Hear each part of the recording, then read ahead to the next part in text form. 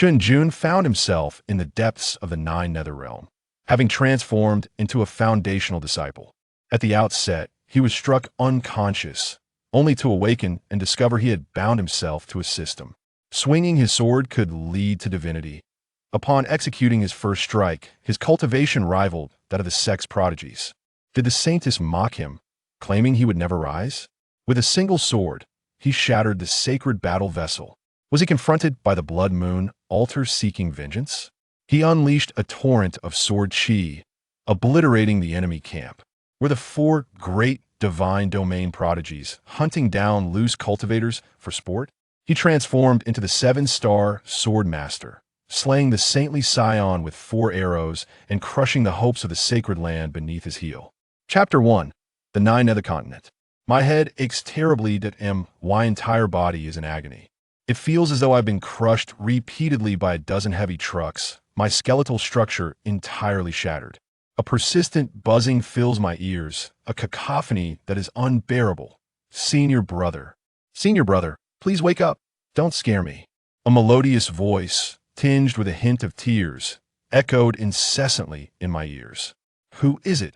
Must I be deprived of my slumber? With great effort, Chun Jun lifted his eyelids, his vision gradually sharpening from a blur to clarity that a tear-streaked, exquisite face entered his line of sight. The girl before him appeared to be around 16 or 17, clad in a delicate pale blue ancient garb. Her hair styled in an intricate updo, with large, round apricot eyes, brimming with tears as she gazed at him anxiously. Senior brother, you have finally awakened. Upon seeing him open his eyes, the girl was overwhelmed with joy, shaking his arm fervently. Chen Jun felt his head spin even more from her incessant shaking. He surveyed his surroundings. Good heavens. The area was densely packed with people, men and women, young and old, all clad in traditional garb, each adorned with a sword at their waist. At this. A film shoot? Am I in a large-scale period drama set in Hengdian? How'd I end up here? Last night, during a company team-building event, he recalled having indulged in excessive drinking, boasting to the boss for an extended period, and then everything went blank. Could it be that he had drunkenly wandered into the wrong place and was captured by a film crew to serve as an extra? Senior brother, how do you feel? Is there anywhere else that is uncomfortable? The girl, noticing his dazed expression and bewildered demeanor, pressed him for answers with concern. Beautiful lady. Chun Jun managed a weak smile, feeling a sharp pain in his chest that made him gasp. Ugh, this film crew's props are quite realistic. It hurts terribly that he struggled to speak. May I ask, where is the director? Is my lunch today going to include a chicken leg? Silence suddenly enveloped the air. All eyes around him turned peculiarly toward him. The girl, Lin Qingya, was momentarily stunned, her tears forgotten. Senior brother, what nonsense are you talking? What director? What chicken leg? Confusion and worry were etched across her delicate face. Have you been struck in the head by Dong Yuji's sword? Dong Yuejia, what a lovely name. She the one playing the second female lead. Chen Jun's mind was a chaotic whirlwind, countless thoughts colliding within. He wanted to inquire further, but the agonizing pain in his chest surged, plunging him into darkness once more, and he lost consciousness again.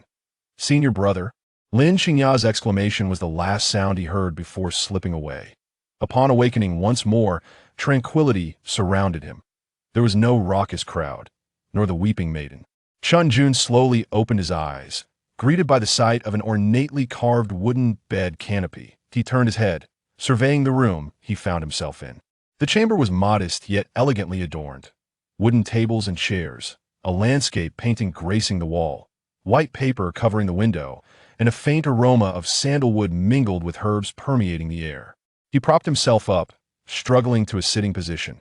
The pain in his chest had diminished considerably, but still lingered.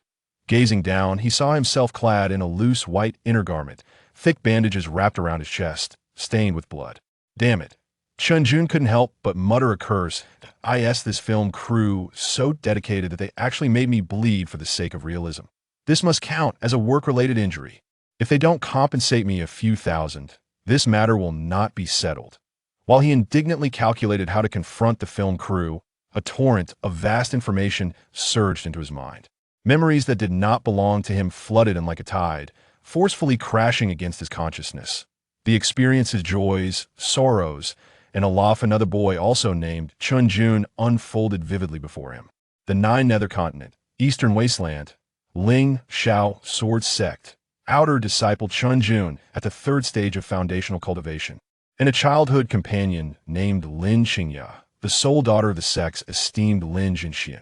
The influx of information surged for a full 15 minutes before gradually subsiding. Chun Jun sat on the bed, utterly stupefied. He raised his hand, slender and fair, with distinct knuckles, yet the palms and fingertips were calloused from sword practice. These were not his hands. His own, accustomed to daily keyboard typing and gaming, were soft and delicate, nothing like this. So, this is not a film shoot. This is not a dream. I have transmigrated?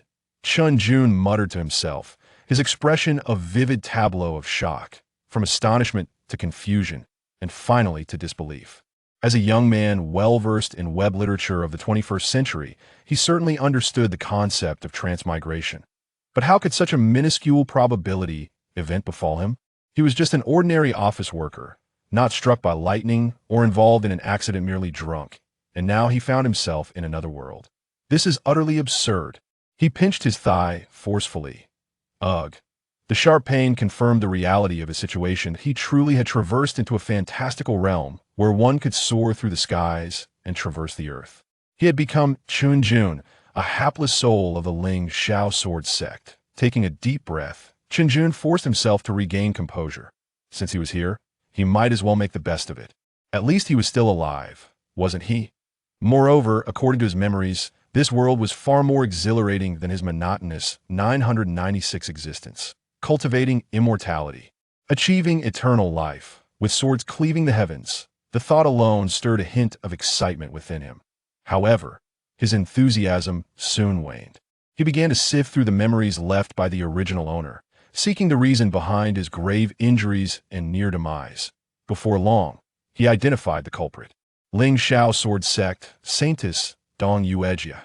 The events that transpired were simple, even somewhat cliché. The original owner's little sister, Lin Qingya, was innocent and carefree, but a bit oblivious. Today, she had been walking in the sect's plaza without paying attention to her surroundings, colliding headlong into someone and smearing her candied hawthorn onto their clothing. What a coincidence! The unfortunate individual she bumped into was none other than the Saintess Dong Yuejia, esteemed and gifted, hailed as a candidate for the next sect leader. Who is Dong Yuejia? Proud and aloof, with her eyes set above the rest. Accustomed to being adored by countless disciples, she had never endured such humiliation. She erupted in fury on the spot, intent on teaching Lin Qingya, this ignorant outer disciple, a lesson. Lin Qingya was terrified like tea that moment. The original owner, Chen Jun, the sister-protecting fanatic, rushed forward without a second thought. He positioned himself in front of Lin Qingya, earnestly, imploring the esteemed Saintess Dong Yuejia to exhibit forbearance and not to stoop to the level of a mere junior disciple. The outcome was all too predictable. Saintess Dong Yuejia did not even spare him a glance. With a mere flick of her sleeve, a fierce sword aura propelled the original owner away, rendering him unconscious on the spot, with several ribs shattered. Had it not been for Lin Qingya's father, a venerable elder of the sect, who arrived promptly to intercede and offered precious elixirs, the original owner would surely have met his demise. It was at this critical juncture that Chun Jun seized the opportunity to occupy this body. Buddy. Chun Jun clutched his chest, wincing in pain, his face a portrait of exasperation. What was your aim? She is the Saintess, a formidable figure in the Golden Core stage. And you, a trifling third-year foundation establishment cultivator, rushed in to offer your head? When your strength is lacking, it is unwise to feign bravado. Now look what you've done. You failed to achieve heroism, wound up dead, and have offended the most formidable individual in the sect, leaving me with this mess to clean up. The more Chun Jun contemplated, the more incensed he became. His journey commenced at a hellish difficulty. Not only was he grievously injured, but he had also antagonized a future sect leader. Dong Yuejia clearly possessed a vengeful disposition. Today's grievance would undoubtedly bear consequences. Life within the sect was bound to be arduous henceforth. How am I to proceed now? Perhaps I should pack my belongings and flee under the cover of night. Withdrawing from the sect, Chun Jun's mind began to entertain the feasibility of a hasty retreat. just as despair enveloped him, casting a shadow over his future. A chilling, mechanical, synthesized voice abruptly resonated within his mind. Ding. Host soul stability detected. Meeting binding criteria. Sword-wielding deity system is currently binding 1030-7100. Binding successful. Chen Jun found himself frozen in place. What is this? A system.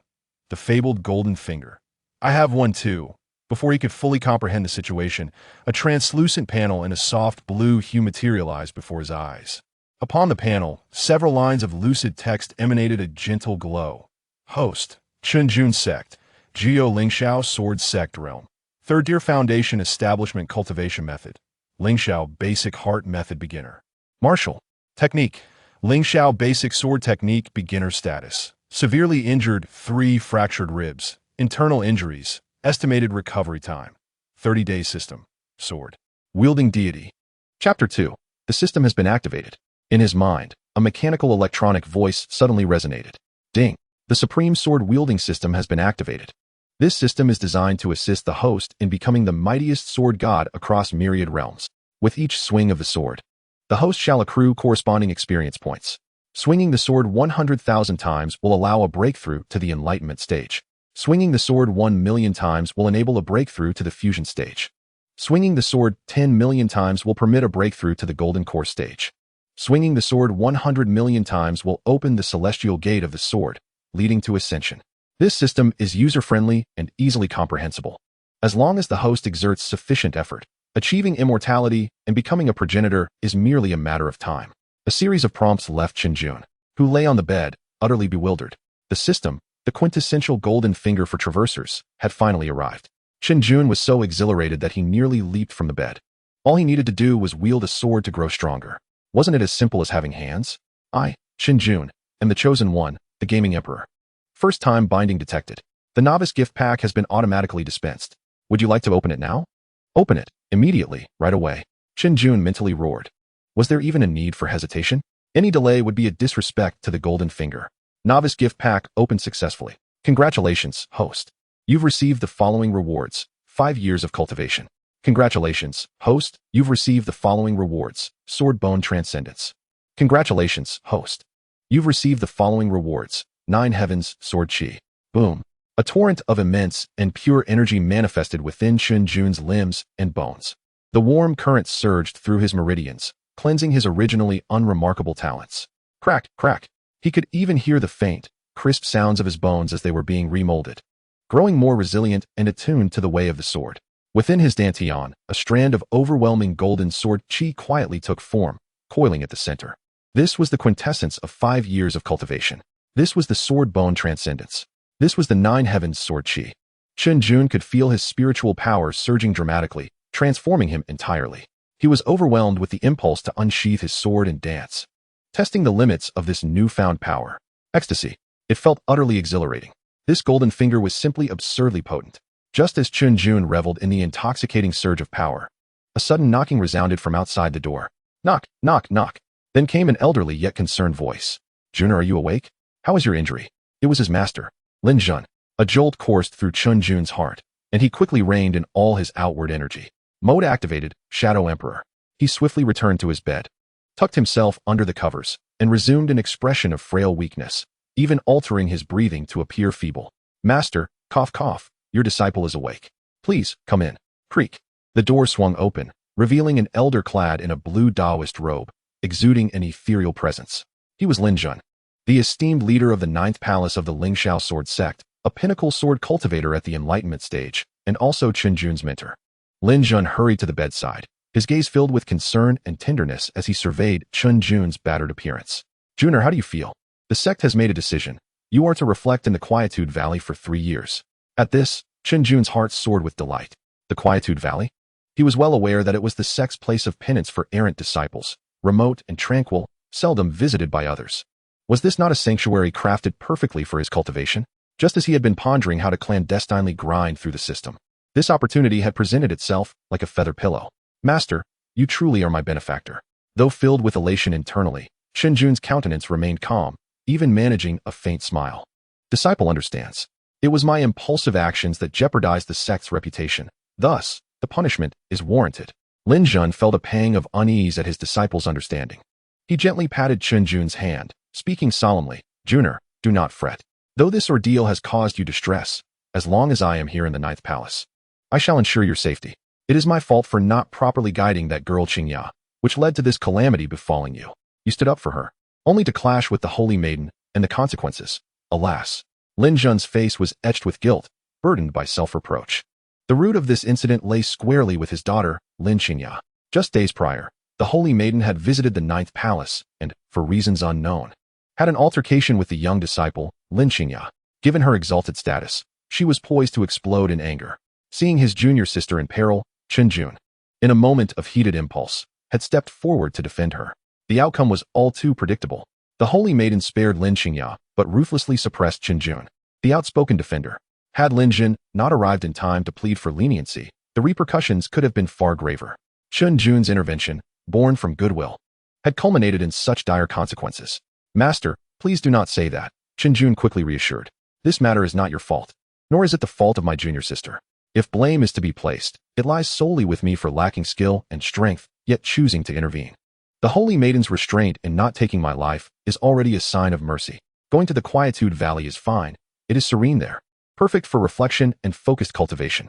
His words were heartfelt and imbued with a sense of righteousness. Lin Zhen was momentarily taken aback, not expecting Chen Jun to emerge from this tribulation with such composure. This child, while once understanding, had retained a youthful impulsiveness. Now, however, he resembled a polished gem, having shed much of his sharpness. "Your perspective brings me comfort, and I am pleased to see you think this way." Lin Zhen hesitated but ultimately respected his decision. "Very well, though the Quietude Valley is austere, it is indeed a fine place for honing one's character.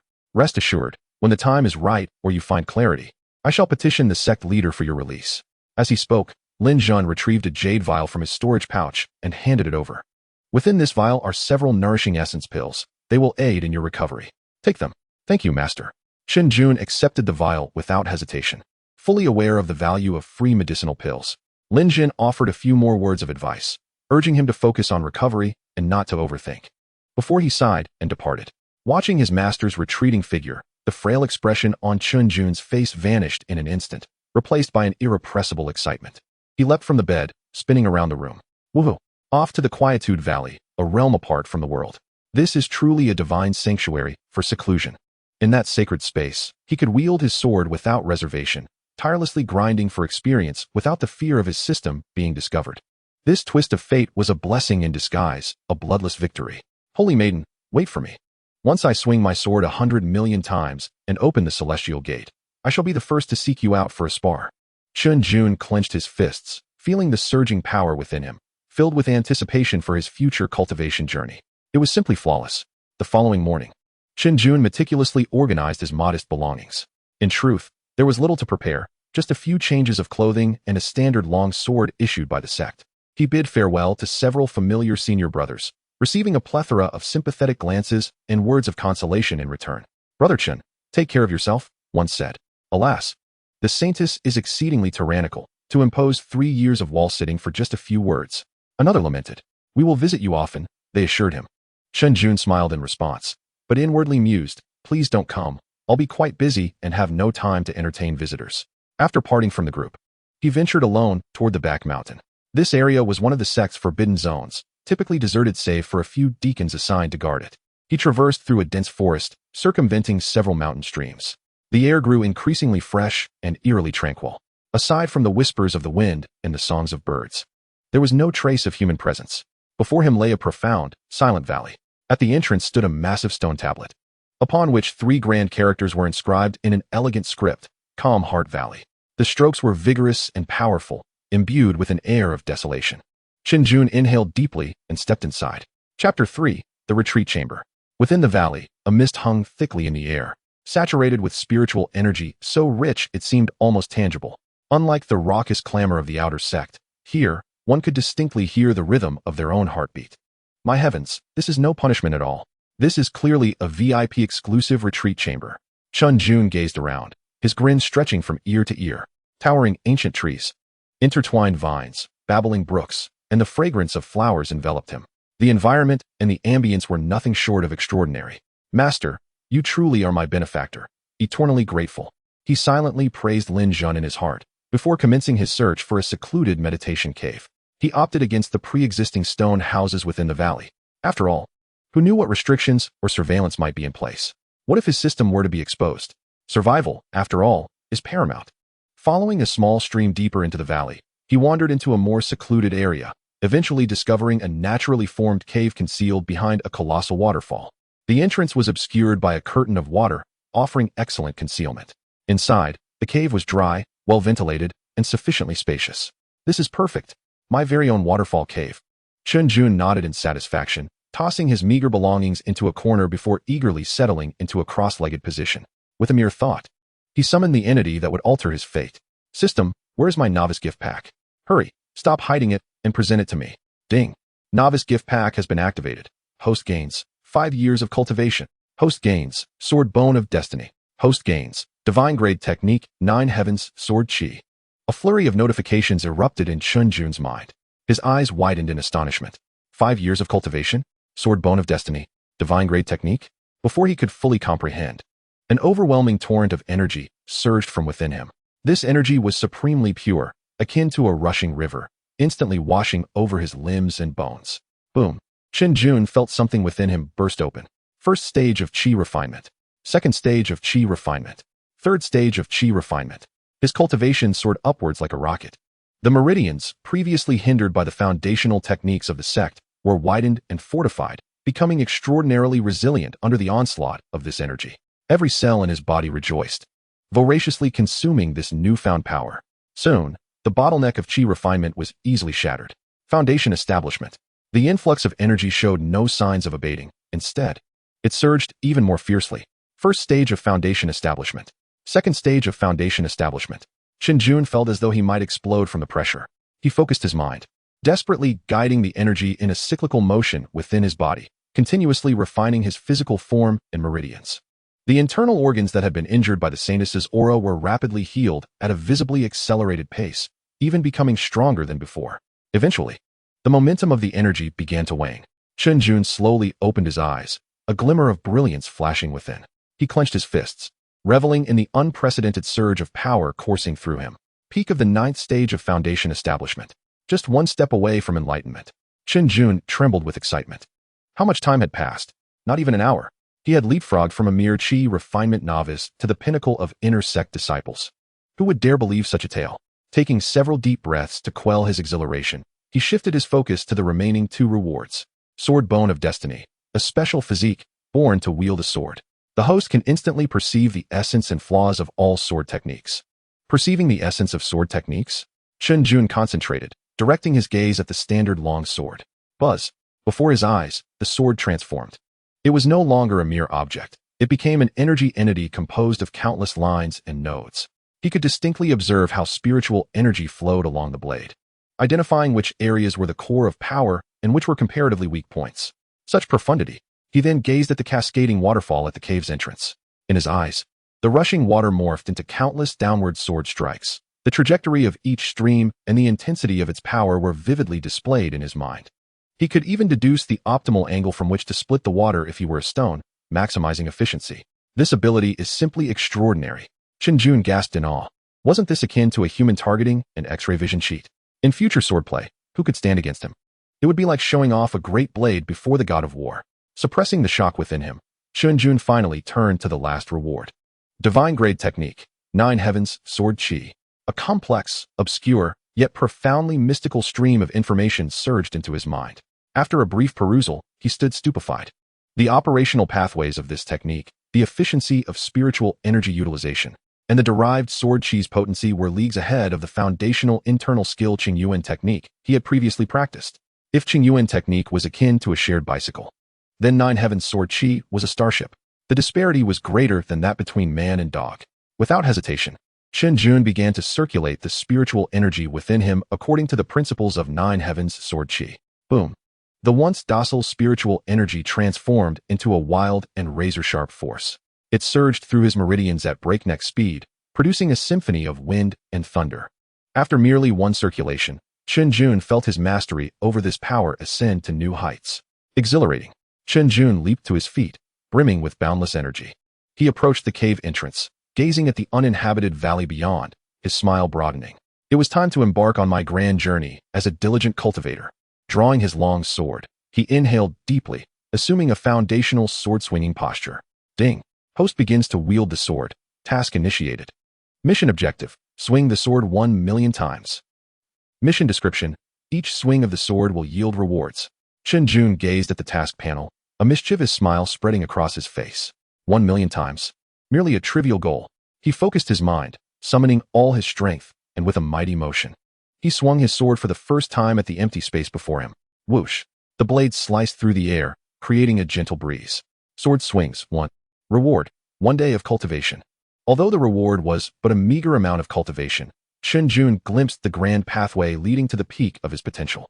Tirelessly, he embarked on a fervent spree of sword swings. The second swing. The third swing. With each strike, he poured forth his utmost effort, striving for the most standard and perfect execution. Empowered by his innate swordsmanship, he could keenly perceive the shortcomings of each swing and swiftly make adjustments. His movements, initially clumsy, gradually evolved into a fluid and natural rhythm. Upon completing his 10th swing, he received sword swings 10. Congratulations, host.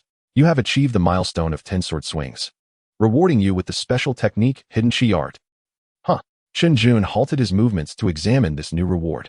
Hidden Chi Art enables the practitioner to conceal their aura, flawlessly hiding their cultivation realm. Unless one's realm vastly surpasses the host's, they cannot penetrate this disguise. Chen Jun's eyes sparkled with excitement. It seemed fortune had smiled upon him. Wasn't this the essential skill for survival? Currently, he stood at the pinnacle of the 9th stage of foundation establishment, already regarded as a top genius among his peers. Should the sect discover his prowess, it would undoubtedly attract countless eyes and trouble. How could he continue to cultivate in secrecy then? He must activate this technique immediately. Without hesitation, Chen Jun began to channel his spiritual energy according to the principles of the Hidden Chi Art. A peculiar wave of energy radiated from within him, and the aura that had surged due to his rapid cultivation was instantly reined in. At that moment, he appeared no different from a novice disciple in the Chi refinement stage, ordinary and unremarkable. Perfect. Chen Jun felt immensely satisfied. Now he could swing with abandon. He immersed himself once more into the grand endeavor of sword swinging.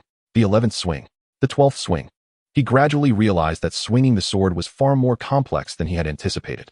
Each exertion not only drained his physical strength, but also demanded a heightened concentration of his essence, chi, and spirit. It was an endeavor that consumed considerable mental energy.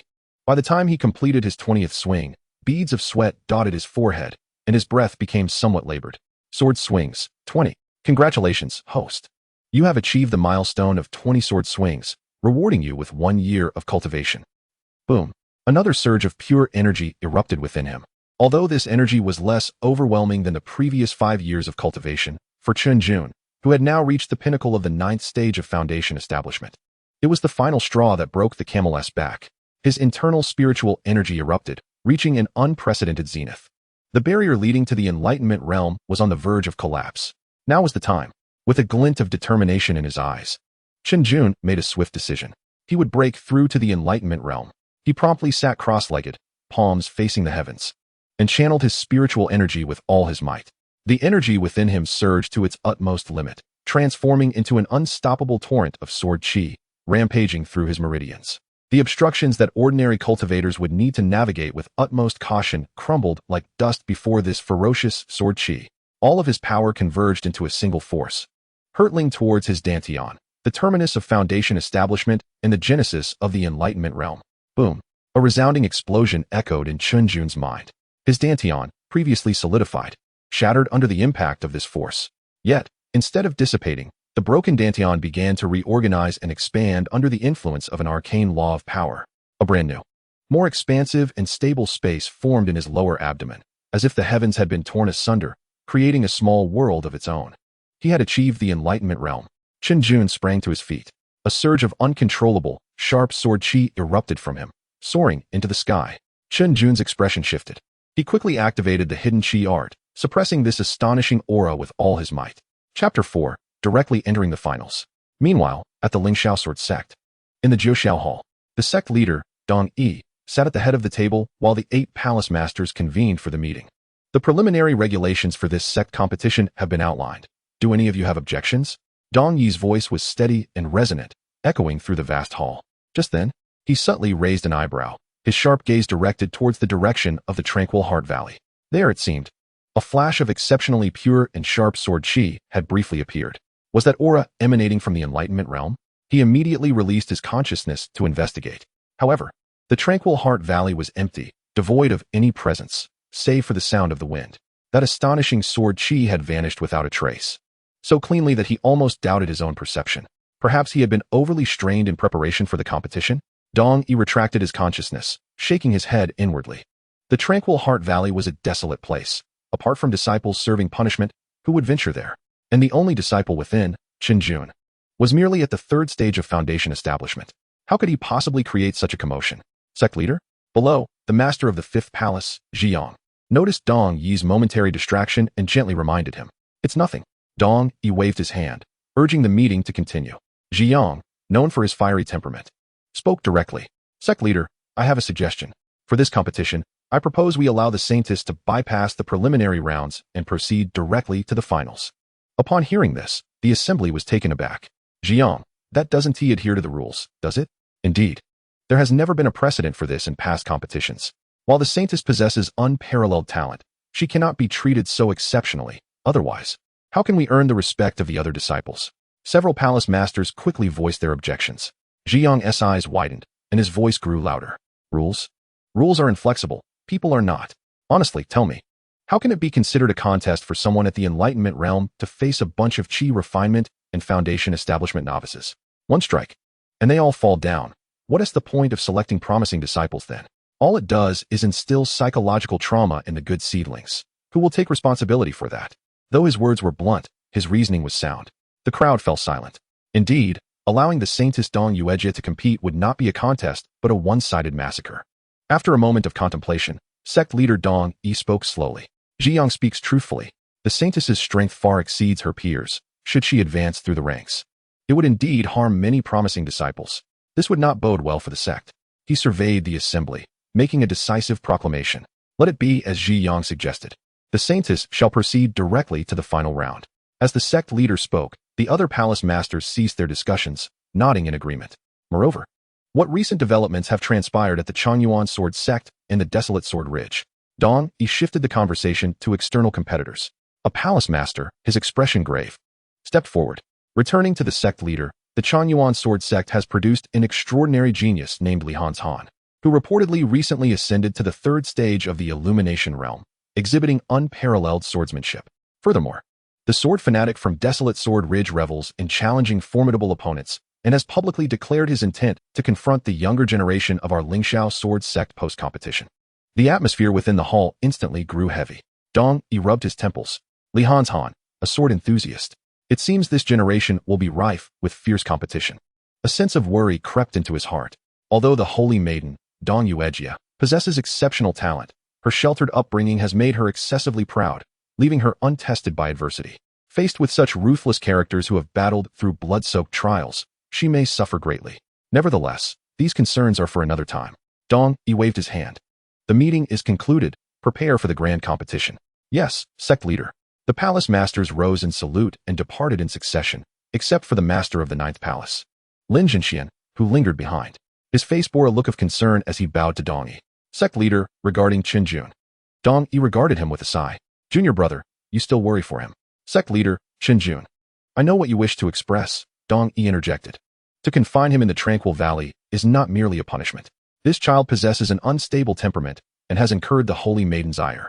My intention in isolating him is to safeguard him, allowing him to distance himself from strife and refine his character. Rest assured, once the sect's grand competition concludes, I shall release him. Upon hearing this assurance, a flicker of relief crossed Lin Zhen's face. Thank you, sect leader. He bowed once more before turning to leave. Within the tranquil valley, Chen Jun remained blissfully unaware that his recent breakthrough had nearly stirred the entire upper echelons of the sect. He was currently soaring in exhilaration. The Illumination Realm. Is this the sensation of the Illumination Realm? He could distinctly feel a qualitative leap in his essence, energy, and spirit. Previously, after wielding his sword 20 times, he would be breathless and utterly drained. Now, he felt capable of taking on 10 opponents. Come, let us continue. Chen Jun grasped the hilt of his sword once more, his eyes ablaze with combat fervor. He gathered his resolve and immersed himself in his swordsmanship once again. The 21st strike, the 30th strike, the 40th strike. This time, he pressed on relentlessly, executing 30 consecutive strikes. Only after completing the 50th strike did he feel a hint of fatigue. What a rush! Chen Jun panted heavily, yet a beaming smile adorned his face. From a mere 20 strikes a day to now being able to execute 50 in one go. This improvement felt like riding a rocket. After a brief respite to regain his strength, he commenced yet another round of sword practice. Time and again, he repeated the cycle, fully immersed in this monotonous yet fulfilling cultivation. Upon achieving his 250th strike, the familiar system notification chimed once more. Sword strikes, 250. Congratulations, host, for achieving 250 sword strikes. Reward, movement technique Lin Qingya step. Oh, new skills. Chen Jun's eyes lit up as he immediately examined the details. Lin Qingya step, an advanced light body technique. When perfected, one can traverse the air, moving like a specter, rendering one nearly impossible to defend against. By the heavens! Chen Jun exclaimed in awe. Another essential skill for survival. If I can't defeat them, I can surely outrun them. With this, my mother need no longer worry about me being cornered in an alley. Cultivation. I must begin at once. He was brimming with enthusiasm. Time flew by, and half a month swiftly passed. As the disciples' grand competition loomed ever closer, the entire Lingxiao sword sect buzzed with excitement. On the mountain paths and in the training grounds, disciples could be seen engaging in combat practice. Each individual was making their final push for the competition. Meanwhile, Chun Jun within the tranquil valley worked even harder, or rather, he pushed himself to the extreme. With the robust power of the illumination realm, his swordsmanship efficiency surged, and his cultivation speed was nothing short of remarkable. In just 15 days, the spiritual energy within him accumulated to a pinnacle. A breakthrough was imminent. He ascended to the second stage of illumination. During these 2 weeks, his master, Lin Zhen, had not visited even once. It was likely due to the impending competition. As he was preoccupied with preparing for various matters concerning the other disciples in the palace, leaving him no time to attend to his imprisoned disciple, Chen Jun found solace in the tranquility. One day, after concluding another round of sword practice, he sat cross-legged on the ground to recuperate. Suddenly, a light footfall echoed from the valley entrance. Chen Jun opened his eyes to see a graceful figure appearing before him. The newcomer, clad in a pale green long dress, was slender and beautiful. It was his junior sister, Lin Qingya, the only daughter of Lin Zhen, senior brother. Upon spotting Chen Jun, Lin Qingya's eyes reddened, and she hurried over. She held a food box in her hands. Senior brother, please try this. I specially brought you green bean pastries, your favorite. She opened the food box and presented a plate of exquisite pastries before Chen Jun. Looking at the girl before him, a warm current surged within Chen Jun. Having integrated the original owner's memories, he felt an innate closeness to this junior sister, with whom he had grown up. Without hesitation, he picked up a piece of green bean pastry and took a bite. It was sweet and flaky, delicious. Tasty, he mumbled through a mouthful. Observing him devour the pastries, Lin Qingya felt a lump in her throat, nearly bringing her to tears. It's all my fault. Her voice trembled with emotion, filled with self-reproach. If it weren't for me, you wouldn't have offended the holy maiden and wouldn't have been confined here to suffer. Chen Jun swallowed the pastry and gently ruffled her hair, his movements natural and comforting. Silly girl, what are you saying? He chuckled. We are like siblings. So there's no need to be so formal. Besides, look at this tranquil valley. It's serene and picturesque, perfect for my cultivation. It's quite pleasant. Don't take it to heart. But Lin Qingya still felt guilty.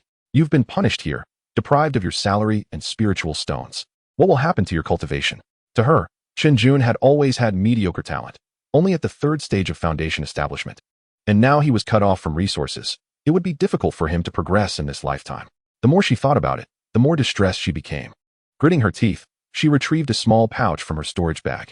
Senior brother, this is my salary from the sect for this month. Please take it. From now on, I'll give you half of my salary each month. Chen Jun looked at the pouch of spiritual stones she handed over, speechless with a smile. Half for me. Little girl, do you know your senior brother is now a hidden tycoon? He silently scoffed in his heart, yet his expression remained gentle. He pushed Lin Qingya's hand back. Your heartfelt gesture has been duly noted, yet I cannot accept this spirit stone. As your senior brother, it is rather improper for me to receive assistance from my junior sister. However, rest assured, I have my own means. Chen Jun confidently patted his chest. Seeing his resolute attitude, Lin Qingya had no choice but to retract the spirit stone pouch. Nonetheless, a surge of frustration lingered within her. Gritting her silver teeth, she indignantly exclaimed, It's all that Dong Yuejia. Relying on her status as the holy maiden, she flaunts her power. Senior brother, wait for me. In this upcoming sect competition, I will devote myself to my training and strive to advance to the finals, where I shall take down that woman and avenge you. Chen Jun observed her adorably pouting demeanor and merely smiled, choosing not to elaborate further. As for dealing with Dong Yuejia, that was a task he felt compelled to undertake himself. After chatting a while longer about amusing events within the sect, Lin Qingya noticed that Chen Jun appeared rather spirited, not at all resembling someone who had suffered, which allowed her to relax somewhat. Having just emerged from confinement, she realized her own cultivation had been considerably delayed and could not linger any longer. After a brief conversation, Lin Qingya departed to continue her pursuit of mastery in sword techniques. Chapter 5. The Nine Palaces Competition. Shortly after Lin Qingya's departure, a faint crackling sound emanated from within Chen Jun's body. An aura, exponentially more formidable than before, surged forth from him, only to be seamlessly contained moments later. He had achieved the third stage of enlightenment. Chun Jun exhaled a breath of stale air, feeling the spiritual energy coursing through him, a broad smile spreading across his face. Refreshing. He picked up the iron sword from the ground and resumed his practice. 361, 362, 370. As the final strike landed, he was drenched in sweat, as if pulled from water, yet exhilaration coursed through him like never before. On the very day of his breakthrough, the decade-long Nine Palaces competition of the Lingxiao sword sect officially commenced. The entire sect erupted in fervor. Nearly 1,000 disciples participated, and the sect was filled with young disciples hurrying about, each face alight with excitement and anticipation. On the arena, some made impressive debuts, earning thunderous applause, while others left in dejection after defeat. The preliminary matches were fiercely contested, lasting a full 3 days. After 3 days, the results were announced. In the Ninth Palace, nearly 100 disciples had registered for the competition, yet only 2 emerged victorious: Lin Qingya and another disciple named Deng Hao. This outcome cast a shadow over the entire Ninth Palace. Within the grand hall of the Ninth Palace, the atmosphere was oppressively tense. The palace master, Lin Zhen, sat at the head, his once ethereal visage now etched with desolation and fatigue. His gaze swept over the sparse gathering of disciples below, his eyes dimmed. Deng Hao stood in the hall, his complexion pale, his voice tinged with difficulty. Master, following the conclusion of the preliminary matches, 7 or 8 of our junior brothers have transferred to other palaces. They claim that there is no hope for our Ninth Palace. Upon hearing this, the hall fell into an eerie silence. An older disciple, Zhao Ming, bore a bitter smile, his fists clenched tightly. It's all my fault. If it weren't for me back, then it's not your fault, senior brother Zhao. Lin Qingya interjected immediately, her eyes slightly reddening. 10 years ago, when you undertook a mission and encountered the fiends of the Bloodbone sect, you fought valiantly to protect your fellow disciples, inadvertently sustaining injuries that halted your progress. You are a hero of our Ninth Palace. How could you blame yourself? Her words made Zhao Ming tremble, though the guilt in his eyes did not wane. The decline of the Ninth Palace began with that battle a decade ago. Master Lin Zhen, hindered by old injuries, was no longer able to secure adequate resources for the sect. Meanwhile, the most promising candidate to inherit his mantle, senior brother Zhao Ming, suffered a setback in that very battle. With these dual blows, the resources of the Ninth Palace were continuously devoured by the other palaces, leading to a vicious cycle where outstanding disciples defected elsewhere, resulting in the Ninth Palace's current embarrassing state of stagnation. Everyone in the hall was acutely aware of this reality, which contributed to the heavy atmosphere. On the other side, in the tranquil Heart Valley, Chen Jun remained blissfully unaware of the Ninth Palace's dismal plight. He lay leisurely on the grass, propping his legs up. Swordplay is truly a strenuous endeavor. It has exhausted me, he murmured, deciding to grant himself a brief respite. System, come on, show me the competition, as if I were watching a live broadcast. With a thought, he activated the reward from striking his sword 200 times. The illusory eye allows vision over 100 miles, perceiving the minutiae and discerning illusions. In the next instant, his vision expanded, piercing through layers of mountains, and he clearly beheld the vast martial arena in the distance. At that moment, 2 individuals were engaged in a fierce contest on one of the platforms. Well, it's a duel between the chief disciples, Chen Jun thought, intrigued. Both combatants were at the 9th level of the Foundation establishment stage, each a chief disciple within their respective palaces, boasting considerable strength. They practiced the Lingxiao sword sect's foundational sword technique, the Lingxiao sword technique. In an instant, sword energy surged and spiritual light flickered, creating a scene of great excitement. The disciples below watched enraptured, their cheers and gasps resounding. Bravo! Senior brother Wang's swordplay is magnificent. Senior brother Li's technique is impenetrable, without a flaw. However, to Chen Jun, the spectacle appeared entirely different. What on earth is this? He nearly chuckled aloud.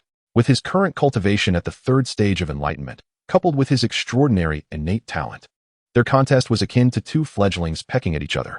The one on the left was far too slow, lacking both form and spirit. The one on the right was even more absurd, unstable on their feet, nearly toppling over with a mere change in stance. And as for the Lingxiao sword technique, it had far too many flaws. Each move contained at least 7 or 8 openings. If I faced either of them, I could defeat them with a single strike. Chen Jun shook his head in disbelief. He had been training with the Nine Heavens sword Qi, a divine-level skill of profound intricacy. Turning back to the Lingxiao sword technique felt akin to watching children play pretend, crude, and unrefined. Boring, let us change the channel. Chen Jun pouted, losing interest, and shifted his gaze to other platforms in search of his fellow disciples. Before long, he spotted Deng Hao. At present, Deng Hao was being relentlessly pressured by a 7th-level Foundation establishment disciple, utterly defenseless, his clothing riddled with slashes from sword energy, in a state of disarray. The opponent's assault was swift and fierce, leaving Deng Hao little choice but to retreat under mounting pressure. Ultimately, after a heavy strike from his adversary, Deng Hao's sword was knocked from his grasp, and he stumbled back a few steps, reluctantly conceding defeat. Another disciple from the 9th Palace had fallen. Chen Jun sighed, shifting his focus to the platform where Lin Qingya was situated. It seemed fortune was not on his junior sister's side either. Her opponent was equally matched in cultivation but employed an exceptionally cunning and ruthless fighting style, targeting vital points with every strike. Lin Qingya found herself in perilous situations, nearly struck several times. "Qingya, you can do it," shouted several anxious disciples from the 9th Palace below. Master Lin Zhen's expression was equally grave, his fists clenched tightly. At this moment, the atmosphere in the arena shifted dramatically. Lin Qingya's opponent, unable to gain the upper hand after a prolonged assault, suddenly revealed a fierce glimmer in his eyes. He ignited his vital essence, forcibly activating his techniques, causing his aura to surge violently. And he achieved a breakthrough in the midst of battle. It was over. The hearts of the disciples from the 9th Palace sank. Faced with this unexpected pressure, Lin Qingya's delicate face turned pale, almost faltering under the strain. Yet, thoughts of her suffering senior brother in the Tranquility Valley and the expectations of her master and the entire 9th Palace ignited an indomitable spirit within her eyes. "I cannot lose." With a fierce cry, her internal spiritual energy began to whirl chaotically under the high pressure, and astonishingly, she shattered her own limitations. Boom.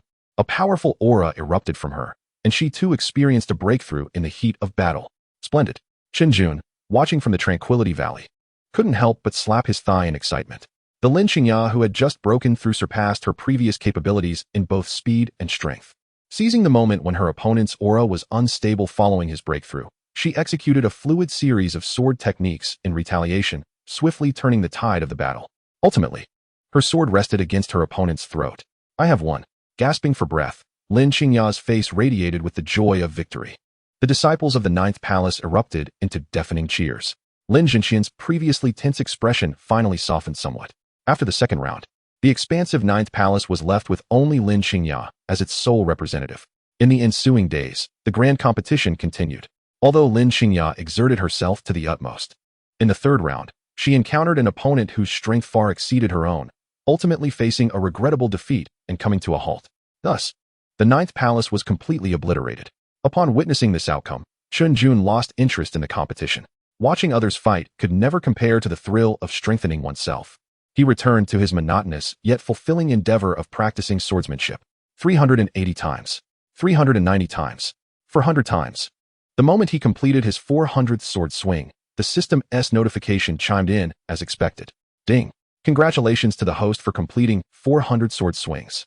Earning the reward. The killing move Cold Radiance Piercing the Sun. Cold Radiance Piercing the Sun. This technique allows the wielder to concentrate all their strength onto the tip of their sword for an instantaneous explosion of power, capable of reaching dozens or even hundreds of times its usual might, serving as a lethal weapon for a counterattack. Wow, a powerful move. Chen Jun's eyes sparkled. The description of this skill sounded extraordinarily impressive. He was eager to find a place to test this technique's might immediately, but he thought better of it. If he unleashed a sword strike, the commotion would be too great, potentially exposing his own cultivation level, which would lead to significant trouble. Maintain a low profile. I must remain discreet. Chen Jun happily accepted the reward, continuing his leisurely life. Before long, the day of the 9th Palace's grand finals arrived. On this day, the atmosphere throughout the Lingxiao sword sect reached a crescendo. Countless disciples flocked to the central martial arts arena, eager to witness the climactic duel between the Saintess Don Yuejia and the chief disciple of the Seventh Palace, Shu Xingyuan. Chen Jun also rose early, preparing to enjoy the event from his VIP seat, eager to assess the Saintess who had caused him to be imprisoned. However, just as he settled into a comfortable position, a familiar figure appeared at the valley's entrance. Lin Qingya approached, holding a food box, her small face etched with disappointment and reluctance. Her demeanor dejected as she entered the Tranquility Valley. Chapter 6, The Final Elimination. Senior brother. A familiar voice, tinged with a hint of tears, echoed from the valley's entrance. Chen Jun, having just adjusted his perspective with the broken illusion eye, paused in surprise at the sound. He scrambled to his feet, brushing off the grass from his clothes, and turned to the entrance. There stood Lin Qingya, holding a food box, her eyes red, and her petite nose flushed, clearly having just cried. She appeared despondent, resembling a small cat drenched in rain. "Oh, junior sister?" Chen Jun was taken aback. "Isn't today the finals? What brings you here?" Lin Qingya slowly walked into the valley, placing the food box on the stone table, shaking her head in a dejected manner. "What is there to watch?" Her voice was muffled. The Saintess has already reached the pinnacle of the first stage of enlightenment, her cultivation unfathomable. That Shu Xingyuan from the Seventh Palace is merely at the half-step enlightenment stage. A chasm of difference. Isn't this simply a case of overwhelming domination? It's akin to a max-level expert returning to a novice village to crush the weak. The outcome has long been predetermined. Chen Jun raised an eyebrow. While that may be the case, the process is also significant. What if there's a twist? There are no what-ifs. Lin Qingya's tone was resolute, and as she lifted her gaze, her beautiful eyes were clouded with despair. "Senior brother, the Ninth Palace is no more." "What?" Chen Jun dug at his ears, convinced he had misheard. "What did you say? No more? What do you mean?" "The Ninth Palace is to be disbanded." Lin Qingya's voice was soft, yet fell like a heavy stone upon the Tranquility Valley. "Just the day after I lost the match, the Sect issued an edict. They stated that our Ninth Palace has consistently ranked at the bottom of the grand competition for several years, our disciples lacking in talent, thereby wasting the Sect's resources. Thus, they have decided to abolish the Ninth Palace." As she spoke, tears brimmed in her eyes once more. Over the years, many of the brothers and sisters in the palace had already left. Once the edict was issued, the remaining members also departed. Some went to the Third Palace, others to the Sixth Palace. Even my brother Deng Hao, who had remained most loyal to our father, was poached by the elders of the Fifth Palace just 2 days ago. Lin Qingya's shoulders trembled slightly, her voice choked with emotion. "Now, in the entire Ninth Palace, aside from you, who is confined here, there is only me left. Senior brother, we have no home anymore." In the Tranquility Valley, only the sound of the girl's suppressed sobs and the whispers of the wind remained. Chen Jun fell silent. He understood that the Ninth Palace had been faltering, year after year, yet he had never imagined it would deteriorate to the point of outright disbandment. The Lingxiao Sword Sect was indeed unyielding in its policy of last-place elimination. As he looked at the tearful figure of his junior sister, his heart felt heavy. Although he had often criticized the Ninth Palace as a retirement home, when the day arrived, he still felt a pang in his heart. After Lin Qingya wept for a while, seeming to release all her pent-up grievances, her emotions began to stabilize somewhat.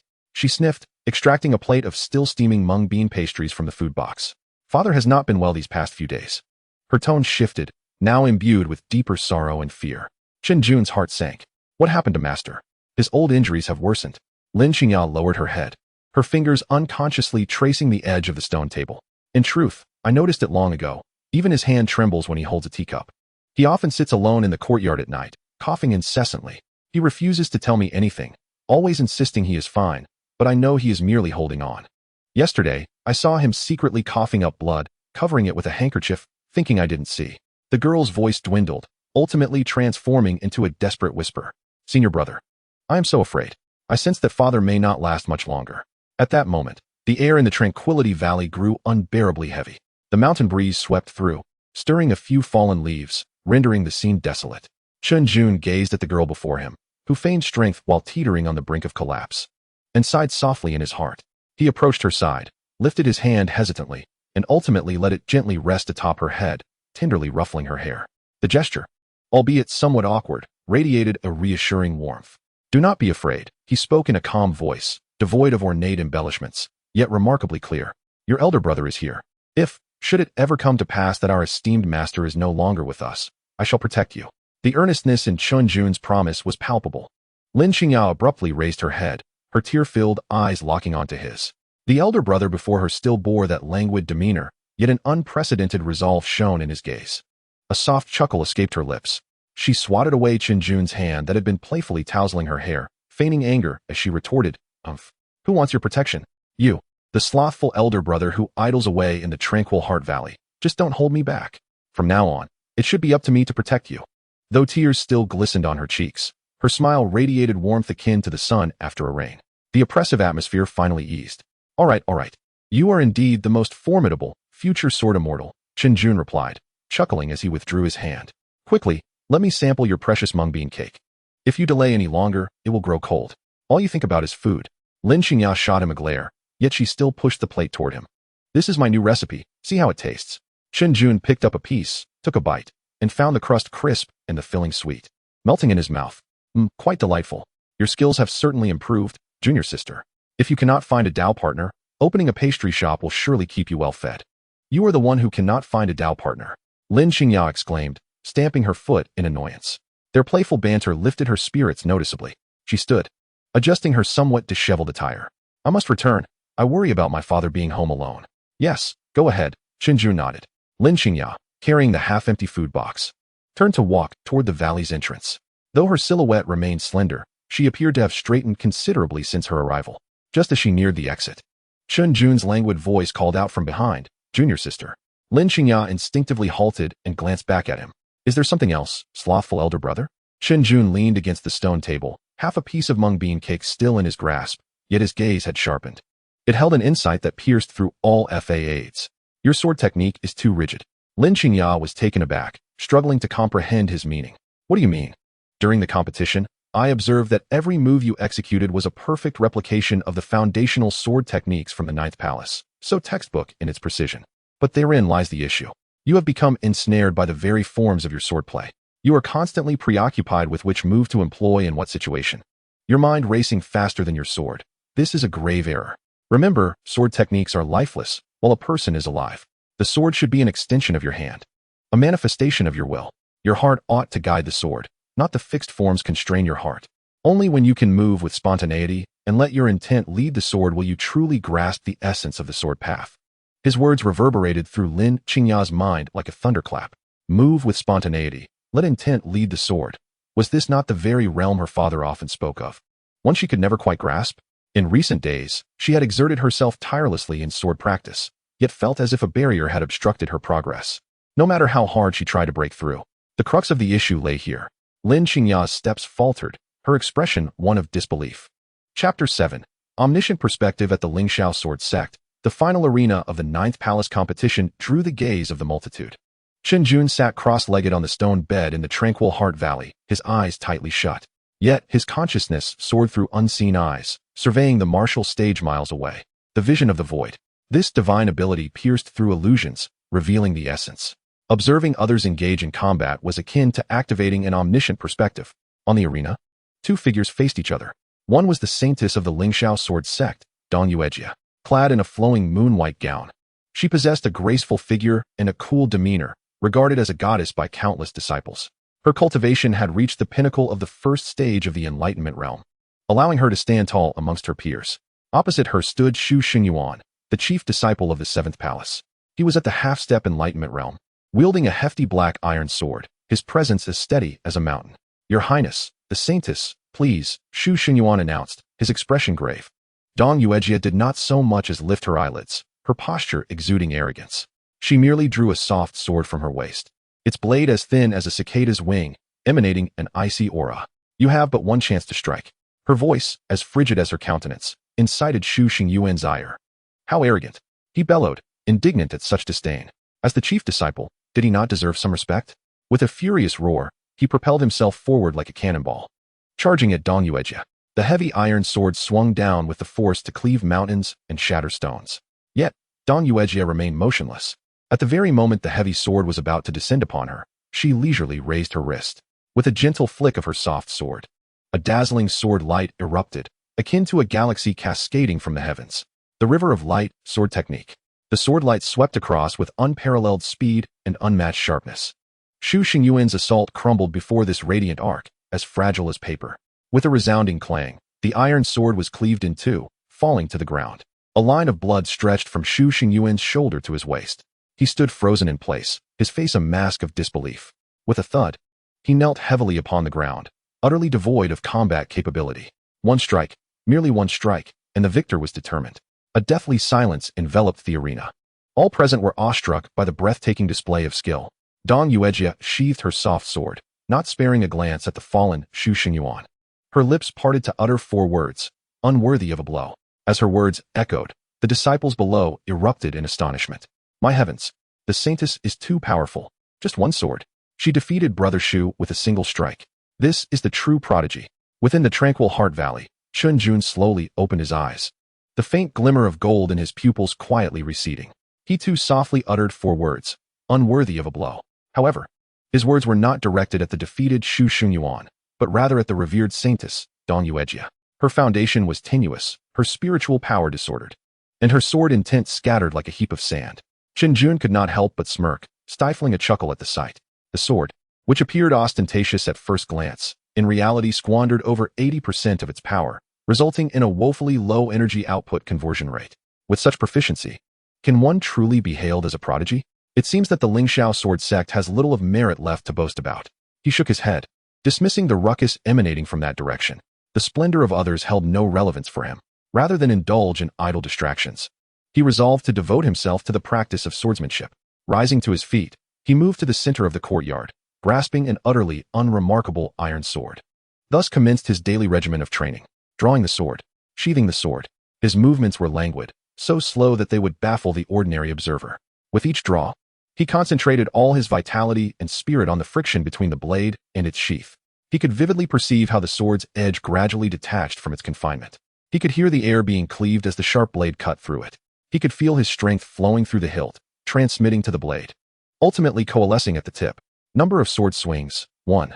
Gained a faint insight into swordsmanship. In his mind, the system's prompt echoed intermittently. Recently, he had discovered that by slowing down the speed of his sword swings to an extreme, the rewards from the system increased significantly. So that was it. A flicker of enlightenment crossed Chen Jun's eyes. When gripping the hilt, it was about gathering momentum. When wielding the blade, it was about applying pressure. The moment the sword fully exited its sheath marked the true release. The act of drawing and sheathing constituted a complete cycle. This revelation elevated his understanding of swordsmanship to a new echelon. As he immersed himself in his own world, footsteps echoed from the valley entrance. Disciple Chen Jun, the sect has issued a decree. Your period of confinement has ended, and you may emerge now. The speaker was a steward from the law enforcement hall, accompanied by 2 disciples. They gazed at this nearly forgotten disciple with a hint of pity. Spending a year in the Spirit Tranquility Valley, a place of sparse spiritual energy, would likely cause one's cultivation to regress.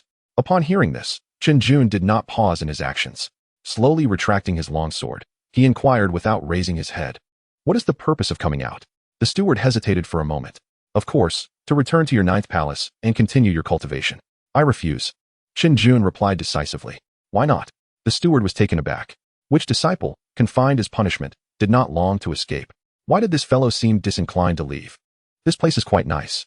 Finally halting his movements, Chen Jun stretched languidly. It was serene, free from disturbances, the scenery was pleasant, and most importantly, there was no rent to pay. Where else could one find such a splendid locale? "I have made my decision. I shall take root here." The steward and the 2 disciples exchanged glances, questioning whether Chen Jun had been driven to madness. "You should think this through, this Spirit Tranquility Valley." "I have thought it through," Chun Jun interjected impatiently, waving his hand. "You should leave quickly. Do not disturb my cultivation." The steward opened his mouth, but ultimately refrained from further comment. With a sigh, he departed with his companions.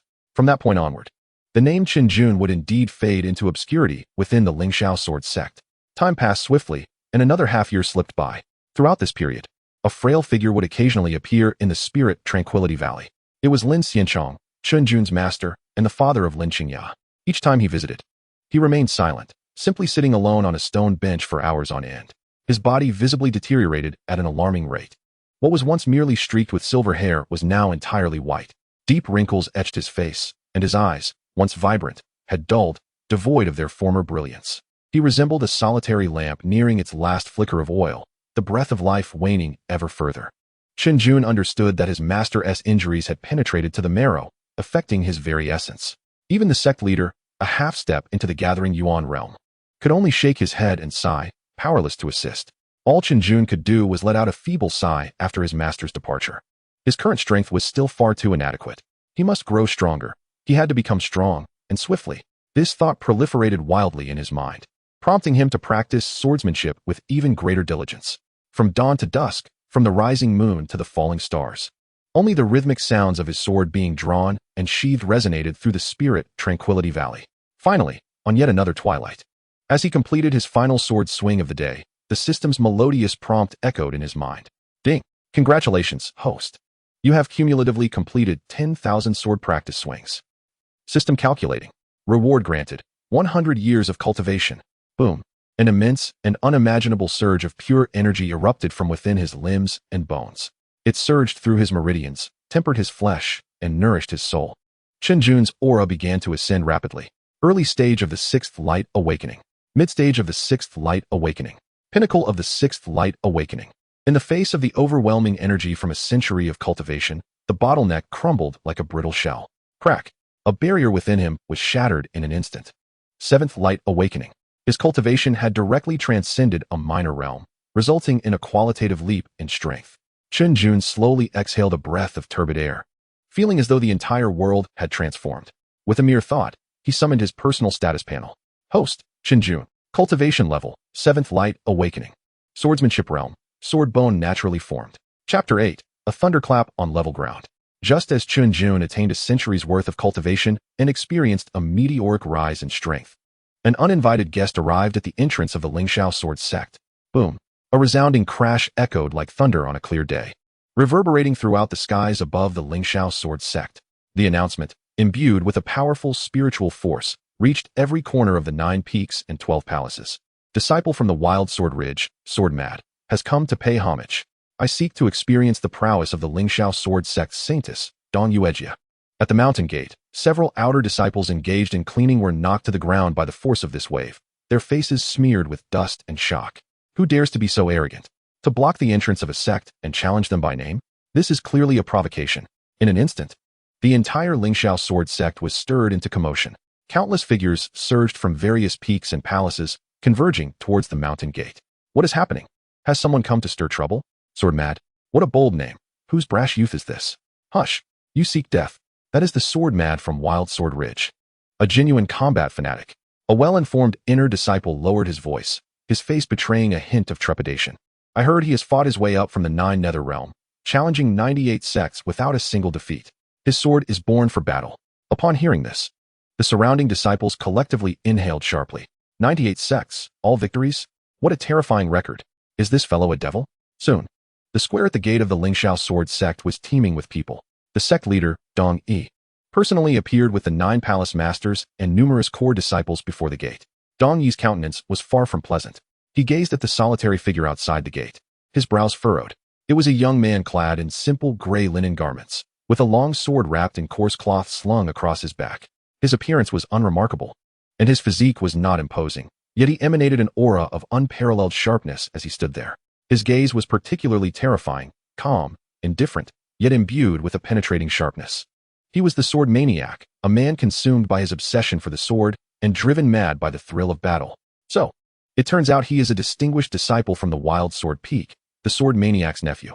My apologies for the lack of a proper greeting. Dong Yi, as the sect leader, quickly forced a smile, politely clasping his hands. Unaware of the esteemed presence of my nephew, what brings you here? He feigned ignorance. Despite the clear identification of the visitor's purpose, the sword maniac's gaze swept over Dong Yi and then the crowd behind him, his tone flat, yet resolute. I have stated my purpose. I come to challenge Dong Yuejia. Simple, direct, with no extraneous words. Dong Yi's smile faltered slightly before he continued. Ah, how unfortunate. My daughter Yuejia is currently in seclusion, striving to break through a crucial bottleneck. She is unlikely to emerge for some time to engage in battle. How about this, nephew? Why not stay in our sect for the time being, and when my daughter emerges, we can spar at that time. This was a classic stalling tactic. Who could ascertain the truth of your Saintess's seclusion? Even if it were true, who could predict how long it might last? A year? 3 years? Or even a decade? The sword maniac's brow finally knitted in displeasure. He had little patience for waiting, and even less for such roundabout courtesies. Seclusion? He scoffed. I see it more as cowardice. I have no time to wait. Let her come out now and face me in battle. Such words were decidedly impolite. To openly declare their Saintess a coward before the entire Lingxiao sword sect was to rub their faces in the dirt. The disciples behind Dong Yi were instantly incensed, glaring in outrage. Preposterous. How dare he insult our Saintess? What gives him the right to challenge our senior sister? How arrogant. Sect leader, allow us to teach this presumptuous fellow a lesson. Dong Yi's expression darkened, but he understood the necessity of restraint. The sword maniac's strength was unfathomable, and he represented the wild sword peak, a force not to be underestimated by the Lingxiao sword sect. Mishandling this situation could easily incite a conflict between the two sections.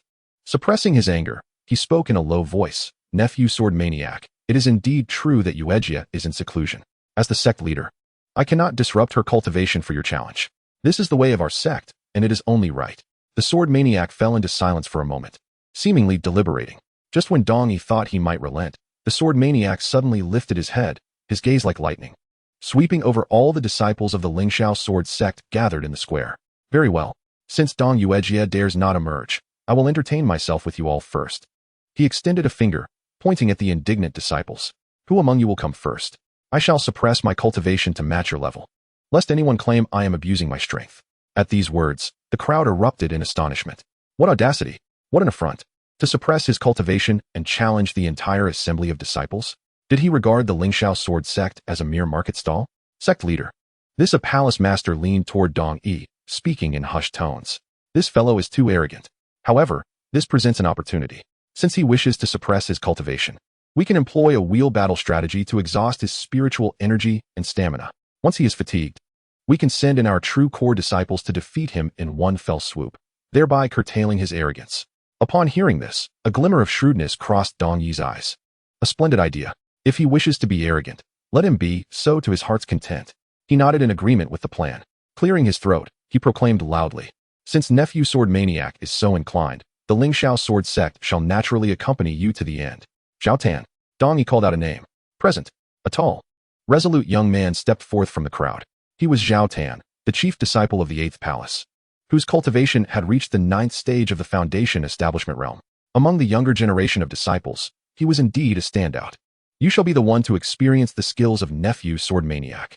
Dong Yi commanded. Remember, this is merely a spar, do not go too far. Understood, sect leader. Zhao Tan clasped his fists in acknowledgement, then turned to face the sword maniac. Drawing his sword, he pointed its blade forward, instantly transforming his aura into one of fierce intensity. Zhao Tan of the 8th palace, 9th stage of foundation establishment, please enlighten me. The sword maniac cast a glance at him, his expression unperturbed. He did not even make a move to draw his sword. Instead, he merely flexed his wrist and spoke calmly. Let us first see if you possess the qualifications for me to unsheath my sword. Arrogance. Zhao Tan was utterly incensed by this dismissive attitude. He bellowed, and his spiritual energy surged wildly within him. Raging Tide sword technique. The long sword in his hand emitted a resonant hum, its blade glowing with azure light. Waves of sword chi surged forth like a raging tide. Crashing towards the sword maniac, he poured all his strength into this strike. The ferocity of the sword sent the surrounding disciples retreating in fear of being caught in the onslaught. However, in the face of this overwhelming assault, the sword maniac remained utterly still. He simply stood there, allowing the violent sword chi to rush towards him. Just as the sword's edge was about to make contact with his body, he moved, without drawing his sword or employing any flamboyant gestures. He took a single step forward and unleashed a punch. An utterly unremarkable punch, yet it was executed with astonishing swiftness. All that anyone could see was an afterimage. Bang! A muffled sound echoed. Zhao Tan's unstoppable sword strike dissipated in an instant. His body was hurled back as if struck by an ancient ferocious beast, curling into a shrimp-like shape before crashing to the ground several meters away, his long sword slipping from his grasp with a mournful clang. He struggled to rise, but the force of that single punch had shattered his shoulder blade, leaving half of his body numb and immobile. One punch. Merely one punch. Zhao Tan, the chief disciple of the 8th palace, 9th stage of foundation establishment, was defeated. Defeated decisively, without any room for doubt. The entire square was enveloped in a profound silence. Everyone's eyes widened in disbelief at the scene unfolding before them. The sword enthusiast slowly retracted his fist, casually shaking off his hand, as if merely brushing away a speck of dust. His expression betrayed no hint of pride or excitement. Instead, it was steeped in profound disappointment. He couldn't even be bothered to cast a glance at Zhao Tan, who lay defeated on the ground, and instead turned his gaze back to the pale-faced sect leader. Dong Yi, too weak. Bring forth someone stronger. His tone remained as monotonous as ever, yet it struck the disciples of the Lingxiao sword sect like a resounding slap, reverberating painfully against their collective pride. Is this all the strength the disciples of the Lingxiao sword sect possess? Chapter 9, Too Arrogant. The sword enthusiast's words, "Bring forth someone stronger," landed like a stinging blow, igniting a searing humiliation among the disciples of the Lingxiao sword sect. This was no longer mere provocation. It was a blatant affront, a deliberate act of disdain that rubbed their dignity into the dirt. How outrageous! How arrogant! Did he truly believe the Lingxiao sword sect was devoid of capable individuals? In the crowd, the suppressed fury erupted, especially among the chief disciples of the various palaces. Their faces flushed crimson, fists clenched tightly, cracking ominously. Zhao Tan's defeat had not only tarnished the reputation of the Eighth Palace, but had also cast a shadow over all the chief disciples present. "I shall challenge you." A furious shout erupted from the throng, and another figure leaped forth. This individual, of average stature yet with a fierce countenance, bore eyes ablaze with indignation. He was Sun Yi, the chief disciple of the Sixth Palace of the Lingxiao sword sect. Announcing his identity with a booming voice, he declared, "Eighth stage of foundation establishment. Please enlighten me." Although his cultivation was inferior to Zhao Tan's, his courage to step forward was commendable. The surrounding disciples immediately regarded him with admiration. "Well done, senior brother Sun. Show him the strength of our sect." Dong Yi observed Sun Yi as he stepped forward, his tense expression easing slightly with a nod. Regardless of the outcome, this spirit of defiance against a formidable foe must not be lost. This was the essence of the Lingxiao sword sect. The sword enthusiast lifted his eyelids, appraising Sun Yi. His gaze was no different from that which he had directed at Zhao Tan moments earlier. If anything, it was tinged with even greater disappointment. Another one to serve as fodder. He muttered softly, his words quiet yet loud enough for those nearby to hear. "You." Sun Yi nearly spat blood in rage. No longer willing to waste words, he unsheathed his long sword and executed a beautiful flourish. "Prepare to be struck." Lingxiao sword technique. Clouds unfolding. With his attack, he unleashed the fundamental sword technique of the Lingxiao sword sect. This move emphasized the realm of intent, the swordplay graceful and ethereal, instantly enveloping the sword enthusiast in a dazzling display of light. Many female disciples gazed wide-eyed, captivated by senior brother Sun's splendid swordsmanship. Yet, the sword enthusiast remained unfazed by this exquisite technique, not even twitching an eyebrow. He even had the audacity to stifle a yawn. Just as the cascade of shimmering sword light was about to reach him, he moved. He still did not draw his sword, nor did he employ his fists. Instead, he simply lifted his foot. Then, with a swift sweep, he executed a kick. The motion was plain and unadorned, reminiscent of a street brawler. Yet it carried an unyielding ferocity. Whoosh! The air was torn asunder. Sun Yi's elegant sword light was instantly dispersed by the forceful gust, rendered chaotic and ineffective. "What?" Sun Yi gasped in shock. His sword technique, reliant on momentum, was shattered, leaving him unable to respond before the second kick arrived. The sword enthusiast's other foot struck first, landing precisely on Sun Yi's chest. Bang! Another dull thud echoed. Sun Yi was sent flying like a kicked ball, hurtling backward with greater speed than when he had approached. He crashed to the ground, clutching his chest and coughing violently, his face flushed, unable to rise. The sword enthusiast retracted his foot and brushed off the dust from his trousers, frowning disdainfully at Sun Yi sprawled on the ground. Such frills, utterly useless. "Is that what you call swordsmanship?" His words dripped with coldness, devoid of any emotion. "Soft and feeble, you couldn't even pierce a chicken. What a disgrace." Each word was a piercing blow to the heart. Hearing this, Sun Yi felt a surge of anger, blood rising in his throat, and darkness clouding his vision as he nearly fainted. The entire square fell into an eerie silence once more. If defeating Zhao Tan with a single punch was mere luck or carelessness, then what could be said of kicking Sun Yi away with 2 swift blows? Everyone understood now. This was not mere luck. It was an overwhelming display of absolute strength. This individual known as the sword enthusiast was absurdly powerful. Is there anyone else? The sword enthusiast's gaze swept across every chief disciple present, his eyes as if surveying a flock of sheep awaiting slaughter. Next, he spoke with growing impatience. "I am pressed for time." At that moment, no one dared to step forward. With Zhao Tan and Sun Yi having fallen so miserably, how could they expect to fare any better? But to back down entirely would be a blow to the dignity of the Lingxiao sword sect. "I'll fight. Count me in. Include me." After a brief silence, several chief disciples stood up, representing the 5th, 4th, and 3rd palaces. They knew they might not be his match. Yet the honor of their sect was at stake, and they could not retreat. The sword enthusiast regarded the few who had stepped forward with annoyance, waving his hand dismissively. "Enough, enough. No need to come one by one. It's too slow. You all come at once." At this pronouncement, The crowd erupted in astonishment. All at once. This was no longer arrogance. It was a blatant dismissal of their capabilities. The chief disciples were incensed. You arrogant fool, do not underestimate us. We need not join forces to deal with you. The sword enthusiast merely dug in his ears, wearing an expression of exasperation at their incessant chatter. All right. You all have quite the spirit. Then hurry up. If I cannot defeat you within 3 moves, I shall consider myself defeated. Come. He beckoned with a finger. The chief disciples exchanged glances, their anger fully ignited. No longer hesitating, they simultaneously channeled their spiritual energy, attacking the sword enthusiast from different directions. The clash of sword light and energy ensued. However, the outcome remained unchanged. Bang! The chief of the 3rd palace was sent flying by a single palm strike. Bang! The chief of the 4th palace was knocked away by an elbow. Bang! The chief of the 5th palace was swept aside by a whiplash kick. It truly was 3 moves, not a single one more. The 3 highly esteemed chief disciples of the sect were dismissed as if they were mere sacks of cloth. Thrown aside with effortless ease. Lying on the ground, groaning, they struggled to rise. At this point, no one dared to move. The faces of all the disciples were etched with terror and disbelief. What manner of monster was this? The sword enthusiast's patience seemed to have been exhausted. The disappointment on his face was now laid bare for all to see. Is this truly it? Is this what you call chief disciples? He shook his head, clicking his tongue in disbelief. Is the chief of your Lingxiao sword sect merely bought with money? Or perhaps you procure them in bulk? There isn't a single capable fighter among you. I implore you, do not squander my time any longer. His gaze swept over the crowd, landing directly on the sect leader, Dong Yi, atop the platform. Either let the remaining individuals form a team for a spirited battle, and we'll see if we can take you all at once, or summon your so-called Saintess. Hurry, for I have another destination to reach after this. His words, delivered with a casual demeanor, struck the hearts of everyone present like a series of heavy blows. The insult was palpable. Dong Yi's expression darkened, nearly dripping with ire.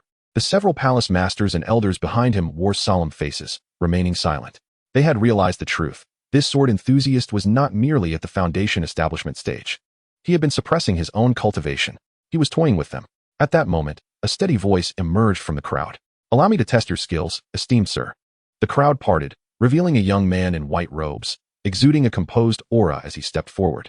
He was none other than Xu Xingyuan, the chief disciple of the 7th palace and recognized as the foremost disciple of the Lingxiao sword sect, second only to the Saintess, Dong Yuejia. His cultivation had already reached the half-step light manifestation stage, merely a step away from the true light manifestation realm.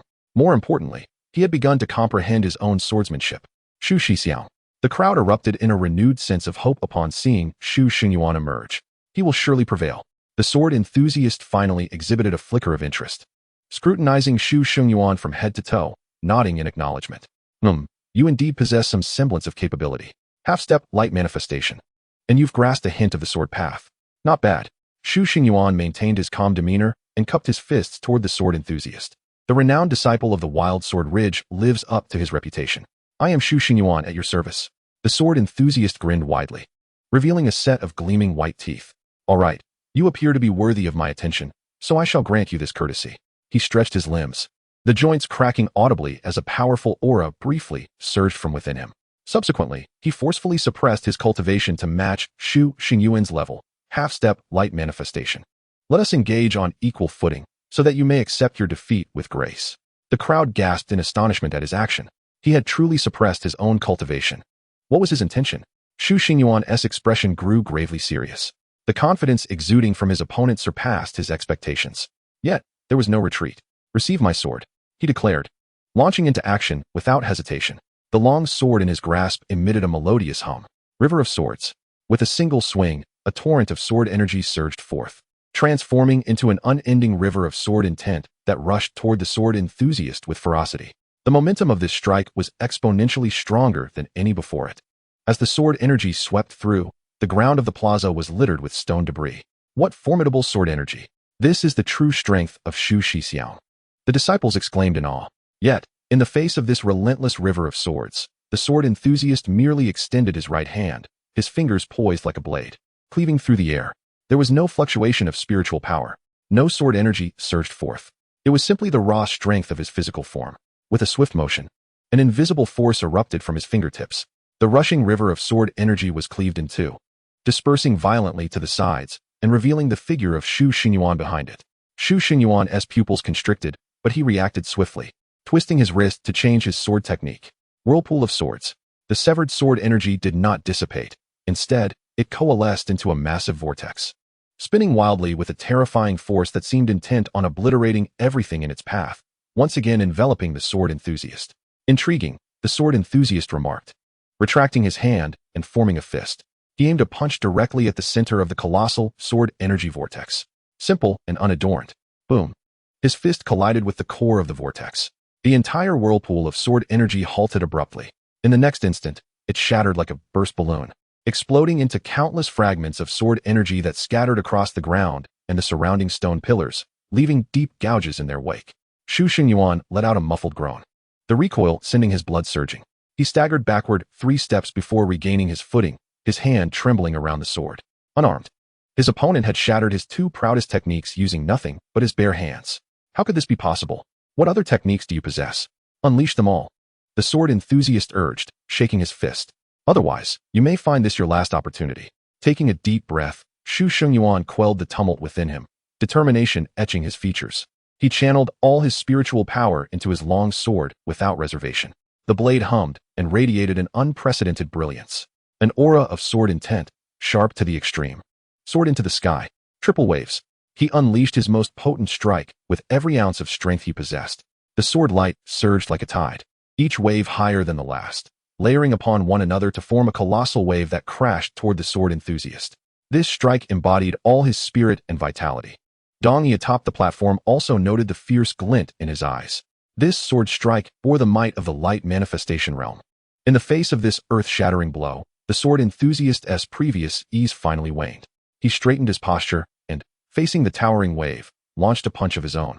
This punch contained a terrifying force capable of annihilating everything in its path. The fist and the crest of the sword wave collided with a thunderous roar. There was no earth-shattering sound, only a moment of suspended disbelief. Then, before the horrified gazes of the onlookers, the tremendous sword wave began to shatter from its peak. Piece by piece, like glass being smashed. In an instant, it crumbled into a cascade of radiant points of light. Yet the sword enthusiast's fist continued unabated, piercing through the shattered light to land a heavy blow upon Xu Xingyuan's chest. Poof! Xu Xingyuan was struck as if by lightning, a mouthful of blood spraying forth into the air. He was sent hurtling backward like a kite with a severed string, soaring over the astonished crowd until he crashed against the towering Sect gate with a resounding thud. The solid stone entrance bore a spiderweb of cracks from the impact. Xu Xingyuan slid down the gate, his sword slipping from his grasp, his head tilting at an unnatural angle as he fell into unconsciousness. The entire arena fell into a profound silence. Even breaths seemed to halt. Everyone's minds blanked. Defeated. Even Xu Xixiang had been defeated. The loss was so complete, so decisive. The sword enthusiast slowly retracted his fist, gazing at his knuckles before gently blowing upon them. He raised his head, surveying the surroundings with an unmistakable expression of disdain and disappointment. What a waste of time. The Lingxiao sword sect has not a single individual capable of wielding a sword to my satisfaction. His words fell like a bucket of ice water, drenching the disciples. A chilling sense of humiliation and helplessness surged within them, unlike anything they had ever experienced before. The countenance of Sect Master Dong Yi grew so dark it seemed as if one could wring water from it. His fists clenched tightly, knuckles whitening from excessive strain. He pivoted sharply, addressing a palace master behind him with a voice laced with suppressed fury, urgently commanding, "Quickly summon Palace Master Dong Yuejie to battle." Chapter 10. Her Royal Highness, the Saintess. As the sun dipped below the horizon, the last rays of twilight cast a solemn golden hue over the mountain gates of the Lingxiao sword sect. The hearts of all disciples sank to the depths of despair. A palpable emotion named humiliation spread wildly through the crowd, suffocating them. At that moment, a cerulean rainbow streaked across the sky, hurtling towards the mountain gate with astonishing speed. It is the Saintess. The Saintess has arrived. Someone in the crowd shouted, igniting hope in everyone. The azure arc abruptly halted before the mountain gate, revealing a breathtaking figure. The woman, clad in a flowing white gown, possessed an elegant stature and a serene visage, akin to a celestial being descending from the heavens. She was none other than Dong Yuejie, the Saintess of the Lingxiao sword sect. As she touched the ground, an aura far surpassing that of Xu Xingyuan radiated from her. Second stage of enlightenment. This presence rekindled the flickering flames of hope in the eyes of the previously despondent disciples. The Saintess is the foremost among the younger generation of the sect. With her presence, they could surely quell the brazen arrogance of this madman. The sword enthusiast lazily lifted his eyelids, sizing up Dong Yuejia. He grinned, displaying a set of pearly white teeth. Ah, finally, someone of reasonable caliber has arrived. But does a mere girl think she can restore your Lingxiao sword Sect's honor? No sooner had the words left his lips than a wave of coldness radiated from Dong Yuejia's icy gaze. A mere girl? As the daughter of the Sect master and the Saintess of the Lingxiao sword Sect, she had never endured such frivolous insult. Without uttering a single unnecessary word, she flicked her wrist, and a luminous long sword appeared in her hand. Buzz! The sword hummed lightly, its aura surging forth. Dong Yuejia showed no intent to test the waters. Her strike was a killing blow. With a graceful lift of her jade hand, the long sword pointed directly at the sword enthusiast. In an instant, the spiritual energy in the space before her converged frantically. A dazzling sword light manifested out of thin air and rapidly expanded. In the blink of an eye, it transformed into a sword energy river several yards wide, surging towards the sword enthusiast. The might of this strike surpassed Xu Xingyuan's previous triple wave by several degrees. On the high platform, Sect Master Dong Yi's eyes glimmered with approval. Yuejia's cultivation had indeed advanced. Yet, facing the torrent of sword energy, the sword enthusiast maintained his nonchalant demeanor. Not even shifting his stance, he simply threw a punch once more. This punch appeared as unadorned as before, yet the air itself cried out under the weight of it. Boom! The fist collided perfectly with the wave of sword energy. Contrary to expectations, there was no violent explosion, only a fleeting moment of silence. Then, under the incredulous gazes of all, the formidable sword energy river began to shatter from its forefront. Like a mirror struck by a colossal force, cracks spread rapidly. Crash! In an instant, the entire sword energy river collapsed, disintegrating into myriad points of spiritual light drifting through the air. One punch. Another punch. The full-force strike of the Saintess at the second stage of enlightenment had been obliterated by a single punch. Was he even human? The flickering flames of hope in the hearts of the disciples were instantly extinguished by that blow. Dong Yuejia's pupils constricted sharply. However, as a battle-hardened paragon, her composure far surpassed that of Xu Xingyuan. When her first strike faltered, she swiftly changed her approach. Lingxiao sword style, residual wave mirage. She called out, her long sword dancing as she conjured intricate sword blossoms. With her movements, the shattered points of spiritual light seemed to be drawn in, transforming into thousands of tiny sword rays. Each sword ray was razor-sharp, gleaming with a lethal chill. Go! Dong Yuejia commanded with a flick of her jade finger. Whoosh whoosh, whoosh. Thousands of sword rays descended like the most torrential rain upon the sword enthusiast, an inescapable net of attacks. Ah, this is becoming interesting, the sword enthusiast's smile deepened. Finally, he ceased his idle stance, no longer remaining motionless in the face of this overwhelming assault. He tilted his body slightly, evading the first wave of dozens of sword rays with minimal movement. Simultaneously, his fists surged forth, transforming into countless afterimages. Bang, bang, bang, bang, bang. A cacophony of collisions erupted like popping beans, filling the arena. Each punch connected with a sword ray, shattering it to pieces. The sword enthusiast weaved through the gaps between the myriad sword rays with ease, a dancer upon the edge of blades, seamlessly merging violence and finesse. However, the residual wave mirage was ultimately one of the Lingxiao sword sect's premier sword techniques. The sheer number of sword rays was overwhelming. A barely perceptible sound of cutting air rang out. A sword ray grazed the sword enthusiast's fist wind, narrowly grazing his cheek. A drop of blood oozed from the wound, trailing down his face.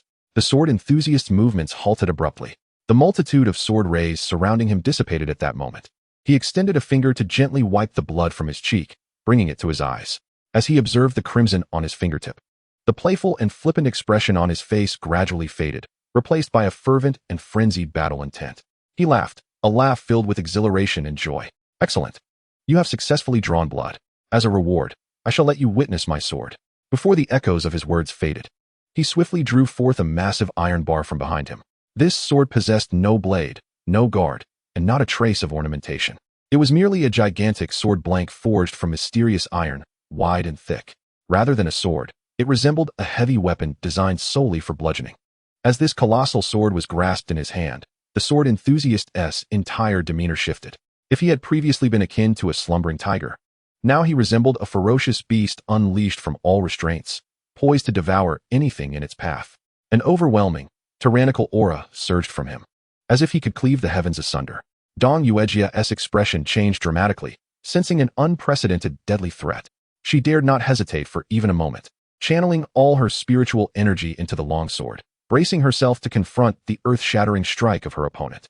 The sword enthusiast gripped the massive sword with both hands, raising it high above his head. Heavenly slash. He bellowed, exerting all his strength as he brought the blade crashing down.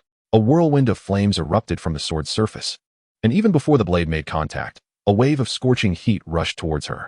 Dong Yuejia clenched her silver teeth tightly, positioning her crystalline longsword before her in a desperate attempt to block the impending blow. The clash resounded like thunder as the colossal sword met her blade without a shred of uncertainty.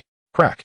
The exquisite longsword in Dong Yuejia's grasp shattered instantaneously, unable to withstand even a breath's duration.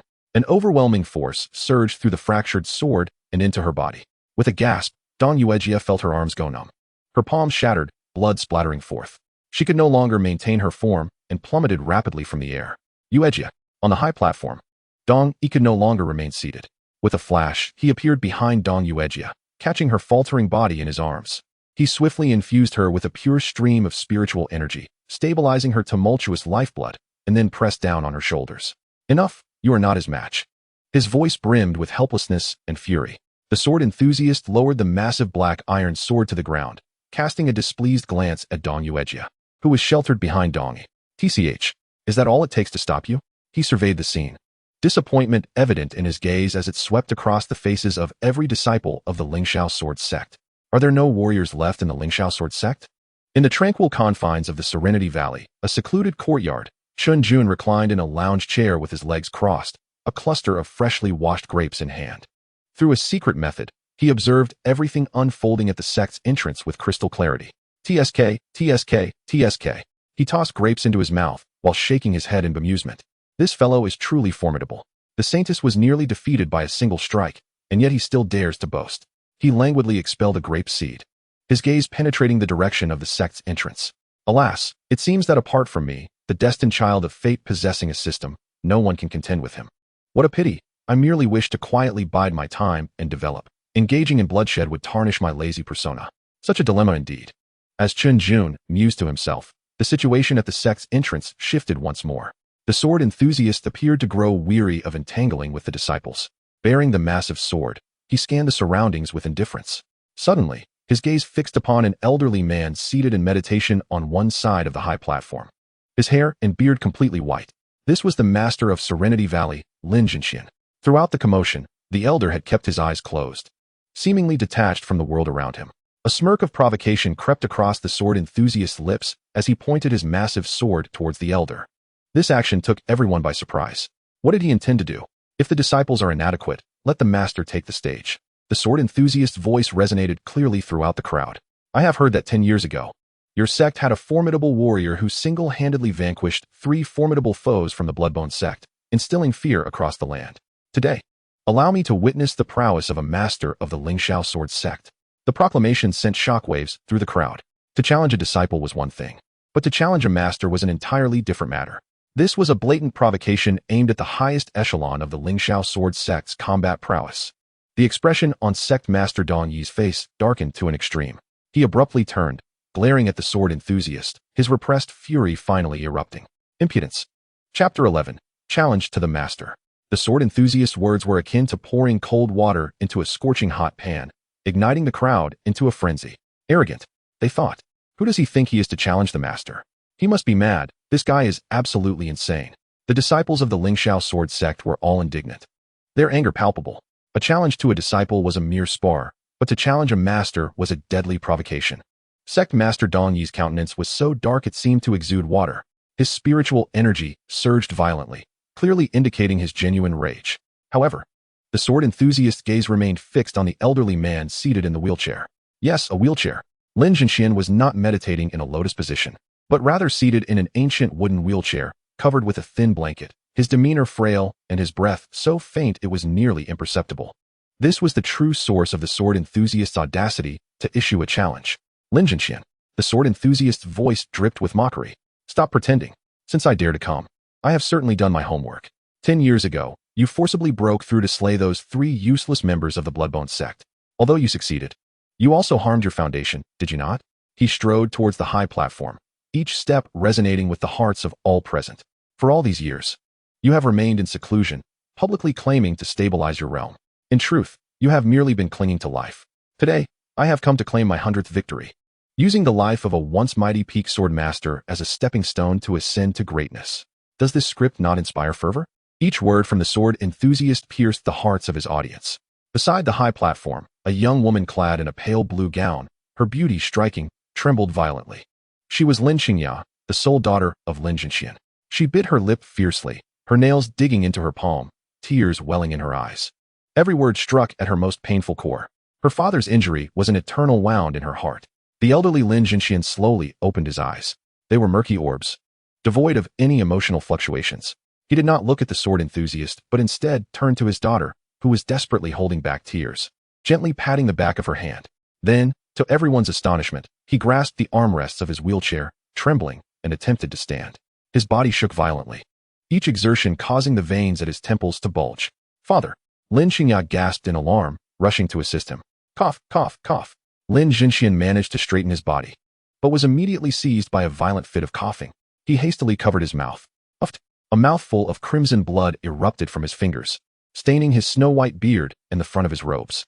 The entire square fell into a deathly silence. Everyone stood in stunned disbelief at the scene unfolding before them. The sword enthusiast's smile grew increasingly wild. "Oh, is this all you can endure?" He pointed the tip of his massive sword at the faltering Lin Zhen, his tone dripping with disdain. "Old man, I see you are not merely injured, but on the brink of death, are you? At this rate, what master do you even think you are? You might as well relinquish your position and wait to die at home." The words ignited every ounce of suppressed fury within Lin Qingya.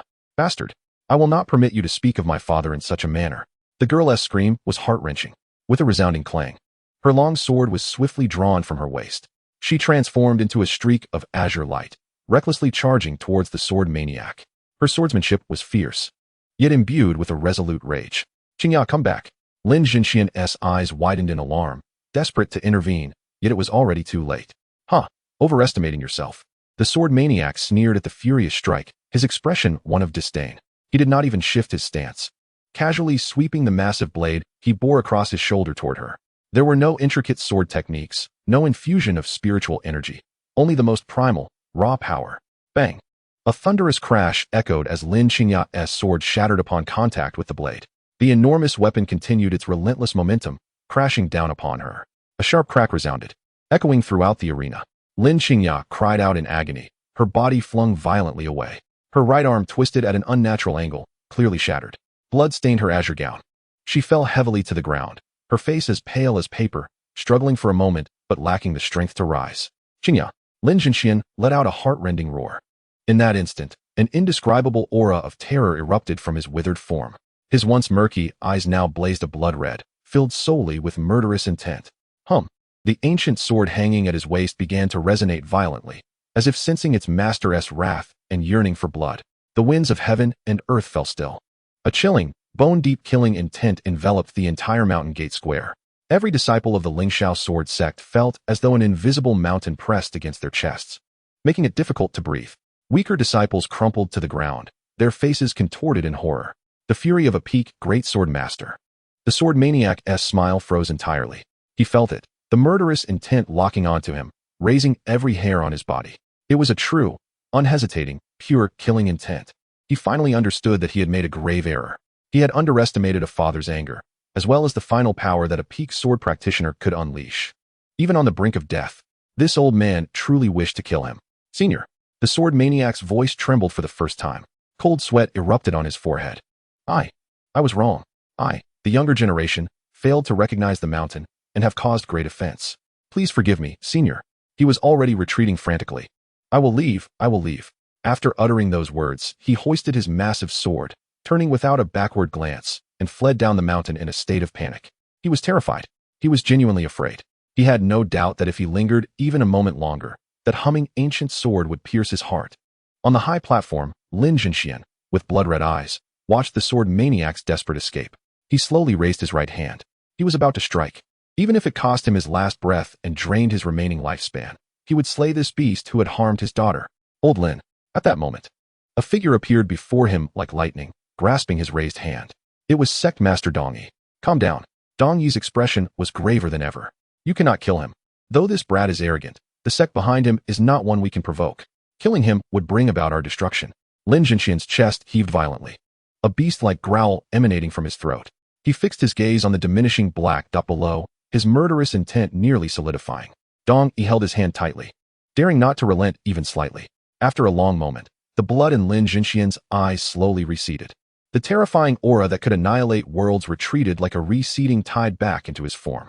He appeared as though all vitality had been drained from him in an instant. His body swayed violently, on the verge of collapse. Dong, he quickly steadied him. In his grasp, Lin Zhen felt as light as a feather, devoid of any weight. Cough. Lin Zhen spat out another mouthful of blood, this time mixed with dark fragments. His complexion turned a waxy yellow, devoid of life. The forcible exertion of spiritual energy had severely drained his already dwindling lifespan. He was now a step closer to death. In the quiet Heart Valley, within a small courtyard, Chen Jun slowly rose to his feet. The chair he had reclined in for many years was carelessly tossed aside. Scattered on the ground were a few glistening grapes. All expressions vanished from his face. Gone were his usual playful smiles and lethargy. Only a bone-deep chill remained. He had witnessed everything that transpired before the mountain gate. The sword maniac's arrogance, his junior sister's grievous injury, and his master's blood and frailty. He recalled 3 years prior when his master had endured a severe blow to save him from the clutches of an ancient beast, and since then, his health had deteriorated day by day. He remembered his junior sister Lin Qingya, the little girl who had followed him around since childhood, sweetly calling him senior brother. He once assured her, "Qingya, if anyone dares to bully you, I will teach them a lesson." That promise echoed in his ears. Chen Jun's fists clenched slowly. Endure? Develop? Lethargic persona? He muttered to himself, a cold smile curling on his lips. To hell with that.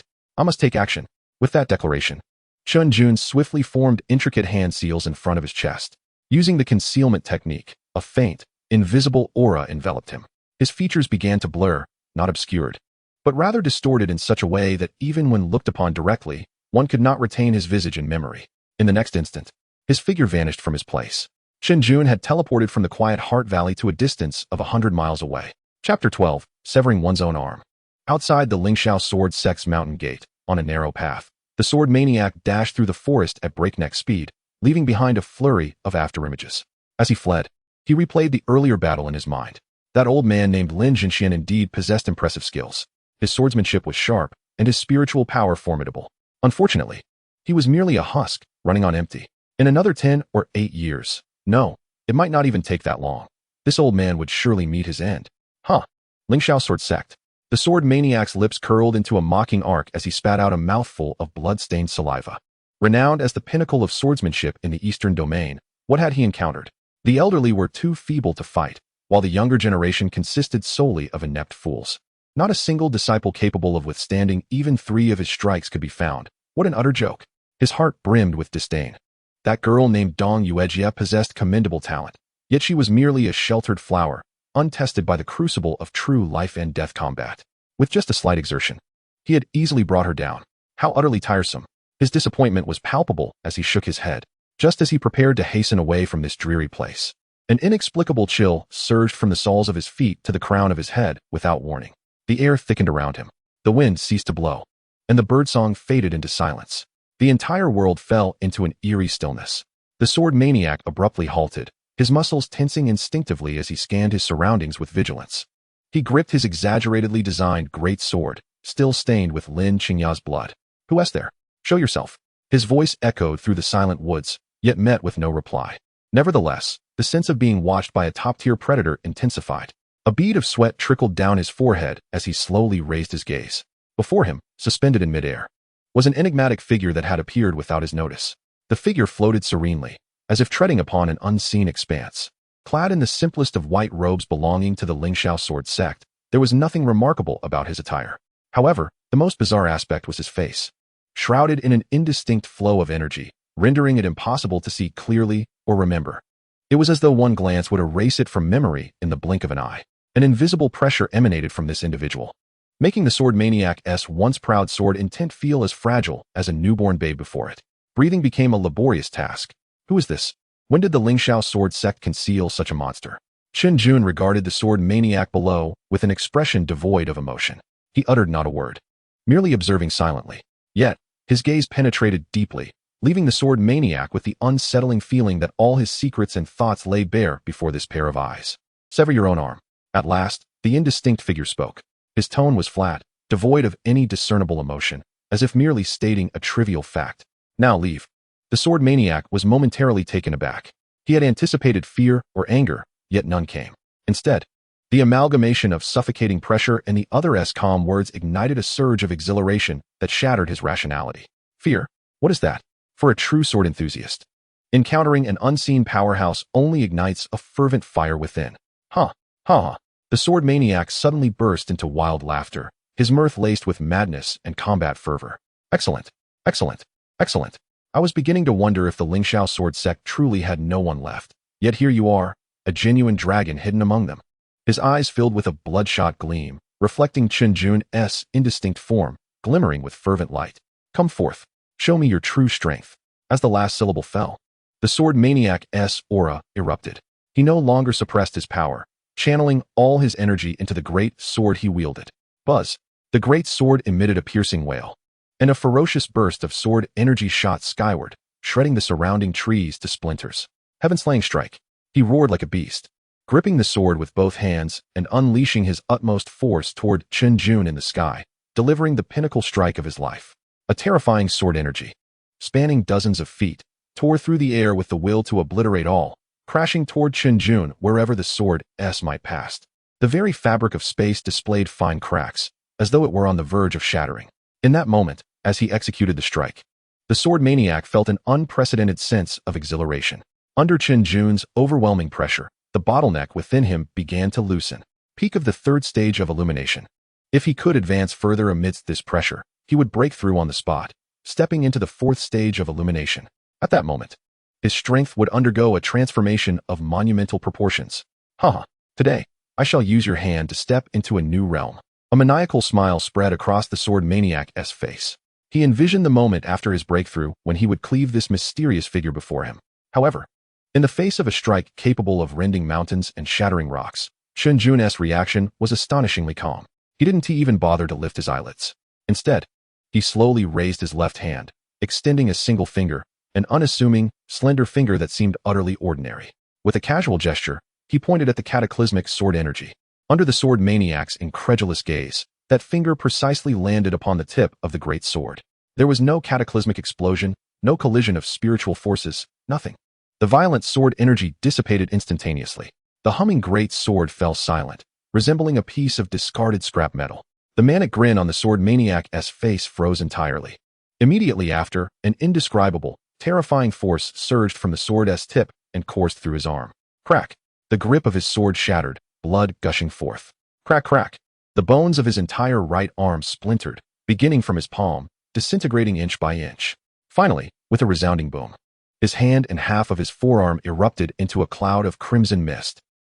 The excruciating pain jolted the sword maniac back to reality from his frenzied thoughts. He let out a harrowing scream, his mind blank. How could this be? What on earth was happening? His strike, which had gathered all his strength and even touched the threshold of breakthrough, had been effortlessly crushed by a single finger. No, it wasn't he merely blocked, it was obliterated. Chen Jun's expression remained utterly unfazed. He flicked his finger lightly, striking the now powerless great sword. Thud! An even more colossal and boundless force erupted from the sword's body. The great sword, which had accompanied the sword maniac for many years, let out a mournful cry before shattering into countless shards. The sword maniac himself was sent hurtling backward like a discarded sack, crashing to the ground 100 meters away. Poof! He expelled a torrent of blood mid-air, his body crashing heavily upon the ground. Boom! The earth was indented with a shallow impression of his form. The precious opportunity for breakthrough he had just sensed was instantly obliterated by the force of that flick. The once surging spiritual energy within him now churned chaotically, rampaging through his meridians like a tempest. Every inch of his body, from each bone to every muscle, transmitted agonizing signals of pain. He lay in the pit, utterly devoid of the strength even to wiggle a finger. Raising his head, disbelief and profound terror etched upon his face, he beheld the figure descending slowly from the sky. Chun Jun landed at the edge of the pit, gazing down upon him with an air of superiority. The blurred visage, in the eyes of the sword fanatic, appeared more fearsome than any demon lurking in the depths of the abyss. Cold, detached numbers spilled from Chun Jun's lips. The sword fanatic's pupils constricted sharply. He comprehended the gravity of the situation. This was the final ultimatum. He did not wish to die. He yearned to pursue a higher path in swordsmanship. An overwhelming desire to survive eclipsed the excruciating pain that ravaged his body. With his only remaining left hand, he pressed against the ground, striving to rise. Chen Jun's voice, void of any emotion, resonated like a death knell. Panic surged within the sword fanatic. He expended every ounce of his strength, only managing to shift his body slightly. His gaze swept the surroundings, ultimately honing in on a sharp shard of a broken sword not far away. A singular thought burgeoned wildly in his mind. As the final number fell, a glimmer of determination flashed in the sword fanatic's eyes. Summoning the last vestiges of his strength, he lunged forward, seizing the sharp blade with fervor. Without hesitation, he aimed it at his right shoulder and brought it down with ferocity. With a sickening squelch, blood erupted forth. A vibrant arm was severed, plummeting to the dust below. A howl escaped the sword fanatic, a sound more beastly than human, as the agony threatened to overwhelm him. Yet he dared not pause. In a frantic motion, he retrieved a medicinal pill from his robe, unceremoniously popping it into his mouth. The pill dissolved instantly, a gentle medicinal force rapidly spreading through him, momentarily suppressing his injuries and staunching the flow of blood from the severed limb. Using his remaining arm, he braced himself against the ground and staggered to his feet. Not daring to cast another glance at Chen Jun, he turned and fled. This time, his speed was exponentially greater than before, as if he were unleashing every ounce of his strength. In the blink of an eye, he vanished at the end of the path. Chen Jun observed his disheveled retreat without pursuing him. Slowly, he turned away, his figure transforming into an inconspicuous streak of sword light that silently traversed the air, returning to the tranquil valley. As the sword light dissipated in the courtyard, Chun Jun reappeared, the hazy aura around his face having dissipated, revealing his languid demeanor once more. Kill him? Chen Jun scoffed, muttering to himself. What a jest. I am here to enlighten him, not to deliver his head on a platter. He understood well that this sword fanatic, though slightly unhinged, was not truly a villain of the most heinous sort. Rather, he was a single-minded combat enthusiast. His junior sister, Lin Qingya, appeared gravely injured, but with some recuperation, she would recover without any lasting damage. The crux of the matter lay in the forces backing this sword fanatic, Huang Jianling, a group not to be trifled with. They were akin to the sword fanatic, a cadre of battle-mad individuals fiercely protective of their own. Should the sword fanatic be slain, the Lingxiao sword sect would undoubtedly face cataclysmic repercussions. Given the current state of his master's health and the sect leader's cautious nature, they could scarcely withstand the wrath of Huang Jianling. While he could simply walk away, what of his master and junior sister? What of the entire sect? Thus, severing one of his arms and shattering his resolve, leaving him with a lifelong psychological scar, was a punishment of appropriate measure. It provided a release of pent-up frustration without escalating matters to an irretrievable state, a perfect resolution. Indeed, I am quite the clever one, Chen Jun praised himself internally. He strode to a corner of the courtyard, casually picking up the most ordinary iron sword. Standing still, he inhaled deeply and began to wield the sword. 1 strike, 2 strikes, 3 strikes. Each was a fundamental cleave, slash, thrust, and flick. His movements, unadorned and straightforward, carried an ineffable rhythm, as though he were merging with the very essence of the world around him. Day after day of arduous training constituted his true routine. The guise of a languid fish was merely a facade for self-preservation. Chapter 13, An Ordinary Disciple. A piece of news erupted like a thunderclap across the entire realm of Jiuyou. Extra, extra. The sword fanatic from Huang Jianling has been brought down on his journey northward. What? The sword fanatic? The one who claimed invincibility among the younger generation, single-handedly toppling dozens of sects with his solitary sword? Indeed. Word has it that he suffered a grievous defeat, even losing an arm in the process. No way. Is this for real? This news is too explosive. Which big shot intervened? Which elusive old monster took issue with him and decided to teach him a lesson? In every tea house and tavern across the grand cities of Jiuyou, people buzzed with chatter about this event. The impact of this news was even more outrageous than the wedding of a Saintess. After all, the title of sword fanatic represented a towering peak among the younger generation of Jiuyou. He emerged from Huang Jianling, journeyed northward without tasting defeat. Countless talented disciples from various sects could not even withstand a single strike before him. Even the Saintess of the Lingxiao sword sect, Dong Yuejia, universally recognized as the fairy of Jiuyou, had met her demise at his hands. Everyone assumed he would ascend to the pinnacle of next year's Jiuyou swordsmanship convention with an unblemished record, unequivocally claiming the title of the foremost among the younger generation. Yet now he had lost. And not just lost, he had suffered a catastrophic defeat. This shattered all conventional understandings. Quick, tell me, who was the one responsible? Is the news reliable? Absolutely. The information has come from the Lingxiao sword sect. Reportedly, The sword fanatic was incapacitated at the Sect's doorstep. The Lingxiao sword sect? Could it be their sect leader, or perhaps some long-secluded elder making a move? How shameless to bully the weak. But therein lies the twist. The sword fanatic himself declared that the one who defeated him was not some ancient monster. Upon hearing this, the room fell silent. All ears perked up, waiting for the continuation. The informant cleared his throat, basking in the suspense. The sword fanatic claimed that his conqueror was merely an ordinary disciple of the Lingxiao sword sect. And what is more, he appeared to be even younger than him. Puffed. A mouthful of tea was spat out. An ordinary disciple? Are you joking with me? What an absurdity. The Saintess of the Lingxiao sword sect was bested by this sword fanatic. How could a mere ordinary disciple sever his arm? This script wouldn't even be believable. Exactly. Has the sword fanatic gone mad, spouting nonsense? Doubts erupted in waves. This news was simply too bizarre, too defiant of reason. A prodigy capable of effortlessly defeating the Saintess had his arm broken by an unknown, ordinary disciple. Who would believe such a tale? However, subsequent reports left everyone utterly astounded. After releasing this news, the sword fanatic refused any visitors. He did not shout for vengeance, nor did he utter any harsh words. Instead, he silently returned to the Wild Sword Ridge, announcing his immediate seclusion. Furthermore, he relinquished his participation in the highly anticipated 9 Nethersword Conference next year. He publicly declared that unless he breaks through his current realm, he would never step beyond Wild Sword Ridge for the rest of his life. Upon his emergence from seclusion, he would undoubtedly challenge once more the disciple of Lingxiao sword sect who had defeated him. This revelation sent the entire 9 Nether realm into a frenzy. To forsake the sword conference? Such a matter is not trivial.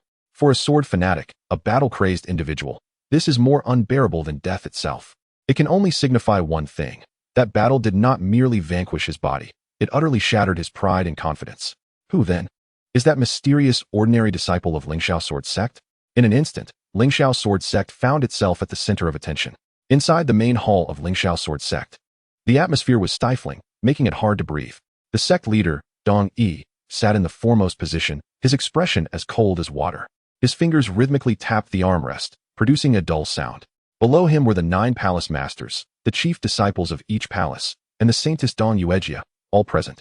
Everyone kept their heads bowed, too afraid to utter a word. Speak up. Dong Yi's voice, though not loud, carried an undeniable air of authority. The sword fanatic was severely wounded outside our sect's gates, losing an arm. What do you all make of this?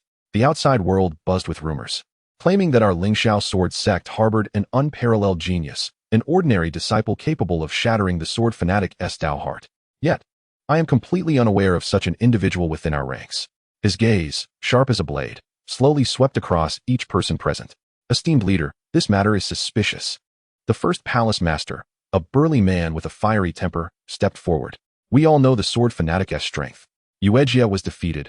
Which ordinary disciple possesses such capability? I believe this is nothing more than that fellow's fabrication, attempting to tarnish our reputation. Indeed, chimed in the third palace master, a lean elder stroking his beard thoughtfully. The sword fanatic is proud and haughty. Perhaps he was defeated by a nameless elder, and unable to swallow his pride, concocted the identity of an ordinary disciple as a scapegoat to save face.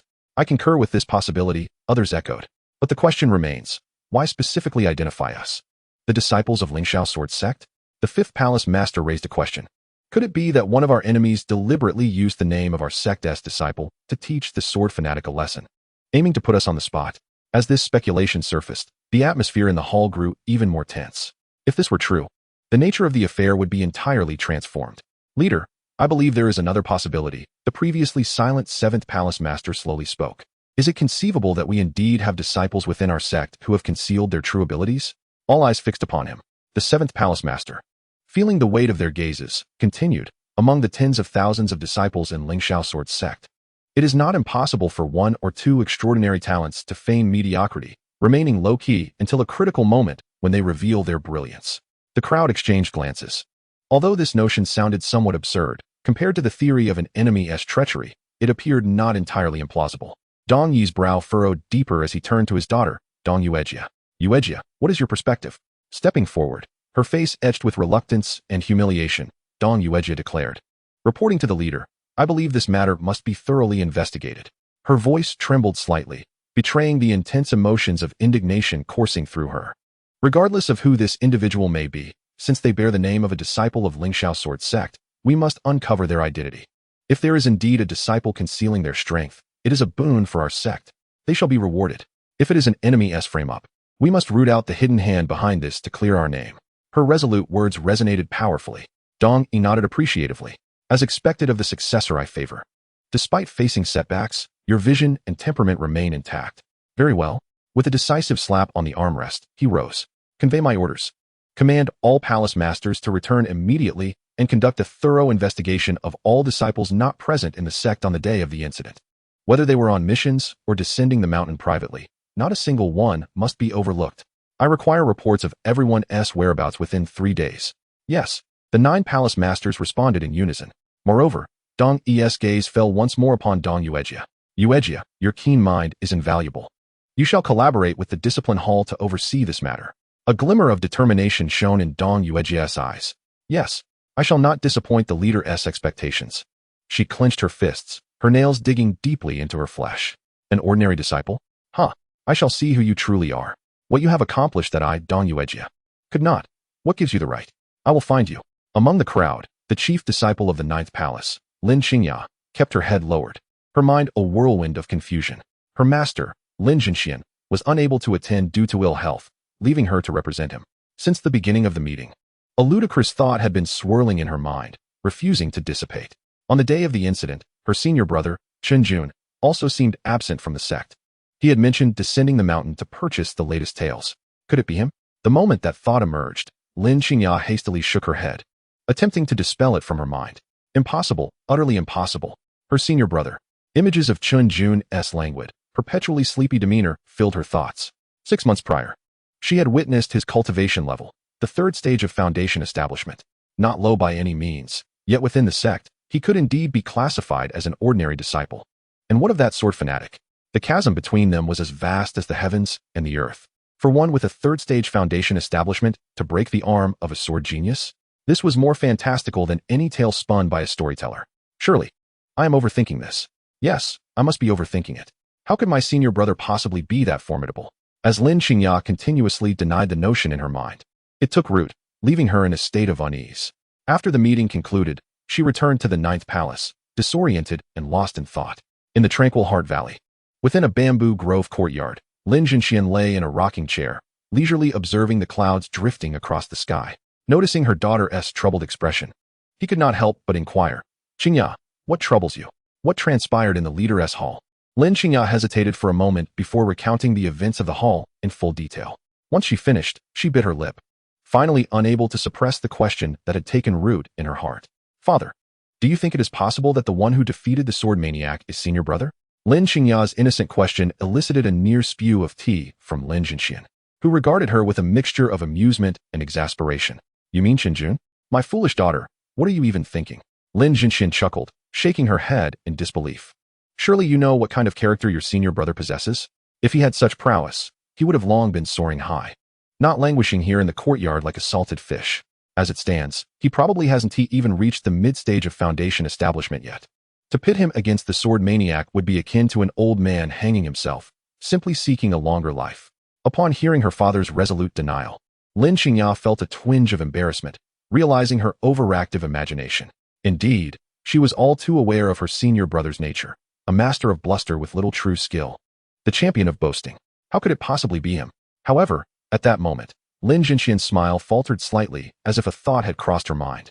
Now that I think about it, it has indeed been a while since I properly assessed Chen Jun's cultivation. She muttered to herself, I must go see for myself. Chapter 14. Life-giving transformation pill in the tranquil Heart Valley. Chun Jun stood with his sword sheathed, exhaling a long breath of stale air. This breath transformed into a small white ribbon in the cool morning air, lingering for some time. 1,100 sword swings, completed. His voice remained calm, devoid of any tumult. Ding! Congratulations to the host for completing the daily task, swinging the sword 1,100 times. Reward: 3 life-giving transformation pills. The familiar system notification echoed in his mind, finally eliciting a flicker of expression on Chen Jun's face.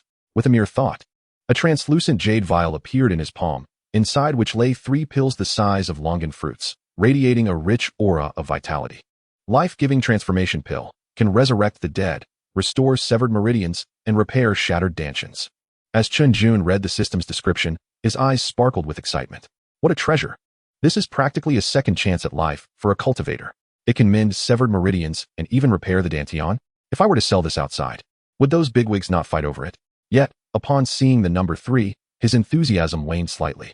TSK, the system is still so stingy. Only 3. What good is that? Oh well, better than nothing. I suppose I shall keep them as trump cards. With a satisfied grin, Chen Jun stowed the pills away in the system's space, recognizing their invaluable worth in a critical moment. Just then, a faint creaking sound approached from a distance, an unmistakable rhythm of a wheelchair rolling over the stone path. Chen Jun didn't need to turn around to know who it was. The hint of arrogance on his face vanished in an instant, replaced by the ever-familiar demeanor of a languid salted fish. He lazily yawned, stretched his limbs, and a series of cracks echoed from his joints.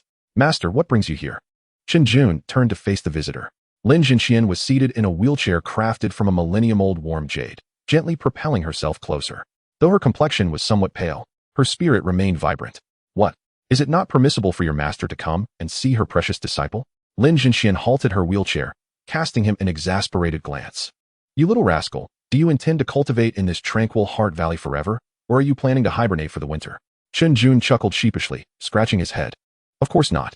I just fear embarrassing you outside, with my meager skills. If people ask, is this the direct disciple of the 9th Palace Master? What would I do but find a hole to hide in? Lin Zhen couldn't help but be amused by his antics. You and your glib tongue. Yet, her smile quickly faded as her expression grew more solemn. On a serious note, you have been in this tranquil heart valley for nearly a year. It is time for me to assess your cultivation. Come. Showcase the Lingxiao sword technique from start to finish. A pang of anxiety struck Chen Jun's heart. Assess his cultivation? Surely, if he revealed his true level, it would frighten her. The Lingxiao sword technique? He had barely practiced it properly. Most of his proficiency stemmed from his innate talent, gained through aimless practice. Nevertheless, he dared not disobey his master's command. Very well, master, prepare to behold. Taking a deep breath, Chen Jun grabbed the most ordinary iron sword from a nearby rack. Silently, he activated the concealment technique, compressing and disguising his vast spiritual energy until only the equivalent of a 4th-tier foundation establishment level was revealed. In the next moment, he moved. The sword light flickered, and his figure danced gracefully. The Lingxiao sword technique flowed from him as smoothly as a river, though it lacked the distinctive sharpness of the Lingxiao sword sect. Each move was executed with such precision it appeared to have been carved from a textbook. There were no flashy tricks, merely the purest, most solid foundation. Having completed the swordplay, Chun Jun stood, sword sheathed, his complexion unflushed and breath steady, though a few beads of sweat glistened on his forehead. Looking at Lin Zhen, he felt a tinge of embarrassment. Master, your disciple is dull-witted. After nearly a year in this tranquil heart valley, I have only just broken through to the 4th tier of foundation establishment. I have brought you shame. Lin Zhen regarded him in silence for a long moment, her eyes gleaming with an indescribable light. Chen Jun felt a flicker of unease. Could she have seen through him? The concealment technique was a top-tier skill from the system. Surely it wouldn't be so easily unraveled? Finally, Lin Zhen spoke. Shame? Who says you have brought shame? Her tone bore an unmistakable hint of pride. Your swordplay, though still somewhat immature, demonstrates a solid foundation and impeccable execution, absolutely flawless. This indicates that you are not one to reach for the stars without laying a firm groundwork. Moreover, your progress in a year, achieving a minor breakthrough, is commendable. As Lin Zhen continued to express her satisfaction, her gaze toward Chen Jun brimmed with approval. At this rate, I have high hopes for you.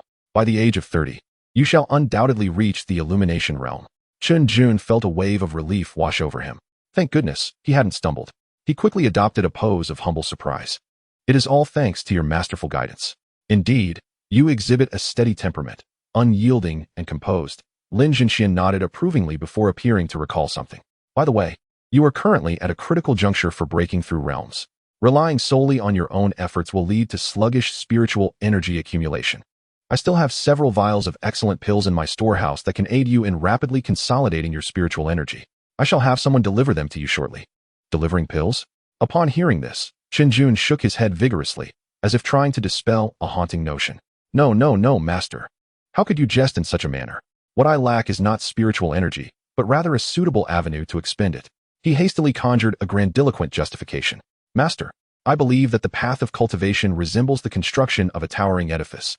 A solid foundation is paramount. While pills may hasten one's progress, they are ultimately external forces that can destabilize one's foundation, proving detrimental to long-term growth.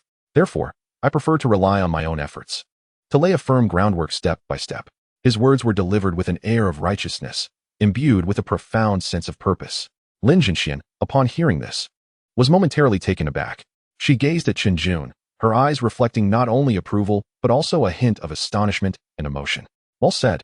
The foundation is of utmost importance, and one must not lean on external forces. She sighed deeply, her tone tinged with a sense of melancholy. If only that girl Qingya possessed half of your clarity and disposition, I would not have to worry so much for her. Chen Jun remained silent, contemplating. His junior sister, Lin Qingya, was a fervent cultivator who had never ceased to seek rare treasures to elevate her prowess. In contemporary parlance, she would be dubbed a workaholic. Yet, in the realm of cultivation, relentless pursuit does not always yield favorable results. I know my own body, he mused quietly. Suddenly, Lin Zhen's voice grew somber, laden with an unshakable sorrow. I fear my time is limited. Henceforth, I shall visit this quiet heart valley often. Should you encounter any uncertainties in your cultivation, do not hesitate to seek my guidance, understood? A sharp pang gripped Chen Jun's heart. Countless words coalesced into a profound bow. Yes, master. He dared not lift his gaze, fearing she might perceive the turmoil within his eyes. He could not refuse such a weighty kindness. Lin Zhen smiled reassuringly, gently maneuvering her wheelchair, and slowly turned to leave. The creaking sound of the wheelchair faded into the vastness of the quiet heart valley, gradually receding. Only when her figure vanished entirely amidst the bamboo grove did Chen Jun slowly rise. The despondent expression that had adorned his face was now replaced by a profound sense of loss. With a mere thought, he summoned from the system's space the 3 life-generating pills. This pill can resurrect the deceased, yet for those whose primal vitality is entirely depleted, it may only extend life by 3 to 5 years, accompanied by excruciating pain during the process of meridian reconstruction. Caution is advised. The system's notification was cold and unyielding. Chen Jun's fists clenched slowly. His master's wounds had long since compromised her essence, eroding her vitality. The use of this pill would merely trade a few years of agonizing existence. Was this truly the best course of action? In that moment, he found himself ensnared in a dilemma. As time flowed silently, winter descended. In the blink of an eye, heavy snowflakes cascaded down, cloaking the entire Lingxiao sword sect in a shimmering white veneer. As the year drew to a close, the sect buzzed with the lively spirit of celebration. Atop the summit of Quiet Heart Valley, Chun Jun sat cross-legged, clad only in a thin cloak, allowing the snow and wind to settle upon his shoulders. His gaze pierced through the swirling tempest, directed towards the sect's gate. There, a contingent of elite disciples was assembling, led by none other than Dong Yi, the chief disciple of the First Palace. They radiated vigor and determination, poised to represent the Lingxiao sword sect as they embarked towards the northern domain to participate in the decennial Jiuyou Sword Path Grand Assembly. Chapter 15, The 8th Layer of Illumination. In the courtyard where Lin Zhen resided, the heavy snow could not conceal the pervasive chill. Lin Qingya diligently draped a thick blanket over her father. Father, it is so cold. Why must you insist on sitting out here? Her tone carried a hint of reproach, yet her gestures were tender. Seated in the wheelchair, Lin Zhen gazed silently at the snowflakes drifting from the sky, his expression distant. Qingya, you do not understand. Each flake of snow that falls is one less we shall ever see. His words were soft, almost lost to the howling winds. A wave of emotion surged within Lin Qingya, her eyes glistening with unshed tears. Father, please do not speak like that. Lin Zhen offered a gentle pat on her hand with his withered fingers. At that moment, an indescribable sense of oppression suddenly enveloped the courtyard without warning. 3 shadowy figures emerged like specters amidst the swirling snow. Their dark robes stood in stark contrast to the pristine whiteness, emanating a nauseating aura of blood and foreboding. The oppressive aura surged like a tidal wave. 8th layer of illumination. And there were 3 of them. The leader exuded an overwhelming presence.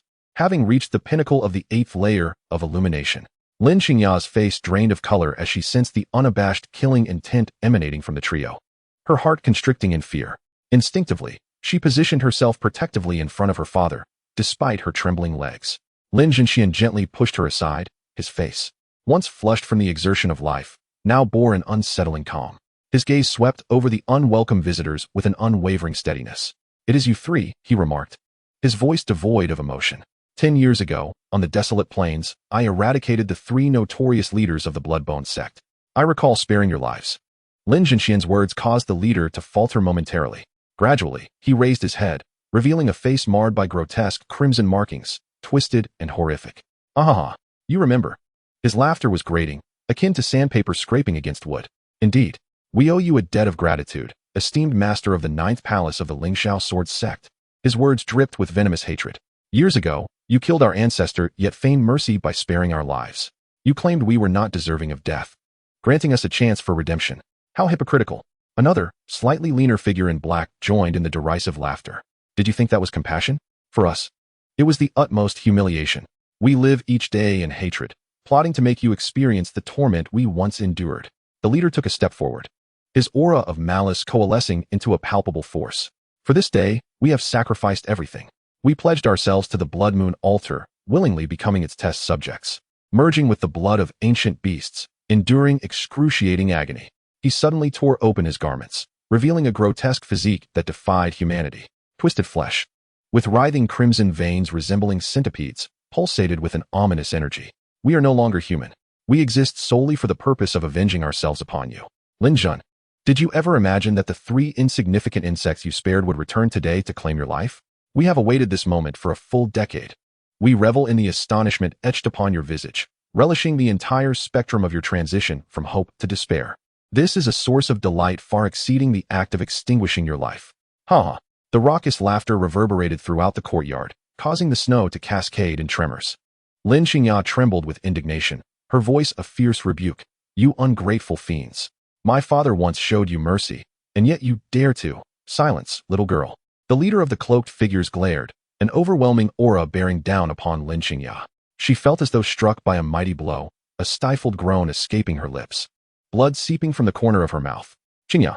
Lin Zhenxian's gaze turned icy in an instant, a far more terrifying force erupting from his seemingly frail frame. He uttered not another word.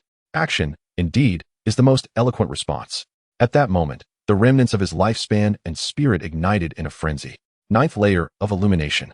Pinnacle of the 9th layer. He was even brushing against the fabled realm. His entire presence seemed poised to reclaim the zenith of his existence. Foaming, Lin Zhenxian uttered a soft command. Buzz. A melodious sword cry resonated through the heavens. An ancient longsword had materialized in his hand unbeknownst to him. Its blade shimmered with hues of brilliance, the sword energy swirling in an unpredictable dance. This was his life-bound flying sword, Feng Ming, which had accompanied him for a century. Ancestors. Do you see? He is prepared to fight with all his might. Fight with all his might. Ha ha ha. Does he even deserve it? The grand gift we have prepared for today has yet to be presented. Let him unleash his most powerful strike. Let him experience profound helplessness at the apex of his strength. That is the essence of true vengeance. The 3 cloaked figures displayed not an ounce of alarm. Rather, their laughter grew more deranged and expectant. They had anticipated this very moment. In unison, they retrieved peculiar silver hooks from their robes, chanting incantations as they fervently infused spiritual energy into the silver hooks. Blood Moon Grand Array, activate. 3 silver hooks shot forth, emitting crimson beams that converged in midair. A colossal blood-red moon shadow manifested instantaneously. Following this, a silvery barrier descended from above, enveloping the entire courtyard and the 4 of them in its embrace. At that very moment, Lin Zhenxian had raised his Feng Ming sword. Every ounce of his essence coalesced into this singular strike. Flash. A terrifying sword beam, stretching dozens of feet, surged forth, imbued with boundless sharpness, aimed directly at the trio. As the sword beam cleaved through the air, the very fabric of space distorted in its wake. Yet, that cataclysmic strike struck heavily against the silver barrier. Boom. A resounding thud echoed. The entire barrier quaked violently, rippling in concentric waves. However, that was the extent of its impact. The sword beam, powerful enough to cleave mountains, fragmented into countless shards after stirring violent energy waves, ultimately vanishing completely. Lin Zhenxian's pupils constricted sharply. He sensed that this formation possessed not only astonishing defensive capabilities, but also an effect that isolated this realm from the world. Such a tumult. And yet not a single master from the sect came to investigate. Either they had encountered peril, or this formation had utterly concealed all disturbances. What a deep and insidious scheme. Feudal, Lin Zhenxian. The leader of the cloaked figures sneered, his voice dripping with mockery and pride. This Blood Moon array is the pride of the Blood Moon altar, specifically designed to hunt down you so-called righteous sects. It creates an information shield, a pinpoint extermination. Do not think that merely burning your life essence will suffice to breach it. Even if you were to truly return to your peak, you would find it no easy task to shatter. Surprised? Astonished? Lin Zhenxian remained silent. He merely raised his sword, once more unleashing a frenzied barrage against the barrier. One strike, another strike. Each swing bore the weight of his life essence, burning away. Each stroke encapsulated the supreme will of a grand sword cultivator. The sword lights fell like a torrential downpour, relentlessly battering the same point on the barrier. Boom, boom, boom. Under his relentless assault, the barrier began to emit pained groans, intricate fissures spiderwebbing across its surface. Yet, this came at the cost of his already dwindling vitality, draining rapidly. His breath plummeted visibly. His complexion shifted from the crimson flush of life force burning bright to a ghastly pallor. Finally, after unleashing an unfathomable number of strikes, he could no longer hold on, spewing forth a copious amount of blood. The crimson droplets splattered upon the pristine snow, glaringly vivid. The fiery essence of life within him extinguished at that moment. The foaming sword emitted a mournful wail, slipping from his grasp and falling into the snow. "Father!" Lin Qingya cried out, rushing to support her father. Chapter 16, Long Nights and Many Dreams. "Father!" Lin Qingya's heart-wrenching cries pierced the air, clutching her father's cold form tightly. Tears streamed down her face like a broken string of pearls, instantly freezing upon contact with his icy cheek. Despair, an all-consuming despair enveloped her. She watched helplessly as the three cloaked figures approached, their visages twisted in a sadistic mockery, akin to a cat toying with a mouse. The silver hooks in their hands glinted ominously under the dim light of the snow-laden sky. "Little beauty, do cease your weeping," the leader of the cloaked figures rasped, a grotesque chuckle escaping his lips. "Your father has embarked on his journey, and we, in our benevolence, shall soon escort you to join him.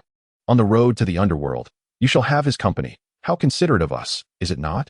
Ha ha ha." The other two figures joined in their maniacal laughter, their words dripping with filth and cruelty. Lin Qingya lifted her gaze, her once clear eyes now ablaze with a burning hatred. She fixed her stare upon them, as if determined to etch their vile visages into her very soul. "You beasts! Even as a ghost, I will not let you escape." "Oh!" The leader of the cloaked figures tilted his head, intrigued by her defiance. "Such bravado! I do relish a spirited tongue. Soon, I shall transform you into a blood slave, and we shall see how long you can maintain that bravado. Brother, stop wasting time with her. Let us finish this quickly, lest the night grows long and dreams multiply," urged one of the cloaked figures beside him. "What is there to fear?" The leader dismissed with a wave of his hand. Though the Blood Moon array is dispelled, the Mountain Guardian array of the Ninth Palace, the Jiuyou array, remains intact. What transpires here is unknown to the outside world. We have all the time in the world to savor the torment of this prodigious daughter of Lingxiao Sword's Sect. Before he could finish his sentence, a thunderous explosion erupted from beyond the Ninth Palace's Grand Hall. The entire courtyard, nay, the entire mountain, shook violently. The sensation was akin to an invisible colossal hammer crashing forcefully against the ethereal barrier safeguarding the Ninth Palace. What was happening? The sinister grins on the faces of the three black-robed figures abruptly froze as they turned sharply, casting bewildered glances towards the courtyard entrance. They could distinctly perceive that the array, which had previously enveloped the entire Ninth Palace, had inexplicably vanished. Had someone shattered it with a single blow? How could that be possible? Just as the three remained in a state of uncertainty, a tall figure stepped into view, treading upon the snow-laden ground with a measured gait. Clad in the simplest of white garments, typical of a disciple from the Longha sect, his attire fluttered slightly in the biting wind. His steps were deliberate and silent, as if he were walking on cotton. An indescribable pressure accompanied his arrival, enveloping the entire courtyard. They could not discern the stranger's face, as it appeared shrouded in an intangible mist, rendering it indecipherable, save for his eyes that bore a hint of displeasure and a trace of drowsiness. The young man paused, lifting his eyelids to scrutinize the three black-robed individuals, scratching his head with a hint of vexation. "Gentlemen, is this a concert you're hosting at this late hour? Your revelry is quite spirited, but the commotion is rather excessive and has disrupted my cultivation, don't you think?" As his words fell, the invisible sword pressure surged dramatically. Crack, crack, crack, crack. The once sturdy bluestone pavement beneath him began to fissure inch by inch, grotesque cracks spiderwebbing outward in a frenzied expansion. The entire courtyard's ground was instantaneously reduced to a state of disarray. The pupils of the three black-robed figures constricted violently, their hearts gripped by terror. What a formidable sword pressure! Merely the emanation of his aura could fracture the earth. Who on earth was this individual? When did the Lingxiao Sword Sect produce such a formidable figure? Lin Qingya was also taken aback, gazing vacantly at the familiar yet unfamiliar silhouette, momentarily forgetting her sorrow. How strikingly similar this figure was to brother Chen Jun. Meanwhile, the Lin Zhen she cradled, whose once dim eyes were on the verge of extinguishment, suddenly ignited with an incredible brilliance. That indistinct visage, and that stature, it was him. The enigmatic individual who had vanquished the sword maniac with a single strike on the sword terrace. A wave of overwhelming joy surged within her. but it was soon eclipsed by deeper concern.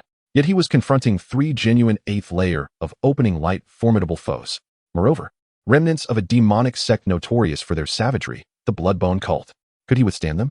Stop your theatrics, the leader of the black-robed figures hissed, fixating his gaze on Chen Jun with a fierce yet cowardly tone. I care not who you are. Since you have witnessed us, you shall not leave here alive today. Despite the dread in his heart, he was a battle-hardened demon cultivator. He refused to believe that a seemingly youthful disciple could possess any remarkable strength. Surely he was resorting to some secret technique to bluff them. Altogether now, let us eliminate him. He roared, initiating the assault. The other 2 promptly reacted, flanking Chen Jun with a coordinated attack. 3 glimmering silver hooks, sharp as blades, sliced through the air, sealing off all possible escape routes for Chen Jun from 3 distinct directions. TSK, Chen Jun smirked, his lips curling in disdain. Is this how low the quality of villains has fallen? Resorting to violence at the slightest provocation. While he jested, his gaze sharpened with focus. A lion exerts its full strength even when pouncing on a rabbit. He understood the principle of underestimating the enemy strategically while taking them seriously tactically. He refrained from drawing his sword. With a mere flicker of his form, he left behind an afterimage. In the next instant, he appeared beside the wind-morning sword, which had fallen into the snow beside Lin Zhen. He bent down and retrieved the long sword, its resonance ringing clear throughout the courtyard. If the Chun Jun of moments ago was akin to a concealed blade, its edge restrained, then the present him was a sword unsheathed, ready to taste blood. The brilliance of his blade shone forth, the murderous intent soared skyward. 9 heavens, sword chi, he uttered softly, unleashing the long sword in a swift arc. There were no flamboyant techniques, merely 3 simple, unadorned strikes. One sword, another sword, a final sword.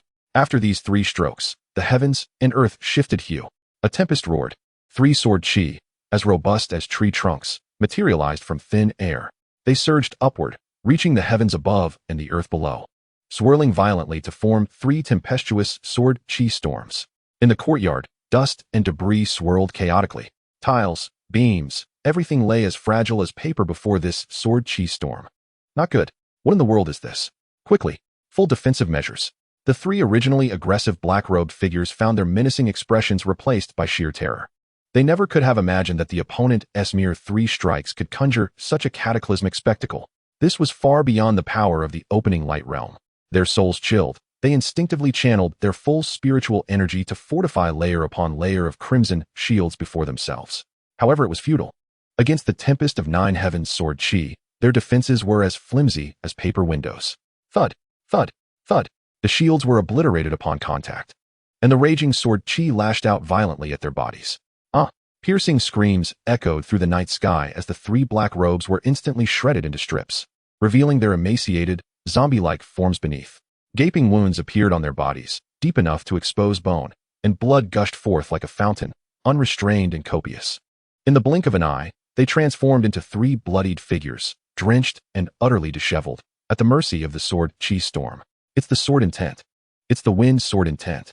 He has comprehended the sword intent.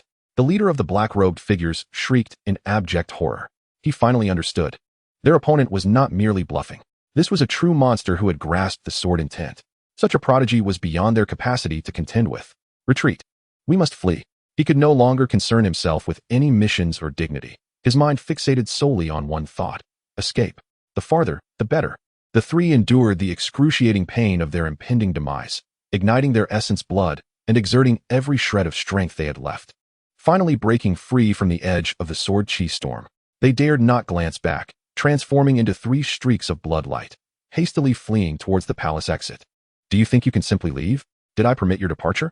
Chen Jun's indifferent voice resonated behind them.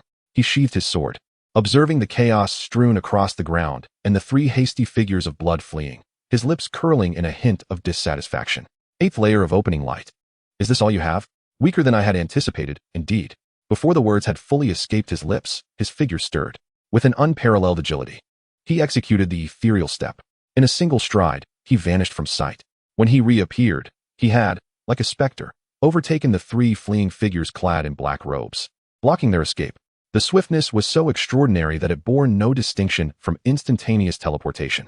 The 3 black-clad figures were seized by dread, abruptly halting in their tracks, trembling before the apparition that loomed before them, a visage more fearsome than that of a demon from the abyss. Chen Jun extended a finger, gently shaking it at them. There was no escaping. I shall grant you a chance. Do not accuse me of bullying you. A grin spread across his face, revealing a set of pearly whites. Yet to the three cloaked figures, that smile was more terrifying than the malevolence of the netherworld. 10 breaths. Within 10 breaths, I shall extinguish your lives. Chen Jun slowly raised the wind-whispering sword, its tip pointed menacingly at the trio. The countdown begins now. The leader of the black-robed men gazed at him, his lips quivering, unable to utter a single word. Fear. An unprecedented terror gripped him like an invisible hand clasping his heart. The other two, utterly paralyzed, felt their legs weaken, nearly collapsing to the ground. Chapter 17, The Utmost Fear. 10 breaths. This numeral loomed over the three black-robed figures like an insurmountable mountain, weighing heavily on their hearts. Escape? Where could they flee? The opponent's inscrutable agility had severed all routes of retreat. Fight? How could they retaliate? They could barely withstand a single storm of sword energy, reduced to mere playthings. What hope was there for counterattack? This was an inescapable deadlock. The leader's eyes blazed crimson as he fixed his gaze on Chen Jun, his emaciated chest heaving violently, a ghastly sound escaping his throat, a cacophony woven from sheer terror and reluctant defiance. He yearned to plead for mercy, yet, when the words hovered on his lips, they remained unvoiced. He comprehended that the adversary had no intention of sparing them. This so-called 10 breaths was but a cat-and-mouse game. Brother, let us fight back. Yes, 18 years from now, we will emerge as heroes. We must not allow him to view us with disdain. The other two black-robed figures, grasping this notion in their despair, were ignited by a frantic frenzy. The leader of the black-robed men twisted his lips into a grimace, his features contorting grotesquely. Very well, then let us engage. He bit down on his tongue, spitting forth a mouthful of vital blood. The blood moon ascended. The 9 transformations of the troll. The other two simultaneously unleashed their ultimate life or death techniques. Boom. 3 torrents of crimson malevolence surged skyward, swiftly coalescing into a bizarre blood-red crescent moon above their heads. Cold, sinister, ominous. The radiance of the blood moon cascaded down, painting the surrounding land in an eerie crimson hue. Simultaneously, their bodies underwent a remarkable transformation. Their frames swelled, akin to inflated balloons, towering higher. Emaciated muscles bulged, bone spurs protruded ominously from beneath their skin, fingers morphed into vicious claws, and tattered bat-like wings sprouted from their backs. In an instant, they transformed from 3 gaunt humans into 3 towering trolls, each exuding an aura of unfathomable ferocity. Roar! The 3 trolls bellowed, their voices reverberating, shaking the very foundations of the palace. This was the final power they had exchanged for their souls and blood, their most formidable strike in this lifetime. Oh! Chen Jun raised an eyebrow, observing the imposing trolls with an intrigued expression. So, the performance has commenced? This presentation holds a certain charm. He weighed the wind-whispering sword in his hand, tilting his head with a smile. The countdown stands at 5 breaths. You must hurry. Kill. The leader of the trolls roared, slamming his colossal foot down. Boom. The hard stone floor fractured instantly, his immense form transforming into a crimson blur, hurtling toward Chen Jun with unstoppable force. The other 2 trolls flanked from either side, their claws shimmering with bloodlust, tearing through the air with a sharp whistle. Their combined assault was cataclysmic. Yet, in the face of this terrifying strike capable of flattening a small mountain, Chen Jun's expression remained utterly unchanged. He did not even shift his stance. He merely raised his sword slowly. I offered you a chance, yet you proved inadequate. He sighed softly, his tone tinged with ennui. The game is over. In the next moment, the wind-whispering sword in his hand moved. There was no earth-shattering brilliance, no rampant sword energy. It was simply a straightforward upward slash. The cold gleam surged forth. Buzz. An indescribable black sword light erupted from the blade. It manifested as a massive, 100-foot-long black crescent. Its appearance was both abrupt and entirely natural. It moved neither swiftly nor slowly, gliding forward with calm resolve. As it passed through space, visible ripples undulated in its wake. The blood-red crescent moon suspended in the sky met the black crescent without so much as a ripple, cleaved in twain, and utterly obliterated.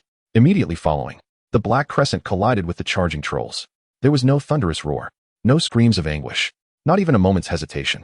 The seemingly indestructible bodies of the trolls crumbled before the black crescent like ephemeral illusions. With a mere touch, their forms, along with their burning souls, disintegrated into 3 dense clouds of blood mist. The black crescent, having accomplished this, continued unabated. It skimmed the ground, pushing forward. Boom, boom, boom. Palace walls, towers, artificial mountains, corridors, all structures in its path were silently cleaved and crushed. Only after traversing 100 feet did the black crescent finally exhaust its power, gradually dissipating into the air. Silence enveloped the world.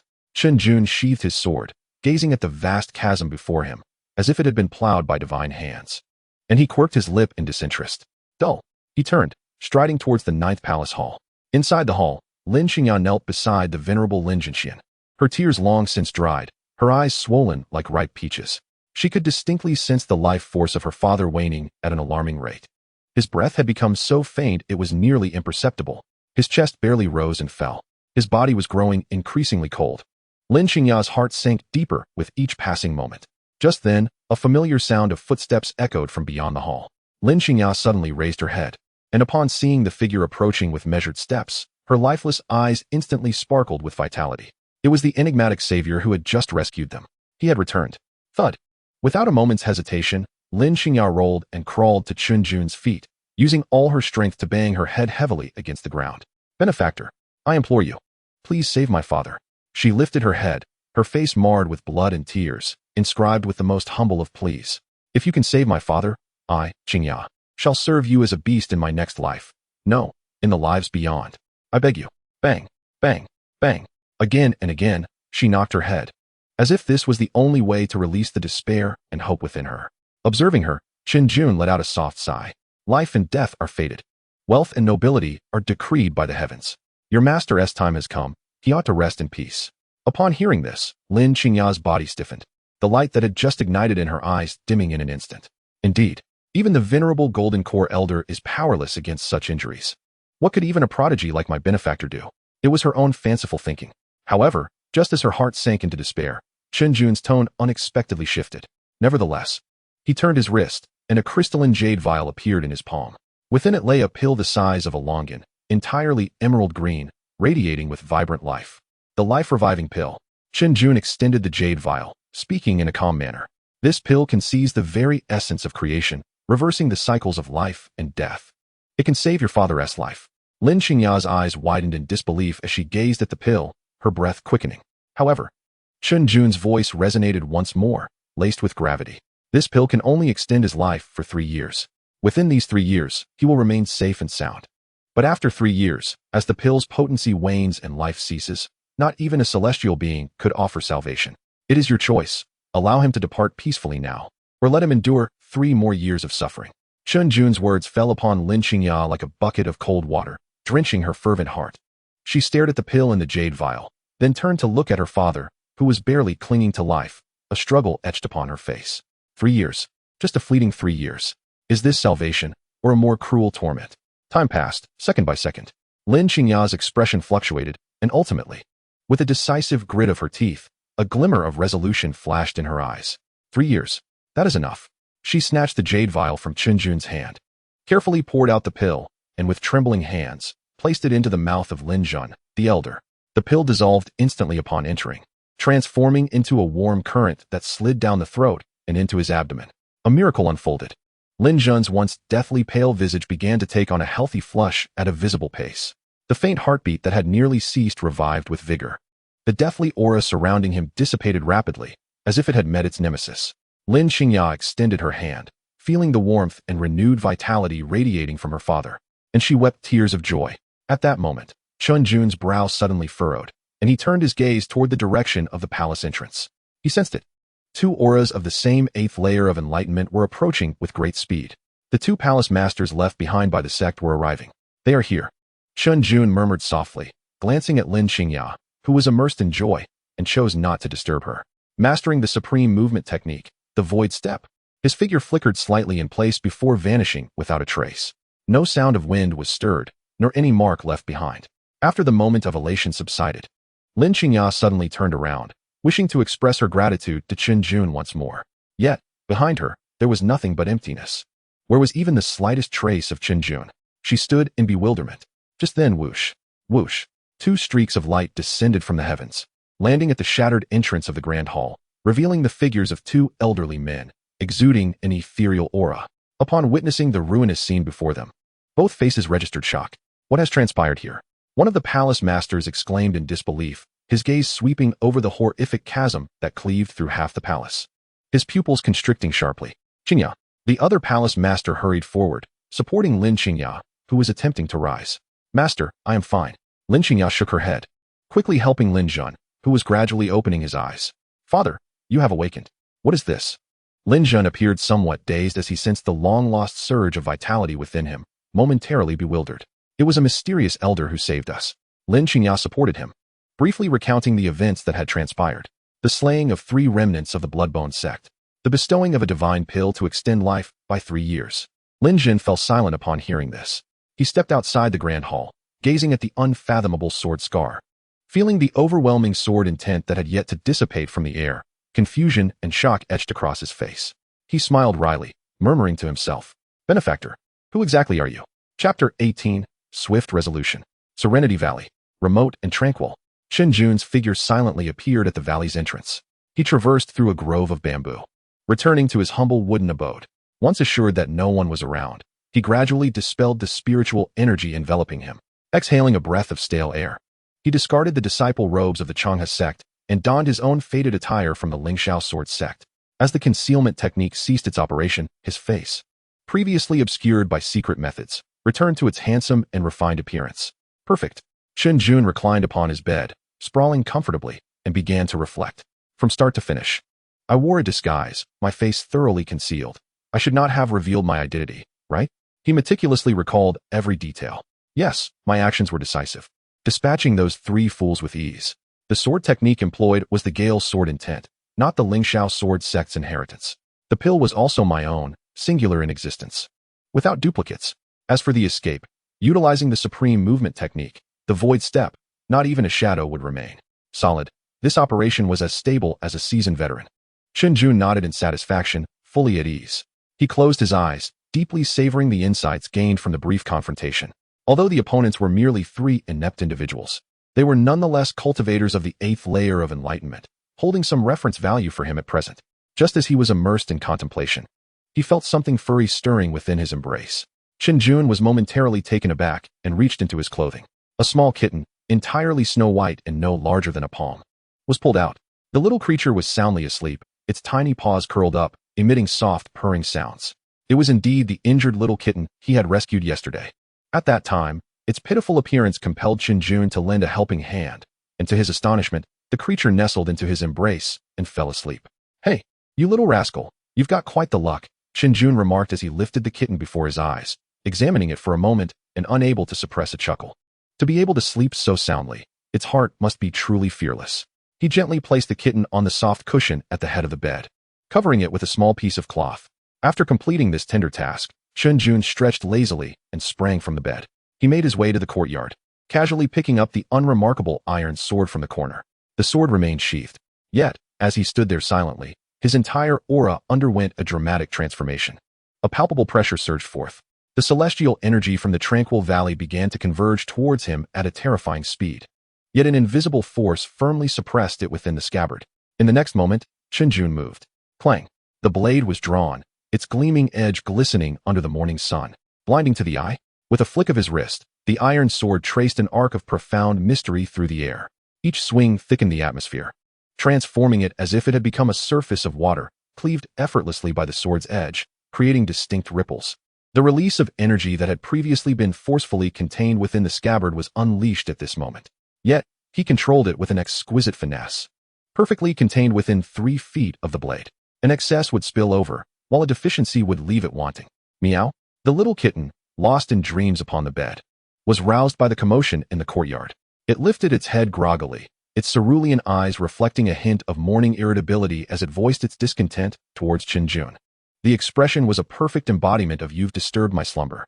However, when its gaze fell upon Chen Jun and the iron sword in his hand, it froze. The look of annoyance on the feline's face gradually solidified, replaced by a human-like daze.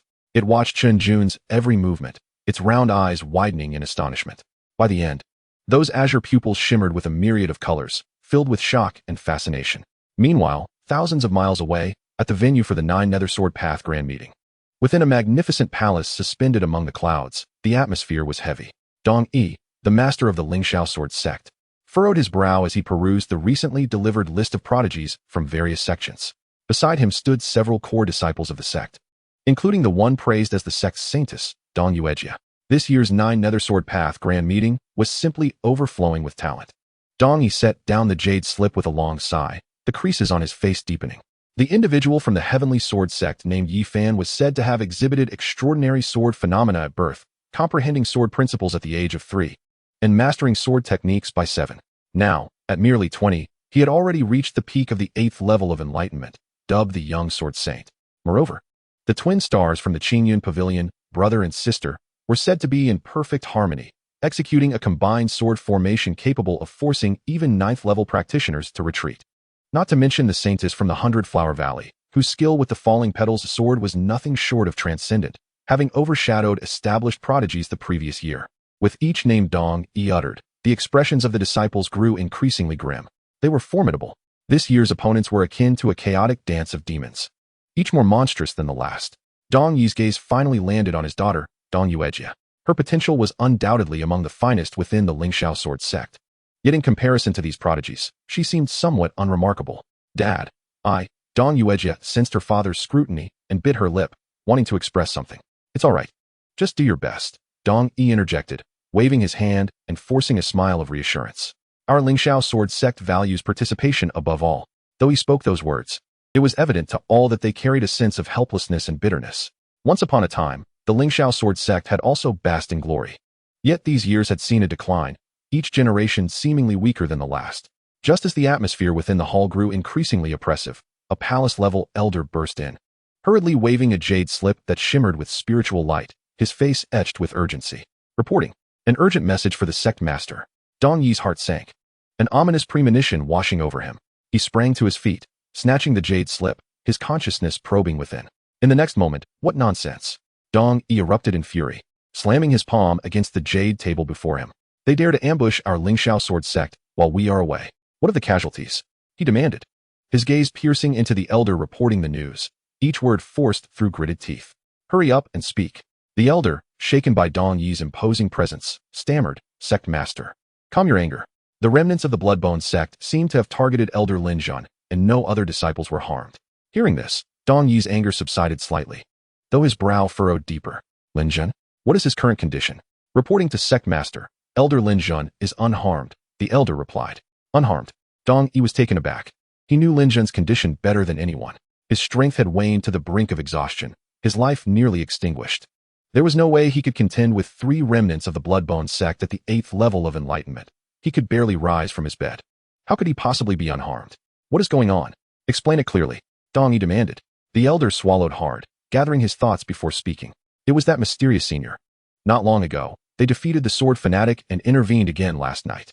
Not only did they eradicate the 3 remnants of the Bloodbone sect with shocking speed, but they also bestowed a divine herb upon Elder Lin Zhen, extending his life by 3 years. At this revelation, the hall erupted in astonishment. Every disciple wore an expression of disbelief. What? That senior again? Good heavens, who are they? Why do they repeatedly assist our Lingxiao sword sect?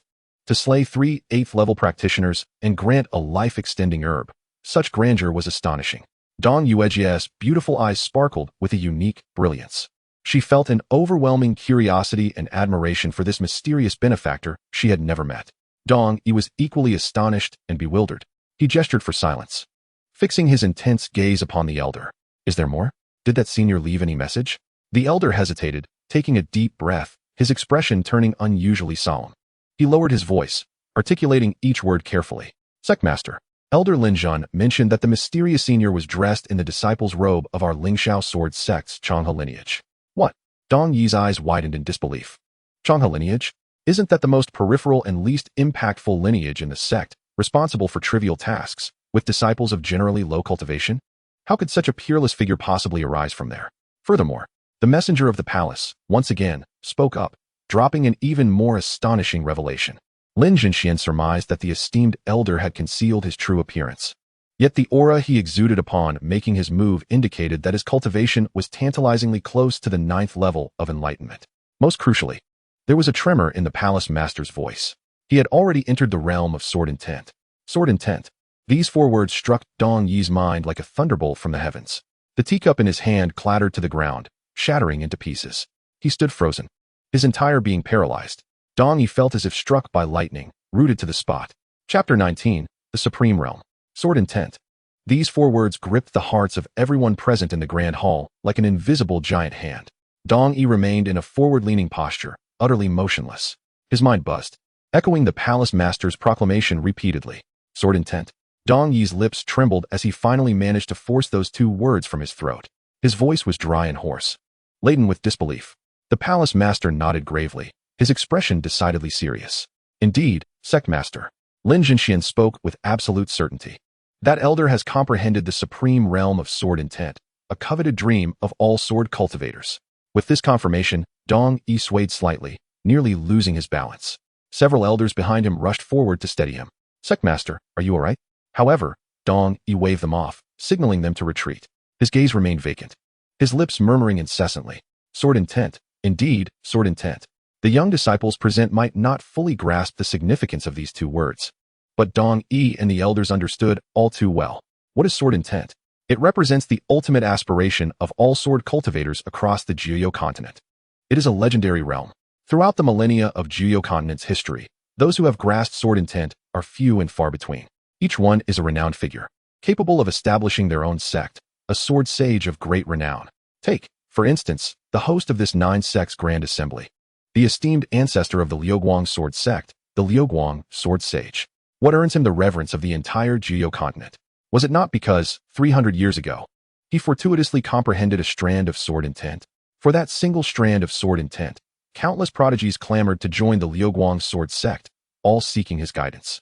But now, within his own sect, there emerges a figure who has also comprehended sword intent.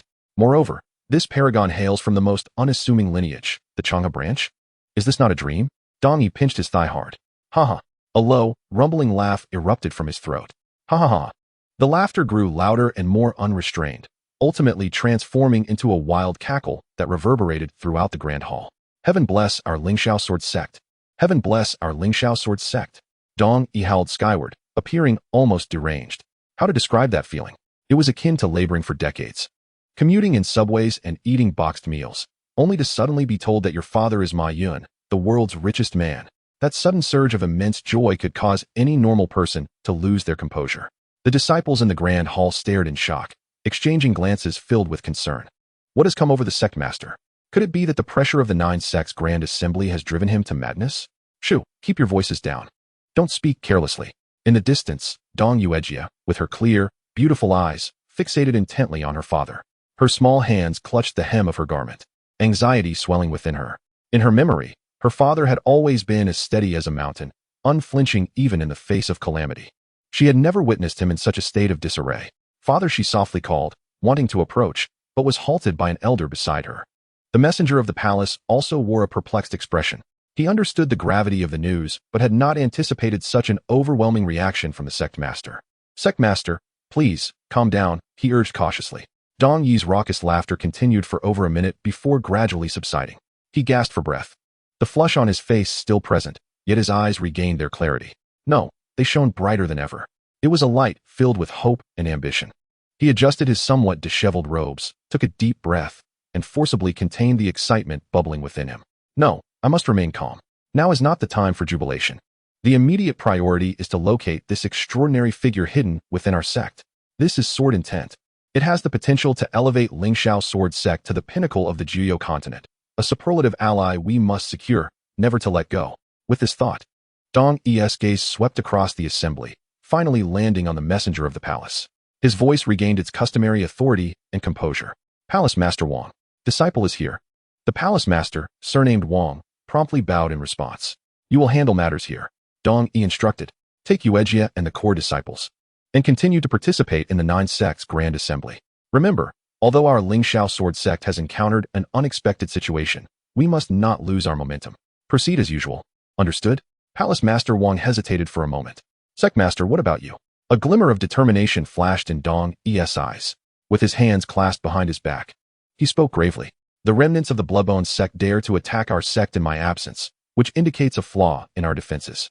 I fear they may return, and I must immediately return to the sect to oversee the situation, just in case. This reasoning was sound and irrefutable. The disciples present exhibited looks of admiration. Behold, this is our sect master, always prioritizing the safety of the sect. Dong Yuejia also breathed a sigh of relief, realizing her father was not mad, but rather deeply concerned for the sect. She stepped forward, bowing respectfully. Father, you may return with peace of mind.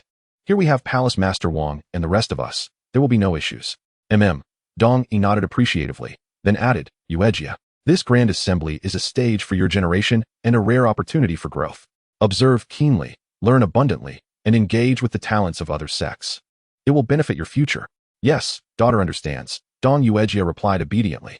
Dong Yi ceased further words, waved his hand to the crowd, and strode purposefully toward the hall's exit. His steps appeared steady, yet each stride was immense, remarkably swift. The urgency in his demeanor hardly reflected a man returning to oversee the situation. It was as if he were eager to return home and acknowledge his father. Meanwhile, at Lingxiao Sword Sect, in the tranquil Heart Valley, achoo! Chen Jun unexpectedly sneezed, rubbing his nose. What a strange occurrence, he muttered.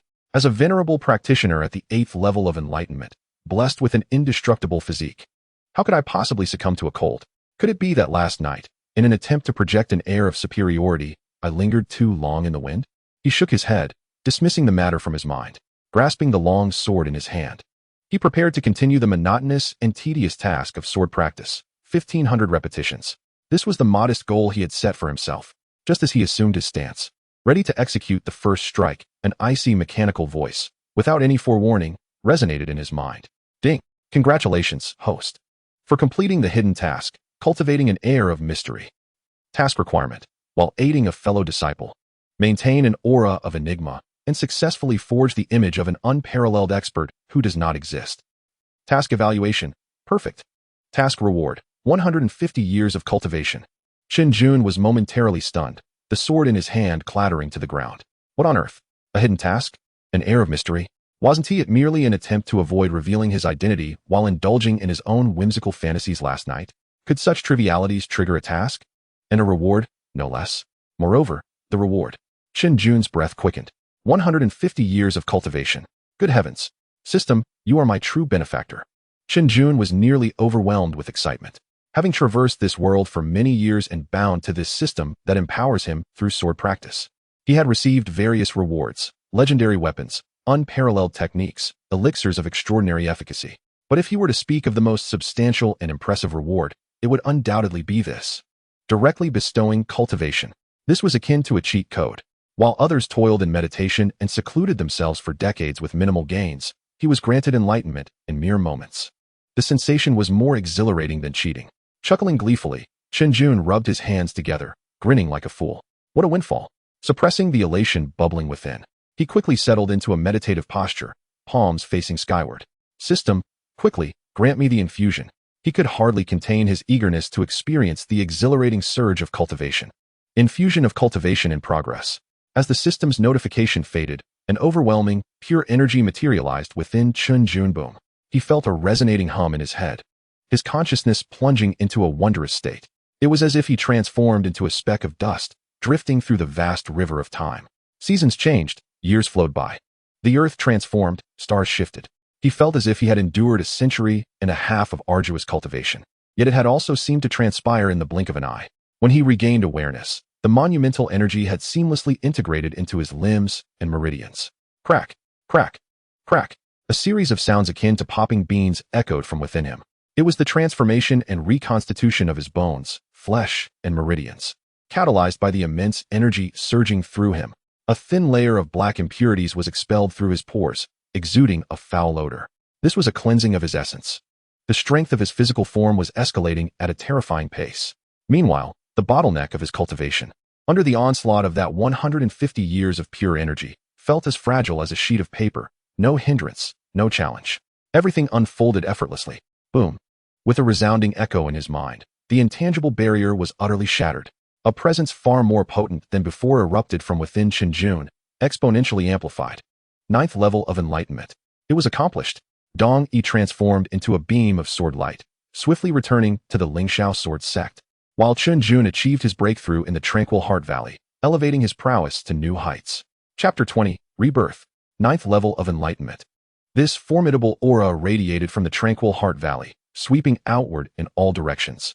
Slowly, Chen Jun opened his eyes, a fleeting brilliance flashing within them. He could distinctly feel that he had undergone a profound metamorphosis. Both his physical body and the spiritual energy within his dantian had experienced earth-shattering changes. He clenched his fist, the joints cracking in a symphony of sounds, filled with newfound strength. Unprecedented power. Is this what it means to be at the 9th level of enlightenment? Chen Jun murmured to himself, unable to suppress the smile tugging at his lips. Rising to his feet, he glanced down at the layer of viscous black substance coating him. A stench rising to his nostrils. Goodness, the odor was overpowering. Chen Jun wrinkled his nose in distaste and promptly performed a cleansing technique. A stream of water manifested, washing over him from head to toe, renewing even his filthy garments. Feeling the surging, boundless spiritual energy within him, Chen Jun was filled with contemplation. At the 9th level of enlightenment, he would undoubtedly be regarded as a formidable figure, a true powerhouse worthy of respect. Even the founder of their Lingxiao sword sect, Dong Yi, had attained the 9th level of enlightenment, single-handedly establishing the Grand Sect. Hiss. Chen Jun inhaled sharply, the realization growing ever more impressive. Does this mean I am now on par with our revered founder? He placed his hands on his hips, unable to restrain a hearty laugh that echoed through the valley. System, show me my status panel. With a thought, a blue, translucent panel filled with technological aesthetics appeared before him, visible only to his eyes. Name, Chen Jun. Cultivation, 9th level of enlightenment. Swordsmanship realm, initial form of sword intent. Cultivation acquired, 234 years. Mastered technique, Lingxiao sword art, heaven tier. The information on the panel was clear. Chen Jun's gaze fixated on the 9th level of enlightenment, nodding in satisfaction. However, as his eyes gradually descended to the section detailing his acquired cultivation, the smile on his face began to freeze. He sighed deeply, gazing skyward at a 45-degree angle. His expression tinged with melancholy. Alas, my innate talent truly leaves much to be desired. He lamented softly, his tone laden with wistfulness. Nearly 250 years of cultivation, and I have barely reached the 9th level of enlightenment. Were this to be measured against those true prodigies, they would likely have achieved the Dan formation or even the Yuan infant stage by now. Comparisons with others are utterly demoralizing. I am but a mediocre practitioner. A mere waste of potential. Chun Jun shook his head, his expression reflecting a sense of deep discontent. If his lamentations were to reach the ears of those outside who struggled fiercely for even a minor breakthrough, they would surely be driven to despair. Not far away, nestled among a pile of hay, a small, snow-white kitten, no larger than a palm, cautiously poked its head out. Its sapphire-like eyes were filled with astonishment and confusion. What on earth? What nonsense is this person speaking? Awakened from slumber by an overwhelming surge of spiritual energy, it found itself disoriented, only to be met with Chun Jun's astonishing remarks. Over 2 centuries of cultivation, and he had merely reached the 9th stage of enlightenment, and he called his talent poor? How could one deem this as lackluster talent? The little kitten nearly gasped in disbelief. It had witnessed this man, day in and day out, tirelessly wielding his sword, dedicating himself to the same mundane practice. Yet, through sheer perseverance, he had indeed attained the 9th stage of enlightenment. Was this what one called poor talent? This was nothing short of monstrous. Even more absurdly, amidst this relentless swordplay, he had grasped a sword intent that countless prodigies of the sword path could only dream of. Though it remained in its nascent form, it was still sword intent, a ticket to the pinnacle of swordsmanship. And yet, here he was, lamenting and wallowing in self-pity. What of the sword cultivators across the realm? Did he no longer wish to live? The little kitten's indignation grew, feeling as though its very worldview had been profoundly shaken. It had seen arrogance before, but nothing quite like this. While the kitten simmered with internal outrage, Chun Jun noticed its presence. Ah, little creature, you are awake. A devil-may-care grin instantly spread across his face as he approached the kitten. He bent down and seized the nape of the little kitten's neck, lifting it effortlessly. Well, look at you, recovering quite swiftly. Chen Jun brought it close, inspecting it from various angles. He distinctly remembered that when he found this creature yesterday, it had appeared half dead, covered in wounds, its breath so faint it could have perished at any moment. Yet, within less than a day, it had transformed into a lively little thing. Such vitality rivaled that of a cockroach. Let me see whether you are male or female, he muttered as he placed it down, unceremoniously flipping it onto its back. The kitten's 4 little legs flailed helplessly in the air, issuing plaintive mews of protest. However, its resistance appeared utterly futile before Chen Jun. Oh, so you are a little female cat, he deduced, a look of enlightenment dawning upon his face. Then, his wicked hand began to unabashedly scratch its soft belly. Come on, give me a smile. Meow, mew. The little kitten's fury erupted. This was sheer humiliation. How could it, a dignified being, be so desecrated by a mere mortal? Unforgivable. A tide of indescribable shame and rage surged within it. With a fierce determination, it opened its mouth and, channeling all its strength, bit down hard on the finger that was tormenting its belly. It aimed to sever that finger. It sought to make this disrespectful mortal pay a bloody price. However, clang. A sound like metal clashing rang out. The anticipated scene of bloodshed did not materialize. The little kitten felt as though its teeth had sunk into an ancient iron block. A tremendous recoil reverberated through its head, causing it to buzz. Its newly sprouted milk teeth nearly cracked under the force. Ow! A sharp pain shot through, nearly bringing tears to its eyes. Hey, you have quite the temper. Chen Jun felt little impact. His physical strength was such that not even a common blade could harm him. He tossed the trembling, indignant little kitten onto a nearby pile of soft hay. Go play. Don't disturb my training. With that, he turned away, returning to the center of the valley, retrieving a seemingly ordinary iron sword from his storage ring, and resumed his monotonous and rhythmic sword practice. Meanwhile, in the distant haystack, the little kitten lay atop the grass, its watery blue eyes fixed intently on Chun Jun's retreating figure. Hatred burned deeply within its gaze. You just wait. Once I regain my powers, I shall make you pay 1,000-fold for your insolence today. Chapter 21. 3 Years of Lifespan. Lingxiao Sword Sect, 9th Palace. A streak of light tore through the heavens, almost rending the clouds as it descended with an undeniable air of authority. As the radiance dissipated, it revealed a middle-aged man clad in a purple robe adorned with cloud patterns. With a resolute visage and eyebrows like swords, he exuded an aura of unyielding strength. This was none other than Dong Yi, the sect leader of Lingxiao Sword Sect. Upon landing, he barely paused to catch his breath before striding purposefully toward the secluded chamber of Lin Zhen, the elder. The disciples stationed at the entrance, upon witnessing their leader's arrival, were so startled they nearly prostrated themselves, hastily bowing in respect. Sect leader. Yet, Dong Yi did not spare them a glance, his steps unwavering as he pushed the door open. Lin Shidi. Inside the tranquil chamber, Lin Zhen sat cross-legged, tending to his internal injuries. Hearing Dong Yi's urgent call, he slowly opened his eyes, managing a faint smile that bore hints of fragility. Sect leader, what brings you here in such haste? Dong Yi rushed forward, scrutinizing him with a furrowed brow. Your injuries. They have improved significantly, Lin Zhen replied calmly, thanks to the aid of a mysterious expert. Otherwise, I fear I would have. He left the thought unfinished, yet the implication was clear. Dong Yi's expression did not lighten. Instead, it grew heavier. He sighed deeply. I have heard of this matter, but I did not expect that while your condition has stabilized, your vitality. Lin Zhen nodded serenely, a lack of sorrow evident on his face. There are only 3 years of life left. However, to live 3 more years and witness Qingya's growth, I am already content. Dong Yi fell silent. 3 years might seem a lengthy span for mortals, yet for cultivators like them, it was but a fleeting moment. The atmosphere in the chamber grew oppressive. After a long silence, Dong Yi finally inhaled deeply, breaking the stillness. His gaze sharpened, filled with unwavering determination. Lin Shidi. I return not only to check on your health, but also to discuss a matter of greater significance. Oh, Lin Zhen's curiosity was piqued.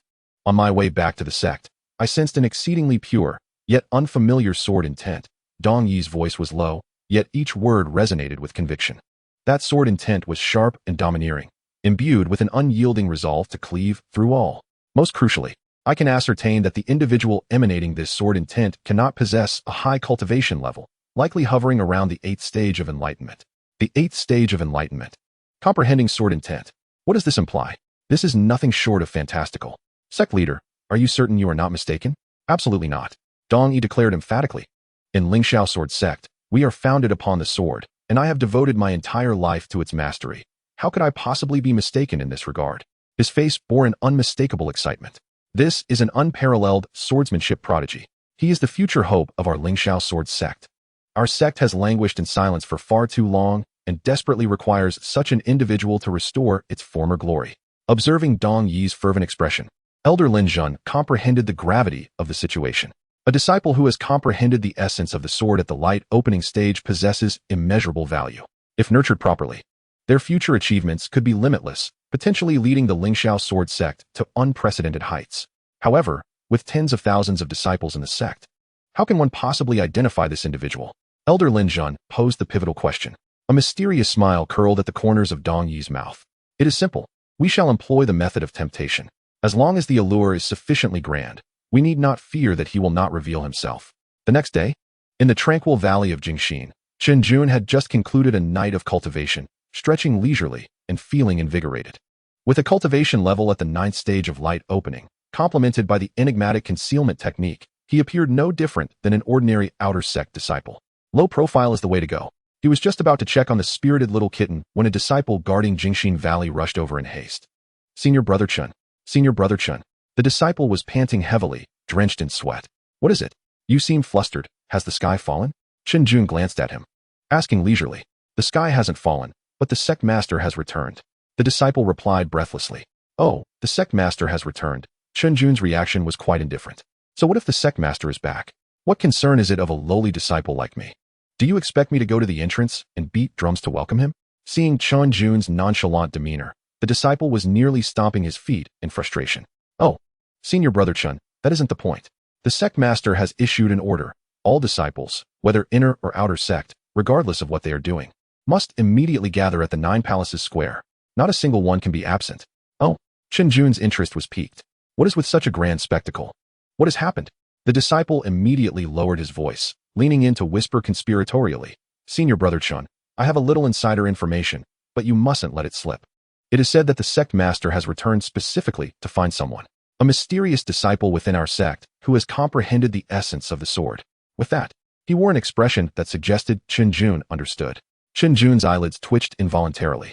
Good heavens, I just made my move a couple of days ago. And the sect master has returned with such urgency?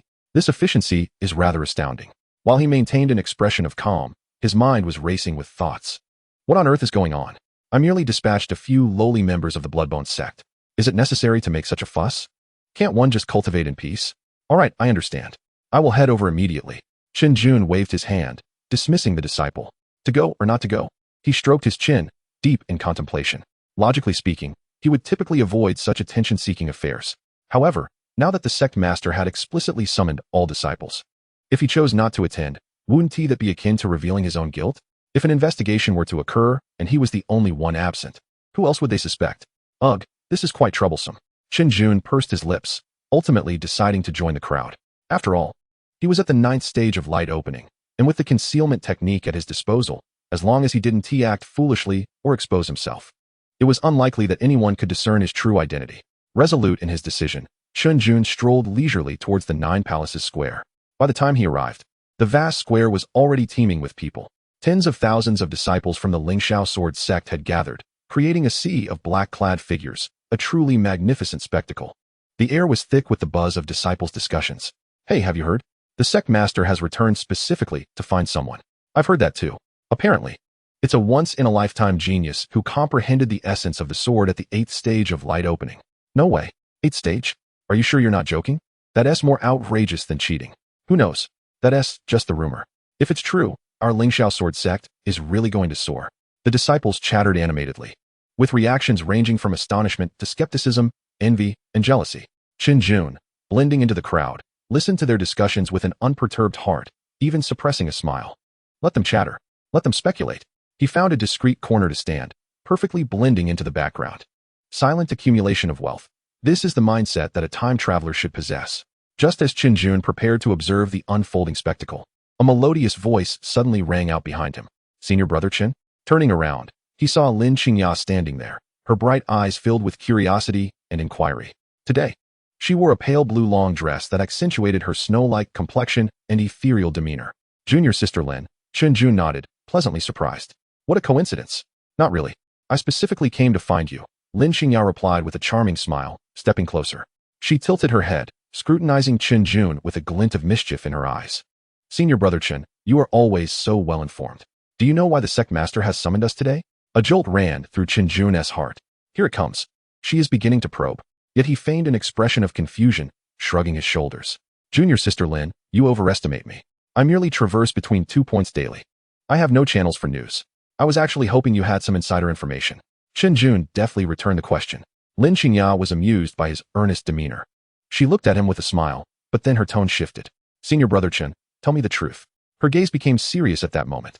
That rumored mysterious individual wouldn't be you, would it? Her words rendered the surrounding air silent for a moment.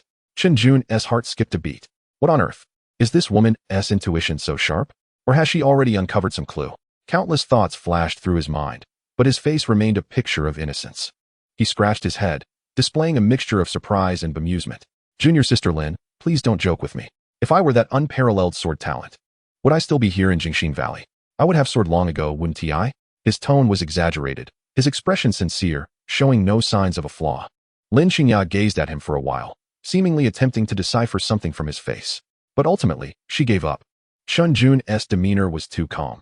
So calm that it made her begin to doubt whether her speculation was too far-fetched. All right, I was merely teasing you. Look how nervous you've become. Lin Qingya waved her hand, chuckling. However, despite her words, her heart was tumultuous. Her gaze fell upon Chen Jun's seemingly ordinary face. For reasons unknown, on that fateful day, beneath the lethal strike of a formidable master from the Bloodbone sect, the imposing silhouette that had materialized out of thin air, effortlessly vanquishing a powerful foe with a single stroke, bore an uncanny resemblance to the seemingly carefree janitor disciple before her. Lin Qingya found herself ensnared in a daze. Chapter 22. Profound Disappointment. At that moment of her reverie, a distant and resonant chime reverberated throughout the entirety of the Nine Palaces square. The sound of the bell seemed to possess an extraordinary enchantment, instantly quelling all the clamor and gossip within the square. Thousands of disciples turned their gazes in unison toward the towering white jade platform at the center of the plaza. Chen Jun, too, followed the throng's gaze. Upon the platform, for figures had taken their stand, unknown to him until now.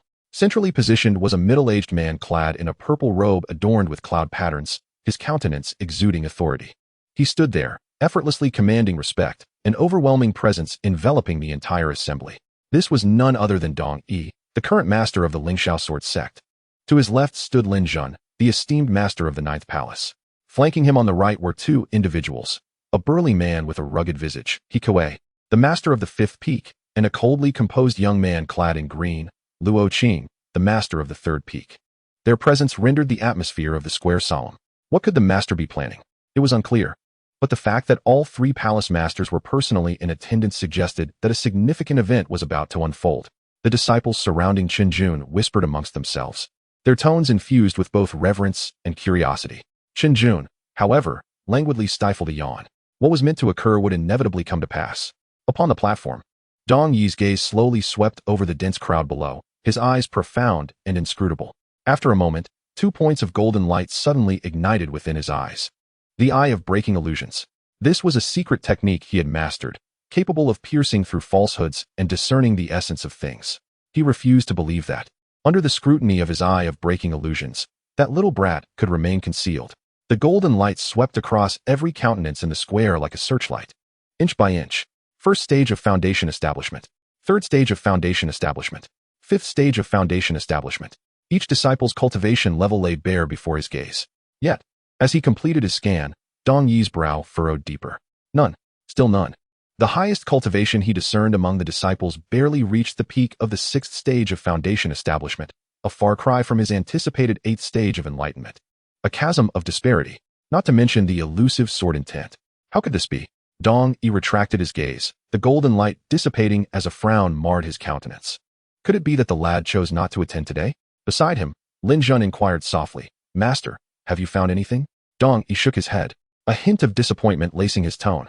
This child possesses exceptional concealment skills. Even my eye of breaking illusions cannot penetrate his disguise. Or perhaps, he is simply not among the crowd. The burly He spoke up in a deep voice. Then what shall we do? We cannot simply let this go. An 8th stage of enlightenment, and he has grasped the sword intent. Such a prodigy is a rare find in a millennium. If he were to be snatched away by another sect, our Lingxiao sword sect would have no place to lament. The grim-faced Luo Qing nodded in agreement. We must locate him.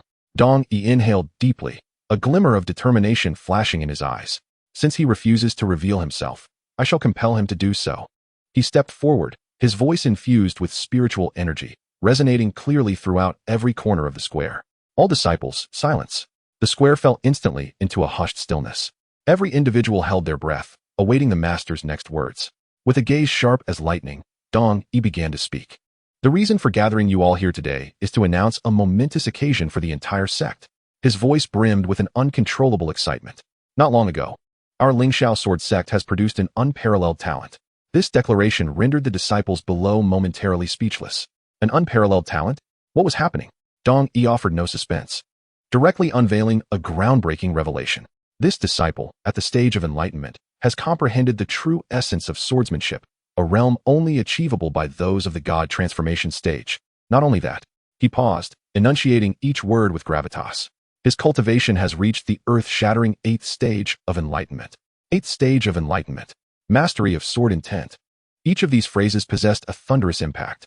When uttered together from the master's lips, the entire 9 palaces square erupted into a frenzy. What? Did I hear that correctly? 8th stage of enlightenment? He also comprehended sword intent. Is this something a mere mortal can achieve? It must be a joke. The master is jesting, surely? Shock, skepticism, disbelief, an array of emotions surged wildly through the crowd. The disciples became utterly animated, their conversations merging into a colossal wave of sound, nearly toppling the platform. They had cultivated tirelessly, with the most adept among them only reaching the 6th stage of enlightenment among core disciples. 8th stage of enlightenment? What concept was that? It was akin to a myth, not to mention the ethereal sword intent. Chen Jun, mingling amongst the crowd, listened to the uproar of astonishment echoing around him, a faint smile tugging at the corners of his mouth. Yes, indeed, it is I. Yet, his expression mirrored that of those around him, perfectly embodying shock and bewilderment. The art of subterfuge is an essential quality for a time traveler. Lin Qingya stood not far away, her gaze fixated on Chen Jun. While the entire assembly succumbed to frenzy and astonishment, he alone remained. Deep within his eyes lay a calmness that bordered on excessive. It felt less like shock and more akin to observing a spectacle that was related to him, yet one he had no inclination to engage with. This realization sent Lin Qingya's heart racing once more. Could it be truly him? On the platform, Dong Yi raised a hand to gesture for silence. Satisfied with the effect he had cultivated, this was precisely the reaction he desired. He spoke with clarity. I understand that it may be difficult for everyone to believe, but this is the truth. This prodigious disciple stands among you. Now, in the name of the master of the Lingxiao Sword Sect, I formally invite you to ascend the platform. Please step forward and accept the glory that is rightfully yours. Dong Yi's voice brimmed with fervor and allure. He opened his arms as if to embrace the hope of the future. All eyes in the square began to sweep frantically through the crowd, seeking out the legendary figure. Who could it be? Was it the reclusive elder brother among the core disciples? Or a hidden dark horse from the inner sect? In an instant, everyone craned their necks, eagerly anticipating the appearance of the much-anticipated figure. A minute passed. 2 minutes passed. 5 minutes passed. The area beneath the platform remained eerily quiet. Apart from the heavy breaths of the disciples, not a sound could be heard. 10 minutes elapsed. The figure they had expected to ascend the platform and receive the adulation of the multitude had yet to materialize. The atmosphere in the square began to grow strangely awkward.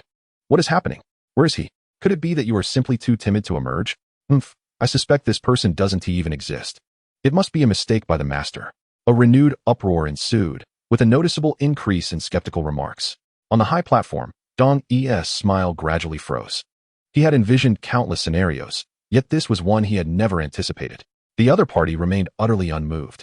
Honor? Status? Fame? He seemingly desired none of it. Lin Qingya's gaze, which had initially brimmed with anticipation, slowly morphed into confusion. She observed the figure still ensconced in the corner, Chen Jun, whose expression was calm and even bore a hint of boredom. Her doubts began to waver. If it truly was him, how could he remain indifferent in the face of such monumental glory?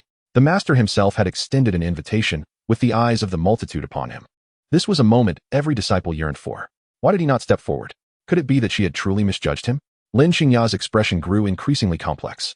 On the high platform, Dong Yi's composure was visibly faltering.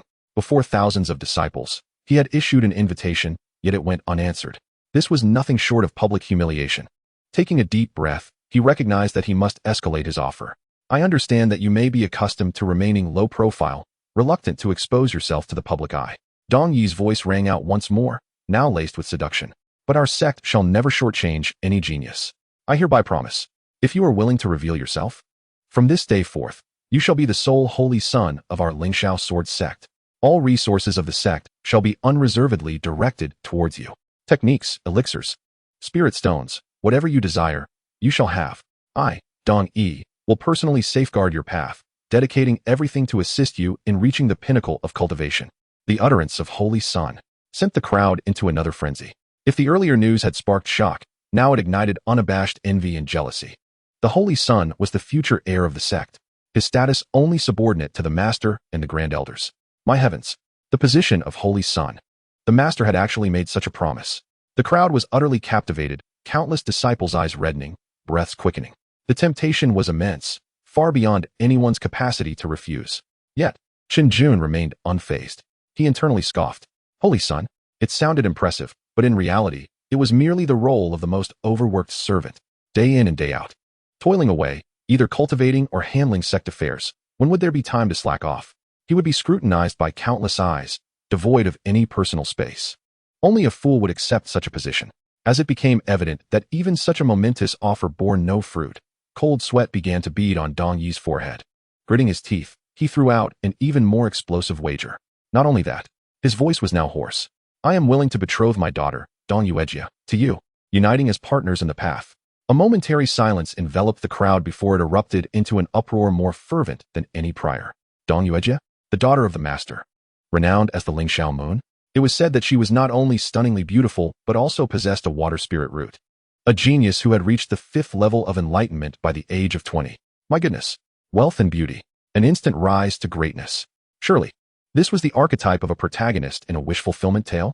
I'm envious, truly envious. My resolve in the path wavers. If the position of Holy Son represented the pinnacle of one's career, then marrying the Master's daughter signified the ultimate fulfillment in life. This offer was nothing short of a royal flush.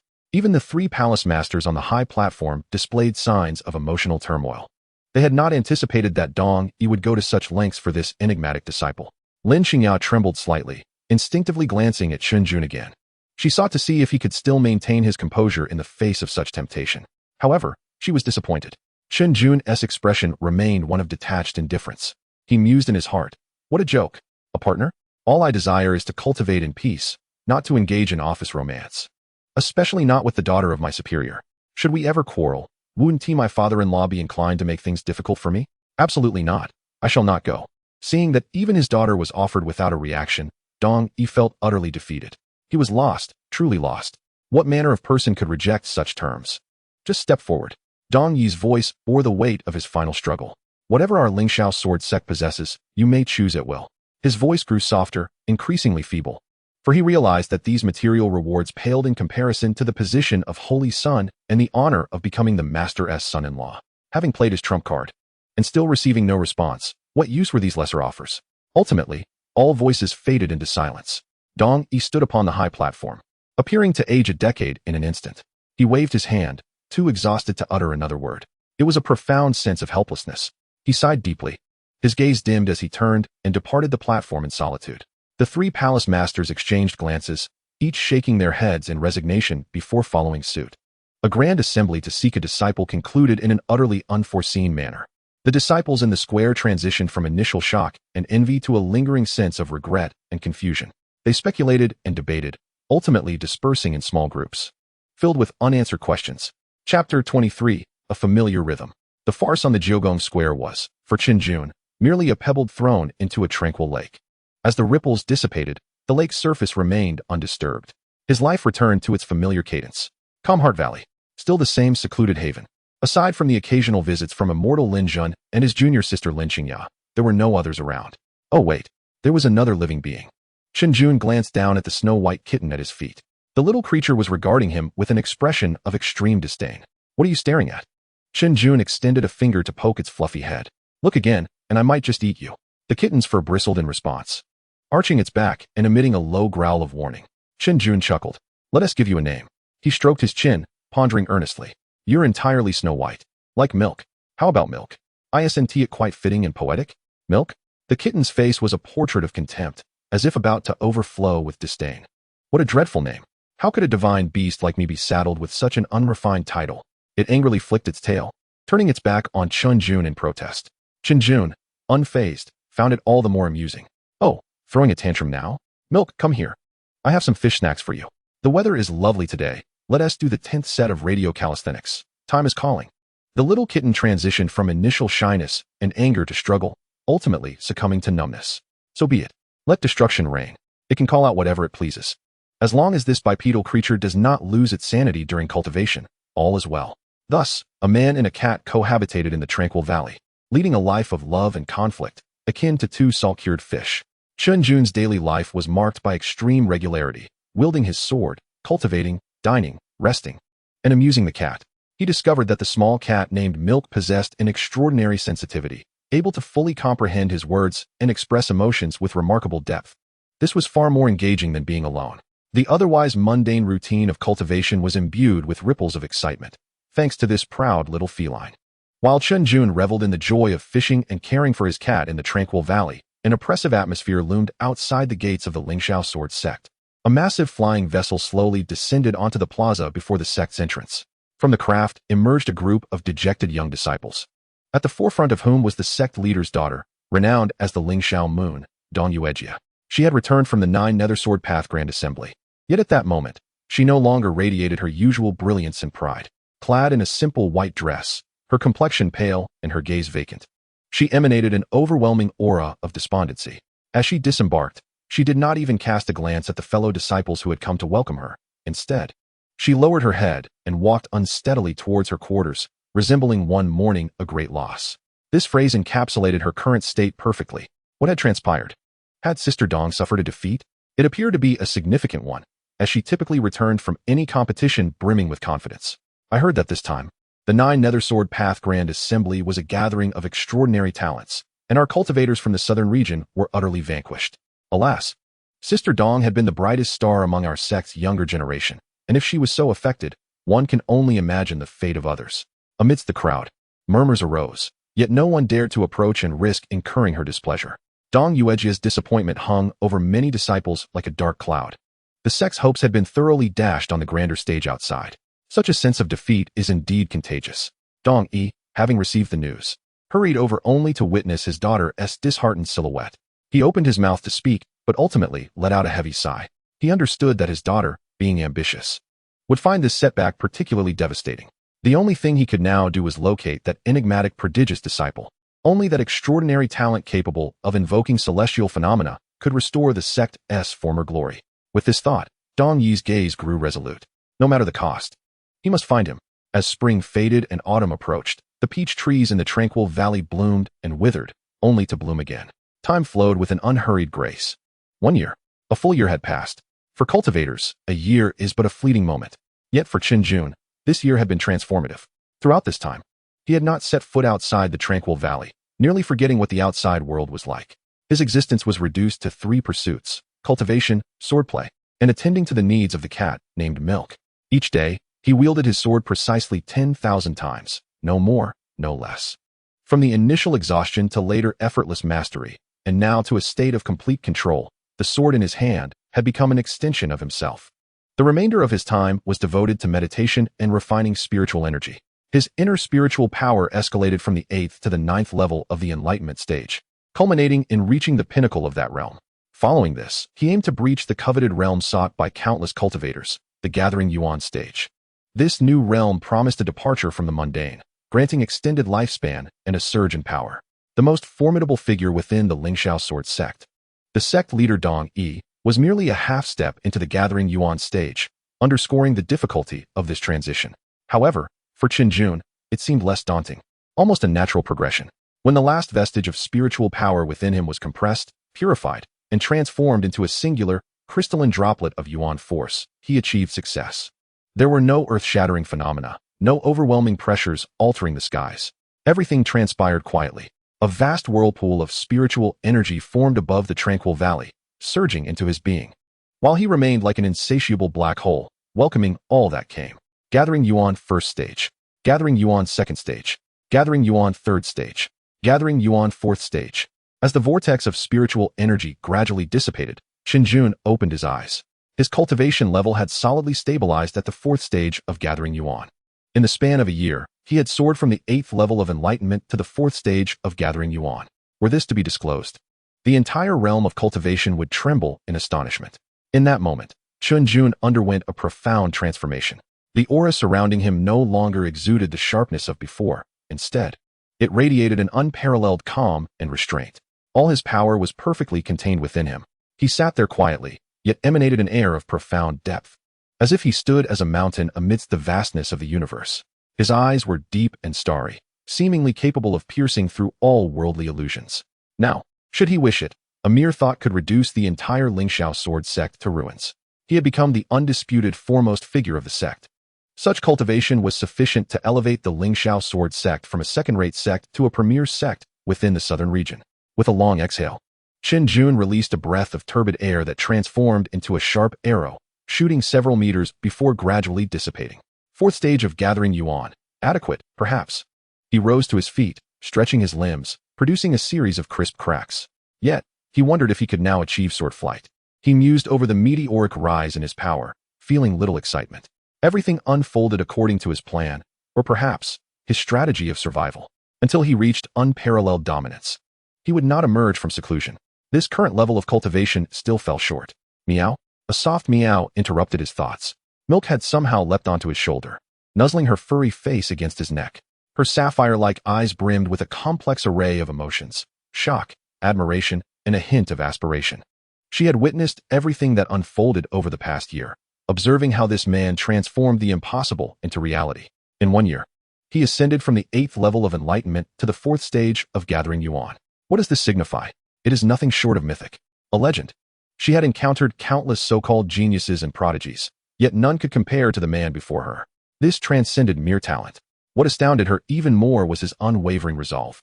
Day after day, year after year, he engaged in the monotonous repetition of swordplay and meditation. Any other person would likely have succumbed to madness long ago. Yet he did not.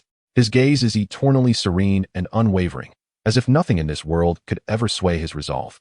Milk is acutely aware that when this man emerges from the valley, the entire realm shall be captivated in awe. That day may not be far off. Simultaneously, at the distant shores of the Nine Nether, a perpetual shroud of black mist envelopes the area, with raging winds howling and tumultuous waves crashing. This is a realm deemed a death zone by mortals. Yet at this moment, upon the pitch-black sands, a multitude of figures kneels, clad in identical black robes and adorned with grotesque masks. Each individual brandishes a flickering torch, the flames dancing and elongating their shadows, twisting upon the beach like a frenzied assembly of demons. All of them face the sea, their expressions fervent and devout, as if awaiting something momentous. Suddenly, a white crest of foam appears upon the darkened waters. A figure strides upon the waves, advancing slowly. With each step he takes, the sea beneath him becomes astonishingly calm, as if an unseen force is smoothing its surface. Thus, he continues, step by deliberate step, emerging from the boundless darkness to the shore. On the beach, the kneeling figures lower their heads even further. In hoarse yet fervent unison, they exclaim, "We welcome the Blood Moon Altar Master." Chapter 24, The Blood Moon Altar. The newcomer, draped in a black cloak, mirrors the prostrate figures before him. However, he emanates a disquieting aura of authority. He is the master of the Blood Moon Altar, a presence that instills terror throughout the entire Nine Nether realm. We welcome the Master's return. On the beach, two figures, also clad in black robes, yet exuding a markedly greater presence than the rest, speak first. They are the left and right guardians of the Blood Moon Altar, the two individuals wielding the most power beneath the Master. The Master emits a faint sound through his nose. He raises his head, revealing a pale yet handsome visage. Though his eyes are a blood red devoid of any human emotion, he scans the kneeling crowd, his gaze ultimately resting upon the left and right guardians. Indeed, you have all entered the gathering essence realm. You have not brought shame upon me. His tone is neutral, betraying no sign of joy or anger. Yet the guardians feel as if a great weight has been lifted from their shoulders. All thanks to the Master's guidance. We are willing to go through fire and water for the Master. Without hesitation, the left guardian asserts first. The right guardian, equally eager to affirm his loyalty, quickly adds, "The Master's journey to the sea will surely yield greater powers. The unification of our altar over the Nine Nether is imminent." Such flattery is perfectly timed. The corners of the Blood Moon Altar Master's mouth curl into the faintest of smiles. Only the peak of the gathering essence 6th stage. Still insufficient. His tone remains indifferent, yet it sends shockwaves through the guardians. The peak of the gathering essence 6th stage? My heavens! Before the Master set sail, he was merely at the gathering essence 5th stage. In just 3 short years, he has achieved such a tremendous breakthrough. This rate of cultivation is simply astonishing. They exchange a glance, both reflecting the fervor in one another's eyes. With a leader of such caliber, what great endeavors could they not accomplish? Enough of this idle chatter. The Blood Moon Altar Master waves his hand, displaying a hint of impatience. During my 3 years of seclusion, has anything significant occurred within the sect? A sense of foreboding grips the hearts of the guardians. Their fervor dissipates instantly, replaced by dread and unease. They stammer, struggling to articulate any coherent response. The Blood Moon Altar Master furrows his brow. The surrounding air grows frigid. The ordinary followers kneeling upon the ground feel as though their very blood might freeze. Speak. The 2 chilling words cause the guardian's legs to weaken, nearly collapsing beneath them. Master, the left guardian stammers, his voice trembling. There has been an incident. Speak. A single word, imbued with an earth-shattering pressure. The left guardian dares not withhold any information, hastily divulging the entire affair. It was the foundation of the warship moon array. It has been stolen. As his words fall, a deathly silence envelopes the scene. Even the sound of the waves seems to vanish.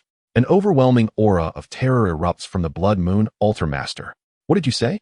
His voice is soft, yet it sends tremors through the guardian's very souls. Repeat that. Thud.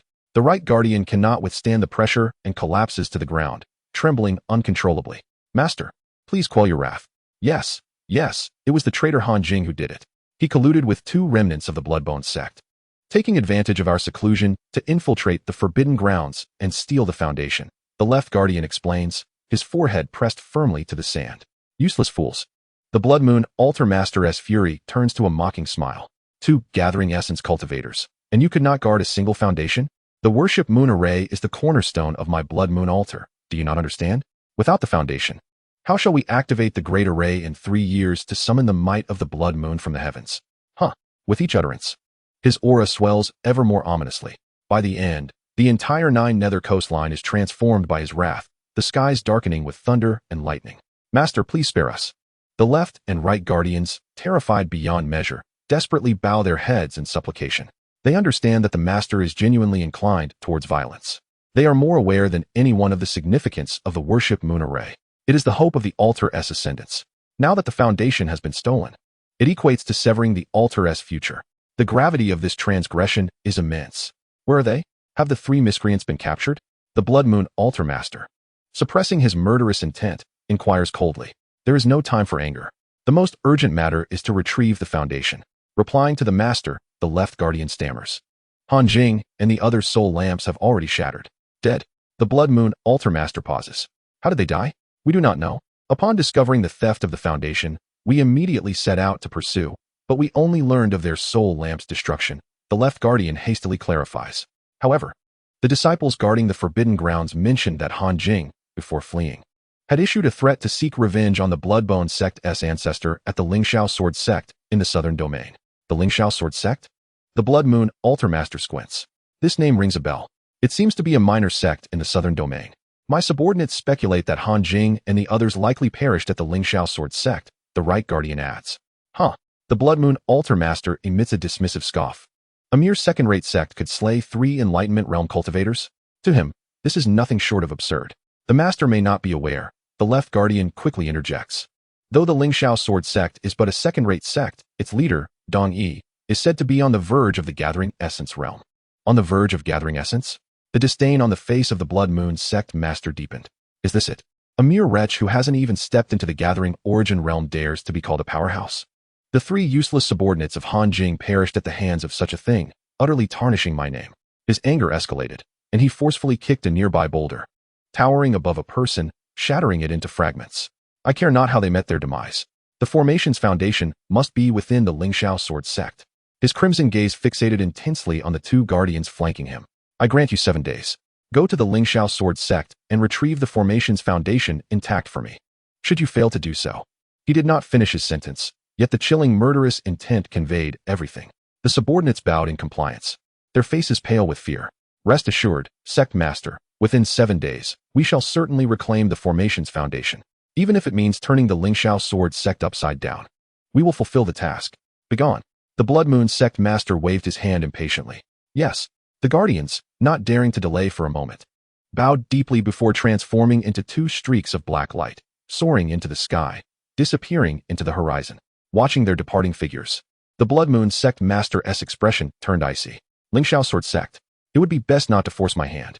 Otherwise, I would not hesitate to see 1 less sect in the southern heaven region. Meanwhile, at the Lingxiao Sword Sect, within the tranquil Heart Valley, Chen Jun had just concluded a day of cultivation. He stretched comfortably, feeling every bone in his body rejoice. His mastery at the 4th stage of gathering origin had elevated his control over power to an entirely new level. At this moment, he felt capable of delivering a single punch that could fell a bull. Yet, he mused, it is still a bit slow. A year has passed, and I have only reached the 4th stage of gathering origin. Chen Jun grumbled with some dissatisfaction. If outsiders were to hear him, they would likely spit out blood in shock.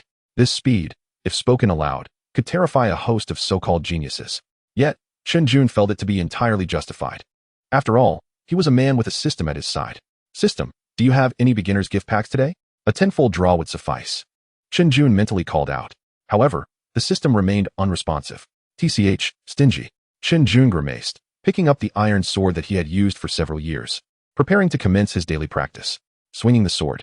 This was a routine he had adhered to every day since his transmigration. Dull, tedious, yet effective. Many of his rewards were obtained through this very act of swordplay. For instance, the previous basic sword technique annotations, Qi nourishing pill formula, and that book which had allowed him to survive thus far, breath concealment technique. Just as he was about to begin, a cold mechanical voice suddenly echoed within his mind. Ding.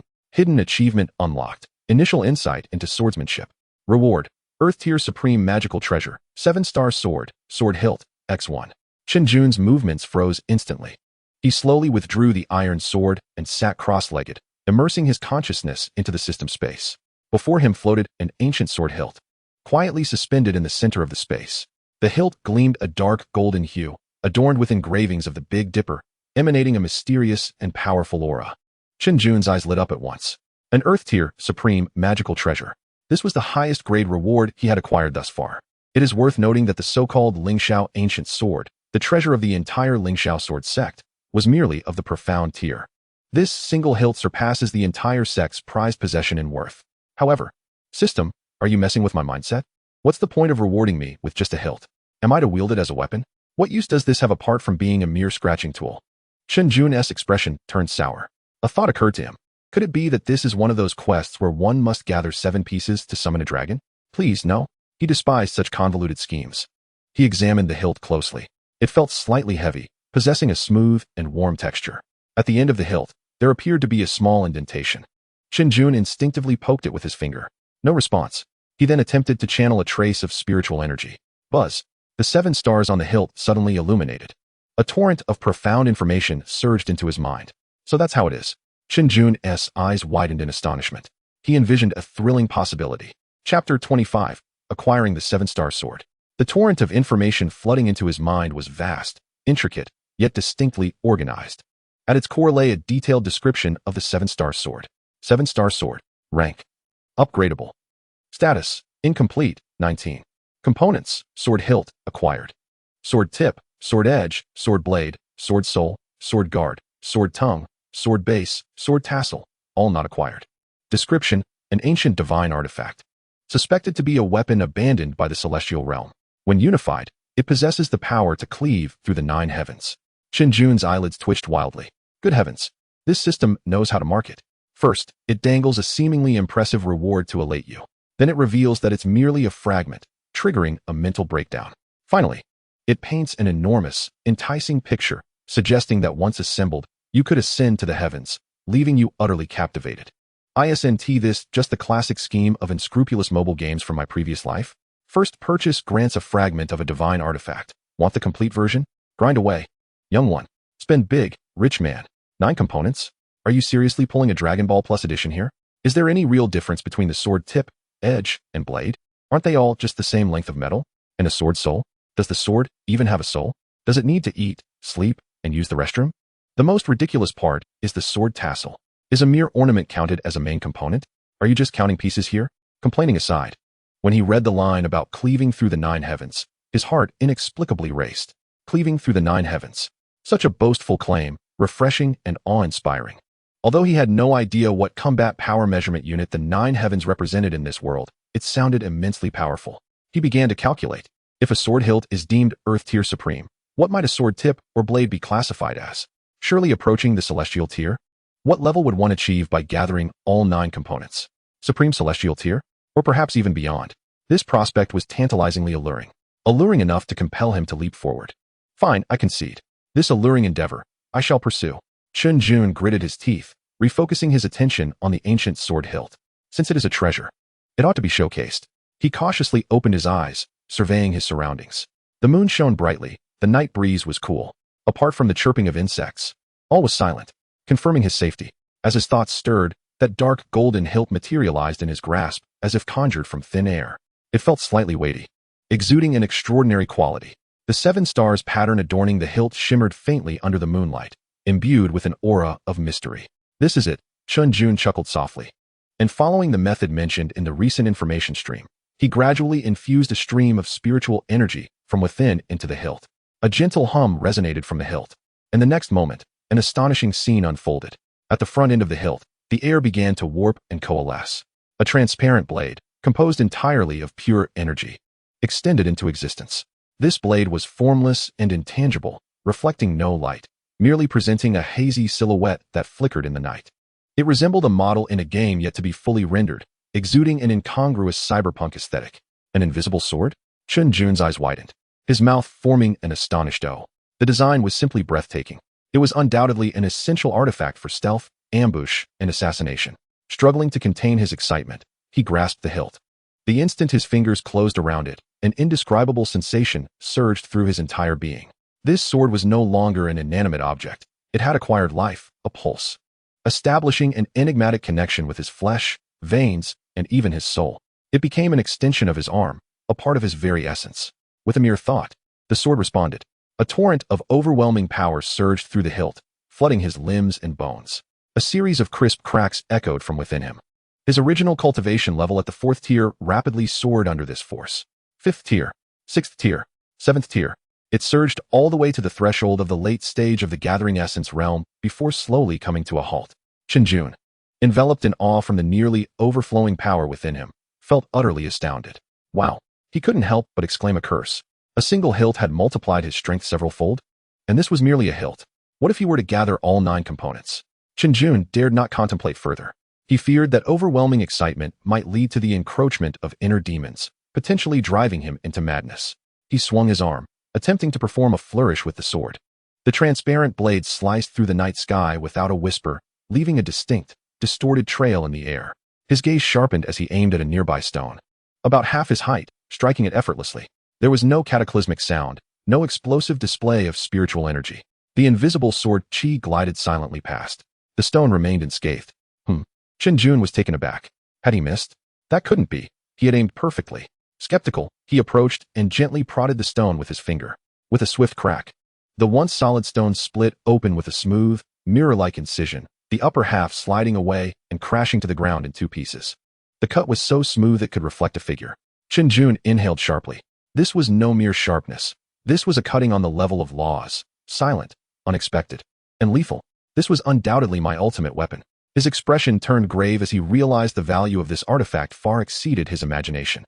Simultaneously, it signified that exposure would bring him unimaginable peril. Discretion was the better part of valor. He understood this principle.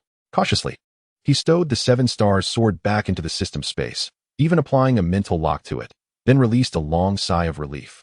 His heart was still racing. The night's excitement had been overwhelming. Meanwhile, as Chen Jun reveled in his newfound treasure, he remained oblivious to a pair of emerald eyes watching him intently from the shadow of a nearby tree. The small white kitten, Milk, lounged lazily on a branch, grooming its pristine fur. As a cat of mysterious origins, it possessed an extraordinary sensitivity to the aura of rare treasures. Just moments ago, an incredibly pure and overwhelming aura of a treasure had suddenly appeared, instantly capturing its attention. The intensity of that aura far surpassed anything it had encountered in this humble sect. Meow? Milk tilted its head, curiosity flickering in its green eyes. Where had this bipedal creature unearthed such a treasure? Its gaze fixated on the dark golden hilt in Chun Jun's hand. Upon a single glance, Milk froze. The astonishment in its feline eyes was unmistakable. A top-tier earthly treasure? What a jest! In this remote, impoverished locale, how could there possibly be such a thing? Milk felt as though its feline perception might be malfunctioning. After all, the so-called treasure of the Lingxiao sword sect, the Lingxiao ancient sword, was nothing more than a mediocre artifact in its eyes, barely worthy of sharpening its claws. Yet the aura emanating from the hilt before it was pure and potent, undoubtedly authentic. This defied logic. How could this Chun Jun possess such a treasure of this caliber? Had the ancestors' graves begun to emit smoke? However, when it witnessed Chen Jun channeling spiritual energy to manifest the transparent blade, Milk's entire being went rigid. Each strand of its soft white fur stood on end, its tail stiffening, its green pupils narrowed into dangerous slits. If the earlier surprise was merely astonishment, this was sheer terror. That was not a complete treasure. It was merely a fragment, a component. A tempest of realization surged within Milk. Its ancestral memories revealed that only when a treasure reached a certain grade could its shards possess independent, complete brilliance and power. A fragment, a hilt, constituted a top-tier earthly treasure. What then must its original form be like? Milk's mind buzzed, blanking out. Heavenly treasures were the stuff of legend. For millennia, The cultivation world had not witnessed the emergence of new heavenly treasures. Each was an unparalleled artifact capable of inciting rivers of blood among the highest powers. Yet now, a suspected heavenly sword's precursor had appeared in this inconspicuous sect, in the hands of a seemingly unremarkable youth. How was this possible? Coincidence? Luck? No.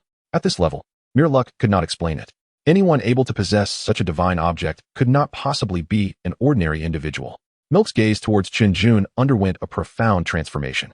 An uncontrollable thought emerged from the depths of its mind. A reincarnated ancient being.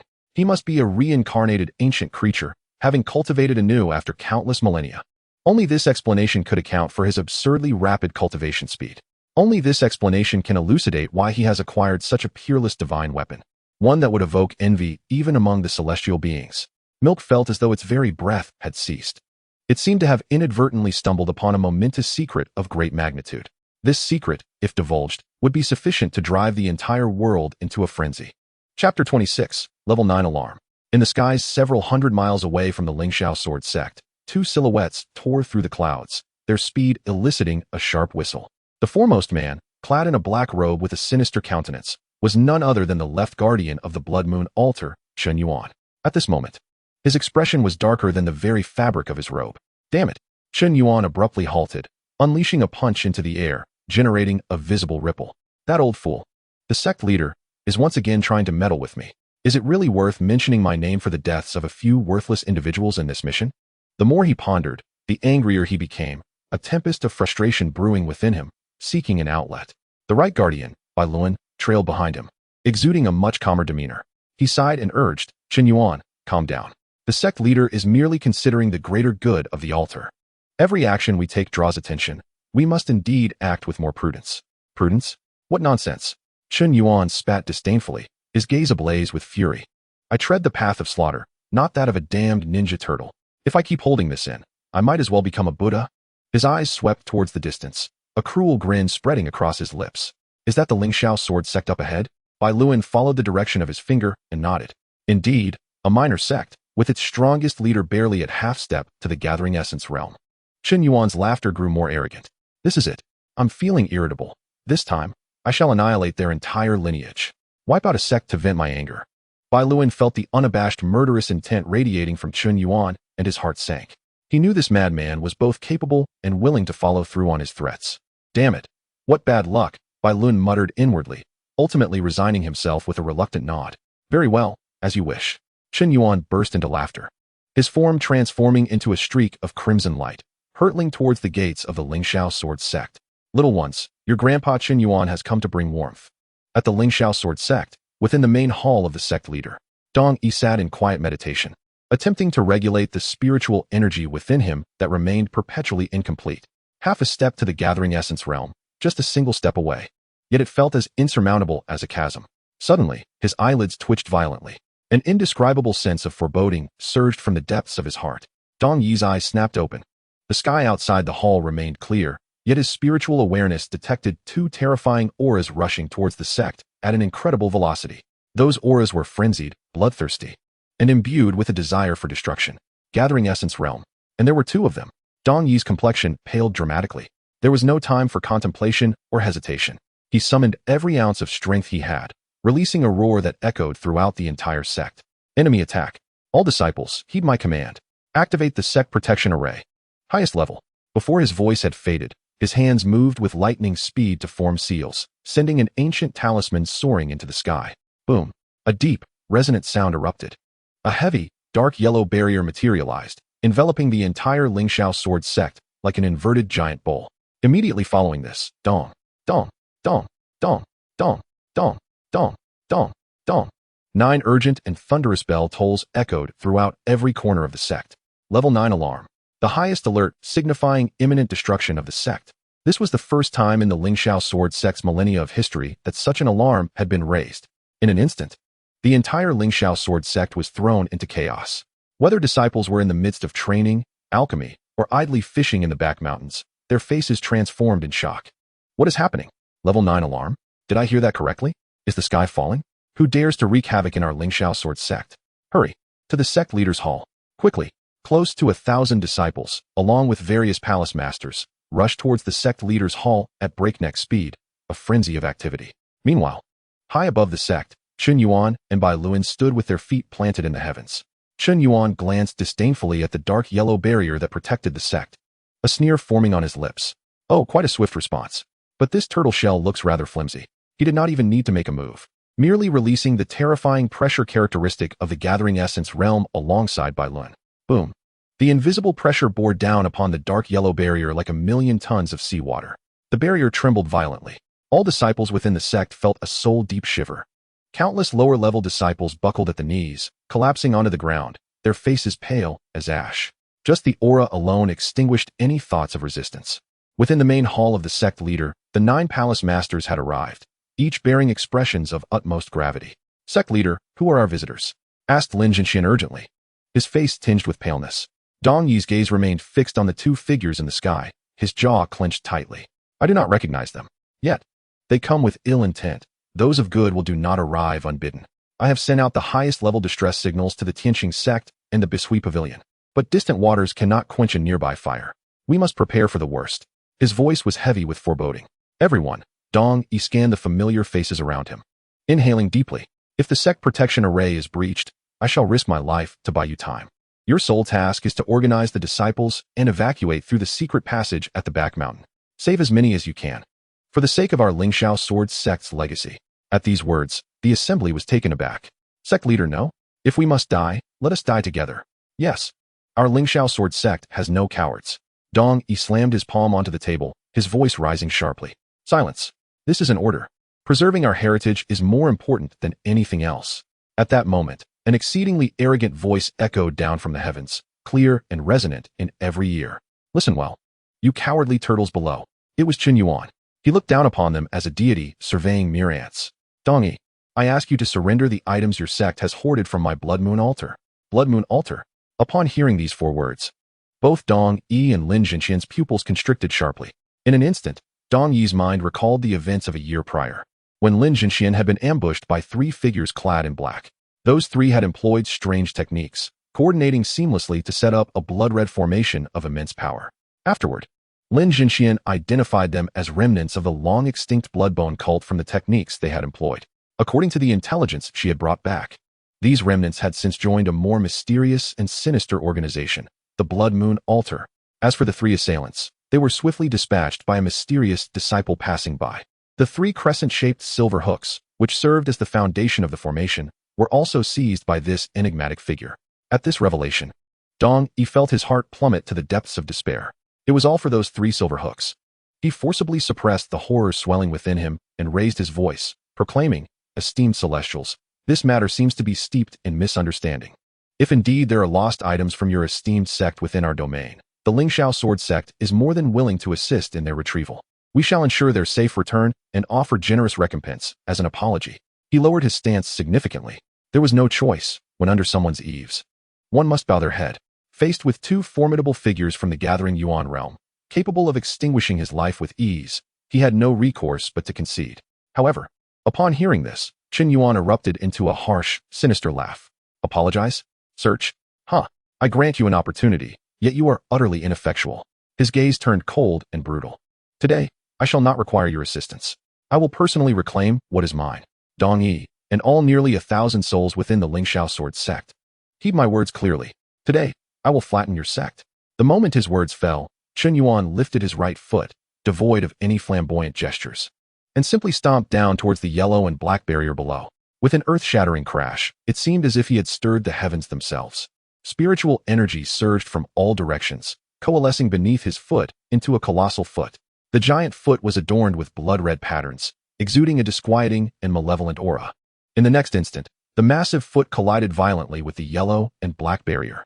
A thunderous boom resonated throughout the entire Lingxiao Sword Sect. The seemingly indestructible barrier quaked and twisted violently under the impact. The yellow and black glow flickered erratically, oscillating between light and darkness. In the plaza, nearly 1,000 disciples of the Lingxiao Sword Sect found themselves engulfed by an irresistible wave of terror that surged through the formation and into their bodies. The weaker disciples immediately spat blood, their faces paling to a ghostly hue. Everyone felt their internal organs shift violently, their heads ringing, almost unable to remain upright. Even the 9 palace masters at the forefront were now each reeling, their chi in disarray. Steady your minds. Hold fast to your essence. Dong bellowed. He thrust both hands forward, unleashing a torrent of divine energy akin to a mountain, transforming it into an invisible barrier that shielded the disciples from the terrifying aftershocks. With their sect leader's protection, the disciples felt their burden lessen, allowing them a moment to breathe. Yet, the fear in their eyes as they gazed skyward was unprecedented. Just 1 foot. Merely 1 foot. It nearly shattered the entire sect's defensive structure. Was this the might of a gathering Yuan realm expert? How could they possibly contend with such power? Above, Chen Yuan slowly retracted his right foot, a mocking smirk playing on his lips, as if toying with a mouse. Oh, you didn't shatter? Your turtle shell is indeed sturdier than I anticipated. He cracked his neck with a series of audible pops. But that is all it is. Again. He laughed menacingly, lifting his foot once more, and this time, he brought it down with even greater ferocity. Boom. The impact was even more violent than the last. The protective formation of the sect felt as though it had been struck head-on by a massive object. A clear, crisp sound of shattering resonated in everyone's hearts. The crowd gazed up in horror to see an unmistakably fine, yet blinding crack materialize upon the once unified yellow and black barrier. The second strike had breached the formation. Despair spread like wildfire among the crowd. Sect leader, a palace master exclaimed, their face drained of color, voice trembling. We can't hold. We simply cannot withstand this. Should we seek that disciple? They spoke urgently. A year ago, didn't a mysterious disciple effortlessly eliminate 3 assassins from the Blood Moon altar? Perhaps he could aid us. At this suggestion, many faces brightened with hope. Indeed, how could they have forgotten him? That individual was formidable. Foolish. Dong spun around, rebuking sharply. Have you lost your senses? What was his cultivation a year ago? The 8th level of enlightenment. Even if he were a prodigy, a year later, he might barely reach the pinnacle of enlightenment. Are you suggesting he face off against 2 gathering Yuan realm masters alone? Do you wish for his swift demise? His voice thundered, awakening the crowd. Our role as elders is to shield our disciples from the storm. When did it become our duty to allow a disciple to bear the weight of our entire sect? The palace master who had suggested this now blushed crimson, bowing their head in shame. Sect leader, I was wrong. Dong averted his gaze from him, refocusing on the precarious protective formation, his tone turning cold and resolute. Listen to my orders. When the formation shatters, you 9 palace masters will each lead a team of disciples through the 9 secret paths from the back mountain. At all costs, cover their retreat. Remember, as long as 1 disciple survives, the Lingxiao sword sect's legacy will not be severed. His voice was unwavering, commanding. The 9 palace masters felt a chill run through them. Responding in unison, yes, sect leader. Dong took a deep breath, adding in a low, solemn tone. Furthermore, if that mysterious disciple truly appears on the battlefield, your foremost task is to protect him at all costs. This is a paramount command. He cast a glance at his daughter, Dong Yuejia, who also bore a pale countenance, emphasizing his words. Remember, it is his safety that must be prioritized, not merely that of Saintess Dong Yuejia. His existence is paramount to the future of our sect. The 9 palace masters were shaken to their core, yet upon meeting the sect leader's unwavering gaze, they comprehended the gravity of the situation. We shall obey. Above, Chen Yuan, having overheard the exchange, erupted into a maniacal laughter. Planning for the aftermath? How touching. Alas, none of you shall escape my grasp. He continued to laugh wildly, lifting his foot as if he were an unrelenting giant, trampling down upon the yellow and black barrier with relentless fury. Boom, boom, boom. With each impact, the earth shuddered in response. With every descent, the fissures upon the luminous barrier multiplied and widened. The once resplendent golden light had now dimmed to an extreme degree. Spiderweb-like cracks sprawled across the entirety of the shield, as if it were on the verge of shattering completely at any moment. Within the sect, nearly 1,000 hearts hung perilously in their throats. Meanwhile, in the tranquil Heart Valley, this place felt like a realm apart from the bloodshed and chaos of the outside world. It remained as serene and peaceful as ever. Chen Jun, seated cross-legged upon the grassy ground, slowly opened his eyes. He could distinctly sense the rhythmic trembling of the very ground upon which the Lingxiao sword sect stood. Each tremor was accompanied by a surge of energy that sent a chill down his spine. TSK, Chen Jun clicked his tongue, scratching his head in resignation. After all this, it seems that I must bear this heavy burden. He muttered to himself with a hint of sarcasm. Who would have thought that the 3 seemingly worthless hooks he picked up would turn out to be treasures of a divine altar? Now, the rightful owners had come knocking, demanding their belongings back. Here I am, minding my own business, only to inadvertently attract the calamity of annihilation upon my sect. Sighing deeply, Chen Jun sprang to his feet. He could clearly hear the arrogant roar of Shun Yuan echoing through the skies, declaring, "Today, I shall flatten your Lingxiao sword sect." Upon hearing this, Chen Jun's expression shifted. He had initially considered returning the items, offering an apology, and compensating them, thus burying the matter. After all, I was in the wrong to begin with. Yet, why could these fellows not comprehend the wisdom of retreating while ahead? Gripping the humble Qixing's sword at his side, the coolness of its hilt calmed the restlessness in his heart. Very well, since you refuse to heed reason, then perish. A thunderous roar erupted just as Chen Jun rose. Above, accompanied by Shun Yuan's final footfall, a sound more fearsome than all preceding ones combined shattered the air. The once steadfast barrier finally reached its limit. Crack!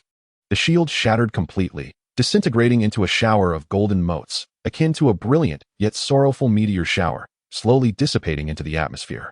The last and strongest line of defense of the Lingxiao sword sect had been breached. Ha! Shun Yuan stood aloft in the sky, arms outstretched, unleashing a triumphant laugh of victory. The game is over. Beside him, Bai Luan's eyes gleamed with an unmasked murderous intent. The plaza of the sect fell into a deathly silence. All disciples wore expressions of despair, their faces ashen. It was over. Everything was over. At that moment, clang! A clear, resonant sound of a sword echoed, shattering the silence. Dong Yi, wielding a shimmering long sword, soared skyward. His figure, dwarfed by the overwhelming presence of two formidable beings, appeared so diminutive, yet resolute and unwavering. He faced the godlike Shun Yuan and Bai Luan, his voice reverberating throughout the sect. "If you wish to trample the Lingxiao sword sect, then you must first tread over my corpse." Chapter 28. Overestimating one's strength. Dong Yi's words resonated in every heart. Holding the radiant long sword, he pointed its blade towards Shun Yuan and Bai Luan above. Although he was merely a half-step into the gathering essence realm, the lord of a sect, his stature seemed so fragile beneath the oppressive aura of the demonic figures. In the plaza, Dong Yuejia covered her mouth, tears blurring her vision. "Father!"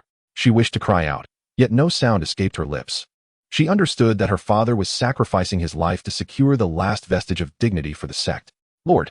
The Lord is mighty!" Countless disciples, their eyes ablaze with fervor, shouted, driving their swords into the ground as support, refusing to kneel. They could die, but they would not die in humiliation. High above, Shun Yuan observed the scene, a cruel smile curling at the corners of his mouth. "Tread over your corpse? A slightly stronger ant believes it can challenge a dragon?" He disdainfully shook a finger. "So Navi." Dong Yi ignored his mockery. He inhaled deeply, unleashing his spiritual energy in a fervent surge. In that instant, his aura escalated exponentially, doubling, tripling, quintupled, until it reached 9 times its original might. Lingxiao sword art, wave upon wave. Dong Yi bellowed, the long sword in his grasp radiating with unprecedented brilliance. A sword wave, honed to perfection, surged forth like a tsunami, aimed furiously at Shun Yuan and Bai Luan. This strike was the strongest he had ever unleashed. It was a desperate gamble, burning his life to wager everything. The plaza's disciples held their breath, a flicker of hope reigniting in their eyes. However, in the face of this earth-shattering blow, Shun Yuan's expression showed not a hint of change. He remained as amused as a cat watching a mouse. Without entering gathering essence, "You are but insects," he remarked coolly. As his words fell, he extended a finger towards the incoming sword wave and flicked it dismissively. Yes, it was as simple as that. An utterly ordinary gesture. Ding! A crisp sound resonated through the heavens. In the next moment, the sword wave, which bore the last hope of the sect and had exploded with 9-fold power, came to an abrupt halt in midair. Then, cracks began to spiderweb from the top of the sword wave. Crack, crack, crack. Finally, before the incredulous gazes of all, it shattered with a thunderous boom, transforming into countless harmless motes of spiritual energy that scattered into the air. Uft! Dong Yi was struck as if by lightning, blood gushing violently from his mouth. An irresistible and terrifying force surged back along the connection between him and the sword wave, rebounding with ferocity. He was flung backward, faster than he had come. In midair, his right sleeve exploded, and his entire arm disintegrated into a mist of blood. Bang! His body crashed heavily into the center of the plaza, the ground fracturing beneath him. "Father!" Dong Yuejia let out a piercing scream. "Lord!" The elders and disciples gasped in horror, their eyes wide with disbelief. Dong Yi struggled to rise, but as he moved, more blood erupted from his mouth, his breath dwindling to a mere whisper. His mind reeled, and for the first time, true terror flickered in his eyes. Was this the true gathering essence realm? The disparity was so vast that it extinguished any flicker of resistance within him. Despair spread throughout the Lingxiao sword sect like a plague. Shun Yuan reveled in this sensation. He delighted in witnessing the helpless and fearful expressions of these so-called righteous cultivators. It gave him an exhilarating sense of control over everything.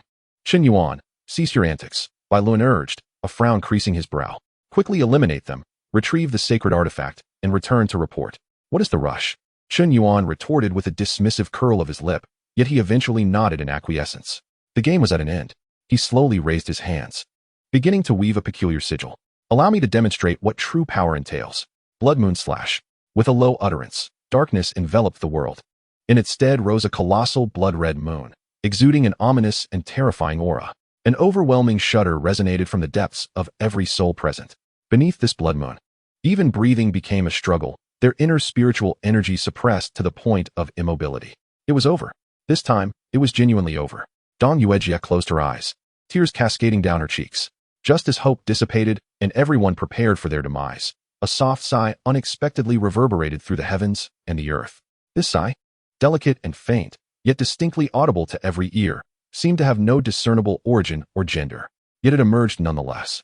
Qin Yuan, poised to cleave the blood moon asunder, found his movements abruptly stilled. Bai Luan, standing beside him, wore an expression of shock. They exchanged glances, both reflecting uncertainty and disbelief. Who dares to toy with the forces of fate? Show yourself. Qin Yuan bellowed, probing the void with his consciousness. Bai Luan, too, on high alert, pondered if this seemingly insignificant Lingxiao sword sect concealed a power of equal caliber. However, the void answered with silence. No response emanated from anywhere. The answer came instead from the innermost recesses of the Lingxiao sword sect, from a serene valley that lay hidden. A sword struck forth, indescribable in its magnificence. As the blade was drawn, every sword in the realm, be it the mundane iron wielded by disciples or the ethereal blade stored within the sect's treasury, quivered violently. This was not fear, it was reverence. Subjects, encountering their sovereign. Clang, clang, clang. A symphony of 1,000 swords resonated, soaring towards the heavens. Then, a radiant sword light cleaved through the darkness shrouded by the blood moon. The celestial river twisted, heralding the arrival of a sword immortal. No. Qin Yuan's pupils constricted to the size of pinpricks. A chill of death surged from the soles of his feet to the crown of his head. He sensed the profound terror of life and death. With no time to ponder, he frantically summoned all his strength, hurling the massive blood-red moon towards the radiant sword light with all his might. That was his ultimate divine ability, his trump card as a formidable practitioner. Yet boom. At the moment of collision, a deafening explosion reverberated, rendering the entire world momentarily deafened. A terrifying shockwave radiated outward from the epicenter, engulfing all directions. The blood-red moon, exuding an aura of dread, shattered upon contact with the sword light as if it were mere paper. The residual might of the sword light surged forward, unimpeded. The astonishment etched on Qin Yuan's face became eternal. He could not even utter a cry of despair before being utterly reduced to dust by that sword light. The left protector of the Blood Moon Shrine, a practitioner of the gathering Yuan realm, met his demise. What? This scene sent Bai Luan into a frenzy of terror. He dared not harbor even a fleeting thought of revenge or resistance. He turned, transforming into a streak of crimson light, fleeing desperately towards the horizon. He sought escape. The farther, the better. He never wished to return to this cursed place. Yet, he had barely flown 100 meters when an ancient, imposing character appeared abruptly in the void before him. An indescribable force of law bound him firmly in place. He could no longer move. No matter how fiercely he summoned his spiritual energy or struggled, his body remained immobile. An overwhelming sense of regret flooded his heart in an instant. What manner of existence had they provoked? In the next moment, the sword light that had slain Qin Yuan glided past him, unhurried and deliberate. Bai Luan's body was first cleaved neatly in half at the center. Before blood and entrails could spill forth, the violent sword energy obliterated him into the most primal dust. The right protector of the Blood Moon Shrine perished. Having completed this feat, the awe-inspiring sword light seemed to possess residual vigor. It continued its advance until it struck a towering mountain in the distance. Boom. Without a sound, the great mountain was cleaved asunder, creating a new valley with a smooth surface. Only then did the sword light gradually dissipate.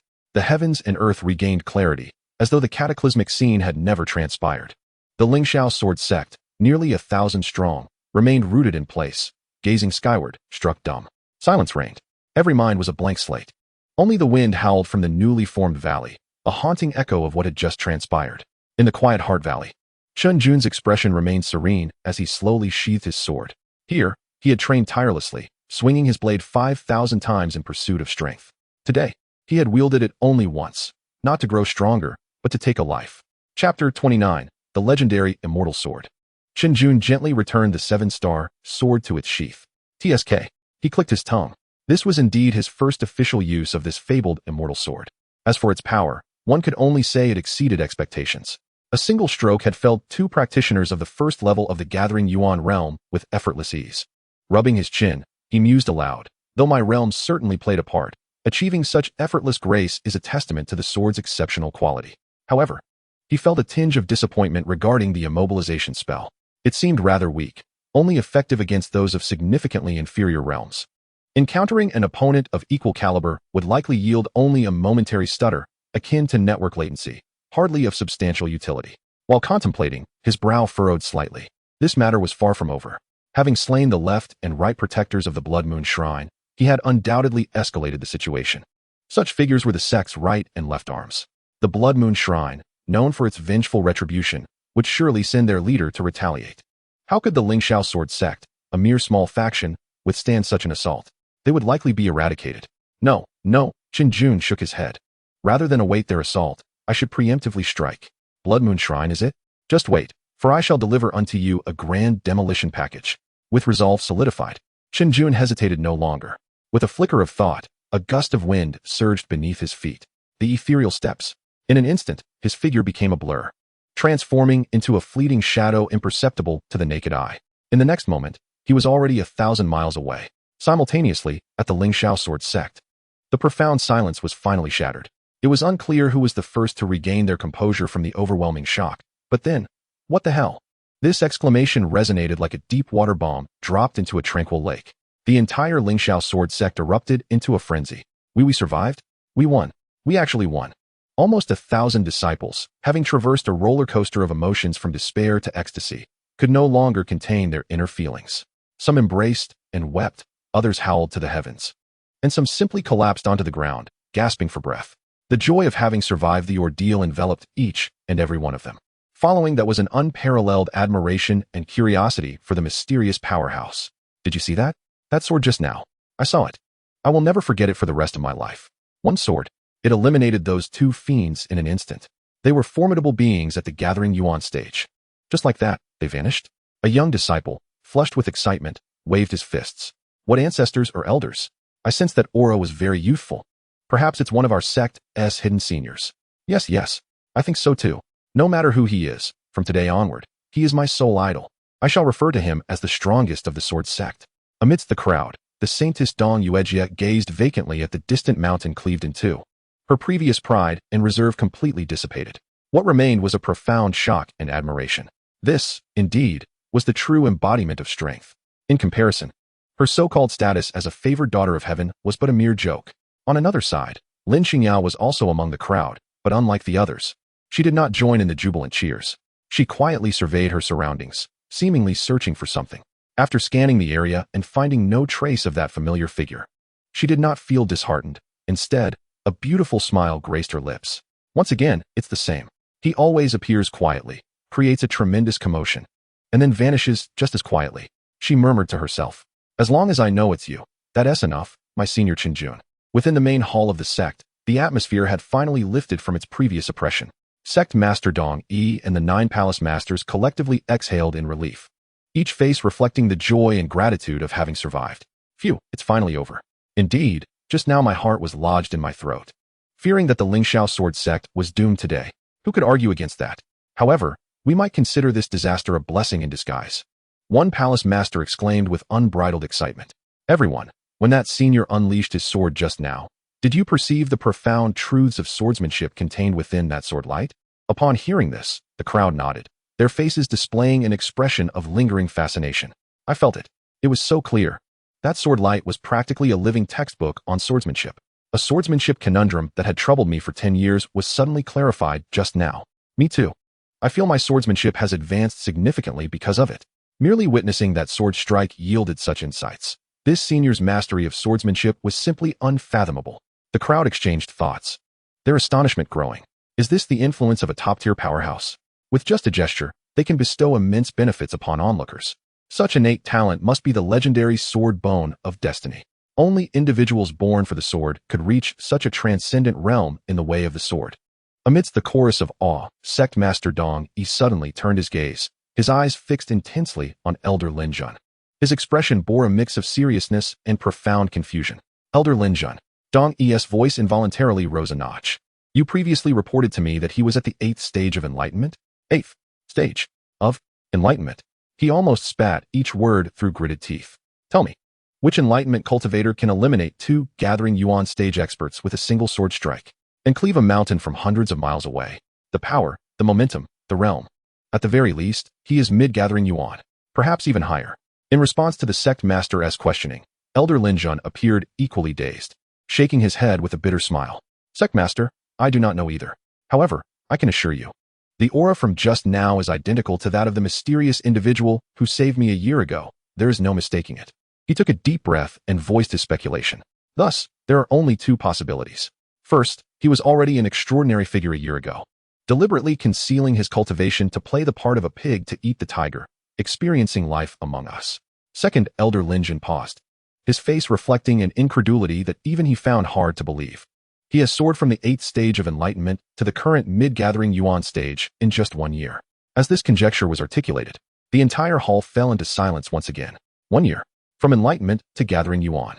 This was no longer mere genius. This was a celestial being. Observing the expressions of disbelief among the crowd, Dong Yi waved his hand grandly, adopting an unconcerned demeanor. Enough.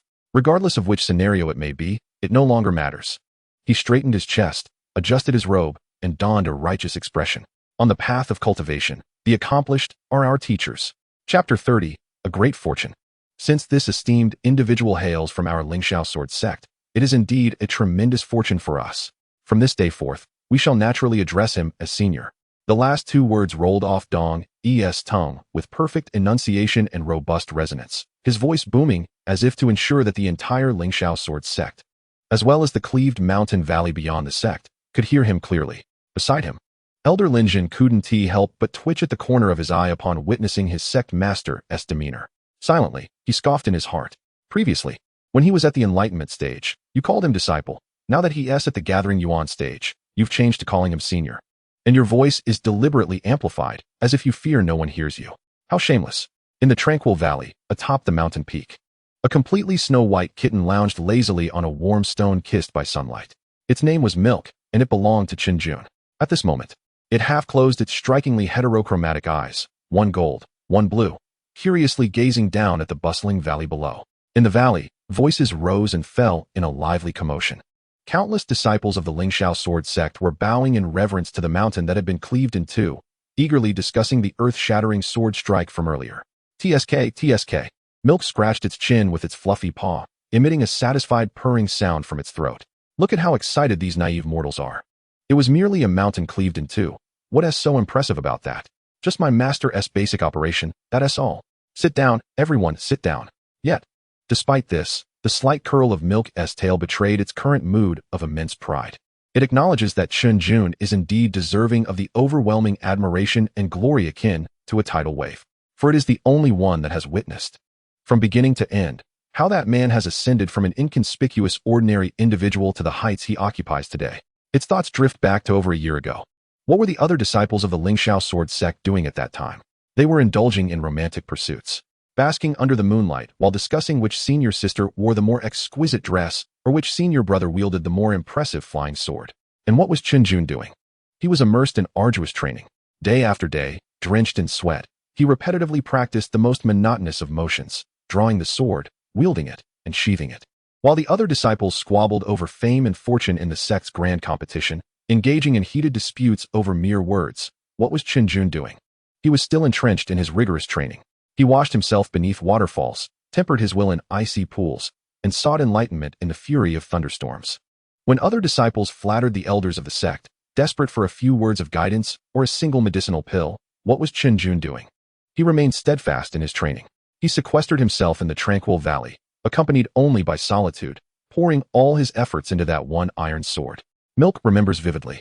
Countless nights, Chen Jun returned to his humble abode, dragging his weary body behind him. Yet, he never uttered a single complaint. As the sun rose the following day, he would appear punctually at the mountain summit, ready to commence another day of cultivation. That tenacity, that unwavering dedication, even made this ancient being, who had lived through countless ages, feel a sense of trepidation. This was no mere human. This was a cultivation fanatic. Thus, the notion of overnight fame is but a myth, for it is through relentless forging that one becomes steel. Milk flicked its tail, its golden pupils shimmering with a sense of prideful recognition. You see only his grandeur in cleaving mountains with a single sword. Yet you remain oblivious to the rivers of sweat he has shed behind the scenes. You marvel at his extraordinary talent. Yet you know not the excruciating price he has paid for such strength. I, this cat, am the sole witness. Upon this realization, Milk's little chest puffed out even further. It felt akin to a parent in a nurturing game, watching the character they had painstakingly raised reach the pinnacle of power, invincible in the realm. The sense of accomplishment, the exclusive joy, was simply exhilarating for the cat. However, returning to the matter at hand, Milk licked its paw, its blue pupils revealing a glimmer of curiosity. What exactly is this fellow's background? Could he possibly be a compatriot from some obscure corner of the universe? Or perhaps, a celestial being reincarnated to experience life in a novice village? It could not fathom, but it knew that Chen Jun harbored a tremendous secret, and it, Milk, would be the most loyal guardian of this secret. Just as Milk was lost in its little world, basking in its self-satisfaction, a cacophony of chattering female disciples below caught its attention. One rosy-cheeked disciple, cradling her heart in her hands, gazed up with starry eyes. If I could marry such a heroic figure in this lifetime, I would willingly sacrifice 100 years of life. Stop dreaming, you. The senior won't even spare you a glance. The senior is mine. Mine. The discussions among the female disciples grew increasingly explicit and unabashed. Their eyes sparkled with unrestrained admiration and possessiveness. Their expressions nearly screamed their desire to bear the senior's offspring. Milk's ears perked up instantly. Its striking heterochromatic eyes narrowed into a dangerous line. A wave of inexplicable jealousy surged from the depths of its heart, swiftly spreading through its limbs. Humph. The little kitten emitted a low, unintelligible growl. Women. They only serve to hinder my caretaker's swordsmanship. A gaggle of foolish mortals, with their mundane charms. Dare to covet my caretaker? His true companion can only be his sword. No. And me. The more Milk contemplated, the angrier it became, its tail thrashing behind it, producing a faint crackling sound in the air. It had made a decision. When Chen Jun returns, it would ensure to enlighten him thoroughly. He must come to understand the dangers posed by women. Meanwhile, far away on the eastern shore of the Nine Nether Realm, a figure was racing across the ground at an unfathomable speed. It was none other than Chen Jun, hurrying from the Lingxiao sword sect. He was employing the system's rewarded technique, the Lingxiu step. This technique, reputed to traverse great distances in the blink of an eye, allowed him to cover vast expanses with each stride. Chen Jun's figure left behind a series of blurred afterimages upon the desolate land of the Nine Nether. The mountains, rivers, towns, and ruins beneath his feet transformed into a swiftly retreating blur. In just 2 or 3 hours, he traversed a distance that would typically take ordinary people years to cover, arriving at his destination. Before him lay an endless expanse of black ocean, its wind bracing and salty, imbued with a thick scent of blood and foreboding. The sky was a sinister crimson, illuminated by a grotesque blood moon casting an eerie glow.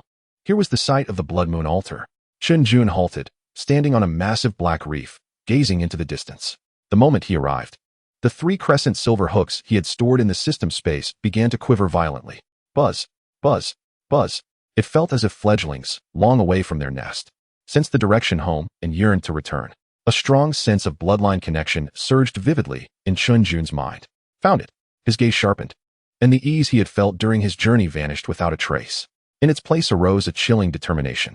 With a mere thought, the 3 uniquely shaped silver hooks materialized in his hands. Cold and piercing to the touch, their vibrations intensified, pointing insistently towards a vast valley shrouded in black mist not far from the ocean's edge. There lay the destination of his quest. Without a moment's hesitation, Chen Jun secured the silver hooks and focused his gaze like a hawk, locking onto that valley. Today, he would make this so-called blood moon altar understand why the flowers bloom so vividly. Retrieving the silver hooks, he swiftly darted towards the valley, resolved to conclude matters swiftly. His figure moved like a specter, and in mere flashes, he reached the entrance of the valley enveloped in black mist. At the entrance stood a massive green stone, upon which 4 distorted characters were inscribed in blood, blood moon altar. Flanking the green stone were 2 cloaked devotees, each wielding a long spear. Upon noticing this unexpected visitor, the 2 devotees mechanically crossed their spears to block his path. One of the devotees opened their mouth, producing a dry and grating voice. Who goes there? Halt. Chen Jun did not even bother to lift his eyelids. He merely inhaled the nauseating scent of blood lingering in the air. This stench was 100 times more potent than the sea breeze of the eastern shore. One can only imagine the extent to which these two individuals, or rather, these two soulless wretches, are drenched in the blood of the innocent.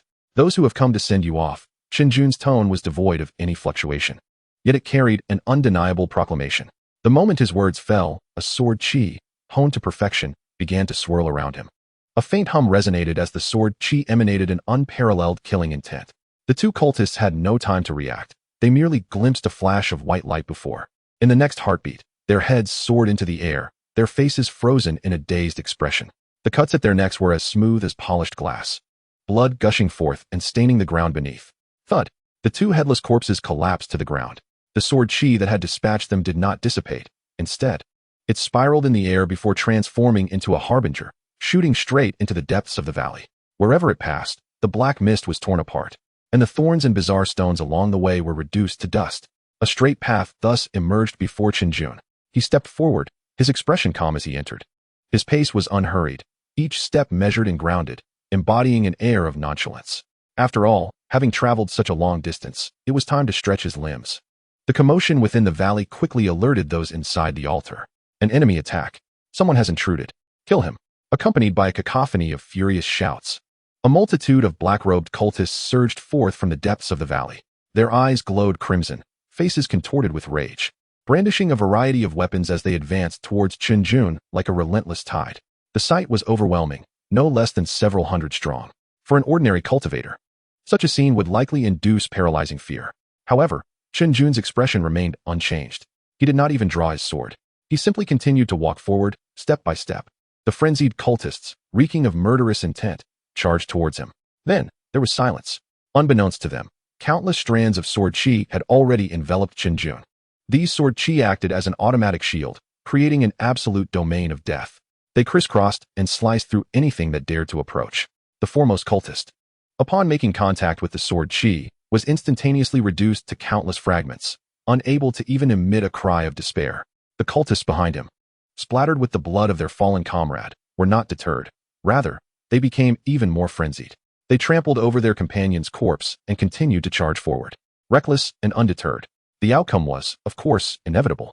Slicing sounds echoed repeatedly as one cultist after another was turned into a rain of blood before Chen Jun, who remained untainted in his pristine white attire.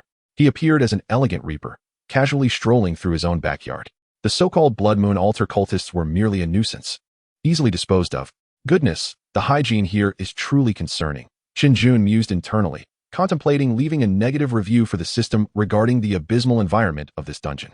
At that moment, a piercing, earth-shattering roar erupted from the deepest part of the valley.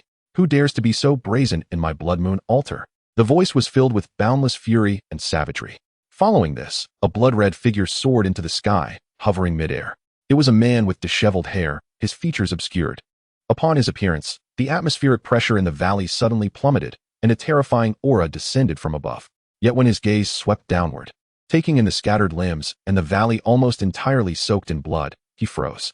After a brief silence, a more ferocious rage erupted. Ah! The man howled at the heavens, his eyes instantly turning a fiery red, ablaze with murderous intent. My followers, my altar. He fixed his gaze upon the figure below, clad in white, who walked leisurely amidst the carnage. It is you. You are the one who slaughtered them. The voice of the Blood Moon altar's master was laced with venom and hatred. He vanished and reappeared not far from Chen Jun, blocking his path. State your name. Who are you, and why do you oppose my Blood Moon altar? The altar master glared intently at Chen Jun suddenly. His gaze fell upon the three crescent-shaped silver hooks at Chen Jun's waist. His pupils constricted sharply. Those silver hooks are our sect's treasures. Speak. Where are Chun Yuan and Bai Luan? What have you done to them? The altar master's voice grew increasingly frantic and furious.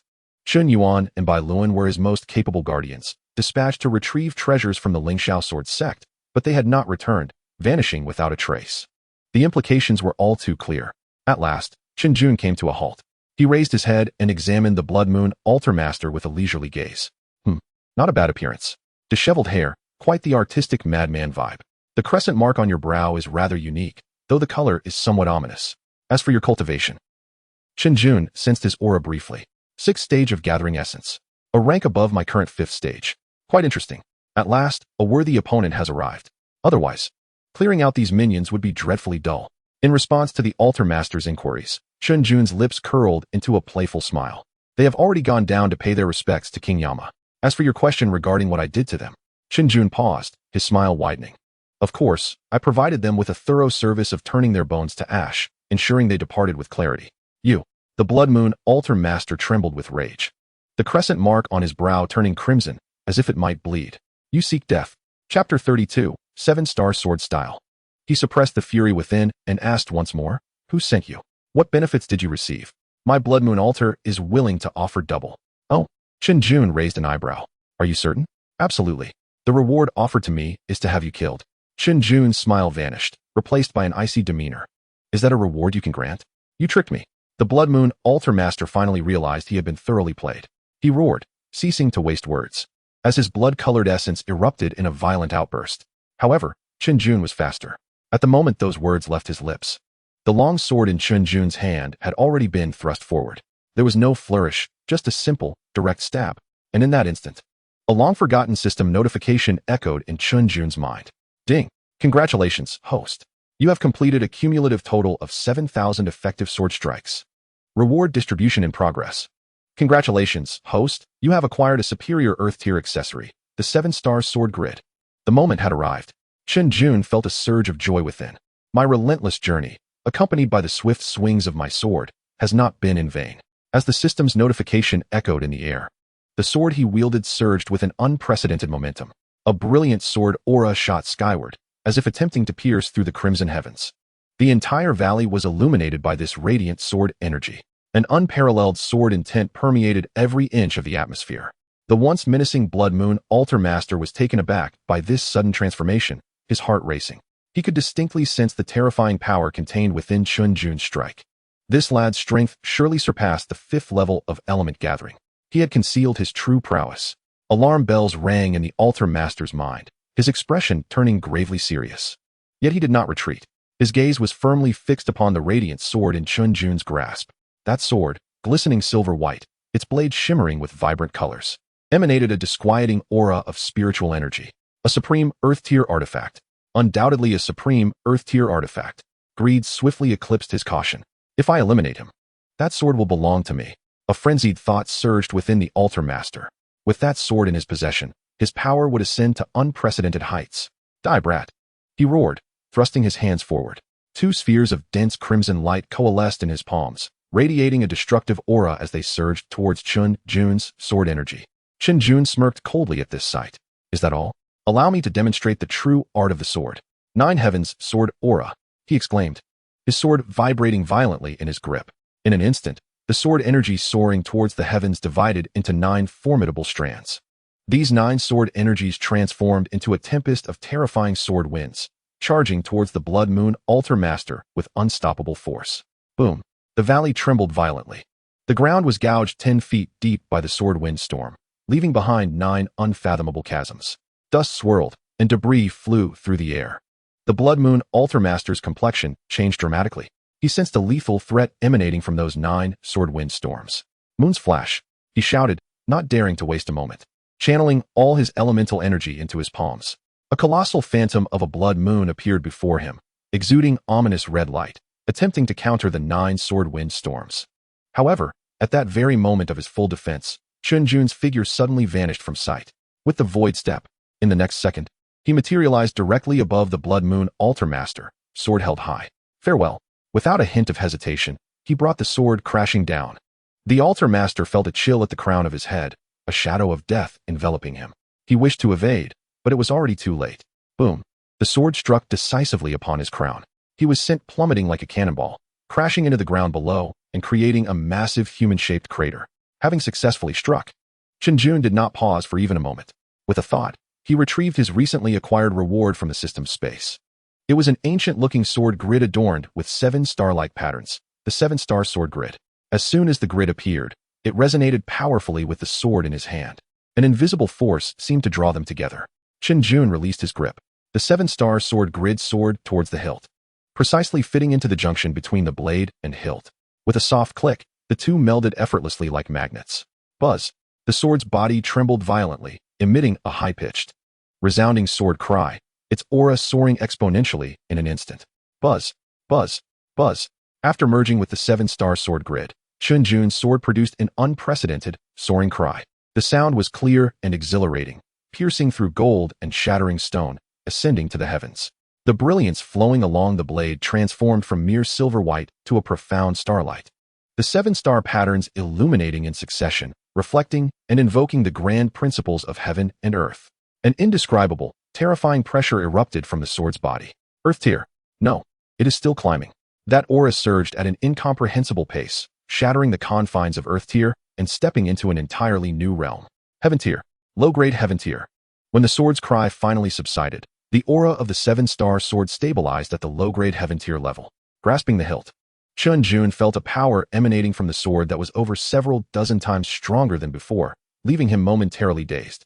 What concept is this? It is akin to having once possessed graduation-level equipment, only to encounter a minor foe, and unexpectedly receiving a patch that upgrades your graduation-level gear to the next version.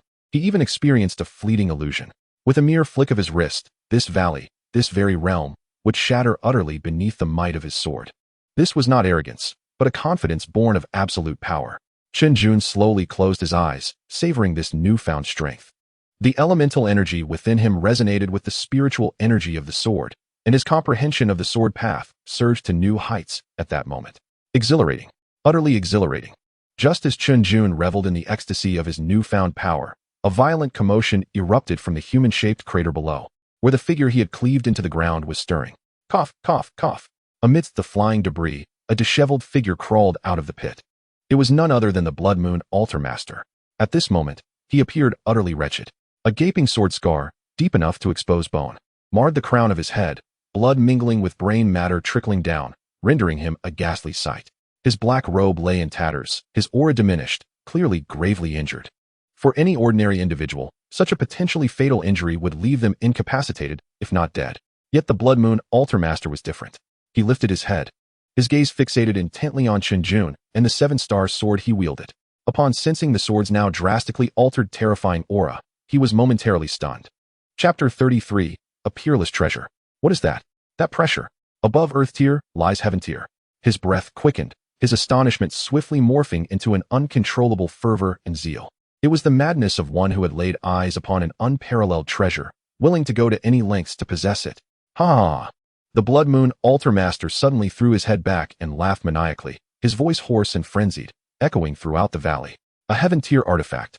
It is indeed a Heaven tier artifact. Brat, you are truly my lucky star. Not only have you delivered a supreme Earth tier artifact to me, but now, right before my very eyes, you have elevated it to the Heaven tier.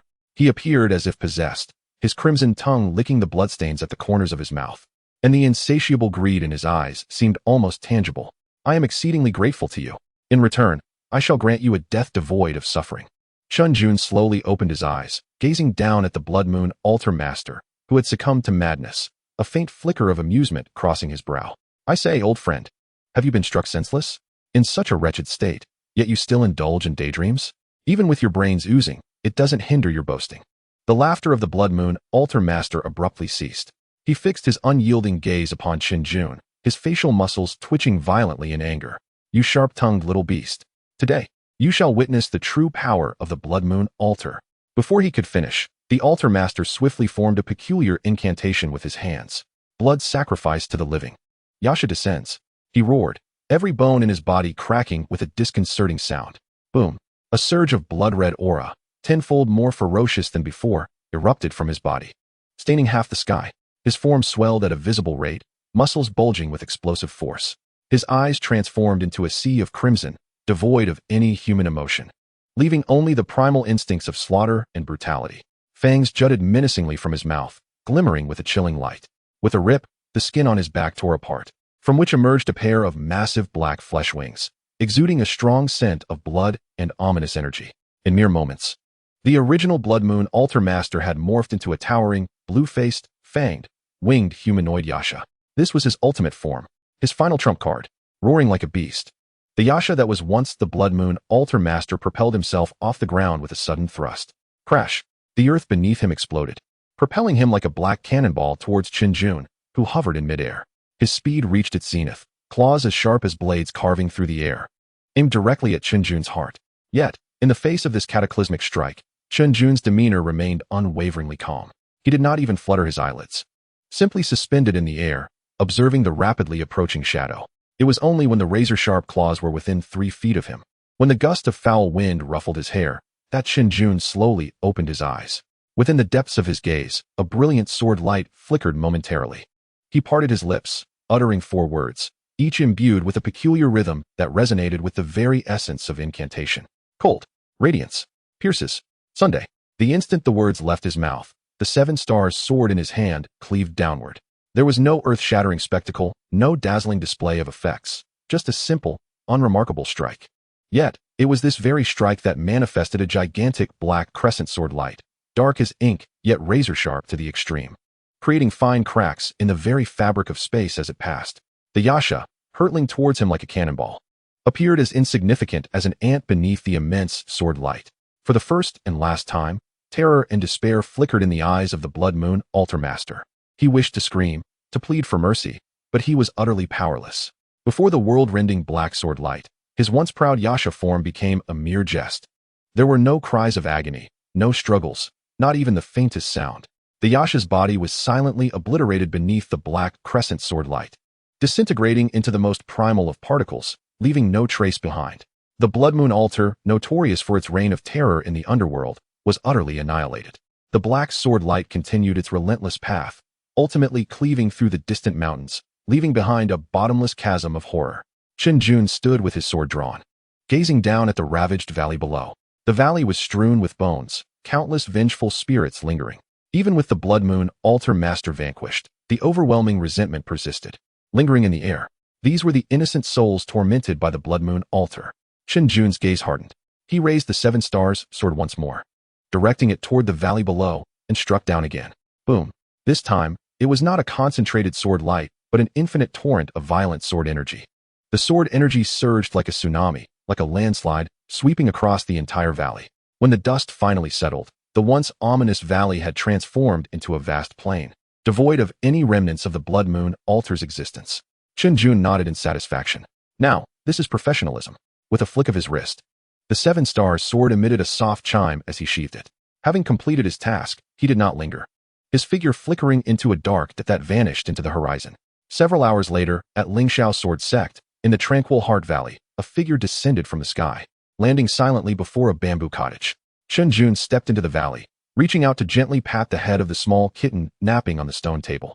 The kitten purred contentedly, narrowing its eyes in delight. 2 years later, atop the mountain, shrouded in mist, Chun Jun sat cross-legged on a slab of green stone. A blade of dogtail grass clenched between his teeth, idly gazing at the sky. Sigh. He sighed deeply. After 2 years of arduous cultivation, he remained stuck at the pinnacle of the 9th stage of gathering yuan, unable to progress. He was but a step away from the so-called transformation stage, on the verge of becoming a true powerhouse. Yet, that final step felt more challenging than ascending to the heavens. System, come out, let us discuss life. Chen Jun called out in his mind. Is my experience bar stuck? Should I reboot? There was no response. His system was as aloof as ever, only occasionally issuing tasks and settling rewards, otherwise resembling a malfunctioning machine. From mortal to sage, transcending the mundane was indeed no simple feat. Chen Jun spat out the blade of grass in his mouth and pretended to reflect deeply. In truth, he thought, if I don't break through soon, I might start to doubt if I need to spend money. Just as he was lost in thought, preparing to relax and give up, a figure came tumbling up from the mountain below. Senior Brother Chun. Chapter 34. A thunderbolt from the blue. Senior Brother Chun. It's bad. The newcomer was an outer disciple of the Lingxiao Sword Sect, drenched in sweat and gasping for breath. Chen Jun lazily cast him a glance. Xiaozhong, what has you so frantic? Calm down. Remain composed. As cultivators, we pride ourselves on remaining unperturbed even in the face of calamity. The disciple named Xiaozhong was nearly in tears, panting and stammering. No, Senior Brother Chun. Indeed, it is the venerable Lin Zhen of the 9th Palace. The sect master has sent me to inform you that Lin Zhen is nearing the end of his days. Xiao Zhang's words struck Chen Jun's mind like a thunderclap, instantly dissipating the nonchalance and irreverence that had lingered on his face. What did you say? His body stiffened. Lin Zhen was nearing his demise? Surely, this must be a cruel jest. Just a few days prior, when he visited, Lin had vehemently chastised him for his lack of diligence in cultivation, urging him to retreat into seclusion. How could this be possible? A thought, sudden and unbidden, surged into his mind. 3 years ago, in a desperate attempt to extend his master's life, he had forced a 3-year extension with the xianxiaaudiobooks. 3 years. Calculating the days. Today seemed to mark the final day of that 3rd year. Chen Jun's heart tightened painfully. He had been so consumed with his own breakthroughs over the past 2 years that he had forgotten such a crucial matter. Damn it. Senior brother? Chen senior brother? Xiao Zhang watched as Chen Jun's face turned ashen, unsure of what to do. Regaining his composure, Chen Jun grasped Xiao Zhang's shoulders. Where is master now? In the 9th Palace's sleeping quarters. Before the words had fully escaped his lips, Chen Jun's figure had transformed into a fleeting shadow, racing towards the 9th Palace. His speed stirred a gale, nearly toppling Xiao Zhang to the ground. Goodness! Xiao Zhang gaped in astonishment at the direction in which Chen Jun had vanished. As he sped along, Chen Jun's mind was a tumultuous whirlpool of memories. Images flashed before him, the stern yet affectionate visage of his master, who would secretly add an extra chicken leg to his bowl, the times he had sat beside him with a flask of wine during his penance, gazing at the stars. The moments of guidance when his master had patiently clarified the most complex concepts of cultivation. In this world, his master Lin Zhen was his only family. Life is fraught with dissatisfaction, yet this most wretched fate had befallen him. Chen Jun felt the heat of unshed tears in his eyes, unwilling to contemplate the grim scene that awaited him should he arrive too late. In no time, the familiar silhouette of the palace emerged in his sight. Even before nearing, he sensed an oppressive weight in the air. At the entrance stood several figures, among them the sect master of Lingxiao Sword Sect, Dong Yi. Accompanying him were several other prominent leaders, each capable of shaking the very foundations of the sect with a mere stomp. Yet, on their faces was a palpable heaviness and sorrow. As Chen Jun approached, Dong Yi's gaze was laden with complexity. He opened his mouth, ultimately placing a heavy hand on Chun Jun's shoulder. Chen Jun, you have arrived. Hurry inside. Master has been waiting for you. Chen Jun nodded, suppressing his words, and stepped forward with a heavy heart into the chamber he knew so well.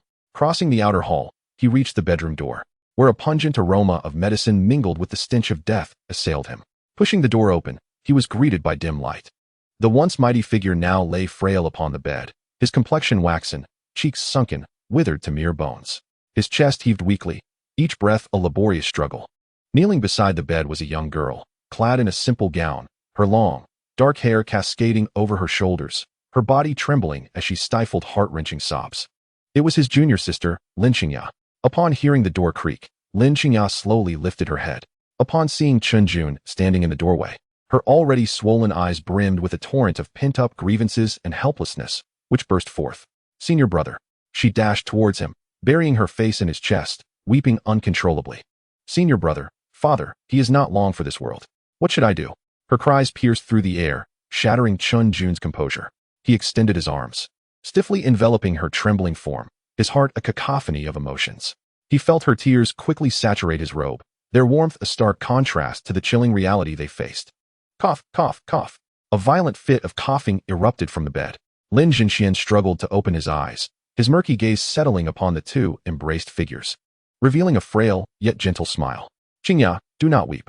His voice rasped, like sandpaper against wood. Let your senior brother come closer. Father. Lin Qingya's sobs intensified. Qingya, listen to me. Chen Jun gently patted her back, his voice equally hoarse. Go wait outside for me.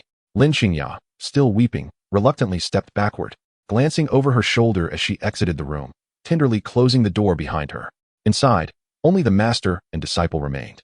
Chen Jun knelt beside the bed, slowly taking his master's withered hand, cold as ice. Master.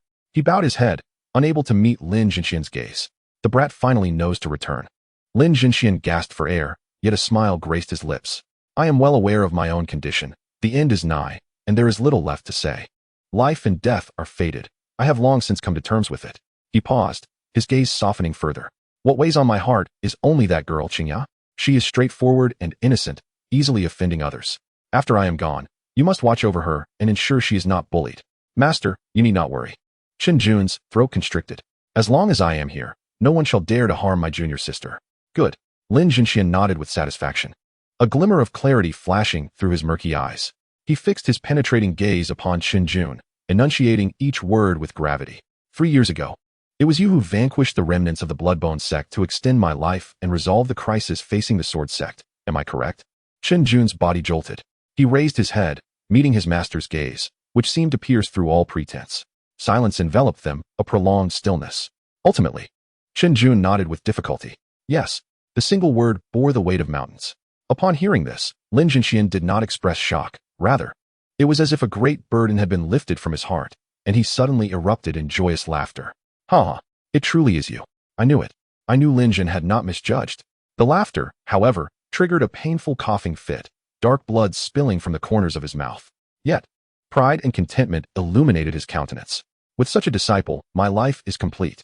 Reflecting on his life, filled with vanquishing demons and safeguarding the sect, he felt no regret. His only lament was that he would not witness the heights to which his hidden gem of a disciple would ascend, nor behold the day he would reign supreme over the world.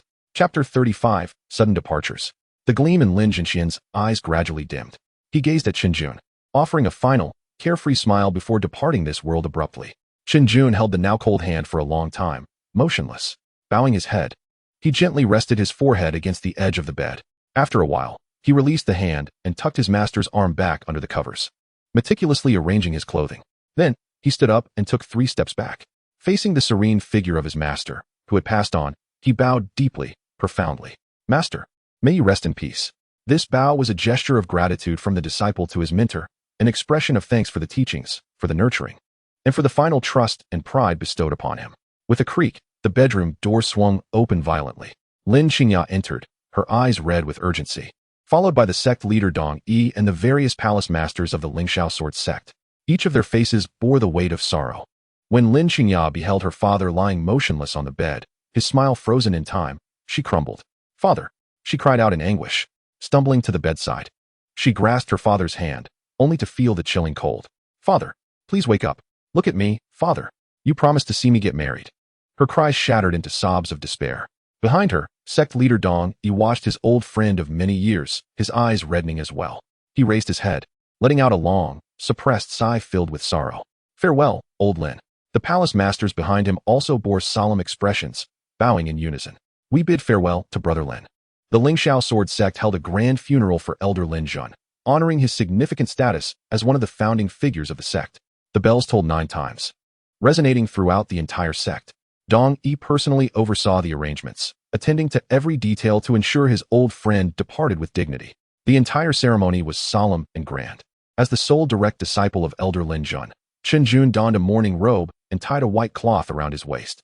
He knelt in front of the spirit hall, quietly pouring oil into the eternal lamp, his expression tranquil, betraying no signs of joy or sorrow.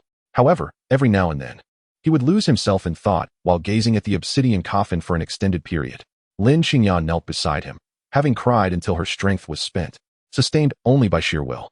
3 days and 3 nights passed. Chen Jun remained kneeling, vigilant at the spirit hall, without sleep. On the day of the burial, the sky was overcast. Elder Lin Zhen's coffin was interred atop the highest peak of the 9th palace, where the view overlooked the entire Lingxiao sword sect. The gravestone bore no superfluous words, only a single line. Tomb of Lin Zhen, master of the 9th palace of Lingxiao sword sect. The spirit would forever safeguard the land he cherished. As the funeral concluded, all commotion faded into tranquility. Chen Jun returned to the tranquil Heart Valley. The valley remained unchanged, with its serene bamboo groves and babbling brooks. Yet, the elderly figure who once lounged in the bamboo chair, sipping wine while chiding him, was no longer present. After his master's passing, Chen Jun felt increasingly like a specter within the sect. Previously, he held the identity of the direct disciple of the 9th palace master, but now, the 9th palace was leaderless, with the sect leader and palace masters preoccupied with selecting the next master, leaving no one to notice him, the former disciple. Chen Jun found solace in the solitude, relishing the opportunity to pursue his breakthrough into the transformation stage without interruption. This was the endeavor befitting a true warrior. He sat cross-legged on a smooth stone beneath the waterfall, allowing the frigid water to wash over him, while his mind delved into the system interface. Name: Chen Jun. Cultivation: Gathering Yuan 9th stage, 9999. Technique: Return to Origin Sword Art. Task: Swing sword 10,000 times daily, 257-651-0000. Reward: Cultivation 1, Vitality 1. Gazing at the stagnant progress bar stuck at 9999, Chun Jun felt a surge of frustration. Is this for real? It's been months, and I'm still stuck? Over 25,000 sword swings. My health is about to burst. Was the threshold for the transformation stage gilded or diamond encrusted? Why was it so arduous to enter? He had attempted various methods: seclusion, enlightenment, taking pills, everything conceivable. Yet, that flimsy barrier remained unbroken.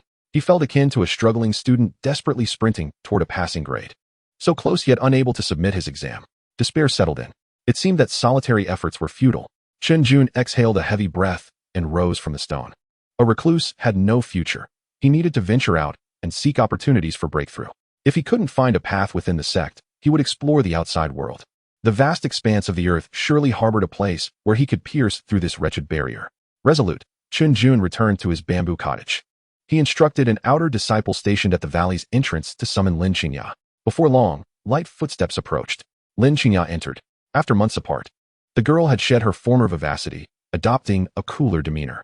She wore a simple white dress, her figure appearing more delicate, and her once vibrant face now bore fewer smiles. The loss of her master had impacted her profoundly. Nevertheless, upon seeing Chen Jun, her cold gaze softened, revealing an innocence and reliance unique to him.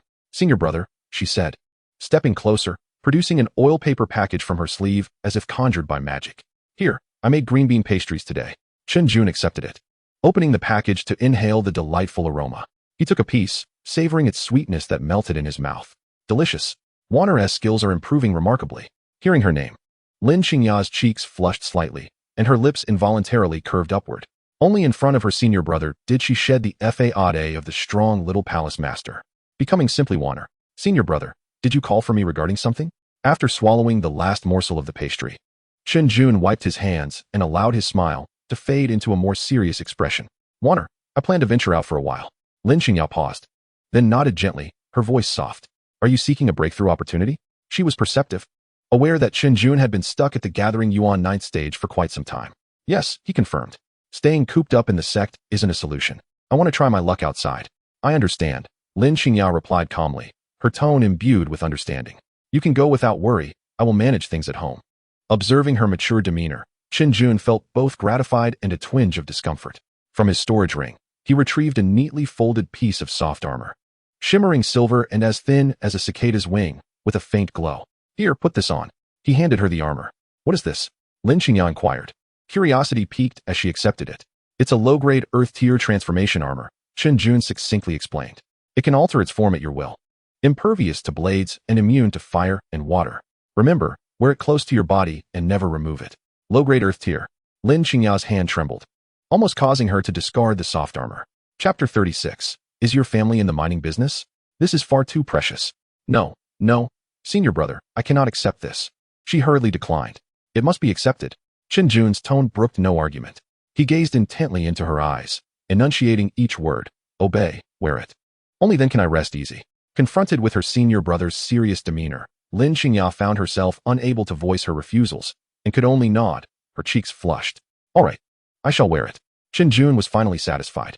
Then, he produced a long sword still sheathed, its scabbard ancient yet the blade exuded an aura of sharpness.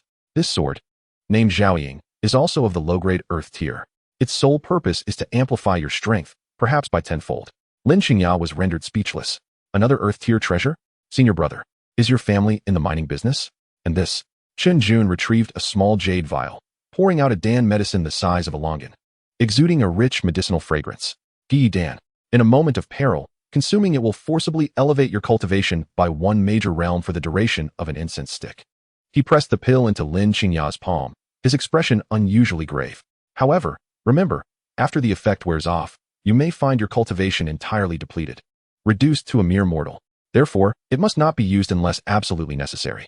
Lin Qingya clutched the Dan, feeling a burning heat in her palm. She understood that any one of these three items could incite a storm of bloodshed in the realm of cultivation. Yet, her senior brother casually bestowed them all upon her. Lastly this. Chen Jun produced a small brocade pouch and handed it to her. "Inside is a sensing talisman. I have infused it with my consciousness. If you encounter a calamity that even the Gi Dan cannot resolve, crush it. As long as I am not dead, I shall sense it no matter how far apart we are." Lin Qingya accepted the pouch, gripping it tightly in her palm. She lifted her gaze, her eyes brimming with tears, her voice tinged with a quiver. "Senior brother, enough with the tears." Chen Jun ruffled her hair, stating that a girl venturing into the world must be equipped with some means of protection. "Take these seriously. Chen Jun, are you really leaving?" Lin Qingya's eyes were reddened, her voice carrying a barely perceptible quaver. She had donned a new dress today. The hem swayed gently with her movements, accentuating her already exquisite beauty. "Unfortunately, The one she wished to impress was a straightforward man solely focused on fleeing. Chun Jun nodded, his expression devoid of embellishment. Yes, it has been rather stifling in the sect for too long. I wish to take a stroll outside. His response was nonchalant, as if he were merely planning a walk to the back mountain the following day. Where will you go? Lin Qingya bit her lip, mustering the courage to inquire. Can I come find you in the future? The sparkle of hope flickered in the girl's eyes. Chen Jun, upon seeing her expression, felt a pang of alarm. Oh no, could it be that this girl? He quickly extinguished this dangerous thought. After all, harboring the monumental secret of his system, nurturing himself in solitude was the path to take. Ahem. Chen Jun cleared his throat, adopting an enigmatic demeanor, wandering the world, a home in every corner, living a life without ties. Destiny shall bring us together. There is no need for deliberate searching. His words carried an air of a reclusive sage. Lin Qingya, perceptive as ever, discerned the distance in his words. The light in her eyes dimmed abruptly, akin to a candle extinguished by the wind. She lowered her head dejectedly, her hands nervously twisting the hem of her garment. I understand. Her voice was barely a whisper, akin to the hum of a mosquito. Senior brother Chun, take care on your journey. With that, she could no longer contain herself and swiftly fled the courtyard, as if staying a moment longer would cause her tears to spill. Watching her retreating figure, Chen Jun scratched his head helplessly. Sigh, what a predicament. He lamented, yet his face bore no trace of guilt. Better to endure the short pain than suffer a prolonged one. He had no desire to evade pursuers while simultaneously comforting a young girl. With a flicker of his mind, he sensed the items he had gifted Lin Qingya, the inner armor and the talisman, still bore their marks. Returning to his quarters, he began to pack his belongings. In truth, there was little to gather.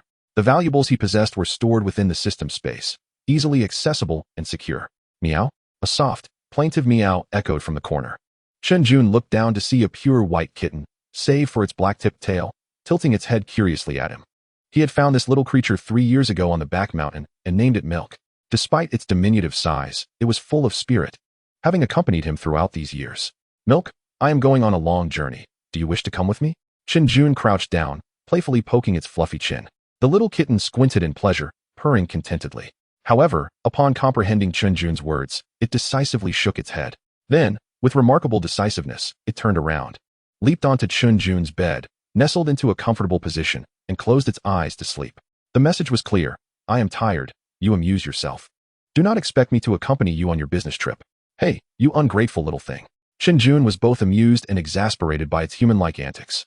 Very well. You stay home and guard the house. Remember to visit Lin Qingya for food and drink. Do not let yourself go hungry. He had already informed Lin Qingya to look after Milk in his absence.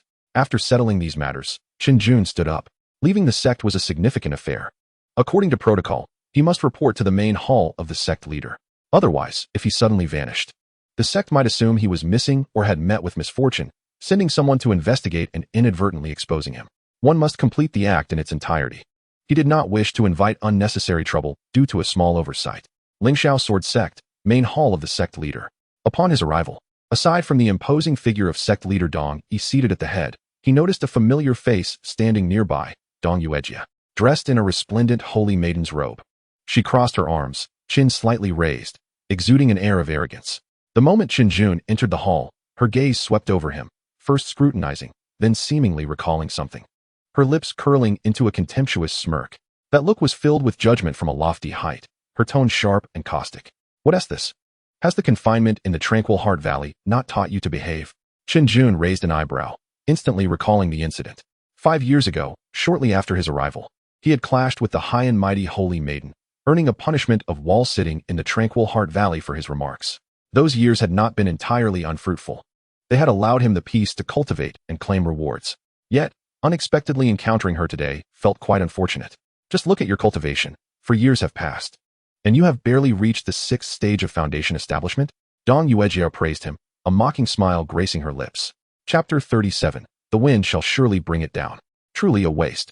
Years ago, I remarked upon your mediocre talents and unruly temperament, predicting that you would never achieve greatness. It seems my assessment was indeed correct. Chen Jun had no inclination to engage with her. The 6th stage of foundation establishment that he currently displayed was merely a fade, meticulously crafted through his breath-concealing technique. Like a tall tree in the forest, it is bound to attract the wind's wrath. Until he possesses absolute self-defense capabilities, remaining inconspicuous is the safest course of action. Engaging in a verbal spar with someone as self-satisfied as this common woman would only serve to squander his breath and diminish his stature. He deliberately ignored Dong Yuejia and bowed respectfully to the seated Dong Yi. Disciple Chen Jun pays his respects to the sect master. Dong Yuejia's expression darkened instantly at being disregarded. How dare a mere inner disciple overlook her, a holy maiden? It was utterly outrageous. Father, look at his audacity. Dong Yi raised his hand to silence his daughter, his authoritative gaze fixed on Chen Jun. What brings you to the Great Hall? His voice was steady, betraying neither pleasure nor ire. Chen Jun responded with due respect, neither humble nor arrogant. Esteemed sect master, I have recently experienced some insights during my cultivation, but feel constrained by a bottleneck. I wish to venture out for some practical training in hopes of finding a breakthrough. And I have come to inform you of my intentions. His words were impeccably articulated, embodying the typical request for leave often employed by disciples, a veritable template. However, scarcely had he finished speaking when Dong Yuejia could not restrain her derisive laughter. Venture out for training? With your abilities? Her voice rose, laced with mockery. A disciple at the 6th stage of Foundation establishment dares to speak of training outside? Are you eager to meet your demise? The outside world was not as serene as the sect. A random rogue cultivator or a formidable beast could easily claim your life. She crossed her arms, looking down at Chen Jun with unmasked disdain. I advise you to remain within the sect and do menial tasks, lest you embarrass yourself. Yuejia enough? Dong Yi finally could no longer tolerate her insolence, chastising her sternly. Such disrespect towards a fellow disciple in the sect master's hall is unbecoming. Dong Yuejia, chastised by her father, felt a surge of indignation, stamping her foot in silence. Dong Yi turned his attention back to Chen Jun, his expression softening somewhat. Your desire to seek the path is commendable. Since you have made your decision, then go. He retrieved a token from beside him and tossed it to Chen Jun. This is the token for disciples venturing outside the sect. Keep it safe. When traversing the outside world, exercise utmost caution. Should you encounter insurmountable troubles, you may invoke the name of Lingxiao Sword Sect. It may afford you some assistance. These were mere formalities, but also the responsibilities of a sect master. Chen Jun accepted the token with another bow. Thank you, sect master. With that, he turned and departed without a trace of hesitation, not casting a single glance in Dong Yuejia's direction. As he exited the sect master's hall, however, his steps faltered. Before he could fully depart, Dong Yuejia's sharp, furious complaints echoed from within. Father, look at his attitude. A worthless wretch. How dare he ignore me? I should have disposed of him directly back, then instead of sending him to the quiet contemplation valley. I've done him a favor. And now he speaks of training outside. I suspect he is plotting to defect from the sect. Such a person is nothing but an ingrate. Standing outside the hall, Chen Jun listened impassively, though internally he began to critique her vehemently. Goodness, she twists the truth and confuses right from wrong, and yet accuses me of being sensitive? Some people explode at the slightest disregard, like a firecracker. He shook his head. Engaging with such a person would indeed lower his stature. However, not addressing it did not equate to being passive. He believed in repaying grievances on the spot, never allowing them to fester overnight. Standing still, he did not even raise his eyelids, yet his consciousness, akin to an invisible hand, silently penetrated the walls of the hall, precisely locking onto the tumultuous Dong Yuejia. In the next moment, slap, a crisp sound erupted in the hall. Dong Yuejia, who had been lamenting to Dong Yi, halted abruptly. It was as if she had been struck by a speeding truck, spinning 2.5 times before crashing heavily to the ground. A few bloodied teeth flew from her mouth, skidding across the polished floor. Wah! Dong Yuejia was stunned. She covered the rapidly swelling side of her face, her throat emitting incoherent whimpers, her eyes filled with confusion and excruciating pain. What had happened? Who struck me? She attempted to speak, but found her mouth filled with the metallic taste of blood, sharp pain rendering her tongue swollen, unable to articulate a single syllable. The entire hall fell into a chilling silence. Dong Yi's pupils constricted in shock. He had seen it clearly. His daughter had been struck across the face by an imperceptible force right before his eyes.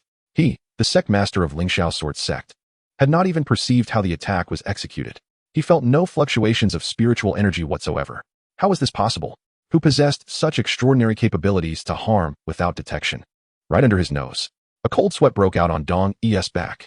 His first instinct was that a formidable enemy had invaded. Yet, his powerful consciousness swept across the entire Lingxiao Sword Sect, revealing no sign of an adversary. There were no enemies. So, where did this power emanate from? His gaze instinctively darted outside the hall. Chen Jun, the recently departed Chen Jun. A thought struck Dong Yi's mind like lightning, causing him to shudder. Could it be him? Impossible. How could a disciple at the 6th stage of Foundation establishment possess such elusive powers? If not him, then who? The assailant's target had been unmistakably clear, Dong Yuejia. Just moments ago, only Chen Jun and Yuejia had clashed. Dong Yi's brow furrowed deeply as countless threads of logic began to intertwine in his mind. 5 years ago, Chen Jun had been punished and sent to quiet Contemplation Valley for opposing Yuejia. For 5 years, he had been isolated, never leaving the valley's confines. A disciple of mediocre talent, spending 5 years in such a place with scant spiritual energy, yet somehow managing to elevate his cultivation to the 6th stage of foundation establishment. Something was amiss. Quiet Contemplation Valley. Quiet Contemplation Valley. Dong Yi's eyes suddenly brightened with realization. A possibility struck him, one that sent shivers down his spine. Could it be that within Quiet Contemplation Valley resided an extraordinary master? And that Chen Jun, under the guise of meditation, had actually taken that master as his teacher? Once this notion took root, it could not be suppressed. Only this could explain why Chen Jun had the audacity to seek training outside. Only this could elucidate the unfathomable strike he had just witnessed. That senior must have disapproved of Yuejia's arrogance and taken action on behalf of his disciple. With this thought, Dong Yi could no longer remain seated. He needed to confirm the truth. You stay here and reflect. Dong Yi cast a sharp glance at his daughter, who was still sobbing on the ground. And with a swift motion, he vanished from the grand hall. In the blink of an eye, he found himself at the entrance of the Tranquil Valley. Chapter 38, Tranquil Valley. The valley was serene, just as it had always been. Yet, Dong Yi's heart was rife with unprecedented tension and exhilaration. He suppressed his aura, adopting the guise of a mere mortal, and stepped cautiously into the depths of the valley, his demeanor imbued with profound reverence. He approached the modest wooden cabin where Chun Jun resided. The door was slightly ajar. Taking a deep breath, Dong Yi respectfully clasped his hands and declared, I, Dong Yi of the Lingxiao Sword Sect, humbly come to pay my respects to you, esteemed senior. His voice echoed in the tranquil valley, but no response came. After a lengthy pause, the silence persisted within. Dong Yi hesitated momentarily, but ultimately summoned his courage and gently pushed the door open. The interior was sparsely furnished with only a bed, a table, and a chair. Nothing else adorned the space.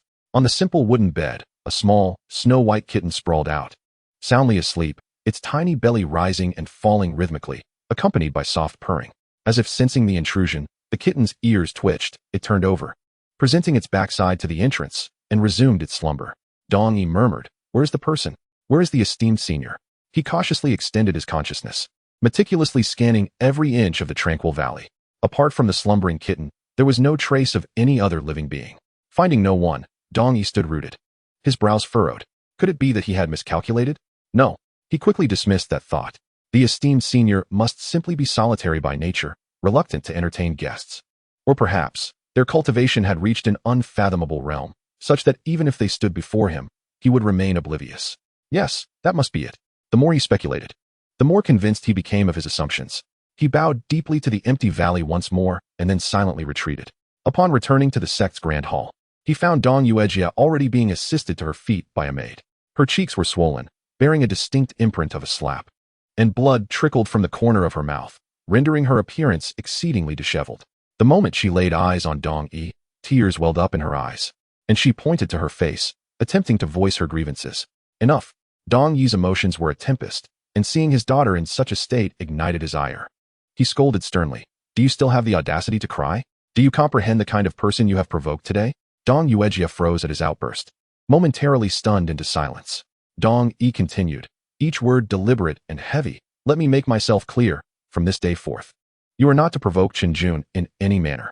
Should you encounter him in the future, either take a detour or address him respectfully as senior brother. You must apologize for your actions today. Otherwise, do not blame me for confining you to the forbidden grounds for eternity. Each word struck Dong Yuejia like a hammer, leaving her wide-eyed and incredulous. What is father saying? Apologize to that good-for-nothing? Call him senior brother? On what grounds? I was the one who was struck. Her heart brimmed with a torrent of injustice and confusion, yet facing Dong Yi's unprecedented seriousness and icy demeanor, she found herself rendered speechless. Dong Yi observed her astonished yet defiant expression, sighed inwardly, and softened his tone, though it remained laced with warning. Yuejia, remember that this world is vast, and there are beings beyond our comprehension. Some individuals are not ones we can afford to offend. Behind Chen Jun stands a figure whom even our Lingxiao Sword Sect must revere. What you experienced today was merely a minor physical reprimand. The esteemed senior showed restraint. Had you truly angered him, it would not only be you, but the entirety of the Lingxiao Sword Sect that could face annihilation. These words finally instilled genuine fear within Dong Yuejia. Though spoiled, she was not foolish. What kind of terrifying existence could compel her father, the esteemed sect leader, to utter notions of reverence and destruction? The thought that Chen Jun, whom she had tormented and humiliated over the years, might possess such formidable backing filled her with trepidation and regret. Meanwhile, having successfully departed from the Lingxiao sword sect, Chen Jun ambled down the mountain path, his spirits soaring. Farewell. I shall venture into the world and embark on a new journey. He hummed a tuneless melody, already plotting his route for exploration. According to the archetypal narratives found in transmigration novels, the protagonist's first step upon descending the mountain was to become mortal, to immerse oneself in the mundane, to experience the myriad aspects of humanity, to awaken enlightenment amid the dust of the world, ultimately breaking through one's limitations. Yes, this formula is quite sound. Perfectly suited for me.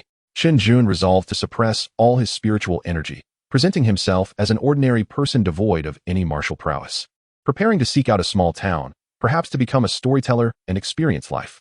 However, reality proved far less accommodating than his dreams. Having scarcely traveled 10 miles, 5 burly men wielding large knives emerged from the bushes with a cacophony. The leader, a one-eyed bandit, grinned widely, revealing a set of yellowed teeth. This mountain is mine. And this tree is mine. If you wish to pass, leave behind some toll. Chen Jun sighed, lacking the energy for banter, and flicked his fingers. A few barely perceptible gusts swept through, and the 5 bandits fell to the ground without a sound. Shaking his head, he continued on his way. Yet, not long after, he encountered another group. This time, they were more organized, not only in greater numbers, but also armed with superior equipment, effectively surrounding him. Kid, hand over everything valuable on you, and we might consider leaving your corpse intact. Chen Jun regarded them with an impassive expression, feeling as though his experience of becoming mortal was about to be snuffed out before it even began. He waved his hand again, as if shooing away flies. The new batch of bandits met their end swiftly. Continuing on his path, he couldn't help but grumble internally. This plot is all wrong. Where's the promised transformation? Where's the act of disguising oneself as a fool to catch a tiger? I haven't even reached the novice village, and I'm already facing this level of opposition. At that moment, a faint sound of sobbing reached his ears. A ragged girl, tears streaming down her face, dashed towards him from the roadside. Young master, please help me. There are bad people chasing me. Chen Jun raised an eyebrow. Here it comes, the classic hero saving the damsel in distress moment. Just as he prepared to play along, his consciousness swept over the nearby woods, where 7 or 8 burly men armed with sharp blades lurked, grinning lewdly at the scene. Chen Jun's expression darkened instantly. Good heavens, are they pulling this stunt even in the realm of cultivation? You bandits have quite the range. As the girl rushed toward him in a torrent of tears, Chen Jun sidestepped and delivered a swift kick to her backside. With a cry of awe, the maiden gracefully tumbled into the ambush zone, resembling a dog devouring excrement. The burly men in the forest stood in stunned silence. Chun Jun clapped his hands, his expression one of utter ennui. Chapter 39. Survival is the true path. How mundane. Might we not see a bit of novelty? Moments later, amidst the chaos, Chen Jun let out a deep sigh, gazing skyward. Transcendence? What a farce. His plans for transcendence had been utterly thwarted within less than an hour of stepping out of the mountain gate, having encountered 3 bands of robbers in quick succession. It dawned on him. In this day and age, survival is indeed the supreme principle. Alas, why must breaking through to the divine transformation stage be so arduous? Chen Jun lamented with a touch of melancholy. He strolled to the nearby banks of the Canglong River, where the waters surged relentlessly. Casually, he plucked a reed from the shore and gently cast it into the river. With a delicate leap, he landed upon the reed as if it were solid ground. The reed bore him along the rushing waters, drifting into the distance. Shortly after Chen Jun departed, a graceful figure emerged from the gates of the Lingxiao sword sect, none other than Lin Qingya. She cast a glance in the direction Chen Jun had taken, her gaze resolute, then turned and began her own path of cultivation in another direction. At this moment, within a quaint wooden cabin in the tranquil Heart Valley, a small white cat named Milk stirred from slumber. Stretching languidly, its vivid green eyes held no trace of the confusion typical of one just awakened. Instead, they shimmered with the wisdom and weariness of one who has seen much of the world. Glancing back toward the Lingxiao sword sect, it seemed to pierce through barriers and behold the distant figure that had already faded away. In a voice as ethereal and melodious as a young maiden's, it mused to itself, "At last, he has departed. I hope you swiftly break through to the divine transformation stage, so we may meet again. My wounds have nearly healed. It is time for me to return to the palace." As the last words left its lips, a soft white light enveloped it. When the radiance dissipated, the small kitten had vanished, replaced by a stunning young woman adorned in luxurious palace attire, her waist-length silver hair cascading down her back, and a pair of fluffy cat ears atop her head. She smiled sweetly at the void before transforming into a streak of light, soaring skyward and vanishing into the horizon. Drifting down the mighty river on a reed, it would have been a scene filled with ethereal charm, perfect for a fine wine and a beautiful confidant playing the zither, elevating the atmosphere to its zenith. Regrettably, the reality was that Chun Jun had spent over half a month perched upon a reed, utterly alone. No wine, no water, and certainly no beautiful confidant. He felt as though his mouth might wither away from the lack of sustenance. This experience of transcendence was decidedly lacking in quality. Chen Jun gazed at the surging waters, boredom driving him to count the fish leaping within. During this long stretch of time, aside from a few unwise fish demons attempting to snack on him, only to have their heads punctured by a mere finger, his journey had been overwhelmingly dull. He even found himself reminiscing about those 3 bands of robbers, as they had at least provided him with some physical activity. As he continued to drift, he lost track of time until the air began to carry a hint of saltiness. At the horizon, an endless expanse of azure emerged. The ocean. As Chun Jun finally stood upon the shores of the East Sea, feeling the grandeur of the boundless waves and hearing the thundering crash of the surf, his heart, previously filled with tedium and sarcasm, was stirred. Though the rivers may be vast, they ultimately have an end. The ocean, however, seems to connect to the very edge of the heavens, vast and unfathomable. In that instant, something within Chen Jun was awakened. The long stagnant bottleneck in his cultivation began to show signs of loosening. Intriguing. A faint smile graced Chen Jun's lips. He resolved to remain here, to find a place to settle and fully appreciate the essence of the sea. Not far from the shore, he discovered a small fishing village named Shirtu Gorge. The village was modest, comprising a few dozen households, where the simple folk made their living by fishing, working from dawn until dusk. Chen Jun's arrival caused little stir. Mimicking the villagers, he cleared a patch of land on the outskirts of the village, situated between the mountains and the sea, and constructed a humble thatched hut. He wished to disturb the lives of these mortals as little as possible, preferring to quietly embody the role of a villager watching the sea. Days passed, seasons changed, and tides ebbed and flowed. Before long, a year had elapsed. Though he had yet to breach the barrier to the divine transformation stage, his understanding of the sword had made remarkable strides during this year of observing the sea and listening to its waves. If previously his comprehension of swordsmanship had lingered merely on a technical level, he had now nearly crossed the threshold into the realm of the sword's essence, reaching toward a higher echelon. The 7-star sword in his hand had also undergone significant transformation. To outsiders, it still appeared as if he wielded nothing but air. But Chen Jun could clearly see that the formless sword had coalesced into 4 crucial components: the hilt, the guard, the blade, and the tassel. Each element flowed with profound Taoist essence, elevating the sword's rank from its initial earthly tier to an exquisite celestial grade. Throughout the year, Chen Jun did not live in complete solitude. He befriended an elderly man named Yang, known affectionately as Old Yang by the villagers. Not a local to Shirtu Gorge, Old Yang had reportedly arrived a year earlier and also lived alone. Unlike Chen Jun, who preferred idleness, Old Yang could be seen each dawn, standing steadfast on the highest rock by the sea, wielding an ancient iron sword. Regardless of how the waves crashed against him, he remained unmoving, striking at the oncoming tide with formidable force and a spirit that matched the ocean's fury. Upon first witnessing Old Yang practice, Chun Jun recognized him as a master, a formidable swordsman. Conversely, Old Yang seemed to sense Chun Jun's extraordinary essence as well. Their first encounter occurred one evening as Chun Jun finished watching the sunset and prepared to return to his hut. Just as Old Yang descended from the rocks after completing his sword practice, their eyes met, and without a word, they exchanged a knowing nod. As their meetings became more frequent, they would occasionally converse, discussing the weather, fishing catches, and the tidal patterns of the East Sea. Neither felt the need to pry into the other's identity or background. One was a youth burdened with an ancient soul, while the other was an old man with the vitality of a dragon. The presence of these two oddities in a small fishing village was indeed peculiar. Some things need not be articulated, for they both recognized in each other a shared pursuit, the quest for understanding and enlightenment of the Tao. As time passed, the two formed an unlikely camaraderie. Occasionally, Chen Jun would bring a jug of his homemade fruit wine to share with Old Yang in his stone abode. More often, they would engage in swordplay by the sea, exchanging techniques. Old Yang's sword style was bold and expansive, imbued with the ferocity of combat experience, while Chun Jun's was elusive and subtle, striking like thunder in silence, showcasing a mastery that clearly surpassed that of his companion. At the outset of their sparring sessions, the two could still exchange victories. Chen Jun, relying on his profound understanding of swordsmanship, and Old Yang, drawing upon his seasoned experience, managed to hold their own against each other. However, as time progressed, Chen Jun gradually absorbed Old Yang's wealth of combat experience into his own repertoire through countless encounters. Chapter 40 emphasizes swiftness, precision, and ferocity. His swordplay grew increasingly rapid and cunning. In the past 3 months, Old Yang had not emerged victorious even once. Today, he approached once more, iron sword in hand. "Shall we practice again?" Old Yang's words were few, yet his eyes radiated an indomitable spirit.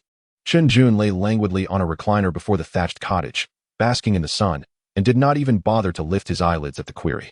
"Old Yang, aren't you just inviting torment upon yourself?" He stretched lazily, eventually sitting up with a leisurely demeanor. "I must remind you, you haven't won a single match in the last 3 months. Old Yang's face flushed, and he stubbornly retorted, "Enough of the chatter. I feel it today. I shall surely defeat you." All right. Chun Jun rose, dusted himself off, and walked barefoot onto the sandy shore. "As per our usual, let us engage in pure swordplay." "Come," Old Yang commanded, assuming a stance. The sea breeze swept through, billowing their garments. In the next moment, 2 figures abruptly crossed paths. Clang, clang. The crisp sound of metal colliding resonated across the desolate beach. Their movements reached an exhilarating peak. Old Yang's sword surged like a torrent, relentless as it cascaded in waves. Powerful and forceful, Chen Jun, akin to a solitary boat amidst the storm, navigated the chaos, deftly evading the most lethal strikes with the most cunning angles, only to deliver sharp counterattacks. In the blink of an eye, they had exchanged over 100 blows, still without a clear victor. Old Yang became increasingly alarmed. He discerned that Chun Jun's swordplay was even swifter than during their last bout. Yet this speed was not born of brute force, but rather an exquisite mastery of timing and angles. Too much or too little would lead to failure. If this continued, after another 100 exchanges, his defeat was inevitable. "I must employ an unorthodox tactic." Just as Old Yang prepared to change his approach, Chen Jun suddenly withdrew from the fray. "Old Yang, look behind you," Chen Jun shouted incredulously, pointing. Old Yang, a veteran of countless battles, had vigilance ingrained in him. Upon hearing the call, he instinctively turned around without a moment's thought. Behind him was nothing but emptiness, save for a passing seagull. Tricked. A sense of dread washed over Old Yang as he began to turn back, only to feel a chill at his neck. Chen Jun's invisible sword had silently settled upon his carotid artery. A mere flick of Chen Jun's wrist, and Old Yang's head would take leave of his body. The arena fell silent, the only sound being the relentless waves crashing against the shore. Old Yang, sword held aloft, remained frozen in his position. After a prolonged moment, he resignedly lowered his iron sword with a bemused expression. "You scoundrel! No sense of martial ethics." Chen Jun retracted his sword, raising his hands in feigned innocence. "All's fair in war. You taught me that." Old Yang shook his head in exasperation, a sigh escaping his lips as he conceded defeat. "How is it that your swordplay can be so swift?" This was the question that puzzled him the most. Chen Jun regarded him seriously and replied, "Your swordplay is too ornate. You have incorporated excessive elements, like force dispersion, blocking, and baiting, thereby impeding the speed of your strikes." Chen Jun extended 3 fingers. Swordsmanship, at its essence, is distilled into 3 words: swift, precise, and fierce. In the face of absolute speed and accuracy, all techniques become mere embellishments. Old Yang trembled, standing still as he contemplated Chun Jun's words. "Swift, precise, fierce," he murmured, his eyes gradually brightening. Throughout his life, he had pursued ever more powerful techniques and intricate maneuvers, neglecting the most fundamental and primal essence of the sword. After a lengthy pause, he bowed deeply to Chen Jun. "I have received enlightenment." Slowly, Old Yang straightened, his eyes reflecting a blend of astonishment and confusion. He gazed at the impudent young man before him, feeling as though his worldview had been subtly yet profoundly shaken. "I have devoted my life to swordsmanship, priding myself on being unrivaled in this path, only to realize that a mere youth like you possesses a clearer understanding." His tone was laden with both defeat and the exhilaration of uncovering truth. Chen Jun chuckled, waving his hand dismissively. "Come now, Old Yang, broaden your horizons. The path to greatness is remarkably simple. Sometimes, overthinking can trap one in a labyrinth of their own making." Easier said than done, Old Yang managed a wry smile. Still harboring doubts. "Take the notion of speed, for instance. My sword has reached the limits of my physical capabilities. Any faster, and my strikes would lose their form and power. What then?" This had been a long-standing bottleneck for him. Chen Jun raised a finger and shook his head. "The speed you speak of is the quickness of muscle and neural response. But true speed lies in the mind." Chen Jun tapped his temple. "Anticipation, do you understand? Before your opponent strikes, you must predict all possible attack routes, even foreseeing their anticipations. Your sword should not chase theirs but arrive at the endpoint of their strike ahead of time, waiting for them there. They will present their openings to your blade. This is the essence of true speed. Chen Jun's words detonated like thunder in Old Yang's mind. Anticipation. Arriving ahead. Letting them come to you. These concepts transcended mere techniques and tactics, touching upon the realm of intent, sword intent. Old Yang's eyelids twitched, his mouth agape. Unable to close for a long while. He had always believed he had brushed against the threshold of sword intent, considering himself a formidable practitioner. Yet, after hearing Chen Jun's insights, he realized that his understanding was merely at a kindergarten level compared to the young man. This lad, could he be at the pinnacle of sword intent? No. Old Yang's heart raced.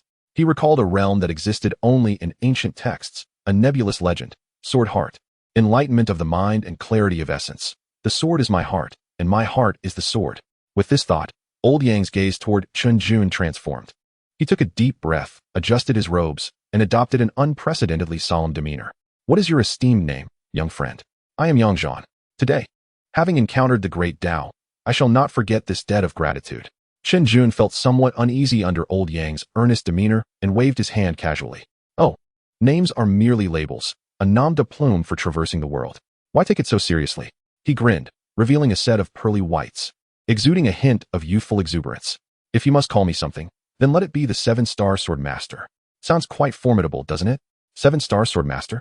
Old Yang furrowed his brow, scouring his memory for this title amidst the annals of history, 9 nether continent, various sacred lands, and reclusive sections.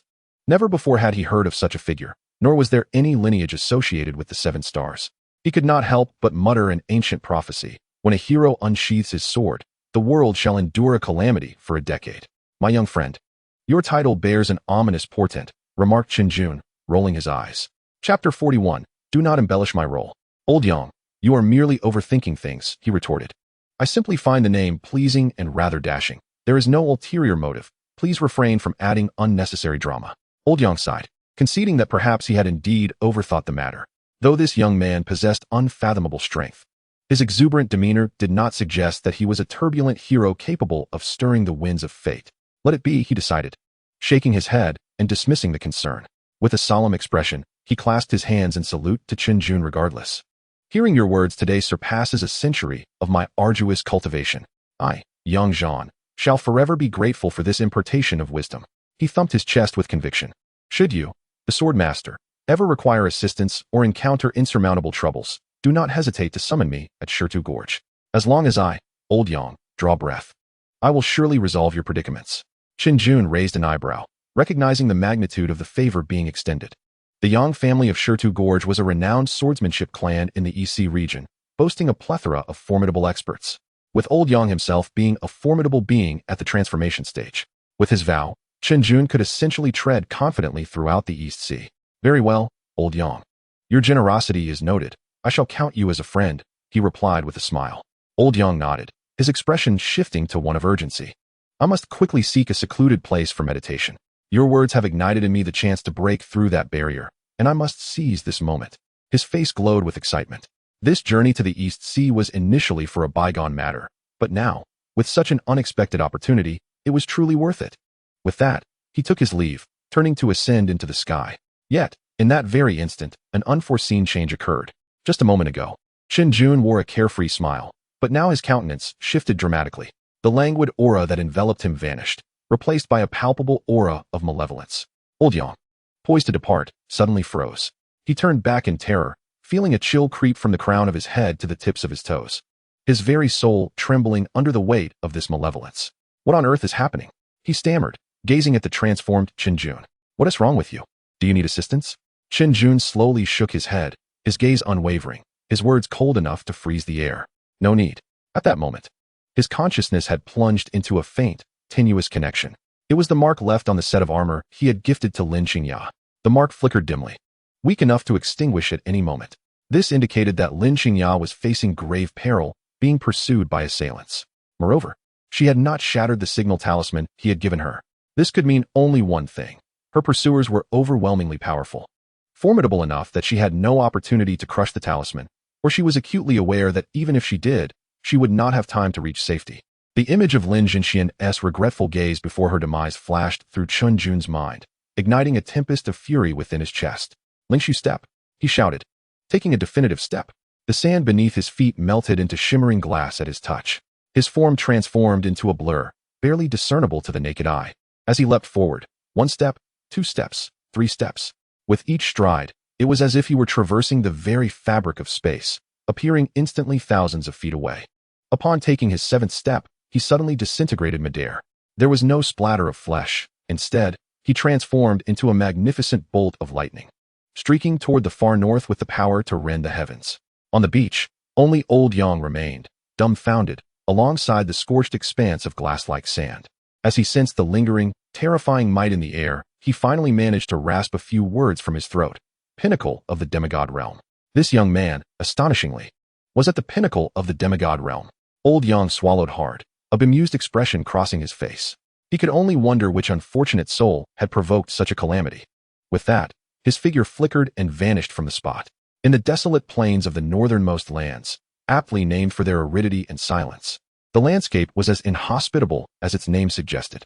Surrounded by seas on 3 sides and a sheer cliff on one, the geography was indeed desolate. What made matters worse was the pitifully sparse spiritual energy, enough to dissuade even seasoned cultivators from lingering here. Over time, this region had devolved into a lawless zone, a refuge for traders pursued by sects, notorious villains, and desperate loose cultivators alike. However, for certain exalted disciples of sacred realms, this place served as a prime hunting ground. Today, an unexpected gathering graced this hunting ground. A colossal ship, constructed entirely of obsidian crystal, towered 100 feet high, dominating the sky with its imposing presence. Intricate, ancient patterns adorned its hull, constantly exuding spiritual energy, and the oppressive aura it radiated thickened the air below. The scattered cultivators on the plains caught a glimpse from afar before panic overcame them. They scurried into their dilapidated caves, burying their heads in the ground, wishing they had never set foot in this forsaken place. Good heavens, which sacred realm does this ship belong to? Such a display is utterly terrifying. Hush, lower your voice. Are you seeking death? Look at that banner. It belongs to the Tai Su divine domain, one of the 4 divine domains. What on earth are they doing in this godforsaken place? What else could it be but hunting? Quickly, hide well, lest you be mistaken for prey. On the ship's deck, the atmosphere was in stark contrast to the trepidation below. Laughter and merriment abounded. 4 elegantly attired youths leaned against the railing, gazing out leisurely, as if strolling through their own garden. The leader, clad in a golden robe adorned with cloud patterns, possessed a visage as exquisite as jade. Though his demeanor bore a subtle softness, he was none other than Huang Ming, the heir of the Tai Su divine domain. Sipping a glass of crimson liquid that resembled blood, he swirled it gently, a playful smile gracing his lips. Brother Shangwan, sister Yunlan, brother Lian, Huang Ming began, surveying the 3 individuals beside him. Since our 4 divine domains have forged an alliance, we must support one another in this northernmost land. Beside him, a man dressed in white, holding a folding fan, chuckled in agreement. What Brother Huang says is indeed true. My Wuchen divine domain has always maintained a good rapport with the Tai Su divine domain. On the other side, a voluptuous woman with captivating eyes giggled softly.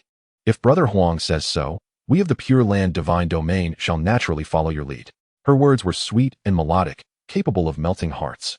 The final member of the group, a robust youth exuding a domineering aura from the Kunlun divine domain, merely nodded in tacit approval of Huang Ming's words. The enchanting woman from the Pure Land divine domain, her eyes twinkling with curiosity, suddenly posed a question. Brother Huang Ming, I have heard that the holy son of the Taishu divine realm, Lord Huang Zhen, has also come to the extreme north this time? Upon the mention of Huang Zhen's name, a flicker of reverence appeared in the eyes of both Shangwan Qian and the disciples of the Kunlun divine realm present.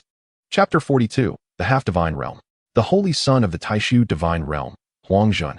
He is truly a prodigy among the younger generation, reportedly already having 1 foot firmly planted in the half-divine realm, widely acknowledged as a future titan. Hearing the mention of his elder brother, Huang Ming's expression grew even more smug. He took a sip of his wine and feigned nonchalance as he spoke. Indeed, my brother has arrived. He has been stuck at the pinnacle of the gathering essence realm for quite some time. This visit to the withered plains is to harness the dark and murderous aura here, hoping to stimulate his potential and break free from his shackles to ascend into the half-divine realm. What? The holy son Huang Zhen is about to break through to the half-divine realm? Shangwan Qian nearly dropped the fan from his hands. This is truly monumental news. Brother Huang, when the holy son emerges, you must introduce us. The alluring woman's eyes sparkled with excitement, eager to draw near. Huang Ming relished this feeling of being the center of attention, waving his hand dismissively with an air of casualness. Of course. However, he shifted his gaze toward the enclosed area below, his expression instantly turning cold. My brother has always been fastidious. He detests the filthy and lowly commoners that mar his vision. Therefore, before we invite him out, we must first cleanse this hunting ground. His words were spoken with such lightness, as if he were merely discussing the disposal of refuse rather than the lives of countless individuals. Shang Wanqian immediately understood, snapping his fan shut. Brother Huang is right. These ants certainly do not deserve to be in the Holy Sun's sight. So what are we waiting for? Let us commence at once. The woman licked her red lips, her eyes brimming with excitement. Huang Ming nodded in satisfaction and turned to an elderly figure standing respectfully behind him. Elder Tang, have the prey been properly enclosed? The elder known as Tang, exuding a weighty aura, was undeniably a master of the gathering essence realm. He respectfully replied, Young master, everything has been arranged. As per your instructions, we have driven all cultivators with a cultivation level above the foundation establishment stage, totaling 137 individuals, into the enclosure below. None have escaped. Excellent. Huang Ming gazed down at the vast enclosure, a delighted expression gracing his face akin to a cat toying with a mouse. Inside the enclosure, over 100 cultivators were huddled together, each wearing expressions of despair. Most were ragged and weak, their faces etched with fear and helplessness. Among them were a family of 3, the husband desperately shielding his wife and child. There were also young disciples, freshly emerged from seclusion and unaware of the treachery of human nature, with the master shielding his apprentice with his frail body. More numerous were solitary loose cultivators, trembling with fear, clutching their dulled weapons. In a corner of the crowd stood a woman of average height, gaunt and pallid, with a few moles on her face, lowering her head in an effort to diminish her presence. She was Lin Qingya. Utilizing her sect's secret techniques, she had altered her appearance and form, blending into the crowd in hopes of evading disaster. Yet, as she sensed the brazen gazes from the ship above, her heart sank deeper. On the deck, Huang Ming finished his drink and casually discarded the cup. Well then, the appetizers are ready. Who among you wishes to take the first shot? Shang Wanqian and the alluring woman exchanged glances, both smiling and deferring. Brother Huang, please go ahead. We would not dare to compete with you. Indeed. The first arrow should naturally be shot by you, Brother Huang Ming. Very well. Huang Ming, not one to be courteous, extended his hand towards Elder Tang. Elder Tang immediately understood, retrieving a golden bow, towering as high as a person, from his storage ring and presenting it respectfully. The bow shimmered with ethereal light, clearly a treasure of no ordinary caliber. Huang Ming accepted the grand bow, casually drawing a wolf-tooth arrow from the quiver and knocking it. Slowly, he pulled back the string. Buzz. The bowstring was drawn into a crescent moon, and terrifying spiritual power coalesced at the arrow's tip, emitting an agonizing hum. His gaze swept over the crowd below, as if he were selecting vegetables at a market. Within the enclosure, a middle-aged cultivator could no longer bear the pressure of impending death. His legs buckled, and he fell to his knees. He fervently bowed towards the ship. Immortal, spare me. Immortal, spare me. I have an elderly mother of 80 above and a 3-year-old child below. I beseech you, grant me mercy and allow me to live. I am willing to serve as a slave, anything just to survive. Observing the man's pitiful state, tears streaming down his face, Huang Ming's smile widened. Oh, you wish to live? He spoke with a playful tone, his finger lightly flicking the bowstring. Crack! A piercing sound rang out. The arrow, imbued with terrifying power, vanished in an instant. The next moment, thud. The middle-aged cultivator, pleading for mercy, had his head explode like a watermelon struck by a hammer, blood and brains splattering across those nearby. The headless corpse trembled a few times before collapsing heavily to the ground, motionless thereafter. The air fell into a deathly silence. All present were rendered speechless by the gruesome scene. Huang Ming lowered the bow, disdainfully flicking his fingers as if brushing off some filth. Annoying. His voice was cold, devoid of any emotion. What exceptional archery! Shang Wanqian immediately clapped in admiration. Brother Huang's mastery of the gathering essence arrow is truly mesmerizing. I am in awe. Indeed. Brother Huang Ming is remarkable. The alluring woman chimed in with a delicate voice. Huang Ming curled his lip, seemingly finding no sense of accomplishment in slaying such a waste. He carelessly tossed the grand bow to a nearby young man bearing a mole on his face. Boring, you all can play. The mole-faced youth caught the grand bow, a cruel smile spreading across his face.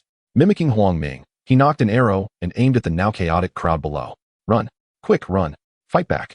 The dread of death finally shattered the psychological defenses of the encircled cultivators. Their desperate cries pierced the air as they abandoned all semblance of formation and fled in a frenzy, yearning to break free and escape this infernal hell. Yet awaiting them were the blades and merciless arrows that had long been poised. The sounds of wailing, screaming, and begging echoed one after another. Blood stained the barren earth. Lin Qingya stood rooted in place, witnessing this scene akin to a hellish battlefield, her body trembling with unrestrained rage. Her nails dug deep into her palms, blood trickling through her fingers. She witnessed a young mother pierced by an arrow while desperately protecting her child. She saw an elderly man, white-haired, sacrifice himself to detonate his dantian in a bid to save his apprentice. She beheld countless faces twisted in despair and eyes devoid of life. Lin Qingya's heart surged with fury at the sight of such carnage. Chapter 43, The Tremor of the Bowstring. The young man with the mole grasped the golden longbow, its weight substantial in his hands, the swirling spiritual energy coursing along its body, stirring his very soul. His gaze scoured the tumultuous crowd below, and soon he identified an exquisite target. It was a family of three, a man wielding a tattered magic sword, standing protectively behind his wife and their child, who appeared to be around 5 or 6 years old, all of them moving through the throng in palpable terror. Just you three, he thought with a malevolent grin, as he drew a wolf-tooth arrow from his quiver. Mimicking Huang Ming's earlier demeanor, he methodically notched the arrow and pulled back the bowstring. The string gradually drew taut, emitting a deep, resonant hum. The young couple evidently sensed the murderous intent that had locked onto them, their faces blanching in an instant. The man, filled with despair, tightened his grip around his family. No, please no. The woman's eyes brimmed with desperation as she clutched her child, her body trembling uncontrollably. Hey, take it easy. One at a time, the young man with the mole's smile turned increasingly cruel. He gently released his finger. Crack! The bowstring quivered. The wolf-tooth arrow transformed into a streak of darkness, tearing through the air with a piercing shriek. Thud! Blood erupted forth.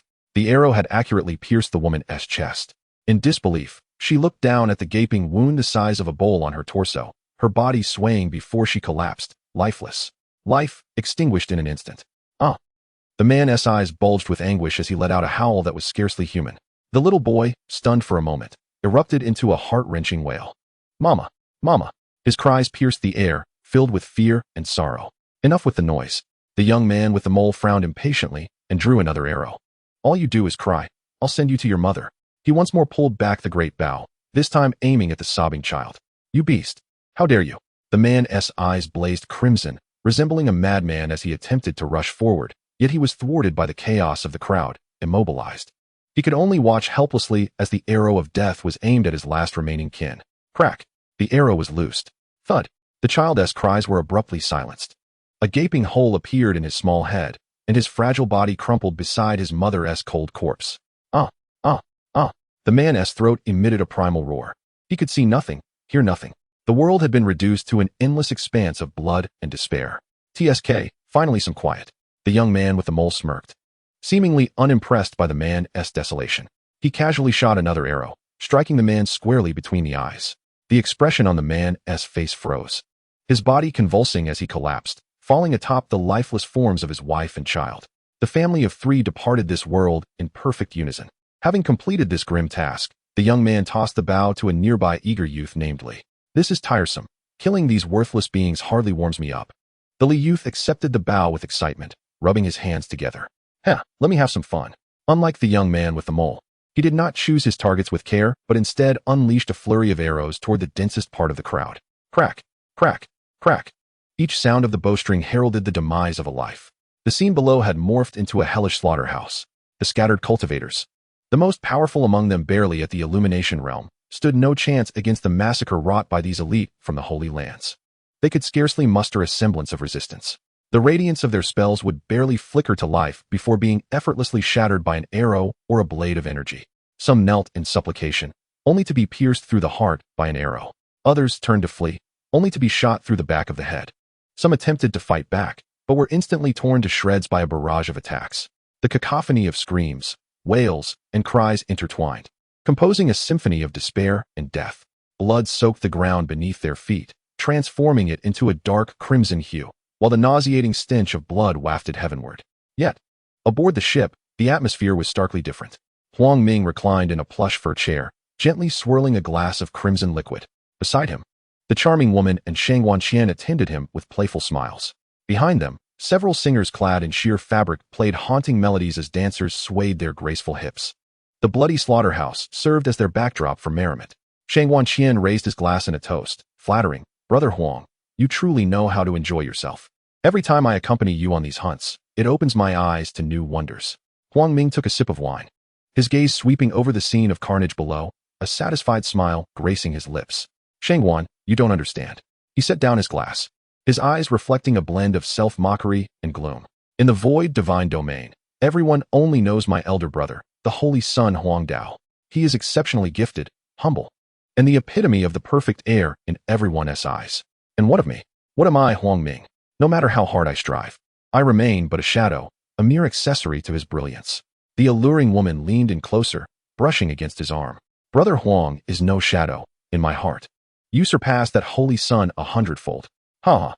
Huang Ming burst into hearty laughter, playfully squeezing the woman's curvaceous form, eliciting a playful protest.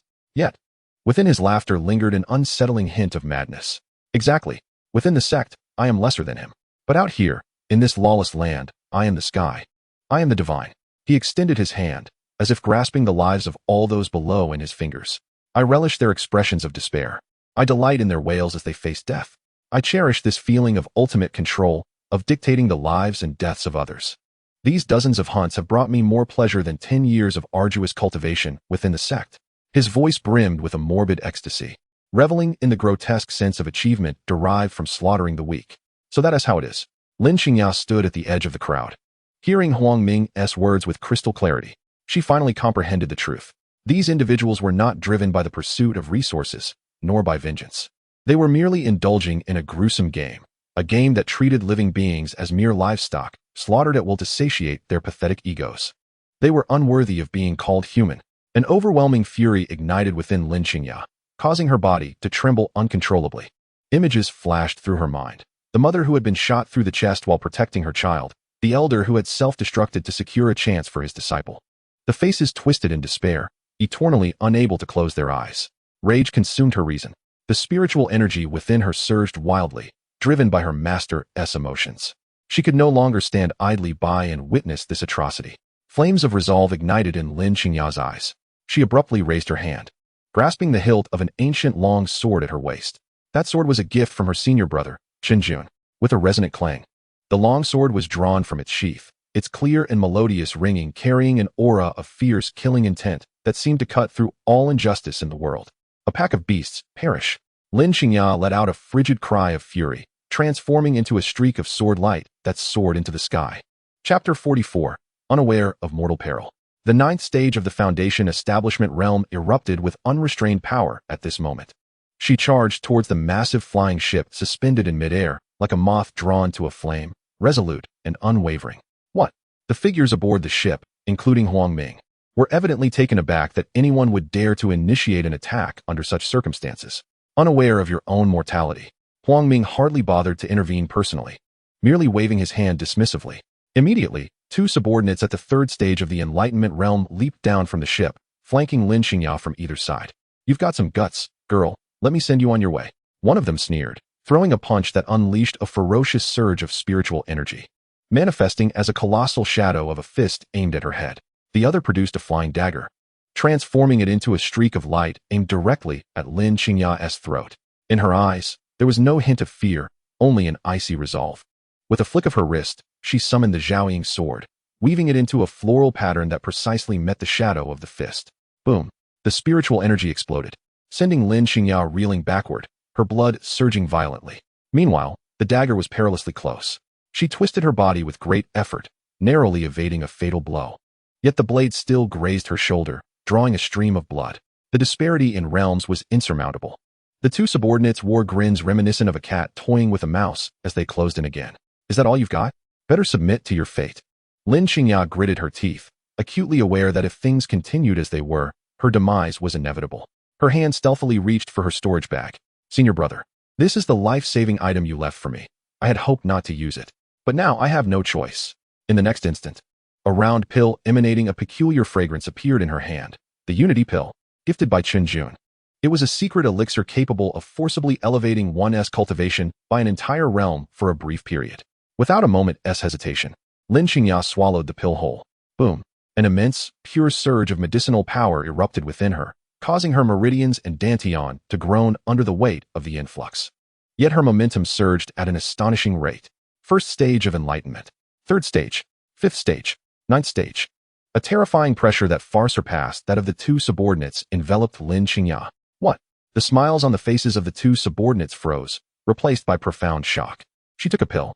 How is this possible? They attempted to retreat, but it was already too late. A fearsome glint flashed in Lin Qingya's eyes. She moved. Her figure became a blur, leaving a phantom in her wake. One sword, and you return to the netherworld. As her cold voice resounded, she had already passed by the two men. Splurt. Two heads flew into the air, their faces still bearing expressions of disbelief. The headless corpses gushed forth streams of blood, helplessly plummeting from the sky. One sword, and two Enlightenment Realm cultivators were slain in an instant.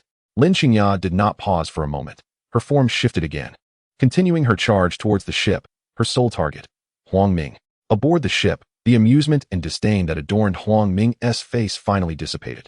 He watched with keen interest as the figure, brimming with boundless killing intent, approached. When he caught sight of Lin Qingya's face, which was even more enchanting due to her anger and the surging spiritual energy, his eyes lit up. It was a breathtaking beauty, cold, resolute, yet tinged with a sense of fragility, enough to stir the most primal desires for conquest within any man. How intriguing, truly intriguing. Huang Ming licked his lips, his gaze revealing greed and lechery. He raised his hand to halt the other subordinates who were about to act, instructing an elderly man beside him, whose aura was calm and steady. Old Tang, don't kill her, bring her alive to me. Such a rare beauty would be a pity to waste. My pleasure palace is in dire need of a mistress. The elder known as Old Tang remained expressionless throughout. At his words, he merely inclined his body slightly before stepping forward. In an instant, he appeared in front of the ship, blocking Lin Qingya's path. He regarded the fierce young woman before him with an utterly calm demeanor. Young lady, this is where your journey ends. It is a blessing for you that my young master has taken a liking to you. Lin Qingya's gaze passed over Old Tang, fixating on the lecherous smile of Huang Ming behind him. That look filled her with a nauseating revulsion. Fury burned away her reason entirely. Get lost. With a furious cry, Lin Qingya fused with her sword, the Zhaoying sword emitting a clear and melodious note as it thrust towards Old Tang's heart. This strike was the pinnacle of her life's swordsmanship. However, Old Tang merely observed quietly. He didn't even raise an eyelid. It wasn't until the sword tip was merely 3 feet away from him that he slowly lifted his right hand. Overreaching, he said dismissively, casually slapping downwards. There was no earth-shattering momentum, yet it seemed to summon the very forces of nature itself. A gigantic palm imprint, coalescing from spiritual energy, instantly formed in the air, descending upon Lin Qingya. Within that imprint, the principles of the universe swirled, the pressure as oppressive as a prison. Lin Qingya's pupils constricted. The power granted by the Unity Pill appeared minuscule in the face of this palm strike. There was no evasion. Clenching her silver teeth, a glimmer of determination flashed in her eyes. Even in death, she would bite off a piece of flesh from this old man. She poured all her spiritual energy into her sword, ready to clash against the impending blow. Boom. The anticipated death did not come. Just as the massive palm imprint was about to strike her down, a dazzling radiance erupted beneath her collar. A resplendent, form-fitting soft armor materialized out of thin air, its runes shimmering and transforming into an indestructible shield. The palm imprint struck heavily against the shield, creating a deafening sound. The violent energy rippled outward in all directions. Crack! The once mighty palm imprint shattered into countless specks of light, dissipating into the ether. Meanwhile, Lin Qingya was merely pushed back a dozen feet, her blood surging. Yet she was not mortally wounded. For the first time, a look of astonishment crossed Old Tang's eternally stoic face. His gaze fixated on the ethereal soft armor adorning Lin Qingya. Earth-grade shape-shifting armor? He gasped. This was an Earth-grade treasure. Moreover, it was an exceedingly rare defensive artifact. Capable of transforming at will, it could remain hidden in the void and protect its wearer with but a thought. Invaluable, with a price beyond measure. His gaze then shifted to the sword in Lin Qingya's hand. The blade sparkled like water, exuding an overwhelming spiritual aura. The Zhaoying sword was also an Earth-grade treasure. Tang Lao was thoroughly unsettled. A mere girl at the opening light realm possessed not one, but 2 Earth-grade magical treasures? What sort of family background could this be? Is her family wealthy enough to own a mine? No, even a mine wouldn't suffice. The origins of this girl were undoubtedly extraordinary. An alarm sounded in Tang Lao's heart. He abruptly turned to Huang Ming, slowly shaking his head. The meaning in his gaze was unmistakable. Young master, this lady has a profound background. She cannot be kept alive, or she will bring calamity. Chapter 45. The Foolish and the Bewildered. Huang Ming's smile faded. Though he was lecherous, he was by no means a fool. A force capable of casually producing 2 Earth-grade magical treasures for a junior was not something he could provoke lightly. Amusement was one thing, but attempting to seize her as a mistress would surely lead to a fate far worse than mere joy. Rather, it would be akin to the halls of the underworld. A flicker of struggle crossed Huang Ming's eyes, but it was quickly replaced by ruthless resolve. Since he had already offended her, he would do so decisively. He retrieved an ancient black longbow from his storage ring. The bow was drawn, an arrow knocked. Buzz. The bowstring vibrated, and the spiritual energy of the heavens and earth surged madly towards the arrow in his hand. A terrifying aura, far exceeding that of Tang Lao's earlier strike, locked onto Lin Qingya from a distance. My dear beauty, do not blame this young master for being merciless. If anyone is to blame, it is your exquisite beauty and the treasures you possess. As his words faded, whoosh, a streak of black light tore through the sky, accompanied by a sharp whistle, and in an instant, it reached Lin Qingya. An arrow shot forth with the full force of a gathering Yuan realm expert. It was too swift. Lin Qingya had just stabilized herself and had no time to react. Thud! The arrow struck precisely at her right shoulder blade. The violent magical power erupted within her, ruthlessly shattering her vitality. Lin Qingya emitted a pained groan, her body resembling a kite with a severed string, helplessly plummeting from the sky. At that moment, the effects of the return to one pill finally reached their limit. The immense force that had forcibly elevated her began to recede like a tide. An overwhelming emptiness and excruciating pain instantly engulfed her limbs and bones. Her meridians, under the dual assault of the medicinal power and the arrow's magic, were severed inch by inch. The indescribable agony nearly caused her to lose consciousness. She crashed heavily onto the icy surface of the sea, sending up a splash of water. Her awareness began to blur. Instinctively, she reached into her bosom. There was a pouch left for her by her senior brother. He had told her to crush it in the face of a true life-and-death crisis. Regardless of where he might be, he would sense it at once. But despair and anguish flickered in Lin Qingya's eyes. The assailant belonged to the void divine domain. The 4 divine domains, what terrifying entities they were. Although her senior brother was formidable, how could he possibly contend with such a colossal force? No, she couldn't implicate him any further. Slowly, she let her hand drop. In a daze, she saw Huang Ming draw back his bow again. Another arrow, imbued with the aura of death, aimed directly at her brow. Is this how I die? Senior brother, I will never see you again. Forgive me. She gently closed her eyes, tears streaming silently from the corners. Just as Huang Ming was about to release the bowstring, a deafening explosion, beyond description, suddenly resonated from the horizon. The entire sky seemed to be torn asunder by that sound. Everyone looked up in horror. They beheld a brilliant golden horizontal lightning bolt, surpassing the limits of perception, piercing through the heavens. Wherever it passed, Huang Ming's encirclement was instantaneously rent open, a massive breach created. Those who attempted to obstruct it were swept away by the terrifying shockwave, spitting blood as they flew through the air. The horizontal lightning struck precisely 10 zhang in front of Lin Qingya. As the lightning dissipated, a tall figure gradually emerged. He stood with his back to the radiant glow of the sunset, enveloped in a warm backlight that obscured his features. But the moment Lin Qingya laid eyes on that silhouette, it was as if she had been struck by lightning. That figure, that aura, even if reduced to ashes, she would recognize him. Senior brother? Her voice was barely a whisper, filled with disbelief. Chen Jun did not turn around. He merely gazed at his bloodied, weakened junior sister floating on the water's surface, letting out a soft sigh. Within that sigh lay tenderness, guilt, and a burgeoning fury ready to erupt. Junior sister, rest well. He gently waved his hand towards Lin Qingya's direction. A soft power brushed over her, and her tensed nerves finally relaxed, her head lolling as she fell into unconsciousness. At that moment, whoosh, Huang Ming's second arrow had already traversed 3 zhang and was aimed directly at Chen Jun's back. Yet, Chen Jun remained unfazed, as if the lethal attack behind him was merely a gentle breeze. An invisible hand appeared behind him, effortlessly grasping the arrow. Then, with a mere clenching of his fingers, bang! The arrow, which contained the full force of a gathering Yuan realm expert, was crushed into powder as though it were a fragile glass trinket. A profound silence enveloped the scene. Huang Ming and all his companions, including the gathering Yuan realm Tang Lao, stood in stunned disbelief, their minds numb. What kind of celestial being was this? To crush a gathering Yuan realm attack with bare hands? What a farcical jest! Amidst the astonished gazes of all, Chen Jun slowly bent down, carefully lifting the unconscious Lin Qingya onto his back. He tenderly arranged her disheveled hair and softly murmured in a barely audible voice, "Junior sister, do not fear." With that, he gradually turned around for the first time, directing his gaze at the large ship and the pallid Huang Ming standing upon it. Chun Jun's expression was devoid of any emotion, yet his eyes radiated a coldness that seemed to drop the temperature of the entire sea by several degrees. His lips moved. The words not loud, yet crystal clear, to every ear present. "You shall die." The 3 words, like a biting wind wrapped in eternal ice, swept across the entire sea. Huang Ming shivered, feeling as though his very soul was on the verge of freezing. He fixed his gaze on Chen Jun, his heart pounding frantically in his chest. What kind of gaze was that? In his eyes, he felt as if he were a mere dead ant. The chilling sensation of being utterly disregarded, treated as a lifeless object, was far more terrifying than any fierce threat. Who are you?" Huang Ming's voice trembled. The bravado he once had completely dissipated.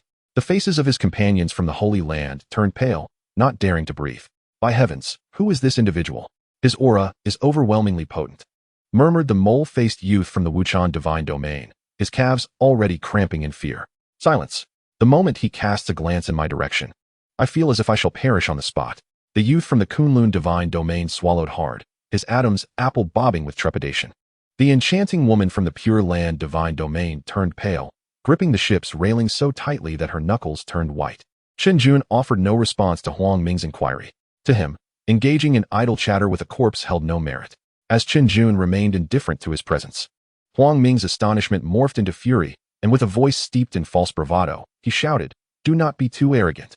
My father is an elder of the Taishu divine domain. To harm me is to declare war on the entire Taishu divine domain." As he shouted, he gestured frantically to his surrounding subordinates. "What are you standing there for? Attack. Kill him. Whoever slays him will be rewarded with 10,000 spirit stones, along with a profound cultivation technique.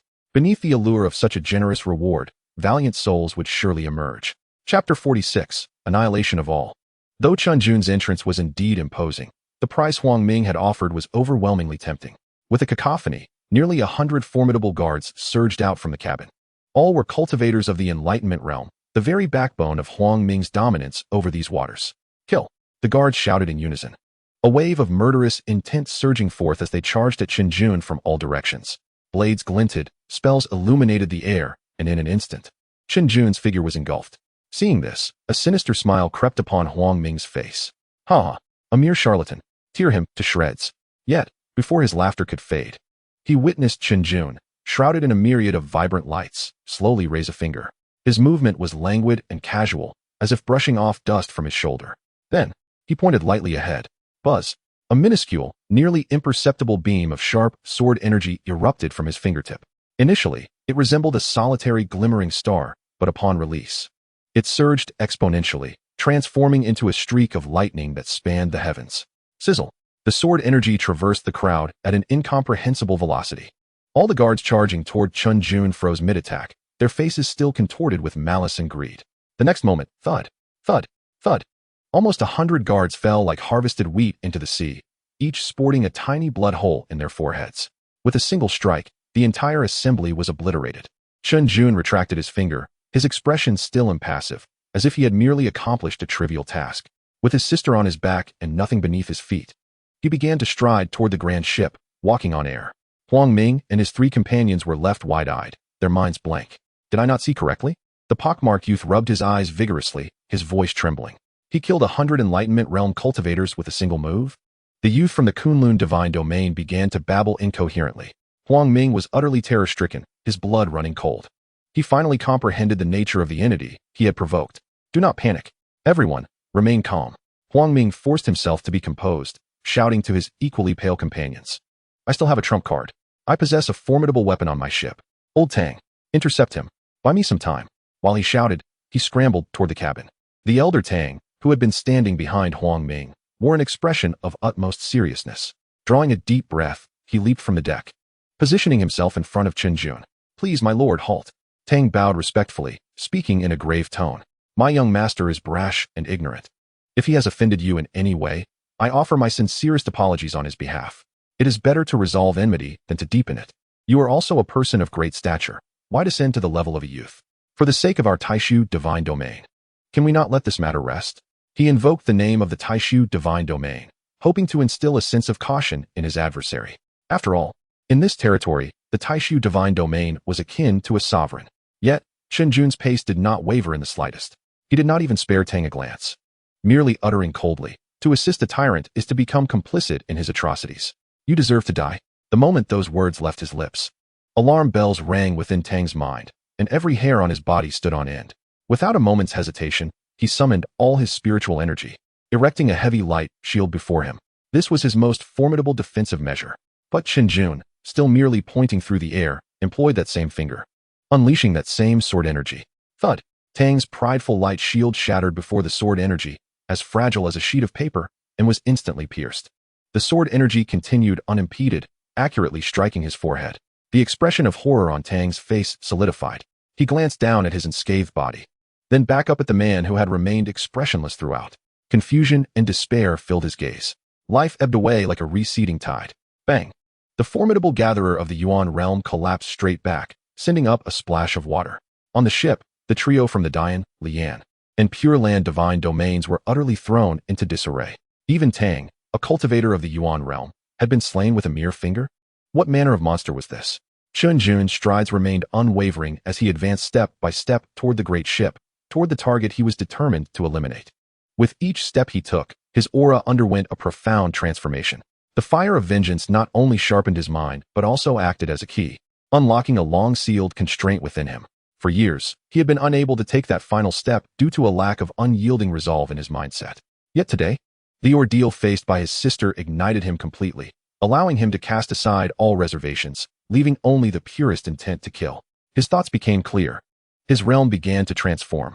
He had finally discovered the missing piece required to enter the divine transformation stage. Meanwhile, within the cabin, Huang Ming had dashed to a massive metallic apparatus. It was a fearsome-looking cannon, its body inscribed with intricate runes, emanating a disquieting energy fluctuation. The Divine Light Cannon. The life-saving trump card bestowed upon him by the Taishu Divine Domain. Its power was sufficient to severely wound, or even slay, any cultivator beneath the divine transformation stage. At that moment, Chun Jun's cold voice once again resonated in his ears. "You are doomed." Those three words shattered the last remnants of Huang Ming's mental fortitude. He had completely lost his mind, his eyes bloodshot and frenzied. "You wish to kill me? Not so easily. Die." With trembling hands, he slammed down on the Divine Light Cannon's firing button. Buzz! The entire ship shuddered violently. The bow split apart, and a thicker, more menacing cannon barrel slowly extended forth. The ethereal essence of the surrounding seas was frantically drawn in, coalescing at the mouth of the cannon into a devastating sphere of energy. In the next instant, an energy projectile, trailing a long tail of flame, tore through the air, imbued with the aura of annihilation, and hurtled towards Chun Jun with ferocity. As the projectile sliced through the atmosphere, the air was seared, emitting a piercing shriek. The ocean's surface buckled under the weight of the terrifying energy, forming a colossal chasm. However, in the face of this cataclysmic strike, Chen Jun merely raised his hand slowly. With a gentle forward extension, he then clenched his fingers. Indeed, such a simple gesture, akin to crushing a walnut, was all it took for that projectile, capable of obliterating any cultivator beneath the god transformation stage, to be firmly grasped within his palm. It spun wildly, struggled vehemently, and emitted blinding rays of light, yet could advance not a fraction further. On board the vessel, Huang Ming's eyes bulged in disbelief. His jaw nearly dislocated. What on earth was happening? The next moment, a scene that shattered his very spirit unfolded. With a crisp crack, Chun Jun applied slight pressure with his fingers, and the surface of the energy projectile instantaneously became ensnared in a web of cracks. Following that, a resounding explosion shattered the sphere into countless fragments. Chapter 47, Resplendent Fireworks. The violent energy erupted uncontrollably, transforming into a dazzling array of fireworks that swept in all directions. Throughout the entire ordeal, not a single hair on Chen Jun's head was disturbed. The atmosphere fell into an eerie silence, broken only by the sound of the sea breeze stirring a few splashes of water. Huang Ming and his companions found their minds blank. Every ounce of strength drained from their bodies. Their legs buckled, and with a series of thuds, they collapsed onto the deck, their faces reflecting utter incomprehension. Their worldview had crumbled. Gulping, Huang Ming struggled to swallow, his throat dry and raspy. He forced his trembling body to rise from the deck, his voice quivering. You cannot kill us," he shouted, attempting to bolster himself with a show of bravado. "Open your eyes and see clearly. We are from the 4 divine realms. This is the celestial breeze fairy of the Pure Land divine realm. This is a high disciple from the dustless divine realm. This is an elite from the Kunlun divine realm. And I am the young master of the void divine realm." He puffed out his chest, as if those words could imbue him with boundless strength. My brother is Huang Zhan, the contemporary holy son of the void divine realm, the future ruler of the divine realms. If you dare lay a finger on us, you will be at odds with the 4 divine realms. My brother will never let you go. There will be no place for you to hide across the entire Xiantian continent. He hastily laid out all his affiliations, hoping to see a flicker of concern on Chun Jun's face. However, Chen Jun merely dug into his ear, his expression one of growing impatience. Oh, are you trying to rally support here? Have you finished? If so, I can send you on your way. His nonchalant demeanor sent Huang Ming's heart plummeting. This man was a madman. Beside him, the celestial breeze fairy, realizing threats were futile, quickly donned a pitiful expression. She forced a charming smile, speaking in a soft, dulcet tone. Esteemed senior, your powers are unparalleled. Why sully your hands over a mere ant of a woman and incur the wrath of the 4 great sacred lands? Her voice possessed a peculiar allure, capable of ensnaring any man's heart. You see, this is all a misunderstanding. We can return the woman to you. If you would be so magnanimous, I would willingly serve you for life, as your maid. As she spoke, she intentionally accentuated her assets. Casting a flirtatious glance at Chen Jun, convinced no man could refuse such temptation. Following suit, the pockmarked youth scrambled to his feet, nodding eagerly. Yes, yes. The fairy speaks wisely. Esteemed senior, it is better to resolve enmity than to foster it. Should you spare us, I will promptly inform my sect, recommending you join the dustless divine realm. With your prowess, you would at least secure the position of an honored elder, enjoying boundless cultivation resources. The final youth from the Kunlun divine realm interjected, striving to appear composed and adopting a superior tone. Friend, you are a wise individual and should understand the balance of benefits. Kill us, and you will never know peace. Spare us, and you shall gain the friendship of the 4 great sacred lands. They each employed threats, temptations, grand promises, and rational arguments, believing they had exhausted every avenue.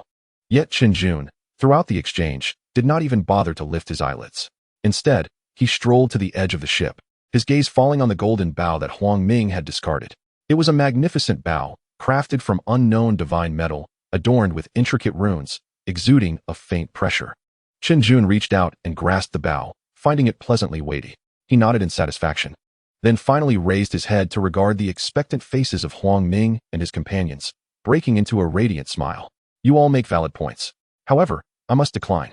He weighed the bow in his hand, his expression turning playful. How about we play a game? We shall call it the hunting hour. The rules are quite simple. He pointed the bow at Huang Ming and his 2 companions, deliberately ignoring the Kunlun youth. You run, and I will hunt. You have the time it takes for an incense stick to burn. If you can escape my sight, you win. How does that sound? Quite thrilling, isn't it? Fair. Upon hearing this, the expressions of Huang Ming and his companions shifted dramatically. A game? The hunting hour? This man intended to toy with them as prey. What a humiliation. The self-important youth from the Kunlun divine realm could no longer contain himself. He hailed from the Kunlun divine realm, the fabled abode of immortals. When had he ever endured such indignity? You are nothing, he bellowed, fury coursing through him, veins bulging. How dare you consider us prey? I am from the Kunlun divine realm.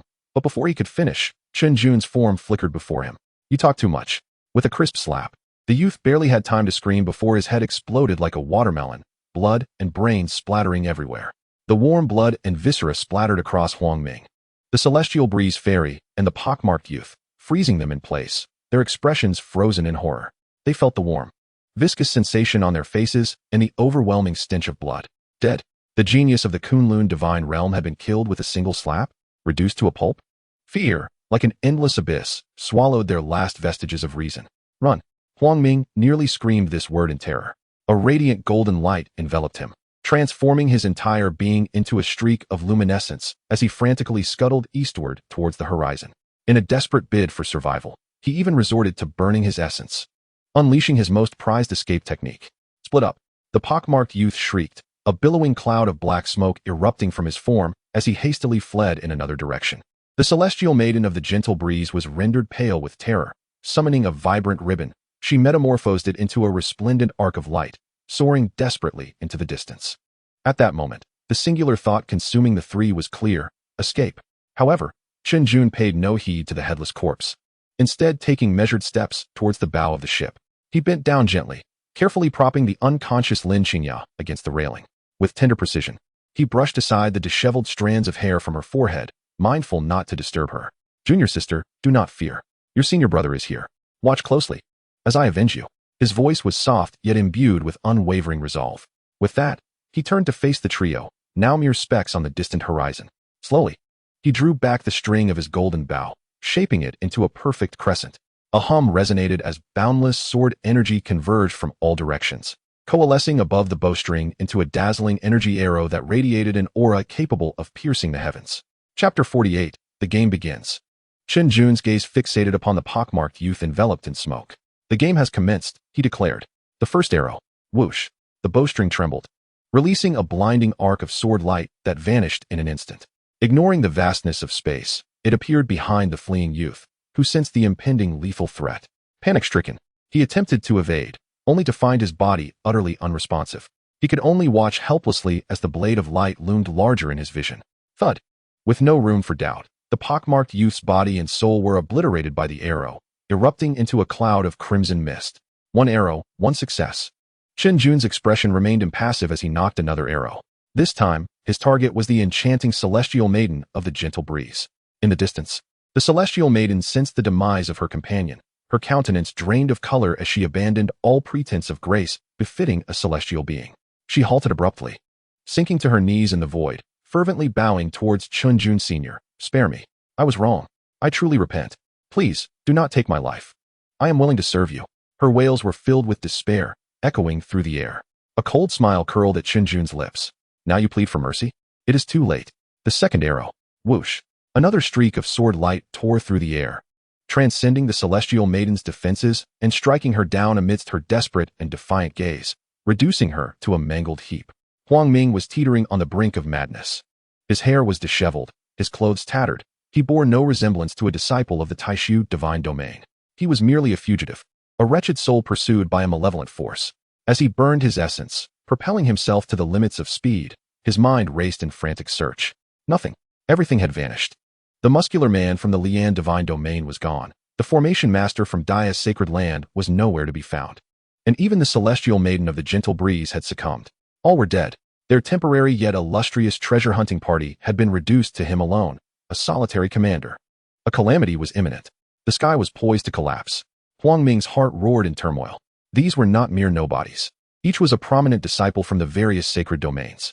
Now, all had been mercilessly felled by that man, that harbinger of death, who wielded a bow as one would shoot at birds. If word of this reached their sects, it would incite a tempest across the eastern wilderness. And he, Huang Ming, as the sole survivor, no, he could not perish. If he died, who would relay this news? Who would avenge his fallen comrades? The thought intensified his will to survive. He even forced forth another mouthful of essence, transforming it into a mist of blood, enhancing his speed yet further. However, he was not the fastest. Someone else was swifter. Meanwhile, from the desolate plains afar, numerous wandering cultivators, engaged in their trials, took notice of the strange phenomenon in the sky. Look, what is that? A golden light, trailing black smoke, a rainbow. Wait, where did the rainbow go? I recognize that figure. It's Huang Ming from the Taishu divine domain, a core disciple of the sacred land. He seems to be fleeing for his life. By the heavens, who possesses such audacity to pursue a disciple of the sacred land? Are they courting death? Where is his pursuer? I see no one. An elderly cultivator pointed towards the distant ship upon the horizon, his voice trembling.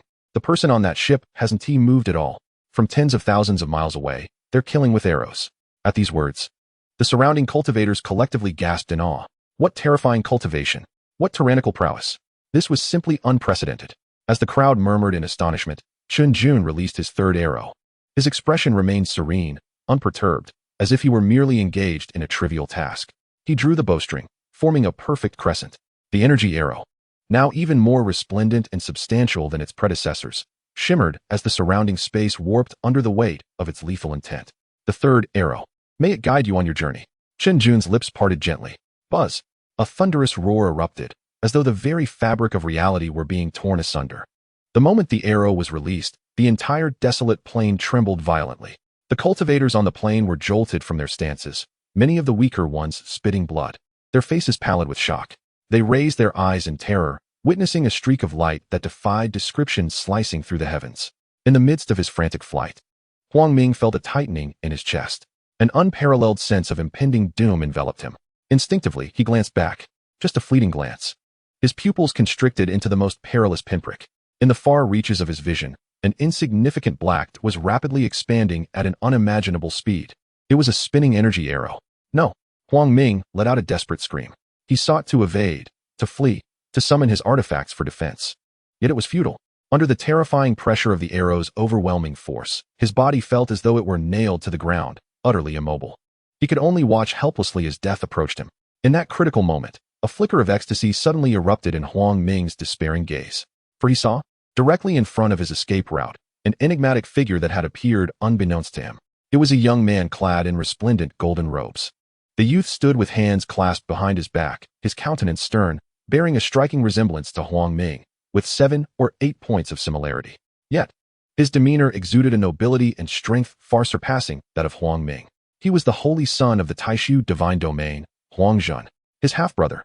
Brother, save me. Huang Ming exerted every ounce of strength, his cry akin to the lament of a cuckoo, filled with desperation. Brother, everyone from Lian, Dian, and the Pure Land is dead. They were all killed by that madman. Please, save me. A flicker of emotion crossed Huang Jun's cold face upon hearing these words. All dead. How could this be? His gaze narrowed, and he immediately spotted the energy arrow piercing through the void, relentlessly pursuing him. Such a powerful arrow. Huang Jun's eyes sharpened, leaving no time for further contemplation. Despite his usual disdain for his younger brother, Huang Ming was ultimately a member of the Taishu divine domain and his own kin. To have someone attempt to kill him in his presence? That was courting death. Outrageous. Huang Jun bellowed, extending his hand. Boom. A colossal golden hand, conjured from his formidable power, materialized from thin air, blocking out the sky. The hand was inscribed with profound runes, emanating a terrifying might that seemed capable of suppressing all. Chapter 49. The Laws of Heaven and Earth. The Laws of Heaven and Earth. This was a powerful divine ability that could only be wielded by a cultivator at the pinnacle of the 9th stage of gathering yuan. He intended to rescue Huang Ming along with that arrow. However, he had underestimated the might of Chun Jun's arrow. Or rather, he had underestimated its speed. Just as the golden hand was about to make contact with Huang Ming, whoosh, the energy arrow, as if teleporting, suddenly accelerated. It pierced through the palm of the golden hand without encountering any hindrance. Thwack! The arrow accurately entered Huang Ming's back and exited through his chest. No! The ecstasy on Huang Ming's face instantaneously froze. He lowered his head, incredulous as he gazed at the gaping hole in his chest. He opened his mouth, seemingly about to utter something, but ultimately, all that escaped was a roar filled with resentment and fury. In the next moment, boom, Huang Ming's body, along with his soul, was completely detonated by the violent sword energy contained within the arrow, exploding in a dazzling display of crimson fireworks in the sky. There was no possibility of survival. All of this transpired before Huang Jun's very eyes. He watched in disbelief as his brother was obliterated by a single arrow, even as he attempted to intervene. This was no longer mere provocation. This was a slap in the face. A humiliating blow before all the cultivators present on the desolate plain. On the surface of the sea, Chen Jun slowly retracted the golden bow in his hand. The longbow transformed into specks of golden light, dissipating into the void as if he had merely accomplished an inconsequential task. Meanwhile, in the distant heavens, Huang Jun's expression darkened to a near-palpable gloom. An uncontrollable fury raged within his chest. His relationship with Huang Ming had always been rather indifferent. Indeed, he held a certain disdain for his younger brother, who was devoid of remarkable talent and merely relied on the family name to exert influence. Yet, he was still his brother. Very well. Huang Jun, now laughing in anger, felt the space around him tremble violently due to his wrath. The scattered cultivators on the desolate plain were left utterly dumbfounded.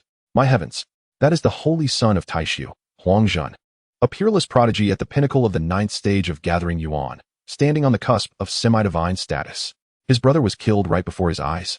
This feud had escalated tremendously. With the holy son of Taishu in attendance, could that scourge still survive? It was hard to say, for the scourge possessed extraordinary means. To shoot and kill Huang Ming from such a distance, without Huang Jun being able to intervene. An earth-shattering battle was about to erupt. As the crowd held their breath in anticipation, Huang Jun moved. He stepped forward, and in an instant, he vanished from his original position. The next moment, he had traversed a great distance, appearing before the grand ship where Chen Jun stood. He stood with hands clasped behind his back, floating midair, his robes billowing like a deity. An overwhelmingly potent aura radiated from him, enveloping the entire ship. He gazed down from his lofty position at Chun Jun at the ship's bow, his eyes icy and devoid of any emotion. Who gave you the audacity to slay a member of my holy land? His voice was low, yet carried a gravity that questioned the heavens themselves. At the ship's bow, Chen Jun slowly raised his head. The spiritual energy within him surged at an unprecedented speed, pushing against the bottleneck of the transformation stage. He was currently preoccupied with breaking through. Thus, he had little desire to engage in idle chatter with this individual before him. He merely cast a casual glance at Huang Zhan, responding in a tone that suggested it was a matter of course. If you wish to kill, then do so. What is stopping you? Upon hearing this, Huang Zhan's brows shot up, his gaze turning exceptionally cold. A torrent of murderous intent erupted from him like a volcano, overwhelming the atmosphere. The entire sea's temperature dropped abruptly. Very well. Huang Zhan fixated on Chen Jun, enunciating each word with deliberate emphasis. He was the illustrious holy son of Taishu. At the pinnacle of the 9th stage of gathering yuan, wherever he went, he was respected and revered. Today he was openly challenged by an unknown individual. In his presence, his brother was slain. To have killed him was one thing, but to speak with such a tone of indifference was a blatant affront.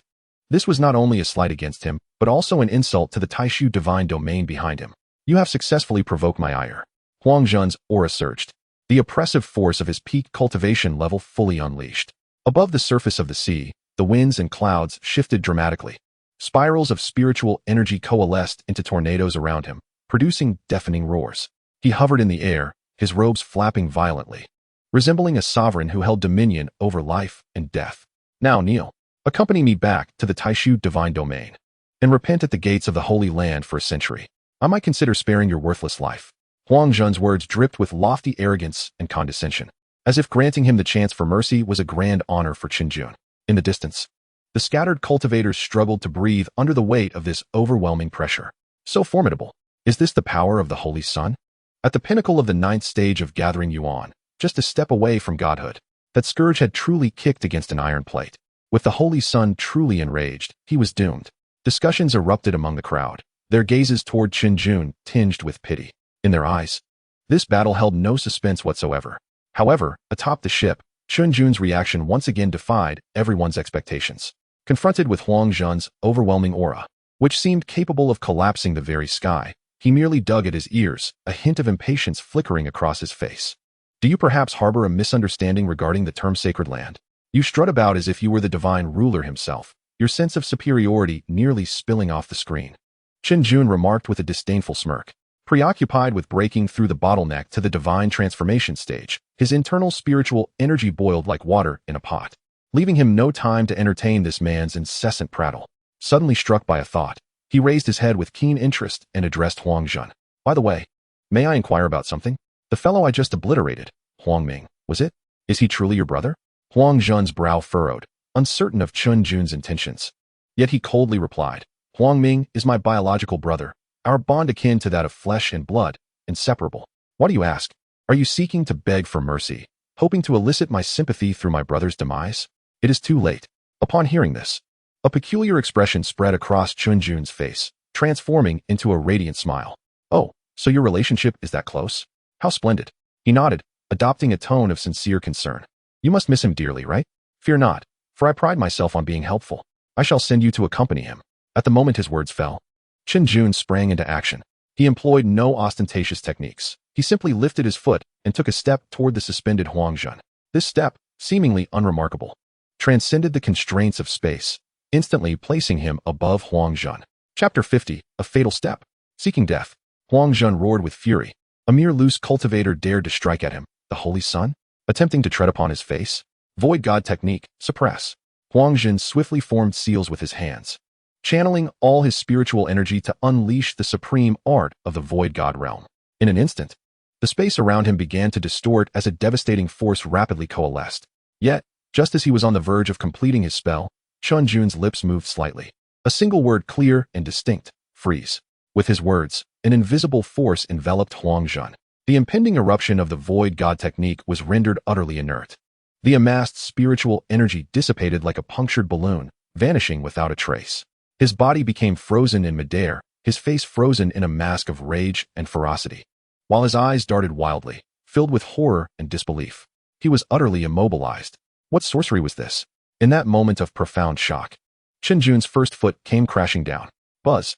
A dragon-shaped jade pendant intricately carved with elaborate designs at Huang Zhan's waist suddenly glimmered to life, enveloping him in a substantial golden shield. Boom! Chen Jun's foot landed squarely upon the shield. The shield shook violently, dissipating most of the force. Huang Jun merely felt a surge of blood rush within him, suffering no substantial harm. A top-tier Earth-grade protective jade pendant? Chen Jun raised an eyebrow, somewhat surprised.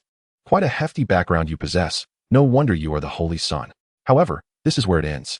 In the next moment, a vastly different aura erupted from within Chen Jun. No longer was it the 9th tier of energy gathering, but rather demigod. Boom.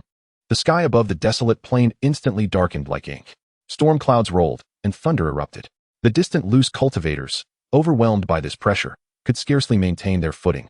Collapsing to their knees, hearts racing in terror. A demigod. My heavens. He is actually a demigod-level powerhouse. He had been concealing his cultivation.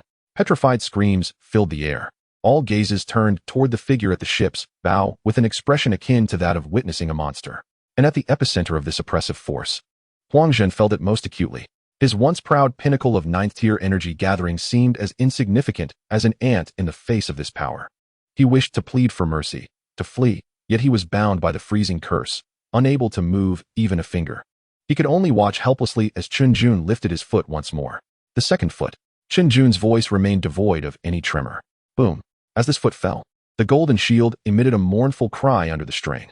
Crack. A pronounced fissure appeared upon the shield. The third foot. Boom. Crack. The shield shattered in response. The earth-grade dragon-shaped jade pendant disintegrated into powder. The leftover force struck heavily against Huang Jun's chest. Puff.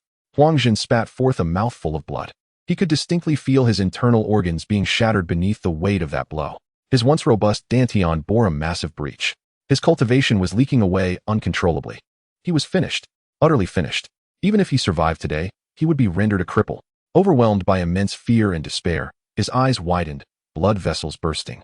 Fixated on Chen Jun observing Huang Jun's expression, Chen Jun frowned slightly. Oh, such a fierce gaze? He shook his head, feigning a look of deep concern. No.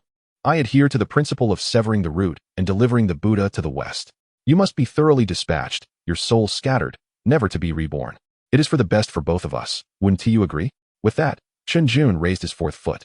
This time, he channeled all his strength. Then, he stomped down fiercely. Boom. This foot made no sound. 4. In the instant Huang Jun's flesh and soul met Chen Jun's foot, they were utterly crushed into oblivion by that insurmountable force. Not even a speck of dust remained. The terrifying force's shockwave continued to penetrate downward, creating a profound void in the sea below. In the distance, the loose cultivators on the desolate plain stood in stunned silence. Having witnessed the Holy Sun being trampled to death, the entire scene fell into an eerie stillness. Those kneeling on the barren ground gazed upward, mouths agape, eyes bulging nearly from their sockets. What had they just witnessed? The Holy Sun of the Tai Chu's sacred land, that exalted being who regarded them as mere weeds, had simply been obliterated beneath a single foot. Not a trace of ash remained, utterly erased from this world. Moreover, that final step into the abyss of the ocean, a gaping chasm so dark that not even light could penetrate, was a sight more terrifying than the depths of the 9 hells. This was evidently divine retribution. After a fleeting moment of dazed disbelief, an overwhelming tide of fear, akin to a frigid surge, instantaneously engulfed the hearts of all present. He had utterly crushed Huang Jun. A trembling rogue cultivator stammered, his teeth chattering, struggling to articulate a coherent thought. It was over. This time it was truly over. Another rogue cultivator, face ashen, collapsed to the ground. That was the Holy Sun of Tai Chu, the future heir of the vast void divine domain. What manner of existence was the vast void divine domain? It was the true sovereign of the Eastern Sea. To slay their Holy Sun was an irreconcilable vendetta of blood. The vast void divine domain would undoubtedly descend into madness. They would hunt this man to the ends of the earth. No, they would raise the entire desolate plain. No, they would upheave this entire sea. Panic spread like an epidemic among the throng. Their fear was not directed at Chen Jun. What terrified them was the impending wrath of the vast void divine domain, capable of obliterating the heavens and the earth. When the city gates catch fire, the fish in the moat suffer. These insignificant rogue cultivators, in the face of this cataclysmic storm, were not even worthy of being cannon fodder. A mere ripple could obliterate them into dust. However, in the midst of this collective dread, Chen Jun, the epicenter of the storm, slowly closed his eyes. A peculiar expression of indescribable satisfaction graced his face. Just moments ago, at the instant he crushed Huang Jun, along with his very soul, he felt an invisible barrier within him shatter with a resounding crack. This was the final threshold that had long plagued him on his path to the transformation stage. Although he had already reached the pinnacle of the semi-divine realm, tantalizingly close to the transformation stage, he had always sensed something amiss. A slight misalignment of perception, a lingering attachment of the heart. Yet Huang Zhun, this adorable fool who had delivered himself, had perfectly filled that last void with his life. Decisive in slaughter, eradicating the roots. This was his path. Boom. A surge of power, tenfold, 100-fold greater than before, erupted from within Chen Jun. His momentum began to ascend frantically, and then it transcended. Chen Jun's figure gradually levitated, ultimately settling into a meditative position 100 meters above the ground. He opened his eyes, devoid of joy or sorrow, only a profound indifference. His gaze swept over the terrified rogue cultivators below, traversing the desolate plain ravaged by battle. Finally, he lifted his head to gaze at the heavens. From his lips flowed a statement, plain yet imbued with unparalleled majesty, resonating clearly across 100 miles. Today, I shall enter the transformation stage. The moment those words fell, the heavens and earth shifted in hue. Boom. A grand, distant sound, as if a bell from the primordial ages, reverberated through the skies.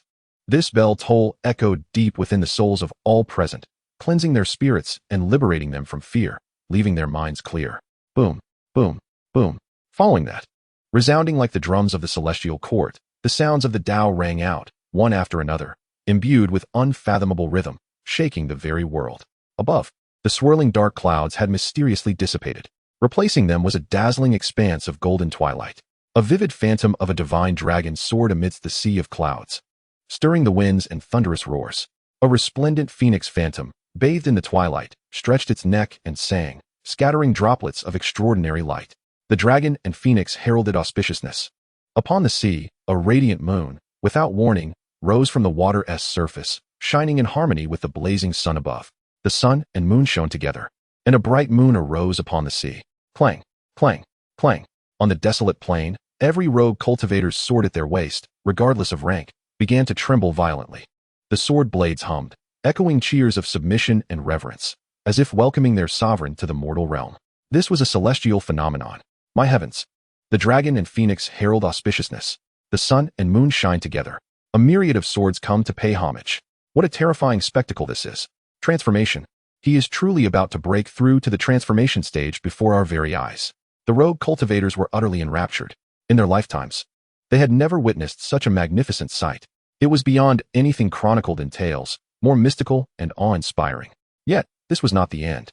At the moment the phenomenon reached its zenith, a thick, unyielding aura of spiritual energy began to converge high above the 9 heavens, coalescing into a downpour of spiritual rain enveloping the entire desolate plain. Pitter-patter. The raindrops were small, imbued with a faint golden glow, falling to the ground, into the sea, and upon each rogue cultivator. The desolate plain, barren due to its thin spiritual energy, began to rejuvenate at a visibly rapid pace under the nourishing rain. From the parched earth, tender green shoots broke through the soil, growing with the wind. Some formerly ordinary spiritual herbs, after absorbing the spiritual rain, dramatically increased in potency, ascending in rank. The fissures caused by the battle between Chen Jun and Huang Zhun were also healing at an astonishing rate, and those rogue cultivators felt it most acutely. The spiritual rain fell upon them, transforming into warm, pure energy that surged into their limbs and bones. The internal injuries inflicted by Chun Jun's oppressive presence healed instantaneously. Furthermore, they sensed the long stagnant bottlenecks in their cultivation loosening. A few cultivators already on the brink of breakthrough immediately sat cross-legged, directly summoning the whirlpool of spiritual energy associated with their impending breakthrough. My injuries, they are healed. My cultivation has advanced. This is a divine blessing from a saint. It is the heavenly spiritual energy summoned by this esteemed individual's breakthrough to transformation. We are sharing in the glory. After a brief moment of elation, one rogue cultivator suddenly came to his senses and heavily bowed his head towards the figure meditating in the void. His action was like a signal. Thud, thud. In the next moment, all the rogue cultivators on the desolate plain knelt in heartfelt submission. Their expressions shifted from fear to fervent admiration and respect. We, for the esteemed one, celebrate. Congratulations to the esteemed one for entering the transformation stage. May the path to immortality be everlasting. The thunderous roars of cheers converged into a torrent, surging into the heavens. However, just as the multitude worshipped and the heavens rejoiced, an abrupt change occurred. Boom. A deafening sound erupted, as if the heavens had been pierced. Above the heads of the crowd, the firmament split open without warning, revealing a gaping chasm. Behind it was not the azure sky, but a rapidly swirling pitch-black vortex. A heart-stopping force, imbued with an aura of brutality and destruction, burst forth from the vortex. Under this overwhelming pressure, the recently fallen spiritual rain was instantly evaporated, and the newly sprouted spiritual herbs withered in an instant. Those scattered cultivators kneeling on the ground felt as if an invisible divine mountain bore down upon them, causing their bones to creak in protest. The weaker among them even bled from their mouths and noses, collapsing unconscious on the spot. A voice, ancient yet brimming with boundless fury, roared forth from the depths of the swirling vortex, shaking the very foundations of the world. Who dares to slay the holy son of my sacred land? This voice carried the wrath and murderous intent that transcended the vast expanse of space, as if it sought to freeze this realm entirely. The name that emerged in everyone's minds was one that struck terror into their hearts: the primordial ancestor of the void divine domain. He has arrived. Ultimately, the death of Huang Zhun has stirred this ancient being, who has lived for countless years, to action. Judging by the current situation, he seemed determined to traverse the void at any cost, to descend in his true form. It was over. The heavens were truly about to shatter. Just as despair enveloped everyone, Chen Jun, seated cross-legged in the void, slowly opened his eyes. His breakthrough had been accomplished. His gaze, profound as the sea of stars, calmly regarded the immense black vortex in the sky. Faced with the terrifying pressure that could crush mountains, his expression remained unchanged. He merely extended his right hand and gently grasped at the void. Buzz! An ancient longsword materialized in his hand. The blade was inscribed with mysterious starry patterns, with 7 celestial points rotating upon it, emanating a chilling aura. The heavenly grade superior, 7-star sword. Chen Jun stood up. He glanced at the ever-expanding black vortex that seemed poised to devour the heavens and the earth. Then, he looked at the looming shadow within the vortex, radiating a terrifying presence. The corners of his mouth lifted slightly, revealing a hint of derision. Is this it? Is the old monster playing at rescuing Grandpa like a childish game? Muttering to himself, he casually swung the 7-star sword. This strike did not come with earth-shattering momentum. It even lacked significant fluctuations of spiritual energy. It was a simple, understated slash. A silver sword arc, nearly 1,000 feet long, erupted from the blade. It tore through space, severing the laws of the universe, and with an incomprehensible speed, it struck down upon the massive black vortex. That vortex, which had instilled despair in countless cultivators, proved as fragile as a mere sheet of paper before the silver sword arc. It was effortlessly cleaved in two. Chapter 52, The Valley of Desolate Swords. The sword arc continued its relentless descent. It cleaved through the thick earth, leaving behind a bottomless, terrifying sword scar that stretched for miles across the desolate plain. In later years, this place would be named the Valley of Desolate Swords. The sky, once torn open, emitted a mournful wail under the unbearable strain, then collapsed with a thunderous roar, dissipating into nothingness. Only a resonant cry of unwillingness and horror echoed through the heavens and the earth. Who are you? Chen Jun sheathed his sword and stood tall, his robes billowing. He lifted his head, his gaze penetrating the boundless void, as if locking eyes with the primordial ancestor. His tone was calm, yet carried an undeniable dominance, proclaiming his existence. I am the master of the 7-star sword. On the desolate plain, the heavy silence was shattered by the sound of labored breathing. The surviving scattered cultivators, one by one, collapsed onto the ground, gasping for air. The pressure emanating from the void divine domain had nearly cost them their lives. Each face was etched with fear and confusion. What had transpired? The primordial ancestor's dharma body had descended, and then, it seemed to just end there? Had that elder made a move? One trembling cultivator managed to rise and stammered a question. The chasm stretched across the sky, splitting the clouds in two, its edges still retaining a chilling sharpness. Not merely a move. Chen Ku, supporting his companion Jiuyou, exclaimed excitedly, his face flushed. You should have seen it. That elder just stood up and waved his hand. Uft. That so-called vortex conjured by the primordial ancestor was cleaved in two as if made of paper. Jiuyou, wearing an expression of admiration, wiped the blood from the corner of his mouth and added in a deep voice, so fierce. This elder is simply beyond human. Count it up. A cultivator with a good memory began to tally on his fingers. First, he shot 4 arrows, killing 4 of the void divine domain's Yuanying lackeys. Then, he stomped the arrogant holy son Huang Zhun into a puddle of flesh. Now, with a single sword strike, he has severed the projection of the old monster in the transformation stage. My heavens! 4 arrows to slay Yuanying, a foot to crush the holy son, a sword to repel the transformation stage. The moment this summary was voiced, everyone present gasped in shock. Such accomplishments, who would dare to believe them? This was nothing short of mythic. A burly man with a beard suddenly teared up, kneeling heavily before Chen Jun and bowing 3 times. Great benefactor, I shall never forget your kindness. His words resonated with many. Among the scattered cultivators, who had not suffered under the disdain of the sacred land sects, these rootless wild cultivators were viewed as mere ants to be trampled by the powerful. Today, Chun Jun's actions had undoubtedly avenged their grievances. Indeed, the elder is our benefactor, shouted Chen Ku, his eyes fervent. Elder, I, Chen Ku, am willing to serve you, to brave fire and water without hesitation. And I, Niujia, count me in. In an instant, the crowd erupted with fervor, dozens of scattered cultivators kneeling in unison, expressing their desire to follow Chen Jun. They understood that offending the void divine domain would make the elder's path fraught with thorns.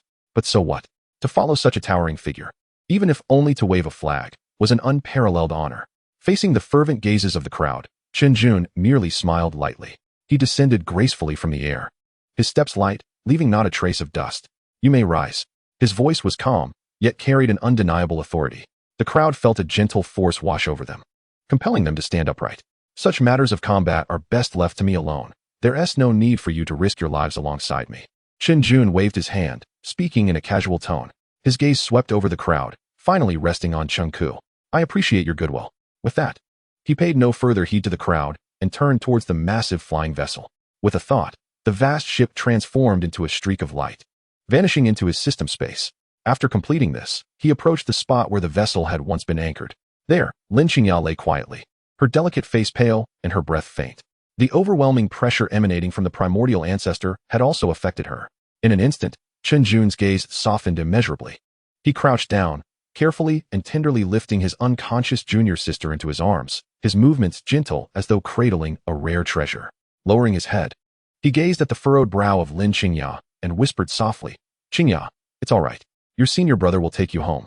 As his words faded, he embraced Lin Qingya, transforming into a resplendent golden rainbow that soared into the sky. The golden arc tore through the heavens, vanishing in an instant at the horizon. All that remained on the desolate plain were a group of stunned loose cultivators, staring upwards in awe at the direction where the golden rainbow had disappeared. Unable to recover their senses for a long time, Chen Ku murmured to himself, now, that is the true demeanor of a formidable master. Chen Jun had departed, yet the legend he left behind was only just beginning to brew. Everything that transpired on the desolate plain was akin to a super hurricane of magnitude 12, sweeping across the entire 9 nether realm within mere days. For arrows slaying the nascent soul, a single foot crushing the holy sun, a sword repelling the divine, the 7-star swordmaster. Each phrase carried an unparalleled impact, reverberating through the ears of all who heard the tale. The 10 great sacred lands, thousands of sects, and countless immortal families were all struck with fear. The 9 nether, a world that had lain silent for nearly a millennium, erupted into fervor due to the emergence of a single individual. Countless gazes, filled with awe, curiosity, or trepidation, turned towards the land known as the Desolate Plain. In the divine domain of mountains and marshes, atop a mist-laden floating celestial mountain, within an ancient Taoist temple, a middle-aged man clad in a yin-yang fish robe, exuding an air of authority, abruptly opened his eyes from his meditation. Just moments ago, he had sensed a new yet overwhelmingly domineering aura of a transformation realm cultivator. Following that, another wave of razor-sharp sword intent pierced the heavens, as if intending to slice through the very fabric of existence. His eyes pierced through the walls of the temple, gazing towards the distant desolate plain. A new transformation realm cultivator. What a formidable sword practitioner. That old fool from the Tai Su divine domain must have suffered a great loss. The 7-star swordmaster? How intriguing. The skies of 9 nether are about to change. Meanwhile, at one of the 10 great sacred lands, the flowing light sword city, a majestic city that resembled a colossal sword thrusting into the heavens, atop the highest point of the city. A young man clad in azure with striking green hair sat cross-legged. Beside him lay a divine sword, clear and radiant. Suddenly, the youth opened his eyes, and within his pupils reflected an image, a sword rainbow that cleaved through a black vortex, slicing through the boundless earth. The vision flickered and vanished. Chapter 53, The Newly Ascended Sword Saint. The smile on the green-haired youth widened. How fascinating, truly fascinating. A single sword severing the void passage of the primordial ancestor, while also leaving a mark on his homeland. He extended his hand, gently caressing the divine sword beside him. What a newly ascended sword saint. Buzz, buzz, buzz. The clear, profound divine sword beside him emitted an excited quiver, its sword intent soaring. To the east of 9 nether, in the boundless ocean, on a secluded immortal island, Within the holy palace, a robust old man with white hair and a muscular frame, exuding explosive power, ambled towards the sea, carrying a giant sword broader than a door. He allowed the icy seawater to soak his calves. Raising his head, his profound gaze pierced through layers of space, looking towards the direction of the desolate plain. Moments later, a hearty smile broke across his rugged face. He spoke softly to the empty distance. Young friend, congratulations on entering the transformation realm. On the peak of Xintian Mountain, a pitch-black iron tower shot into the clouds. Inside, in a sealed chamber, the primordial ancestor sat cross-legged, suddenly opening his eyes wide. A surge of reverse blood welled up in his throat, which he forcefully swallowed back down. However, the bloodstains at the corner of his mouth remained stubbornly visible. His expression was as dark as water, his eyes swirling with boundless hatred and murderous intent. Huang Zhun, his most beloved grandson, a peerless genius painstakingly nurtured with countless resources. At 30 years old, he had reached the 9th stage of the Gathering Yuan realm, a rarity in the entire Nine Nether realm. He had once believed that his grandson would, within a century, step into the legendary Holy Realm. But now it was all gone. His life's greatest investment, his proudest grandson, had been slain by a wild boy of unknown origins, the 7-star sword master. The primordial ancestor gritted his teeth, each word dripping with chilling malice. You have destroyed my life's work. You deserve to die. The terrifying pressure of the transformation realm erupted in the chamber, causing the entire iron tower to tremble violently under his wrath. After a long while, the madness in the primordial ancestor's eyes gradually receded, replaced by a chilling calmness. Impulsiveness is the devil. This truth, he had lived for over 1,000 years and understood better than anyone. That 7-star sword master, capable of severing his void passage with a single sword while wounding him, was certainly not to be underestimated. Given his current injuries, rushing to confront him could result in a disastrous turn of events. Most critically, if he failed to deliver a fatal blow and allowed him to escape, it would pose a nightmare for the entire Tai Su divine domain. He must strike to kill. He could not afford to give him any chance for a comeback. A fierce glint flashed in the primordial ancestor's eyes. He slowly rose, pacing to the center of the chamber. To challenge the authority of the sacred lands single-handedly? Young man, you are far too naive. A cold smile curled at the corner of his mouth. I will not play this game alone. The Dian sacred land, the Yin sacred land, the Yunlan sacred land. I shall see how you, alone, can withstand the combined forces of our 4 families. He planned to weave a net of heaven and earth, gathering the strongest forces to crush this audacious rebel who dared to challenge the sanctity of the sacred lands, ensuring he had no room for struggle. As the primordial ancestor schemed in the chamber, the entire Nine Nether realm was already in a frenzy. Have you heard? Something big has happened on the desolate plain. What happened? Tell me more. A fierce individual known as the 7-star sword master has emerged, shooting down 4 nascent soul experts with 4 arrows. No way. Is that true? When did nascent soul experts become so worthless?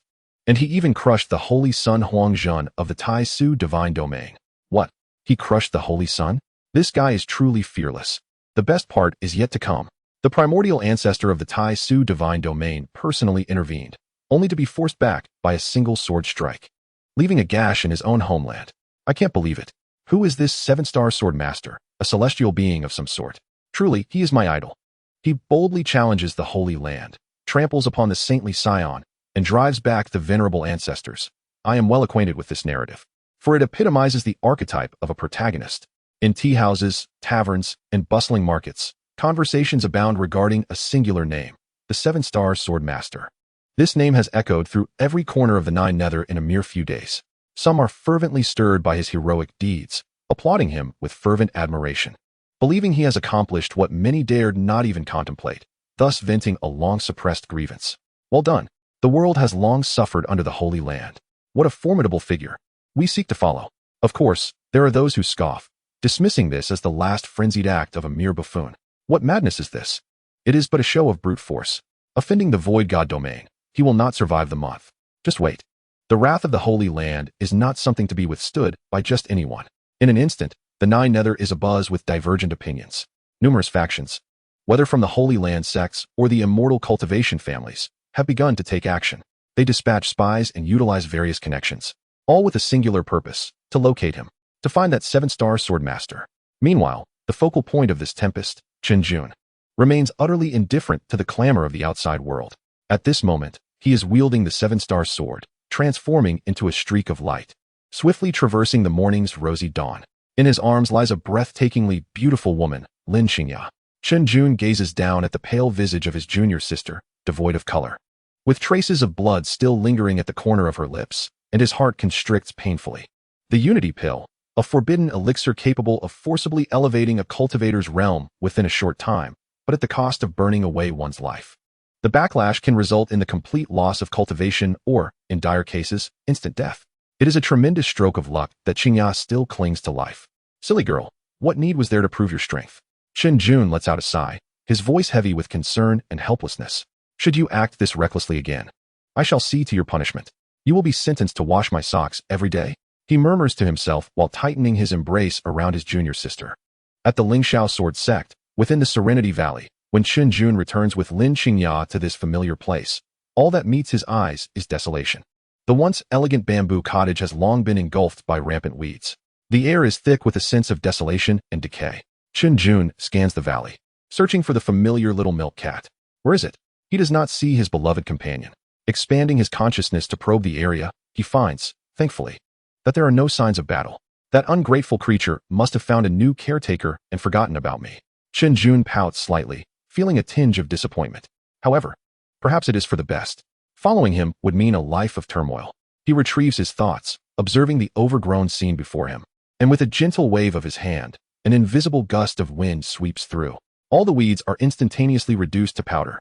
The dilapidated bamboo cottage visibly restores itself to its former glory. Serenity Valley is rejuvenated. Yet, this is still insufficient. The cottage, after all, is not secure enough. Chen Jun's gaze lands upon a nearby mountainside. With a flick of his finger, a sharp sword aura shoots forth. Boom. The solid rock wall is pierced through as easily as tofu, revealing a spacious and bright cave. Embracing Lin Qingya, Chen Jun steps into the cave. He looks at his junior sister, whose breath grows ever fainter, his expression grave. There can be no delay. Taking a deep breath, he silently intones, "Ice crystal profound coffin." As his words fall, the temperature within the cave plummets. Countless ice blue light points converge from the air. In an instant, a transparent coffin, entirely composed of ice and exuding a chilling aura, materializes before him. With a casual gesture, he cleaves a massive stone within the cave, shaping it into a flat stone bed. He carefully places the ice crystal profound coffin upon the stone bed.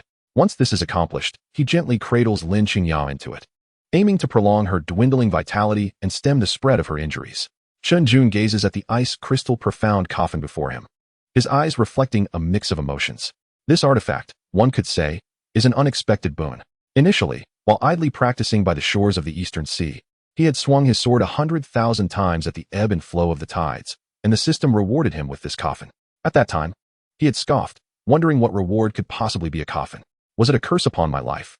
Yet now, it seems this item is a timely blessing. The ice crystal profound coffin can maximally preserve life and delay the deterioration of injuries. It is truly tailor-made for Qingya's current predicament. However, this is merely a temporary solution. To save Qingya, there are only two paths. Two starkly different options flash through Chen Jun's mind. The first is the life rebirth pill, a sacred alchemical masterpiece that can revive the dead and restore flesh to bone. As long as there is breath, it can bring one back. It sounds remarkably appealing. Yet the cost is equally monumental. The potency of the life rebirth pill is overwhelmingly domineering, while it resurrects life. It also completely assimilates any remaining spiritual roots and meridians within the cultivator's body into that of an ordinary mortal. In other words, Qingya could live, but she would become an utterly mundane being, never to tread the path of immortality again. For one who once stood atop the peaks and gazed down upon the world, this fate would be more torturous than death itself. Chen Jun can almost envision the despair that would engulf Qingya upon awakening to find herself bereft of her cultivation. He shakes his head, temporarily suppressing this option. The second plan is even more extreme and audacious, the shadow demon technique, an ancient demonic cultivation method bestowed upon him by the system. To practice this technique, one must first cultivate the devouring heaven demon body. As the name suggests, it consumes all things in heaven and earth for one's own use, be they spiritual pills or the cultivation of others. This technique is immensely powerful, once mastered. One's progress accelerates at an astonishing rate, yet it harbors endless dangers. Losing oneself to madness is but a minor concern. A moment's lapse in temperament could lead to one becoming a demon consumed by slaughter and devouring, forever beyond redemption. Moreover, the prerequisite for cultivation is that Lin Qingya possesses the exceedingly rare devouring heaven demon body. This is nothing short of a gamble. If he wins, not only could Lin Qingya recover, but she might even become stronger than before. If he loses, he would have thrust his junior sister into an abyss of no return. Curse it. Chen Jun cannot help but mutter a curse. One path offers her a fate worse than death, while the other could turn her into a female demon. What kind of wretched dilemma is this? He irritably rakes his fingers through his hair, feeling as though his mind has turned into a chaotic mess. No, I need to step outside for some fresh air. He glances back at the peacefully sleeping figure of his junior sister in the coffin before turning to leave the cave. Regardless, having returned, he must inform the sect, even though he no longer feels a sense of belonging to the Lingxiao sword sect. However, after all, this was a place once protected by my esteemed master. In a fleeting moment, Chen Jun appeared outside the main hall of the sect. The grand hall remained unchanged, retaining its familiar appearance. Only the disciples on guard had shifted, with several new faces among them. He had intended to seek out his acquaintances, Dong, Yi, and the others. But upon scanning with his divine sense, he discovered they were absent, likely dispatched on a mission. Chen Jun, feeling indifferent to the inconvenience, approached the disciple responsible for registration. Greetings, brother. I am Chen Jun from the Tranquil Heart Valley, here to report my return. The disciple looked up, a look of confusion etched on his face. Tranquil Heart Valley. Chen Jun, which elder do you serve? There appears to be no record of you. Chen Jun merely scoffed. My master is Lin Zhen. Lin Zhen, the immortal? The disciple's bewilderment deepened. But didn't Lin Zhen perish long ago? Indeed, Chen Jun affirmed with a nod. Thus, I currently have no master. Do you comprehend? The disciple was momentarily speechless, staring blankly at Chen Jun. A disciple without a master still remaining in the sect? Yet, judging by his nonchalant demeanor, he seemed to be faring quite well. What an oddity indeed. Just make a note of it, and I shall be on my way. Chen Jun waved his hand dismissively and turned to leave. He had a destination in mind, a place where he could calm his thoughts and reflect deeply. Chen Jun's figure soon appeared in the market at the foot of the mountain. He navigated the familiar surroundings effortlessly, entering a tavern and tossing a spirit stone onto the counter. Owner, bring me 2 jugs of your finest drunken dreaming. With 2 jugs of wine in hand, he transformed into a streak of sword light, soaring into the sky. His destination, the 9th palace. This was the resting place of the formidable ancestors of the Lingxiao sword sect, and the final resting place of his master, Lin Zhen. Atop the mountain, shrouded in swirling mists, a solitary grave stood quietly at the edge of a precipice. Chen Jun approached the grave and sat cross-legged before it. He uncorked 1 jug, pouring a full cup before himself and filling another for himself. Old man, I've returned to visit you. He lifted the cup in a silent toast towards the bluish stone and drank deeply. The fiery liquid slid down his throat, igniting a warmth within him. I've brought you your favorite drunken dreaming. Am I not a considerate disciple? He rambled on, filling another cup. Good news. Your disciple has made progress. I am now at the god transformation stage. Impressive, isn't it? In the entire 9 hells, there are perhaps only a handful of ancient monsters capable of besting me. I can certainly fend for myself. As he spoke, his voice faltered, and his gaze darkened. He tilted his head back, taking another hearty gulp of wine. The bad news is, I've messed up. That girl Qingya has encountered trouble. A tremor of suppressed emotion laced his voice. You entrusted me to take care of her when you left. And what happened? She was forced to use the reunification elixir. And now she is left with barely half a life. Do you not think I'm utterly useless? I've reached the god transformation stage. Yet I couldn't even protect my closest junior sister. He grasped the wine jug, drinking directly from it.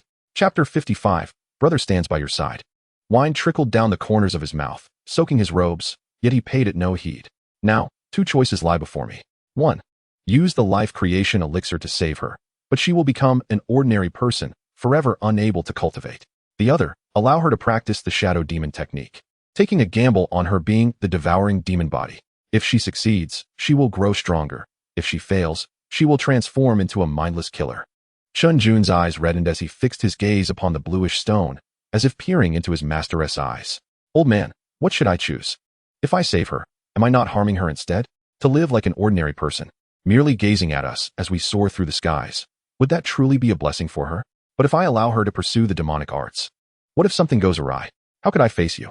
The mountain winds howled, stirring his robes. The only answer was a profound silence. Chen Jun continued to drink. From noon until the sun dipped below the horizon, the fiery glow of sunset painted the sky crimson, mirroring the hue of his face. He rose, pouring the remainder of the wine at the grave's foot. The wine is finished, and I must take my leave. Rest assured, old man. I know what I must do. He cast a final, lingering glance at the bluish stone before turning and vanishing into a streak of light against the sky. In the tranquil Heart Valley, within the cave, Chun Jun's figure appeared out of thin air. Although still reeking of alcohol, his eyes were remarkably clear. With a subtle shift of spiritual energy within him, he dispelled the effects of the wine entirely. He approached the ice crystal coffin, gazing silently at Lin Qingya's still form. His face bore no trace of hesitation or struggle. Instead, it radiated an unprecedented resolve. "Foolish girl," he murmured softly, his voice gentle enough to evoke tears. "Brother has pondered for a long time. To have you live as a mortal, watching us fly above while you remain grounded, such cruelty is intolerable. That is not living, it is imprisonment. I cannot be so selfish." His fingertips brushed lightly over Lin Qingya's pallid cheek. "Therefore, brother has chosen a different path for you, one that may be fraught with thorns and peril, yet will restore your strength and allow you to stand once more among the clouds, gazing down upon this world. If this path is destined to be at odds with the world, then brother shall accompany you. Gods shall be slain, and Buddhas shall be vanquished." As his words fell, a fierce determination flashed in his eyes. He extended a finger, gently pressing it against Lin Qingya's brow. A torrent of potent spiritual energy surged into her body.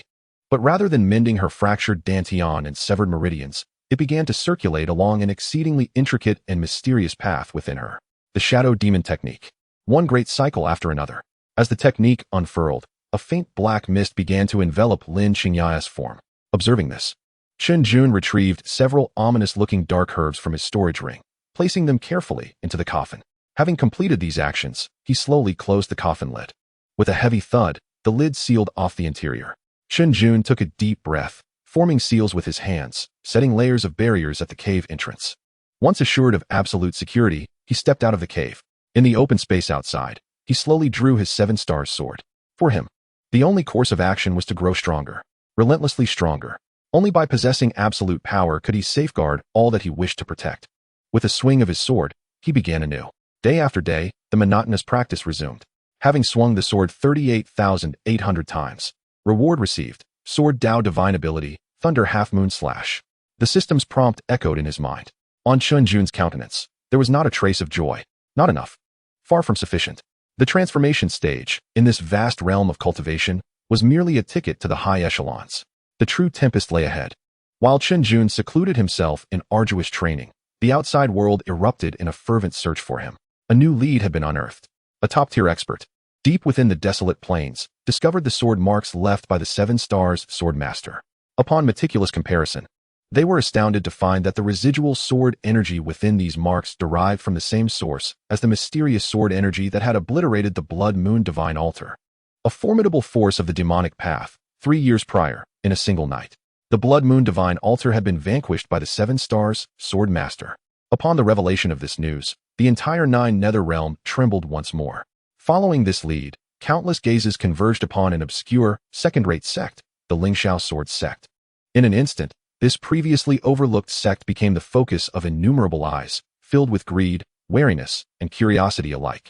In the grand hall of the Lingxiao Sword Sect, the sect leader, Dong Yi, sat in the principal seat, his face aglow with delight and contentment. He lifted his teacup, gently blowing away the steam, striking a poised demeanor. Clearing his throat, he cast his gaze over the 8 great sword peak masters seated on either side, and his treasured daughter, Dong Yuejia, standing beside him. "Family, let us convene briefly." A smile he could hardly suppress played on Dong Yi's lips. "Not long ago, I ventured out to discuss profound matters with a few old friends, and, by chance, broke through my bottleneck, thereby stepping into the gathering essence realm." As soon as these words left his mouth, the 8 peak masters' eyes lit up, and they clasped their hands in salute. "Congratulations, sect leader. Your mastery has reached fruition. A true blessing for our Lingxiao Sword Sect." Dong Yi waved his hand, yet his pride was unmistakable. Internally, he reveled in joy. The gathering essence realm. In the entire 9 nether realm, this placed him among the elite. He glanced at his daughter, Dong Yuejia. "Yuejia, my dear, you are also commendable. At merely 18, you have already reached the 4th tier of illumination. The future is indeed promising." Flushed with embarrassment from the praise, Dong Yuejia lowered her head slightly, unable to suppress a smile. The 8 peak masters, each at the 8th tier of illumination, represented the full core combat strength of the Lingxiao Sword Sect. While they may not be the strongest, they were certainly formidable enough. Dong Yi sipped his tea and continued, "Our sect is experiencing a renaissance, and it is an opportune moment for growth. Thus, I have decided that next year's recruitment ceremony must be splendidly organized, attracting more talented disciples. We aim to elevate the Lingxiao Sword Sect to a resounding presence within the 9 nether realm." Before he could finish, a piercing shout erupted from outside the hall. "Report. A disciple guarding the mountain gate rushed in, tumbling and appearing utterly frantic. He stumbled, falling to the ground in a disheveled heap. Sect leader. It's terrible. A grave situation has arisen. Ignoring his own pain, the disciple scrambled to his feet, his voice trembling. Dong Yi's good mood was shattered in an instant. He furrowed his brow, displeasure evident on his face. What a commotion. Speak slowly. The disciple gasped for breath, struggling to articulate his words. It's the Lingyun divine domain. The emissaries of the Lingyun divine domain have arrived. They specifically requested your personal presence at the mountain gate. What? Dong Yi sprang to his feet, the color draining from his face. The words Lingyun divine domain loomed over everyone in the hall like an immovable mountain. This was a colossal entity standing at the pinnacle of the Nine Nether Realm, an absolute master whom the Lingxiao Sword Sect needed to revere and depend upon. 3 years ago, when the formidable demonic force, the Blood Moon Divine Altar, wreaked havoc, the Lingxiao Sword Sect had faced annihilation and had sent a plea for aid to the Lingyun Divine Domain.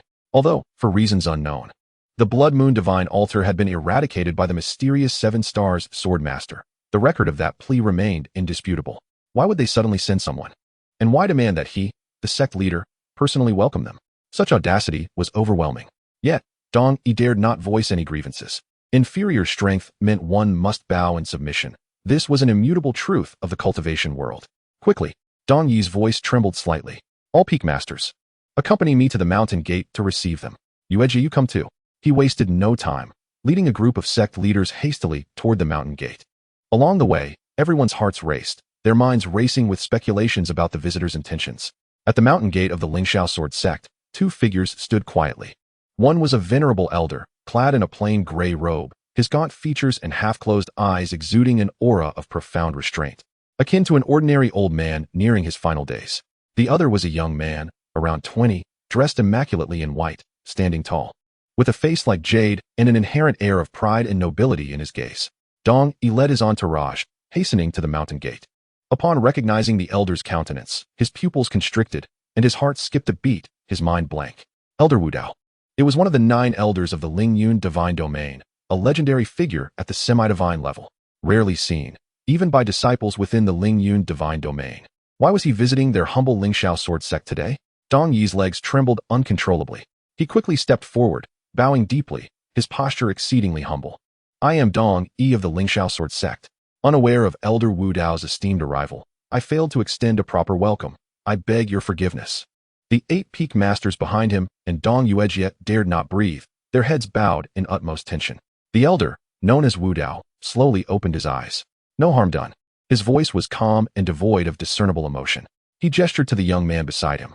This is the current Saint Son of the Lingyun Divine Domain. Dong Yi's heart skipped another beat.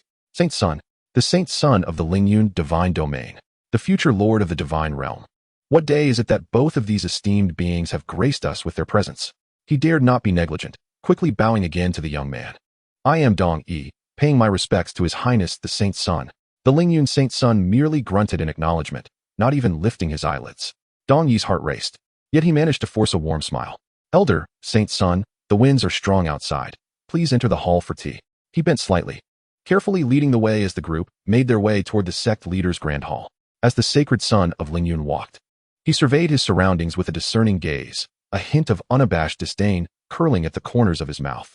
Elder Wu Dao, you jest, he suddenly spoke, his voice modest yet distinctly audible to all present. In such a remote and desolate place, where spiritual energy was lamentably scarce, what remarkable figures could possibly emerge? The so-called master of the 7 Stars Sword? A formidable being of the transformation stage? Surely, you cannot be serious. His words rendered Dong Yi and the 8 palace masters visibly perturbed. This was a blatant insult. Yet, they dared not utter a word in protest, merely donning forced smiles and feigning ignorance. After much effort, they managed to escort the 2 esteemed guests into the grand hall of the sect, where they took their respective seats as host and guest. Dong Yuejia personally served the finest spiritual tea.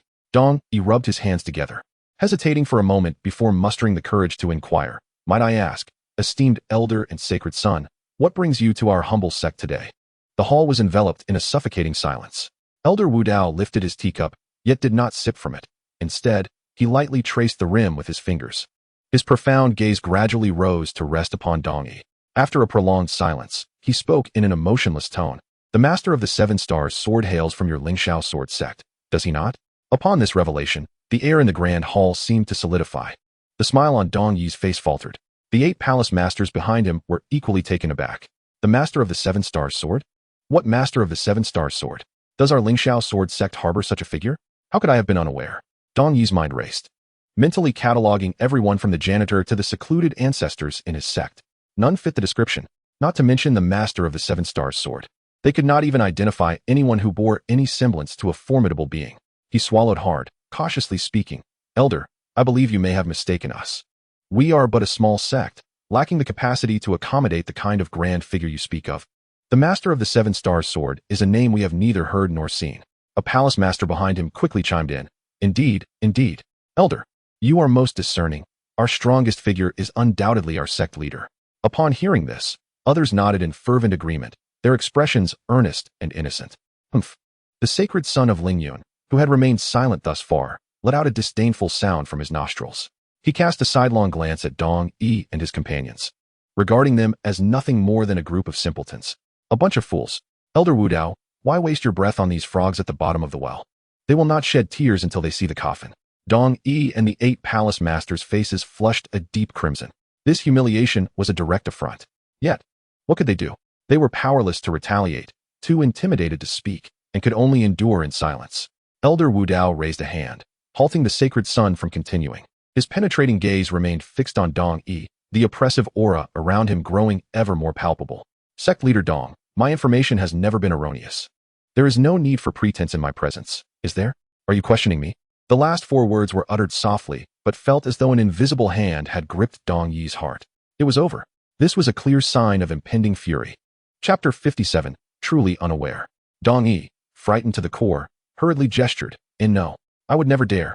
Even if you lent me 100-fold courage, I could not deceive you. He was genuinely aggrieved. Had he known prior to this day that a being of the transformation stage was hidden within their sect, he would have been the first to confront that individual, questioning their sanity for coming to such a destitute place to offer assistance. Elder Wu Dao observed Dong Yi's near-tearful visage, his brow furrowing imperceptibly. Could it be that he truly did not know? After a moment of contemplation, he resolved to provide another clue. Sect leader Dong, let me ask you this. Not long ago, did the Blood Moon altar launch a large-scale incursion against the Lingxiao sword sect? Dong Yi was momentarily taken aback, instinctively nodding. Indeed, that event is etched in my memory. Had it not been for the intervention of a mysterious powerhouse, our Lingxiao sword sect would have been reduced to ruins. Elder Wu Dao continued. The Blood Moon altar was uprooted overnight. The altar master, Blood Butcher, perished, his soul extinguished.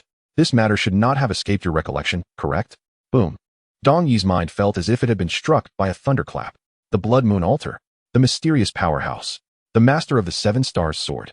A series of clues rapidly interconnected in his mind, ultimately pointing toward an unbelievable conclusion. Could it be that the mysterious individual who obliterated the Blood Moon altar and saved the entire Lingxiao sword sect was indeed the master of the 7 stars sword spoken of by Elder Wu Dao? And that this master of the 7 stars sword was concealed within their very own sect? Gasp. Dong Yi inhaled sharply, a chill surging from his soles to the crown of his head. He instantly comprehended the reason for Elder Wu Dao and the Sacred Son's unexpected visit. Their target was not the Lingxiao sword sect, but rather this unparalleled figure hidden within the sect. In that moment, Dong Yi's heart raced to his throat. No, he absolutely could not acknowledge this. This mysterious powerhouse was the cornerstone of their Lingxiao sword sect, their greatest trump card and support. Should the Lingyun divine domain learn of this, who could predict the consequences? This was akin to luring a snake from its hole. If the Lingyun divine domain harbored ill intentions toward this powerhouse, would Dong Yi not become the eternal sinner of the sect? Determined, Dong Yi's expression shifted to one of unwavering resolve. He raised his head, forcing a smile that was more grotesque than tears, his demeanor even more bewildered.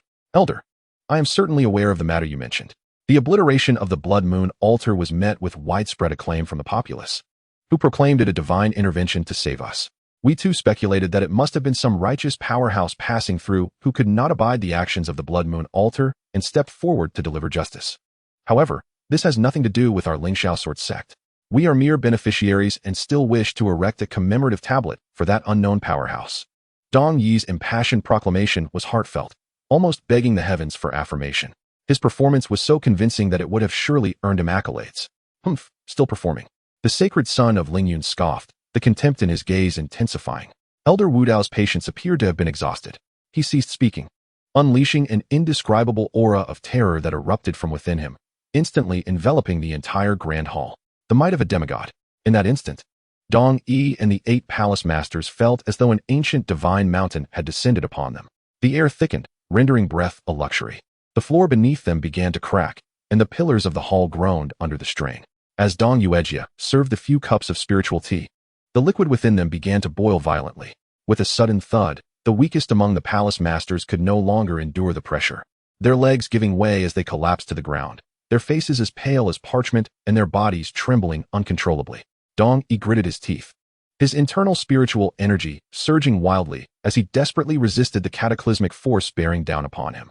His bones creaked, his legs quivered violently, as if they were on the brink of snapping. Cold sweat instantly drenched his garments. Yet, he steadfastly held his spine erect, refusing to utter a single word. To say he did not know was to genuinely not know. Not even under duress would he concede to ignorance. The venerable Taoist elder observed Dong Yi, who was struggling under his immense pressure.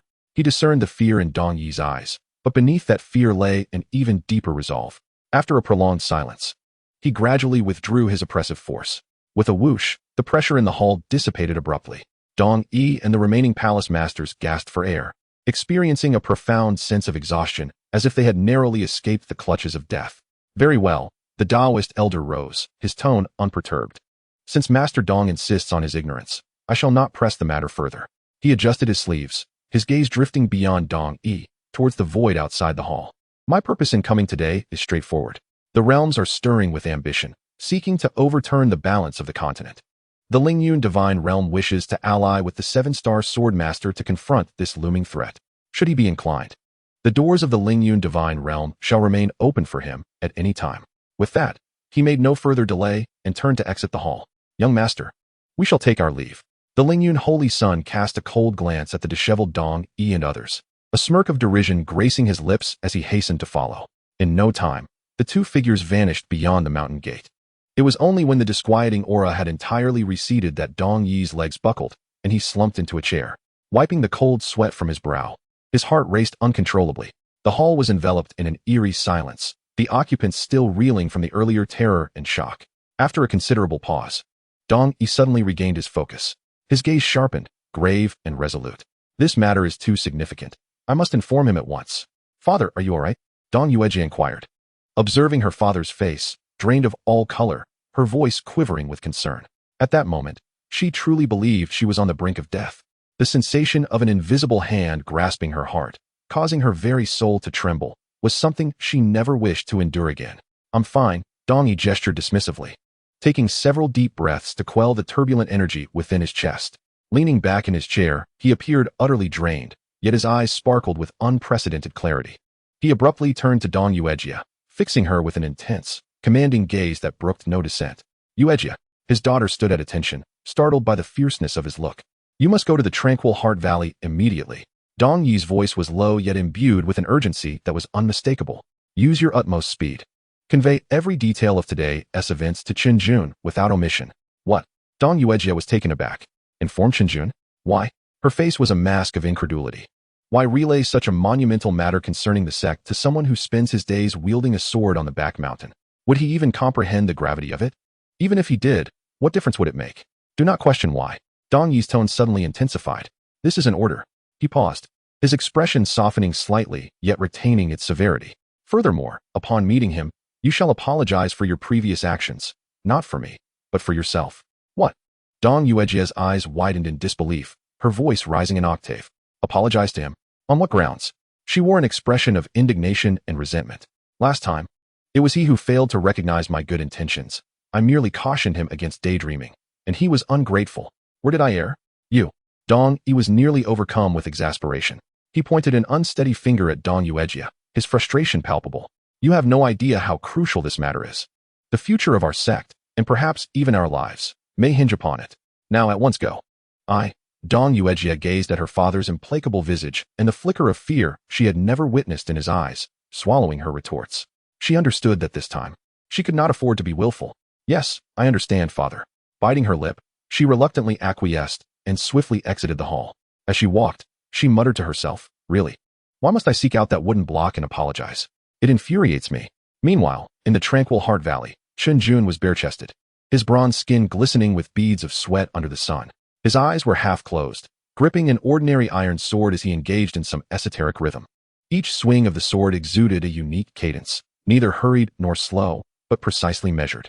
39,998. 39,999. 40,000.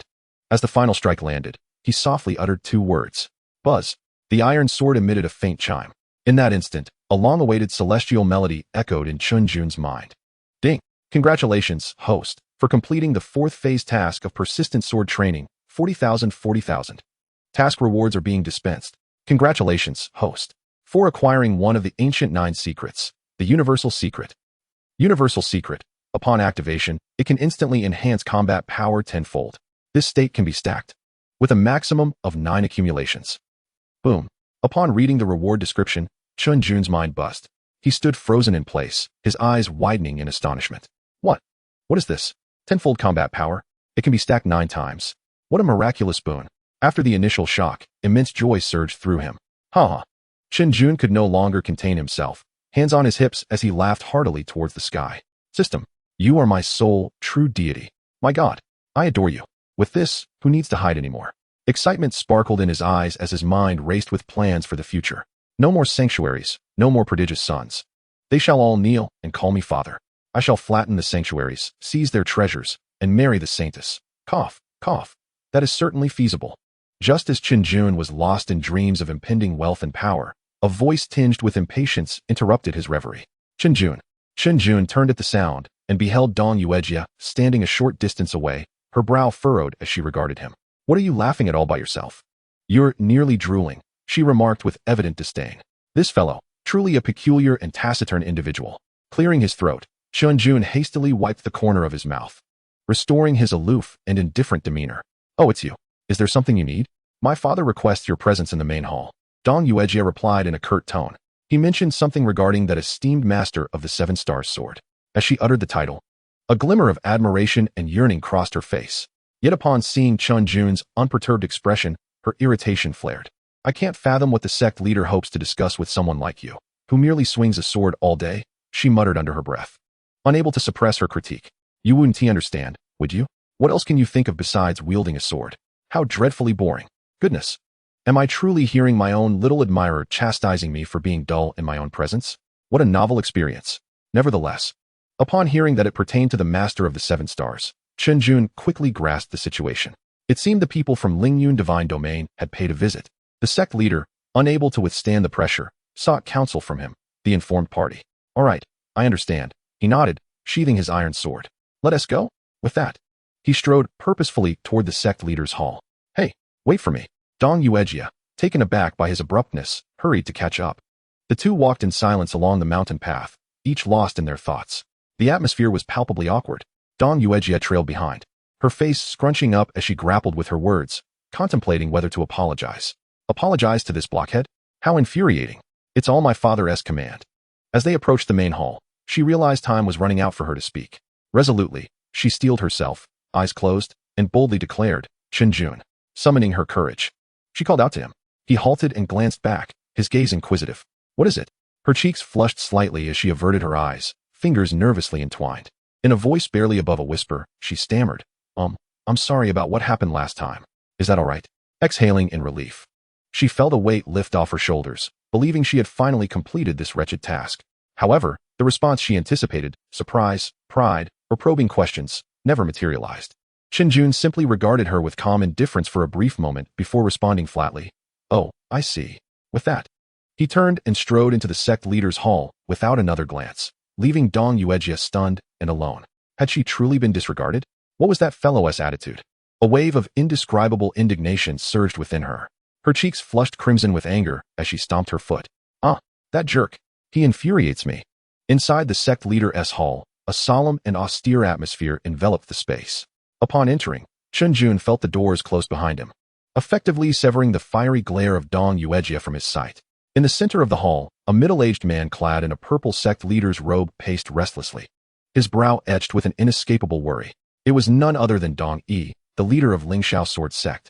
Upon noticing Chen Jun, the tension in his brow eased somewhat, and he quickly approached. Chen Jun, you finally arrived. His tone was tinged with urgency, as he grasped Chen Jun's arm, guiding him to a chair while he remained standing, his gaze fixed intently upon him. "How is that esteemed master of the 7 stars lately?" he inquired cautiously, wary of uttering a misstep that might provoke the ire of such a legendary figure. Chen Jun suppressed a smile inwardly, maintaining an expression of serene composure as he took a sip from the tea on the table. "All is well." Those simple 4 words elicited a profound sigh of relief from Dong Yi, who visibly relaxed and sank into the chair across from Chen Jun, gulping down his tea as if to revive himself. Thank goodness, he exclaimed, patting his chest in a gesture of reassurance. "You have no idea how restless I've been these past few days, fearing something might have gone awry with that esteemed individual." Setting down his teacup, Chen Jun raised his gaze. "The sect leader summoned me, I presume, not merely for this inquiry." Cough, "You're quite astute." Dong Yi's face flushed slightly before adopting a grave expression. "A serious matter has arisen." Leaning closer and lowering his voice, he continued with utmost gravity. "Yesterday, individuals from Lingyun Divine Domain arrived." Chen Jun's brow slightly arched in intrigue. Just as he suspected, they were accompanied by Elder Wu Dao and a holy son of Lingyun. Dong Yi spoke, his tone laced with trepidation. "Elder Wu Dao is a formidable, half-divine being. As for that holy son, he is a peerless genius of the younger generation, reputed to possess extraordinary abilities." "What did they come for?" Chen Jun inquired directly. "To propose an alliance," Dong Yi declared, his eyes sharpening with intensity. "They suggested that our Lingxiao sword sect join forces with Lingyun Divine Domain to collectively confront the 4 great divine domains." It sounded like a tempting offer, Chen Jun mused, commenting nonchalantly, "Sounds like a rather appealing arrangement." "Appealing my foot," Dong Yi erupted, his frustration evident. "These scoundrels are like a weasel wishing a hen well. No good intentions whatsoever. They speak of grand collaborations and shared resources, but I can hear their true intentions clearly. They're fixated on the master of the 7 stars." As Dong Yi's agitation escalated, he slammed his palm on the table, causing the teacups to rattle. "Their meaning is abundantly clear. They want to rope the master of the 7 stars into their scheme, sending him to the forefront as their spear against the 4 great divine domains. In the end, Lingyun Divine Domain would merely reap the benefits." Chen Jun listened, formulating his judgment. These rascals were audacious enough to think they could manipulate him. Did they take him for a shared bicycle, available for anyone to ride at will? "Sect leader, your concerns are well-founded," Chun Jun interjected, his tone calm, yet imbued with undeniable conviction. "This alliance cannot be forged." Dong Yi's head snapped up, a glimmer of admiration flashing in his eyes. "But Lingyun Divine Domain wields substantial power. If we refuse them outright, won't that lead to complications?" His apprehensions were not unfounded. With a half-divine elder and a top-tier holy son, their presence was sufficient to obliterate any unwary sect in the northern region. "That's of no concern," Chen Jun replied simply. "I do not trust them. A group of strangers. Why should I believe their empty promises? Moreover," a subtle smile graced Chen Jun's lips as he concluded his thoughts. "Even if a confrontation were to arise, defeat is not a certainty. My self-created Lingshu step is unparalleled in the world," he boasted with a blend of truth and bravado. "If I cannot defeat them, can I not escape? As long as I desire to depart, even a demigod cannot retain me." Though these words may sound somewhat brash, they instilled a profound sense of reassurance in Dong Yi. Indeed, that esteemed individual, elusive as a dragon, appears and disappears without a trace, wielding swordsmanship that transcends the heavens and earth, with movements that are both mysterious and unpredictable. Even if I cannot overpower them, preserving my life is assured. As long as the esteemed individual remains unscathed, the Lingxiao sword sect will possess the greatest confidence. "Excellent, excellent, excellent," Dong Yi exclaimed thrice, the weight in his heart lifting entirely. "Let it be as you say. I shall go and refuse them at once." He gazed at the seemingly unremarkable young man before him, his heart brimming with emotions. Who could have anticipated that the 7 stars sword master, who would alter the very landscape of the northern domain, would choose such a youth as his disciple? Unable to contain his curiosity, he inquired, "Chen Jun, I dare to ask, who exactly is that esteemed 7 stars sword master?" This question had lingered in his mind for quite some time. Chen Jun lifted his gaze, meeting Dong Yi's inquisitive eyes. After a moment of silence, he slowly uttered 4 words, "Cannot be forced." Dong Yi was taken aback, then shook his head with a wry smile. Indeed, the identity of such a celestial being is not something one can casually pry into. "I have been too presumptuous." "I understand now," he nodded, ceasing further inquiries. "Well then, our discussions have concluded. I shall take my leave." Chen Jun stood, preparing to depart. "Wait," Dong Yi called from behind. "In these turbulent times, exercise caution." His tone bore the genuine concern of an elder for his junior.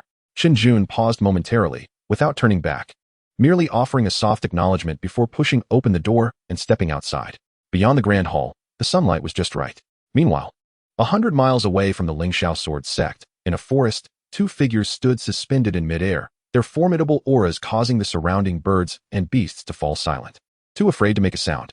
One of them was none other than the holy son of Lin Yun, with a countenance as exquisite as jade.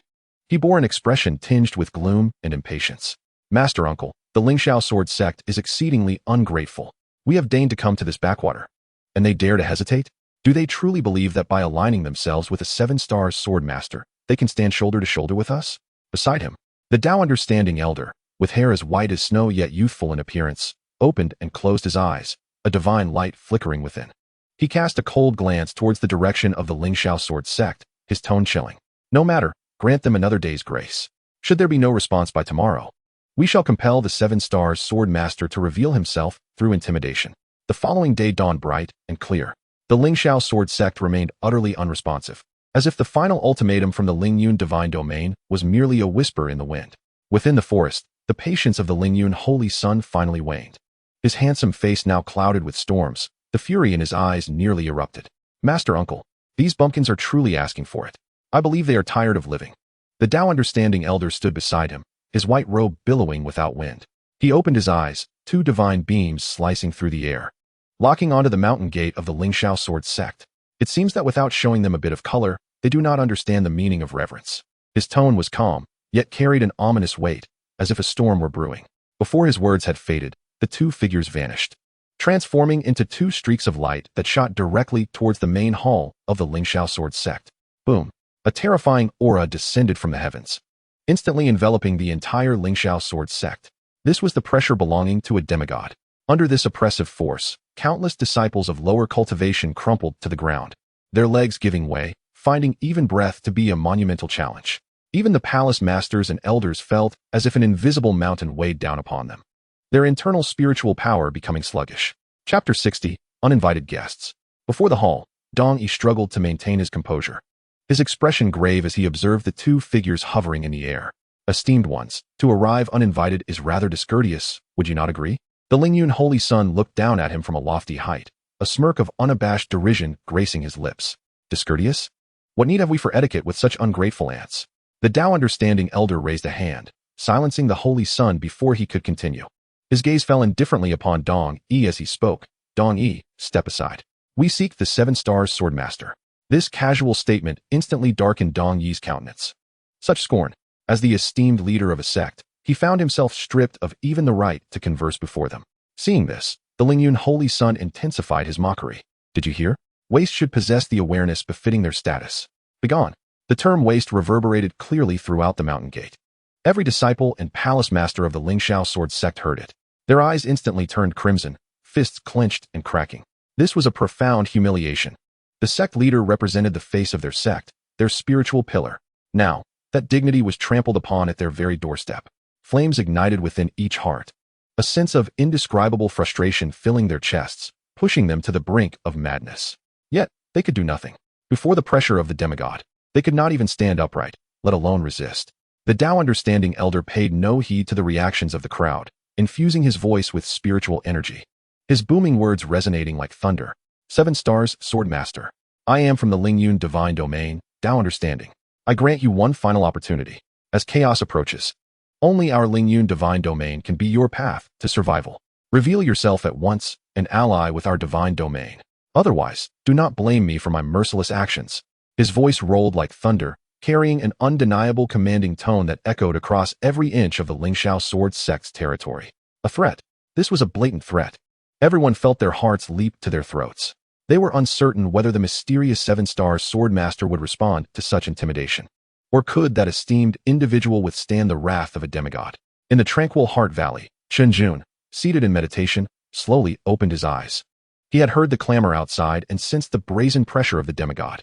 Not a trace of tension marred his features. How audacious, to stir trouble on my territory. A path to survival? I see it as a road to ruin. As the words otherwise, do not blame me for my merciless actions echoed. The mockery in Chen Jun's eyes transformed into an icy glare. He was enraged.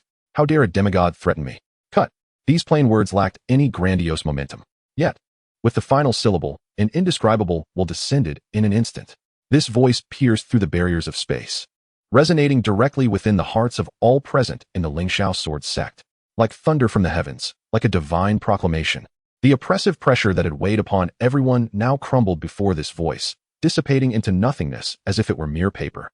The entirety of the Lingxiao sword sect felt an inexplicable lightness wash over them, as if the oppressive weight that had burdened their souls was suddenly lifted. In its place surged a tremor of profound reverence and trepidation, emanating from the very depths of their beings. The expressions of the enlightenment elder suspended in midair, and the saint son of Ling Yun shifted drastically. They were horrified to discover that their bodies had been ensnared by an invisible force, rendering them utterly immobile. Who? The enlightenment elder bellowed in terror. No one responded to him. Instead, the answer lay in the shifting of the skies. The winds ceased. The clouds froze. At that very moment, all the spiritual energy of heaven and earth converged wildly above the Lingxiao sword sect. A colossal hand, forged from the purest essence of nature's might, materialized out of thin air, obscuring the sun and moon. The intricate patterns upon that giant hand radiated a chilling aura that could freeze one's very soul. The enlightenment elder gazed upward at this titanic appendage, his visage paling in an instant, replaced by an overwhelming dread. No, this is impossible. What manner of power is this? His once proud demigod cultivation appeared trivial, akin to mere dust, in the face of this hand. He yearned to flee, yet his body betrayed him. He wished to plead for mercy, but no words of supplication could escape his throat. The giant hand descended slowly. There was no cataclysmic roar, nor were there dazzling displays of light. It was akin to swatting a fly. Crack! The enlightenment elder, this once mighty demigod from the Ling Yun divine realm, along with his very essence, was effortlessly obliterated into nothingness, leaving not even a speck of dust in his wake. The world fell silent. The saint son of Ling Yun hovered in a daze, his body trembling uncontrollably. He beheld the annihilation of his uncle, a demigod, reduced to naught by a mere hand. A foul odor reached his nostrils, and upon glancing downward, he discovered his trousers had become soaked. He had been so frightfully terrified that he lost control of his bladder. Just as he was about to succumb to sheer panic, that divine voice echoed once more within his mind. Roll away. A single word, yet imbued with unparalleled authority. The saint's son felt as though his dantian had been struck by a titanic hammer, and he spewed forth a torrent of blood, his vitality instantly waning. The force that had imprisoned his body dissipated. He dared not linger for even a moment longer, igniting his vital essence to transform into a streak of crimson light as he fled in a disheveled manner into the distance. The heavens regained their clarity, as if nothing had transpired. The inhabitants of the Lingxiao sword sect remained frozen in their postures of awe, their mouths agape like statues carved from stone. Is he dead? A demigod perished just like that, slain with a single slap? After a prolonged silence, someone finally reacted, emitting a cry of disbelief. Soon after, the entire Lingxiao sword sect erupted in a fervent cheer that echoed like a tsunami. The sword master is magnificent. The seven-star sword master is unrivaled. All disciples and the sect master bowed deeply towards the direction of the tranquil heart valley, their eyes brimming with fervor and pride. This is their staunch protector. With such a formidable sword master, what need do they have to fear the Ling Yun divine realm? Within the tranquil heart valley, Chen Jun yawned, as if he had merely accomplished a trivial task. He closed his eyes once more, resuming his cultivation. In the Tai Su divine realm, a colossal iron tower, entirely black and crowned with a sharp dome, pierced the clouds like a sword. Inside the tower, the light was dim, and the atmosphere oppressive, making it difficult to breathe. A venerable elder clad in a gray robe sat cross-legged upon a central mat, his eyes shut tight. He was the sovereign of the Tai Su divine realm, the primordial ancestor. Though he emitted no aura, he rendered the entire space immobile. Time ticked by. The primordial ancestor's fingers lightly tapped upon his knees, producing a monotonous, rhythmic sound. Tap, tap, tap. Each strike reverberated in the hearts of the disciples stationed outside, sending shivers down their spines. At last, a disciple from the Holy Land responsible for guarding the entrance scurried in, collapsing to the ground in a kneel, his voice trembling. Reporting to the Ancestor. The Prajna Ancestor from the Pure Land Divine Realm and the Thunderfire Ancestor from the Kunlun Divine Realm have arrived. The primordial ancestor's eyelids flickered, slowly opening. Let them enter. His tone was calm, yet authoritative, leaving no room for contradiction. Yes. The disciple, feeling as though he had been granted a reprieve, hurriedly retreated, nearly losing control of himself in the process. Moments later, a series of knocks echoed from afar, drawing closer. An elderly woman, stooped and leaning upon an oddly shaped root staff, entered. She donned a vivid red robe, her face crinkled like a desiccated orange. She was the progeny ancestor from the Pure Land divine realm.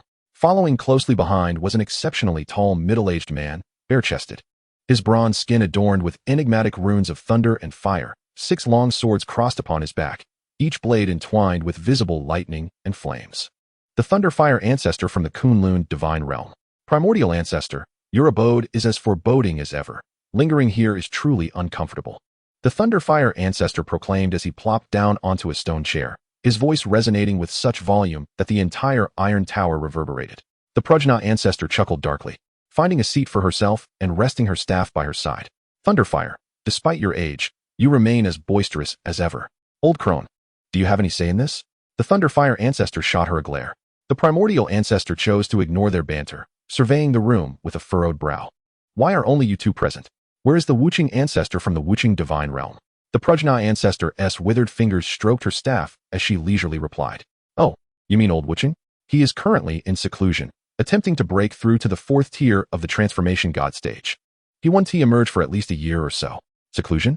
The Thunderfire ancestor scoffed. I suspect he is merely frightened, seeking an excuse to hide away like a turtle. Thunderfire, mind your words.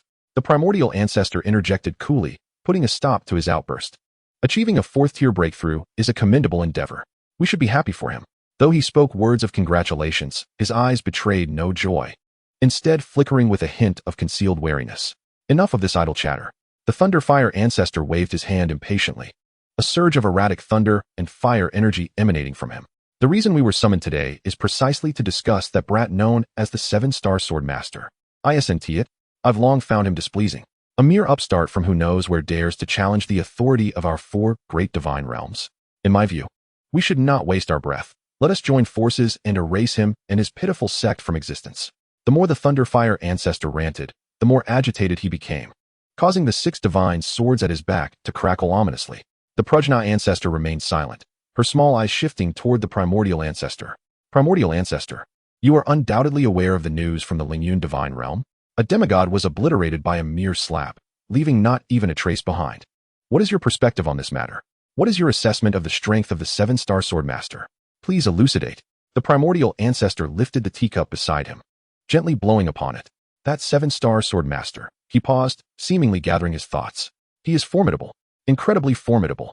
During our last confrontation from afar, I ascertained that he has recently embarked upon the transformation into the god transformation stage. However, the primordial ancestor set down the teacup, his eyes igniting with a fierce brilliance. His true combat prowess is at least equivalent to the 3rd tier of the god transformation stage. What? The short-tempered Thunderfire ancestor could not help but exclaim in astonishment. Just having entered the god transformation stage, and he is comparable to the 3rd tier? Surely you jest? The expression of the progeny ancestor grew grave, his fingers tightening as if he might crush the root-like cane he held. This individual's talent is unparalleled in my lifetime. The voice of the primordial ancestor turned chillingly cold. If we allow him to mature, within a century, it is likely that we, the old fogies, will have to act according to his whims. Therefore, he must perish.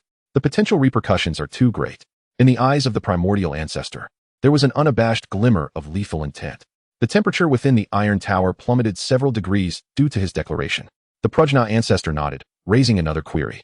I still find the matter concerning the spirit harmony divine domain rather perplexing. The old fool, enlightenment, is not a simpleton. How could he approach the 7-star sword master to discuss an alliance? In the end, the alliance fell through, and his demigod elder was killed with a mere slap. Do you think they might be staging a performance for our benefit? Intentionally feigning weakness to lure us out? Upon hearing this, the Thunderfire ancestor scoffed dismissively. A performance? With that bunch of cowards from the spirit harmony divine domain? I find that implausible. Although I have yet to meet the 7-star sword master, judging by his modus operandi, he is exceedingly proud and arrogant. To ask him to partake in such petty theatrics? He likely considers such trivial games beneath him. I believe he simply took offense at the spirit harmony divine domain, prompting him to act directly. The primordial ancestor waved his hand, interrupting their debate. A proud smile graced his face, a look of disdain for the world. Regardless of whether he is performing or what schemes the spirit harmony divine domain is concocting, in the face of absolute power, any conspiracy is but a farce. He rose, standing with his hands clasped behind his back, a terrifying pressure emanating from him. A mere enlightenment, I do not regard him as a threat. In this endeavor to besiege the 7-star sword master, our Tai Su divine domain shall exert our utmost strength. Upon hearing this, both Both the Prajna Ancestor and the Thunderfire Ancestor felt invigorated. "Oh, old Primordial, what are your plans?" A cruel smile curled upon the lips of the Primordial Ancestor. "This time, I shall not only take action myself, but I will also summon the domain-protecting treasure of our Tai Su divine domain, the Chaos Bell." The Chaos Bell, that is a legendary innate treasure, capable of suppressing heaven and earth upon its summoning. To deal with a single 7-star sword master, you would resort to such a level of artifact? However, the subsequent words of the Primordial Ancestor left them utterly shaken. Moreover, the gaze of the Primordial Ancestor turned towards the endless void beyond the Iron Tower. "My elder brother, the Lin Qingya Ancestor, shall also observe from the shadows to prevent any unforeseen circumstances. This operation must be flawless." The Chaos Bell, the Lin Qingya Ancestor. Within the tower, the air grew thick with tension.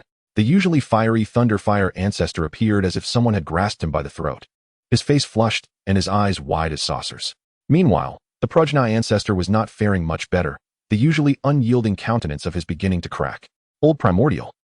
The voice of the Prajna Ancestor was hoarse and shaky, betraying a hint of trepidation.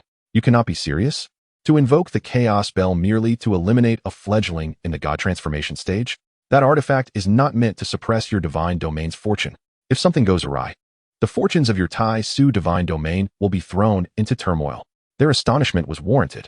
The Chaos Bell possesses the power to suppress any expert at the God Transformation stage. It could be said that as long as the Chaos Bell remains, the foundation of the Tai Su divine domain is as solid as a mountain.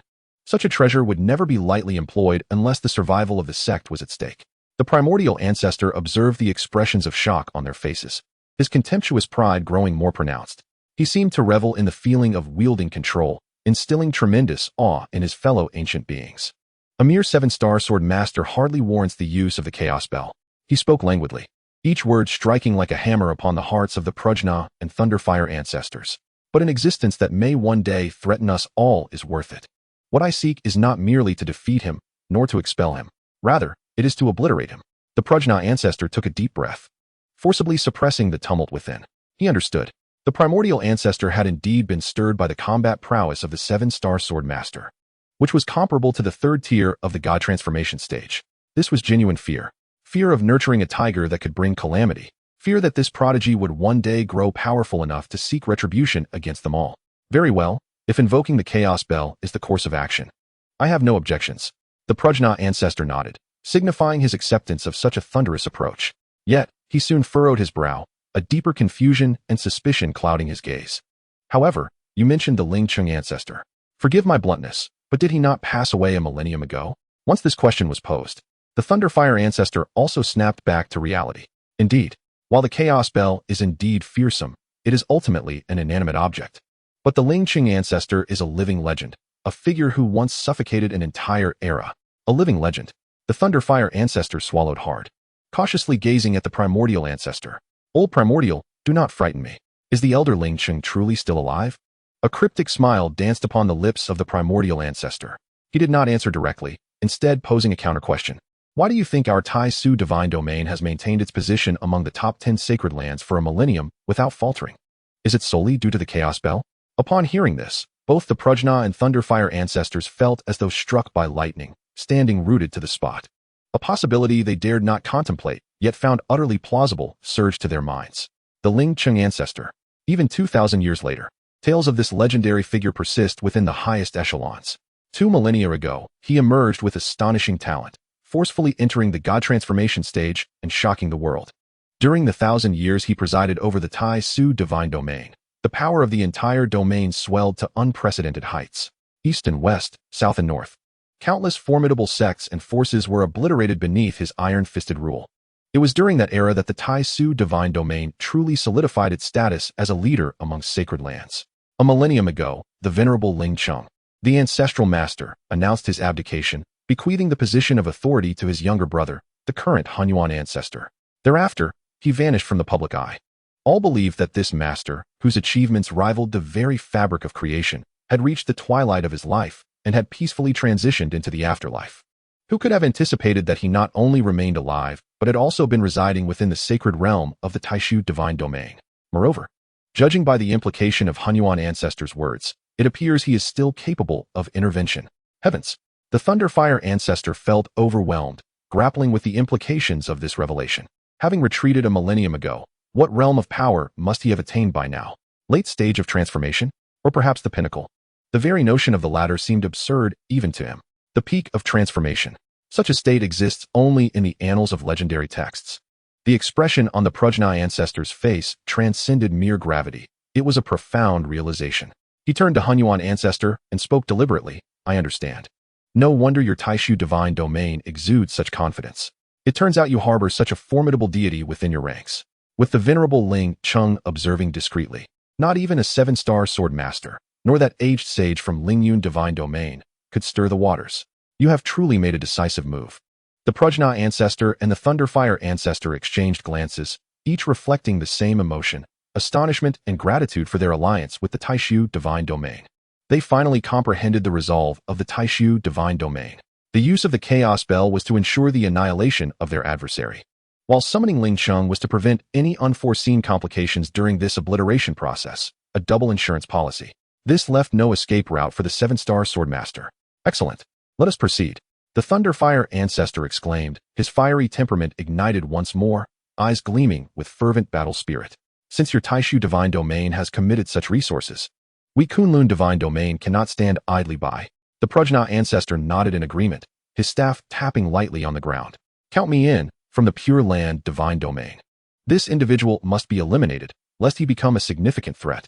The two men, almost in unison, turned to Hunyuan Ancestor, their eyes glinting with murderous intent. When shall we strike? In Hunyuan Ancestor's gaze, a fleeting glimmer of lethal intent transformed into an unwavering calmness and ruthlessness. He slowly articulated, there is no rush. Let us wait for a year. At that time, we shall gather the armies of our 4 divine domains and utterly crush the Lingxiao sword sect, eradicating the 7-star sword master once and for all. Months later, in the tranquil Heart Valley, Chun Jun stood bare-chested, beads of sweat glistening on his bronze skin under the sun. In his hand, the 7-star sword was merely a hilt devoid of a blade. Yet he wielded it with a vigor that stirred the air. With a thunderous shout, he executed his final slash, his movements precise and impeccable. Ding! Congratulations to the host for completing the 49,999th sword swing. Reward: 1 year of cultivation. The system's notification resonated in his mind. Is that it? Chen Jun plopped down onto the ground, panting, a frown etched across his face. Another year? Do you think I can be trifled with? He picked up a nearby stone and angrily hurled it toward a distant stream. I've swung this sword nearly 50,000 times, and every time it's just a minimum reward. I can't even catch a glimpse of blue skies. Am I so unfortunate that I could serve as a reflector for my African brethren? A true embodiment of misfortune. Despair washed over him. Here he was, a proud transmigrator endowed with a system, yet he found himself living like an ascetic. Days were filled with nothing but eating, sleeping, and swinging his sword, monotonous and utterly tedious. The luck he possessed was abysmally poor. This is the last time. Chen Jun sprang to his feet, gripping the hilt anew. The 50,000th swing. As the saying goes, after the worst comes the best. Time for a rebound. He took a deep breath, casting aside all distractions. In that moment, his spirit reached its zenith. Mind and body in perfect harmony, serene as a still pond, he executed his 50,000th swing. This strike, seemingly ordinary, encapsulated an ineffable rhythm. Ding! Congratulations to the host for completing 50,000 sword swings, triggering a special reward: 1 mysterious treasure chest. At that moment, Chun Jun's eyes widened in astonishment. A mysterious treasure chest? The kind that only exists in the legends of the fortunate. He jumped up in sheer excitement, kissing the hilt fervently. I knew it. Today, I, Chun, shall defy fate. Rubbing his hands together, he fervently chanted in his heart, open. Ding! Treasure chest opened successfully. Congratulations to the host for obtaining 1,000 years of cultivation. Congratulations to the host for obtaining 7-star sword fragment blade. Congratulations to the host for obtaining Sword Dao Divine Ability Sword splits the heavens. Congratulations to the host for obtaining Secret Realm Enlightenment, 3 hours. Congratulations to the host for obtaining Illusory Martial Domain Experience Card, 3 days. A cascade of system notifications erupted in Chun Jun's mind like the most exquisite celestial music. He was left dumbfounded, his mouth agape enough to fit an egg. 1,000 years of cultivation? And a blade? My goodness. Sword splits the heavens? The very name is formidable. An enlightenment and martial domain experience cards. Chen Jun felt as though he might faint from elation. This was no mere rebound. It was akin to smoke rising from his ancestral grave, a direct ascent to the heavens. Without hesitation, He chose to learn the divine sword technique. Learn it. Give it to me. A colossal torrent of information surged into his mind. Sword opens the heavenly gate.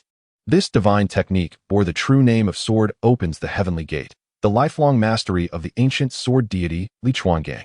Countless insights into the sword path cascaded over his soul like a torrential flood. Before Chen Jun's eyes unfolded grand and magnificent visions. He beheld a lone swordsman in a green robe, soaring on the wind, riding his sword to heights of 90,000 miles. He witnessed the swordsman, standing above the surging Yangtze River, cleave it with a single strike, severing the waters and beheading a colossal dragon. He saw the swordsman on the shores of the East Sea, confronting towering waves, effortlessly calming the tumultuous tide with a mere flick of his hand. At last, he beheld the swordsman, now aged, yet standing proudly between heaven and earth, unleashing a thunderous roar at the tightly shut heavenly gates. Sword come. In that moment, all swords returned to their origin. With a single stroke, the heavenly gates swung open. These visions encapsulated the essence of Li Qinya's lifelong sword path. For any cultivator, even a transformation ancestor, comprehending even a fraction of this would be a lifelong endeavor. Yet Chen Jun was different. He possessed the sword heart. This innate affinity for the sword path granted him an unparalleled connection to these insights.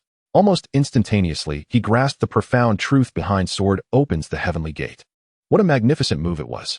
Chun Jun opened his eyes, a barely contained excitement and exhilaration gleaming within them. This divine ability is truly extraordinary. He was now utterly eager to test its formidable power.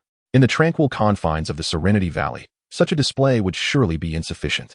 With a single thought, Chen Jun's figure vanished from the spot, and in the next instant, he found himself standing above the boundless sea of clouds, 9 heavens away. The fierce gale howled, causing his robes to flutter wildly. He raised his 7-star sword, proclaiming, "Sword, open the heavenly gate." With every ounce of strength, he swung the sword towards the void ahead with a mighty cleave. Boom! A golden sword rainbow nearly 1,000 feet in length sliced through the vast sky. The expanse of the heavens, beneath that strike, appeared as if a sharp blade had rent through a white cloth, revealing the profound darkness beyond. Crack! Crack! The crisp sound of shattering resonated throughout the Lin Xiao sword sect. Below, countless cultivators in the midst of their training looked up in horror. They witnessed an unforgettable spectacle. The sky had split apart. The heavens were collapsing. What was that? A scar in the sky? Who could cleave the firmament with a single strike? At the front of the main hall of the sect's peak, the sect leader, Dong Yi, rushed out in astonishment, his gaze fixed skyward, utterly stunned. His eyes pierced through layers of clouds, faintly perceiving a figure still poised in the act of wielding a sword high above the clouds. Dong Yi's mind was overwhelmed with shock. Could humanity truly possess the power to shatter the heavens to such an extent? He glanced down at the sword in his hand, then back up at the colossal fissure in the sky. A deep skepticism etched upon his face. Wasn't what I learned supposed to be a sword? High above the 9 heavens, Chen Jun was taken aback by the sheer magnitude of his own strike. My goodness, how formidable. This is out of control. He certainly did not wish to be treated as a spectacle, and with a thought, he instantaneously returned to Serenity Valley. He quickly retrieved his 7-star sword. The blade remained incomplete, but where there had only been the hilt and guard, now 2 additional components, the sword pommel and tassel, had emerged. This was the reward for his previous swordplay. Now, he would take out the final shard he had just obtained, the most crucial component, the sword blade. Once he affixed this blade, the 7-star sword, which had accompanied him for so long, would ascend from a low-grade to a supreme-grade celestial weapon. That was the highest level of divine weaponry not seen in the 9 nether continent for millennia. Chen Jun grasped the cold sword blade, his heart pounding fiercely. How magnificent must a supreme-grade celestial weapon be? He gazed at the 7-star sword in his hand, then at the icy shard of the sword blade, rubbing his hands together in excitement. A supreme-grade celestial weapon. If he could combine them, what would happen? Wouldn't his combat prowess soar to unimaginable heights? He took a deep breath, forcefully suppressing the urge to assemble the divine sword immediately. No, he must remain composed. Haste makes waste. With a chuckle, Chen Jun's thoughts delved into the system space. Besides the 2 components of the 7-star sword, there were 2 additional rewards he had yet to utilize. System. Ding. Congratulations. Host, you have received the following rewards. Secret Realm Enlightenment, for 3 hours. Illusory Martial Domain Experience Card, 1. Chen Jun's attention was instantly captivated by these 2 new terms. He first examined the former. Secret Realm Enlightenment. Upon use, the host can enter a state of profound understanding for a duration of 3 hours. State explanation. In this state, the host's cultivation, comprehension of swordsmanship, and learning of techniques will experience no bottlenecks, with efficiency multiplied by 10,000. Chen Jun's eyes widened in disbelief. What the heck?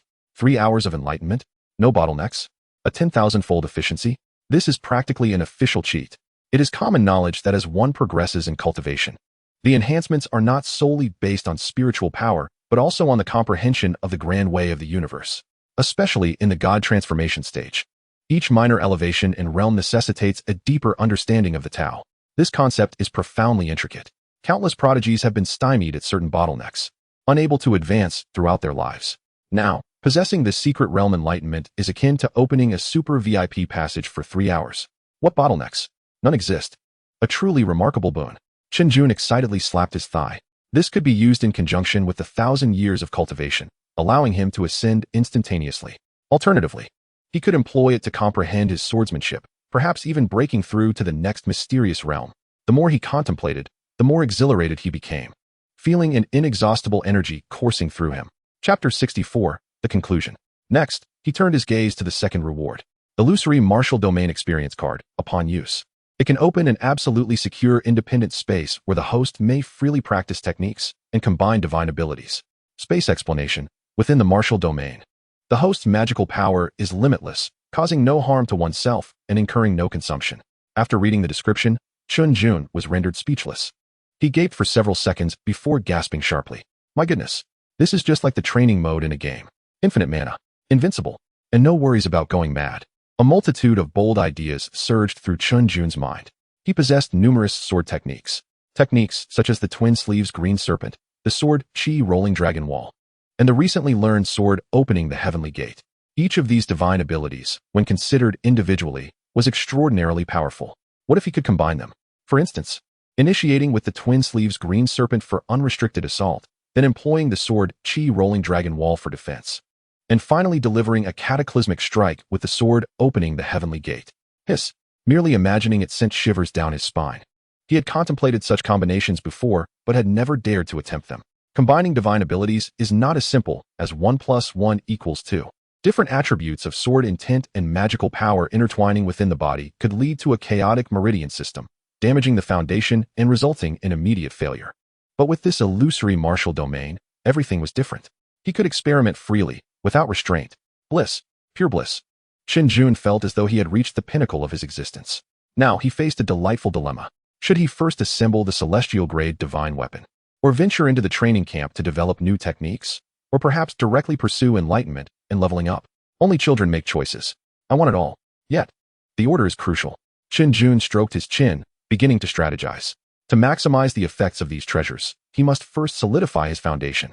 Thus, the immediate priority was to absorb that 1,000 years of cultivation. Cultivation is fundamental. Once his level increased, he could don the divine gear and then explore flashy maneuvers. That is the true path. With this thought, Chen Jun no longer hesitated.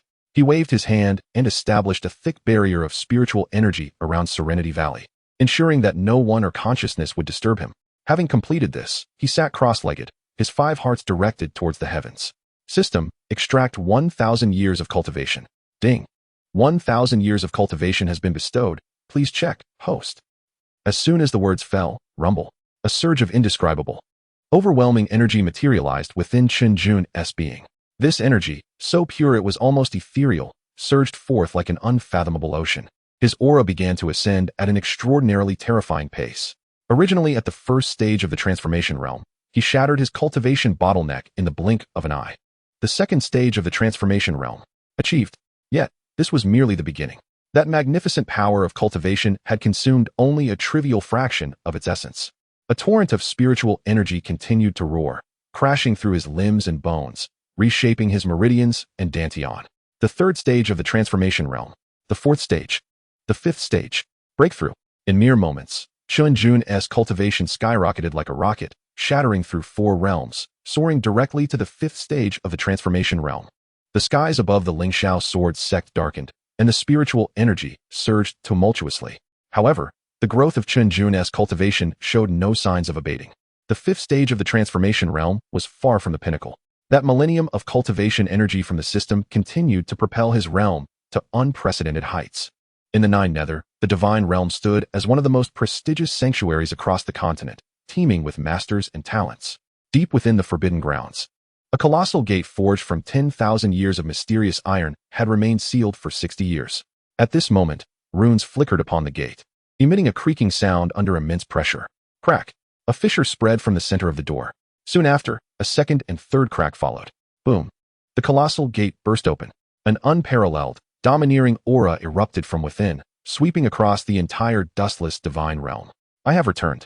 An ancient, yet resonant roar echoed through the heavens. A venerable elder clad in a gray Taoist robe emerged, hovering above the forbidden grounds. He was none other than the stabilizing pillar of the primordial divine realm, the Ancestor Wuchang.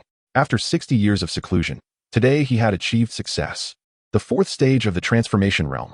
Ancestor Wuchang slowly clenched his fist, feeling the surging spiritual power within him, a look of immense satisfaction spreading across his face. The sensation of such strength was exquisite. The disciples and elders of the sanctuary gathered, exclaiming their congratulations upon the Ancestor's emergence and the successful advancement of his cultivation. The roar stirred the entire sanctuary. Countless streams of light rushed from all directions, landing outside the forbidden ground. A sea of disciples and elders knelt, their expressions fervent, their tones ecstatic. Ancestor Wuchang cast his gaze downward, observing the sanctuary filled with abundant spiritual energy, organized and thriving. Noting that the disciples had made considerable progress compared to 60 years prior, with several promising talents emerging, he nodded in satisfaction. The sanctuary was developing well. In a flash, he silently descended before the crowd, standing before an elder with white hair. Xianxian, Ancestor. Elder Xianxian bowed deeply in excitement. Ancestor Wuchang, with his hands clasped behind his back, spoke with indifference. I have been in seclusion for 60 years. What is the current state of the Nine Nether? Has anything significant occurred? Elder Xianxian, not daring to delay, replied respectfully. Reporting to the Ancestor, the Nine Nether region has remained relatively stable over these 60 years. However, a year ago, an incident occurred in the Withered Plains. Oh, Ancestor Wuchang raised an eyebrow. Elder Xianxian collected his thoughts and continued. A year ago, an unusual phenomenon occurred in the Withered Plains, giving rise to a newly minted sword saint. This person claims the title of 7-star swordmaster. His origins are shrouded in mystery. We have utilized all of the sanctuary's intelligence networks, but we have uncovered no details about him. Nor have we heard of any affiliation with the sanctuary or ancient family.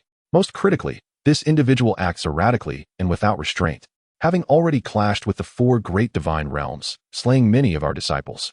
Upon hearing this, a trace of disdainful coldness crept across Ancestor Wuchang's face. Another youngling who has just broken through to the transformation realm, thinking himself invincible. What will he learn? That reality will teach him humility. Merely inflated ego. Not worth concerning ourselves with. A layer of cold sweat beaded on Elder Xianxian's forehead as he steeled himself to add. Ancestor, we in the dustless divine realm have also lost disciples at his hands.